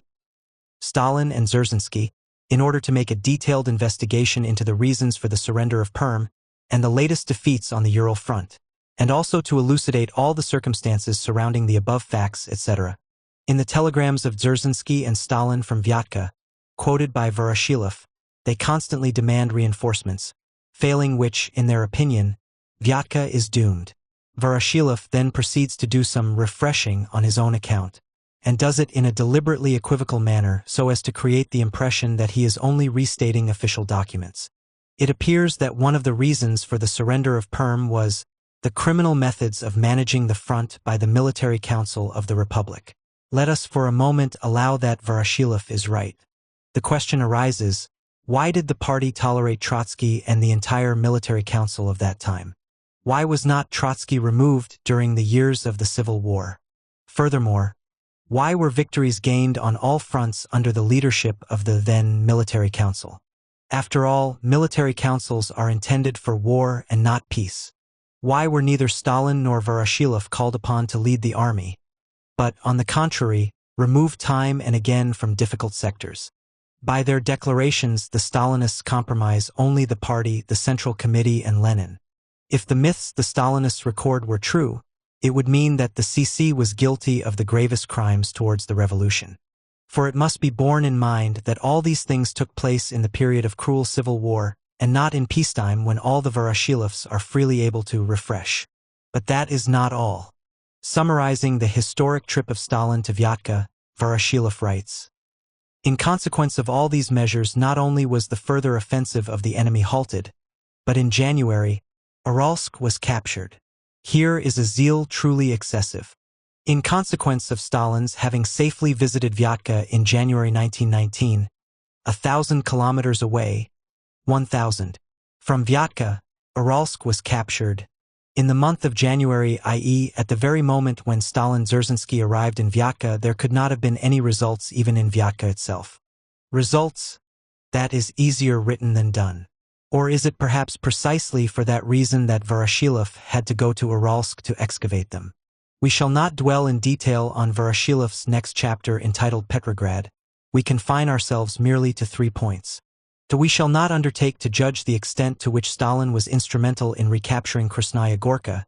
It had been evacuated without any cause, and was retaken for days later without any difficulty. Voroshilov confines himself to vague generalities. But this particular episode is entirely insignificant. The Krasnaya Gorka episode pertains to June 1919. At that time, Stalin, according to his apologist, liquidated a most dangerous situation beneath Petrograd. Yet the advance of Yudenik and the collapse of the 7th Army, in which Stalin functioned, began precisely after the above-mentioned liquidation, attaining its most critical stage in October 1919. From June to October, the situation of the Red Army beneath Petrograd became worse and worse. Under these circumstances, to say that Stalin had liquidated the danger is, to put it mildly, risky. Stalin did very little beneath Petrograd, and indeed there was probably not much that he could have done. This front was at that time temporarily neglected. But in that case, why is Stalin depicted with the halo of a savior? The point, however, is that Voroshilov is here resorting to juggling with words. The entire and most transparent trick lies in the use of the word Petrograd. In the history of the Civil War, there is only one decisive liquidation of the most dangerous situation beneath Red Petrograd, and that is the victory over Yudenik in October 1919, which took place 4 months after Stalin's excursion to Petrograd. This is not a matter of common knowledge, but, on the other hand, everybody is acquainted with the fact that Yudenik was liquidated. That is precisely the foundation upon which Voroshilov's trick is built, to assign to Stalin the actual liquidation of the danger, i.e., that danger with which Stalin had absolutely no connection. Incidentally, Stalin himself in his own time appraised his journeys with much less assurance. And that is hardly to be wondered at, since it was 10 years ago. Here, for example, is what he wired in reply to a proposal of the CC that he go to the Southwestern Front. February 4, 1919. To the CC of the party. To comrades Lenin and Trotsky. My own profound conviction is, no change in the situation can possibly be affected by my trip. Or, are we perhaps to seek the causes for that in another characteristic trait of Stalin? His capriciousness, Lenin? In any case, these are the facts. And facts are stubborn things. The Southern Front. Following in the footsteps of Voroshilov, we now pass to the central and most important question, that of the Southern Front. Here, in addition to an immense pile of all sorts of petty insinuations, we find 2 general falsifications, although, perhaps, falsification is much too mild an expression. The first, general falsification. This is how Voroshilov describes the autumn of 1919, i.e., the most crucial period of the Civil War. Denikin threatens Tula. Yudenik threatens Petrograd. The situation had to be saved, so the CC sent Comrade Stalin to the Southern Front in his capacity as a member of the Military Council. It is now no longer necessary to hide that prior to his appointment, Comrade Stalin put 3 main conditions to the CC. 1. Trotsky must not interfere in the affairs of the Southern Front and must not trespass the lines of demarcation set. These conditions were completely accepted. This is a lie from beginning to end. It does not even contain that grain of truth which is occasionally contained even in a lie. Why has the time for this latest disclosure arrived only now? After all, since the year 1924 everything has been disclosed that could have been disclosed. Why was it necessary to wait before making the latest disclosure, which is by far less sensational than scores of others made in 1929? It is not for nothing that Voroshilov once again resorts to a free rendition, in his own words. If such a decision of the CC really existed, why wasn't it quoted? And why refrain in general from precise reference to facts and documents? The reason is quite apparent. Every fact, every document is in flagrant contradiction with this invention. It ought, by the way, to be remarked here that it is not Voroshilov himself who invented this history.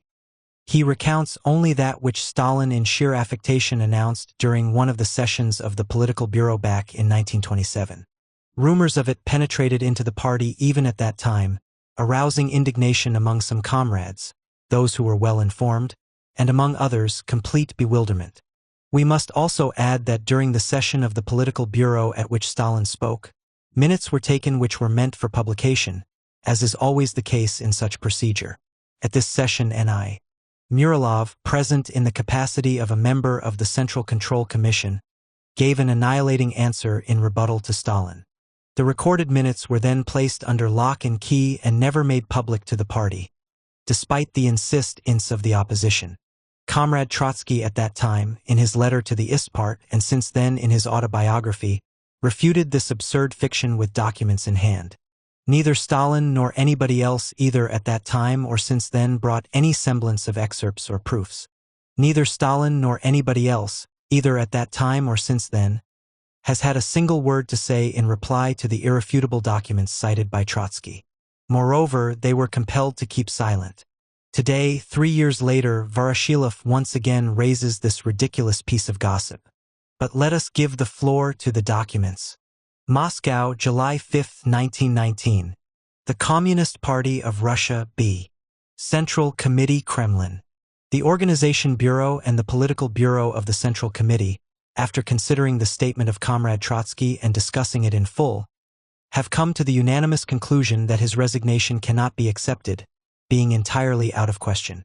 The Organization Bureau and the Political Bureau of the Central Committee will do all that they can to make more convenient for Comrade Trotsky, and more fruitful for the Republic, that work on the Southern Front which Comrade Trotsky himself has chosen and which is the most difficult, the most dangerous, and the most important at the present moment. In his position as People's Commissar for War and Chairman of the Military Council, Comrade Trotsky is also fully empowered to act as a member of the Military Revolutionary Council of the Southern Front with the Commissar of the Southern Front, Yegorov, whom he himself proposed and whom the Central Committee has confirmed.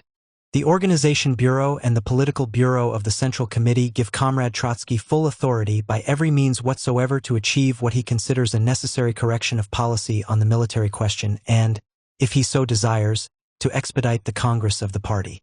Firmly convinced that the withdrawal of Comrade Trotsky at the present moment is absolutely impossible, and that it would cause the greatest injury to the Republic, the Organization Bureau and the Political Bureau of the Central Committee emphatically suggest to Comrade Trotsky not to raise this question again and to fulfill his functions in the future, if he so desires, concentrating them in the maximum on his work at the Southern Front.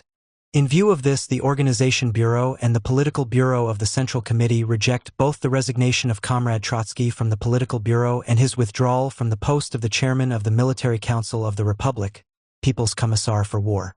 Lenin, Kamenev, Krestinsky, Kalinin, Serebryakov, Stalin, Stasova. Checked by Secretary of the Central Committee, Helena Stasova. This document neither requires any commentaries nor does it allow of any false interpretations. Comrade Trotsky has dealt in his autobiography with the reasons which impelled him to take this serious step. My Life, pages 453f.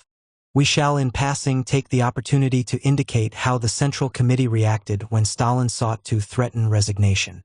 We cite an excerpt from the session of the Political Bureau, November 14, 1919. Present: Lenin, Trotsky, Kamenev, Krestinsky. To inform Comrade Stalin that the Political Bureau regards as absolutely impermissible any attempt to reinforce practical demands with ultimatums and declarations of resignation. Thus, the entire Central Committee sustained Comrade Trotsky's decision that he concentrate his work on the Southern Front, as the decisive front. This document alone crumbles to dust the Voroshilov construction. But one could adduce scores of other proofs that Trotsky spent most of his time at the Southern Front.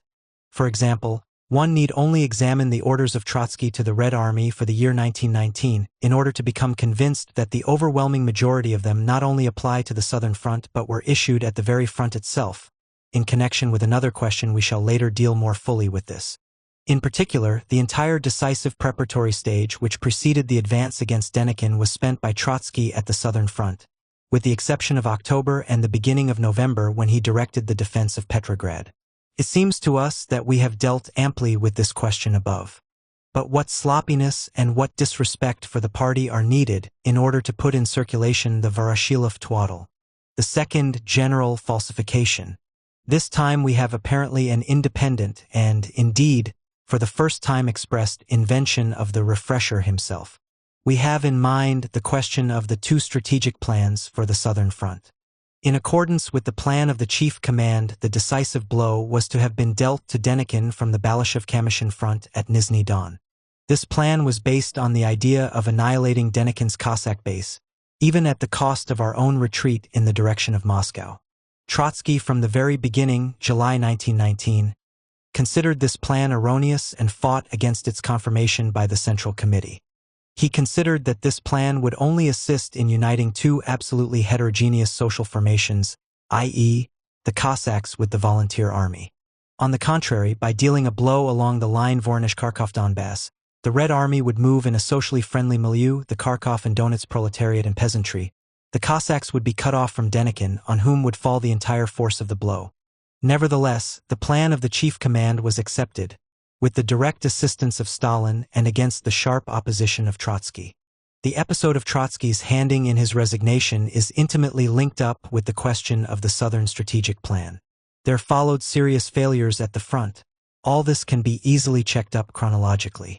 Trotsky characterized the situation in September 1919, and not 10 years later as Voroshilov is doing, in his letter to the Central Committee of the party as follows. The plan of operations on the Southern Front which was worked out a priori has proved false to the core. The failures at the Southern Front are to be explained first and foremost by the falseness of the basic plan. Therefore, the reasons for the failures must be sought entirely in the plan of operations. And Trotsky goes on to explain how and why this erroneous plan came to originate. The erroneousness of this plan is now so self-evident that the question arises: how could it have originated at all? Its origin is to be explained historically. When Kolchak threatened the Volga, the chief threat was in the junction between Denikin and Kolchak. In a letter to Kolchak, Denikin set Saratov as the meeting place. Hence the task as proposed even by the old command was the creation of a powerful wedge in the Tsaritsyn-Saratov area. How the Revolution Armed Itself, Volume 2, Book 1, pages 300f. This document was published more than 6 years ago.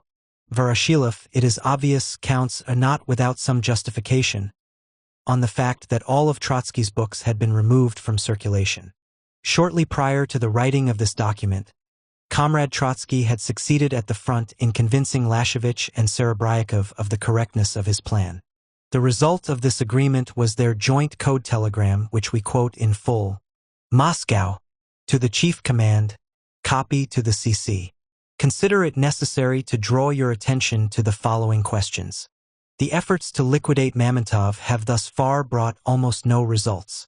Motorized machine gun detachments have not been created because of non-receipt of machine guns for even the small number of available automobiles.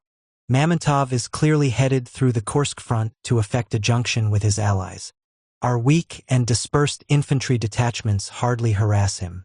Lashevich's command is being paralyzed by lack of a contact apparatus. Mamontov's successfully effecting unification may be considered almost assured. The danger of the front being broken in the Kursk-Voronezh area becomes SELF evident. Lashevich's most pressing task comes down to following the enemy in order to attempt to fill up the breach that the latter will make. The attempt to harass Mamontov with partisan activities will be made. The center of gravity of the struggle on the Southern Front has shifted entirely in the direction of Kursk-Voronezh, where we have no reserves. The destruction of the road prevents the transfer of troops from the Tsaritsyn sector to Kursk. Yet the situation imperiously demands the transfer of reserves to the west. Possibly the cavalry corps of Budany may be able to march there. It is also necessary to add that the situation is being aggravated in the extreme by the complete breakdown of the front-line apparatus. The practical tasks seem to us to be the following. 1. The immediate appointment of Solovychev as the commander of the Southern Front. 2. Solovychev's post must be assumed by Yegorov, the assistant commander of the Southern Front. 3. Rush reserves, including the 21st Division, towards Kursk, in the footsteps of Mamontov. 4. Deploy the 9th Army from the Novorossiysk sector towards Starobelsk. 5. If possible, to transfer Budany's corps to the right center. 6. Rush effective replacements and supplies for the 8th and 13th Armies. Number 364. September 6, 1919. Trotsky, Serebryakov, Lashevich. In other words, Trotsky made the effort to obtain the acceptance of his plan, no longer a priori but on the basis of the experience of 2 to 3 months of fighting. Here is the reply of the Political Bureau, undersigned by Lenin. Oral. To Trotsky, Serebryakov, Lashevich. The Political Bureau, having considered the telegram of Trotsky, Serebryakov, and Lashevich, has confirmed the reply of the Chief Command and expresses its surprise at the attempts to reconsider the adopted basic strategic plan. September 6, 1919. By the instructions of the Political Bureau, Lenin. As we see, the CC, and where was Stalin at the time, even in that period still supported the operating plan of the staff. It was only the subsequent failures, the surrender of Orel and the threat to Tula, that forced a review of the plan, in the sense of transferring the main blows in the Donetsk direction. In this period, i.e., when experience had already demonstrated the erroneousness of the old plan, which was renounced even by the staff itself, Stalin, too, grasped the mistake that had been committed. Voroshilov quotes Stalin's letter but omits the date it was sent. That was, of course, done deliberately. Had he given the date, Voroshilov would have been unable to ascribe the plan to Stalin. As we shall shortly prove, Stalin's letter was sent several months after the question of the two plans had first arisen. Voroshilov writes, as regards operating directives, he was offered the old plan, that of September, of dealing the main blow, etc. With this statement, Voroshilov exposes himself completely. In the first place, if during the period of Stalin's creative work on planning at the Southern Front, the September plan was already an old plan, then it is quite self-evident that all of the above took place after September, i.e., already after Trotsky had raised the question of reconsidering the plan for the second time. See document on page 223. In the second place, the erroneous plan was adopted not in September but 2 months earlier, so that there had never existed such a thing as the September plan. In September, there was only a reaffirmation of the previously adopted plan of the Chief Command. See Lenin's reply to the telegram of Trotsky, Lashevich, and Serebryakov. As we have already stated, Trotsky fought against the adoption of the plan of the Chief Command as early as July and August, at a time when Stalin was with the majority of the Political Bureau. Furthermore, at the beginning of September, Trotsky tried again, this time on the basis of a number of conclusions drawn from experience itself, to obtain reconsideration of the plan. Stalin remained as hitherto in favor of the erroneous plan, and it was only later that Stalin proceeded to the revaluation of values. There is an indirect proof that the date of Stalin's letter must be assigned to October or November 1919. Namely, Stalin concludes his well-publicized letter with threats of resignation. We have already cited above the reply of the CC on this score, absolutely impermissible, etc. This reply is dated November 14th. Therefore, the deduction is that Stalin must have written his letter of criticism sometime early in November, and hardly prior to that time, i.e., after a delay of some 3 or 4 months. Voroshilov, on the other hand, after a delay of 10 years, asserts on the basis of this letter that Stalin's plan was accepted by the Central Committee. That is how history is being refreshed. Having disposed of the two general falsifications, we pass on to the petty falsifications of Voroshilov. Citing the telegram of the Military Council of the Southern Front for November 11, 1919, to the Supreme Military Council of the Republic with the request to affirm the organization of the 1st Cavalry Army, Voroshilov adds the following comment. The cavalry army was created despite and even against the center. In the first place, what center is this? Always equivocations. Is it the political bureau? Or the chief command? Or Lenin? Or Trotsky? In the second place, if the center was against the organization of the 1st Cavalry, why did it have to affirm the decision of the Military Council of the Southern Front? So far as Trotsky is personally concerned, if we take the question in its broadest aspects, i.e., the timely realization of the role of cavalry in the maneuver operations of a civil war, then it is sufficient to refer to a slogan popular in its time which was raised by Comrade Trotsky, incidentally, long before the telegram adduced by Voroshilov proletarians to horse. Under this same title, Comrade Trotsky published an article which likewise posed the question of large-scale bodies of cavalry. One of the main tasks of the armored train of the chairman of the Military Council in that period was the creation of the cavalry. It would not be inappropriate to recall that the closest collaborator of Trotsky's secretariat, I.M. Poznansky, formed fighting mounted detachments during that period. But Poznansky himself cannot say anything, because he is kept under lock and key by Stalin Voroshilov. Further on, as one of the instances of Stalin's rescue expeditions to the most dangerous places, Voroshilov informs us of Stalin's journey to the Caucasian front which ever took place. Ludicrous as it may seem, this is a fact. Stalin, you see, did not take the trip only because of illness. Illness is a weighty reason, but we are rather inclined to think that capriciousness had something to do with this incident, and for the following reason. A week after Stalin's trip, which rescued even though it never took place, Stalin sent the following telegram in reply to Lenin's demand that he take emergency measures in order to speed up the transfer of 2 divisions to the Caucasian front. Moscow, Kremlin.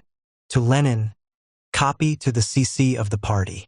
I am not quite clear as to why the chief concern about the Caucasian front falls primarily upon me. Number 970. February 20th, 1920. Stalin. Here is what Lenin replied to him. The concern of speeding up the arrival of reinforcements from the Southwestern Front to the Caucasian Front has been placed on you. It is generally necessary to give all possible assistance and not to bicker about departmental jurisdiction. Number 87 of 3. Lenin. How characteristic of Stalin is this tone of petty intrigue and personal grievance. How characteristic of Lenin is his tone of restrained indignation. The documents speak for themselves. And we observe how eloquent is their language. It goes without saying that the man whom the party always really did send to the most difficult sectors, as a matter of fact that was really his job, was not at all Stalin. Here are a few brief excerpts from Lenin's telegrams. August 22, 1918. Sviazk. To Trotsky.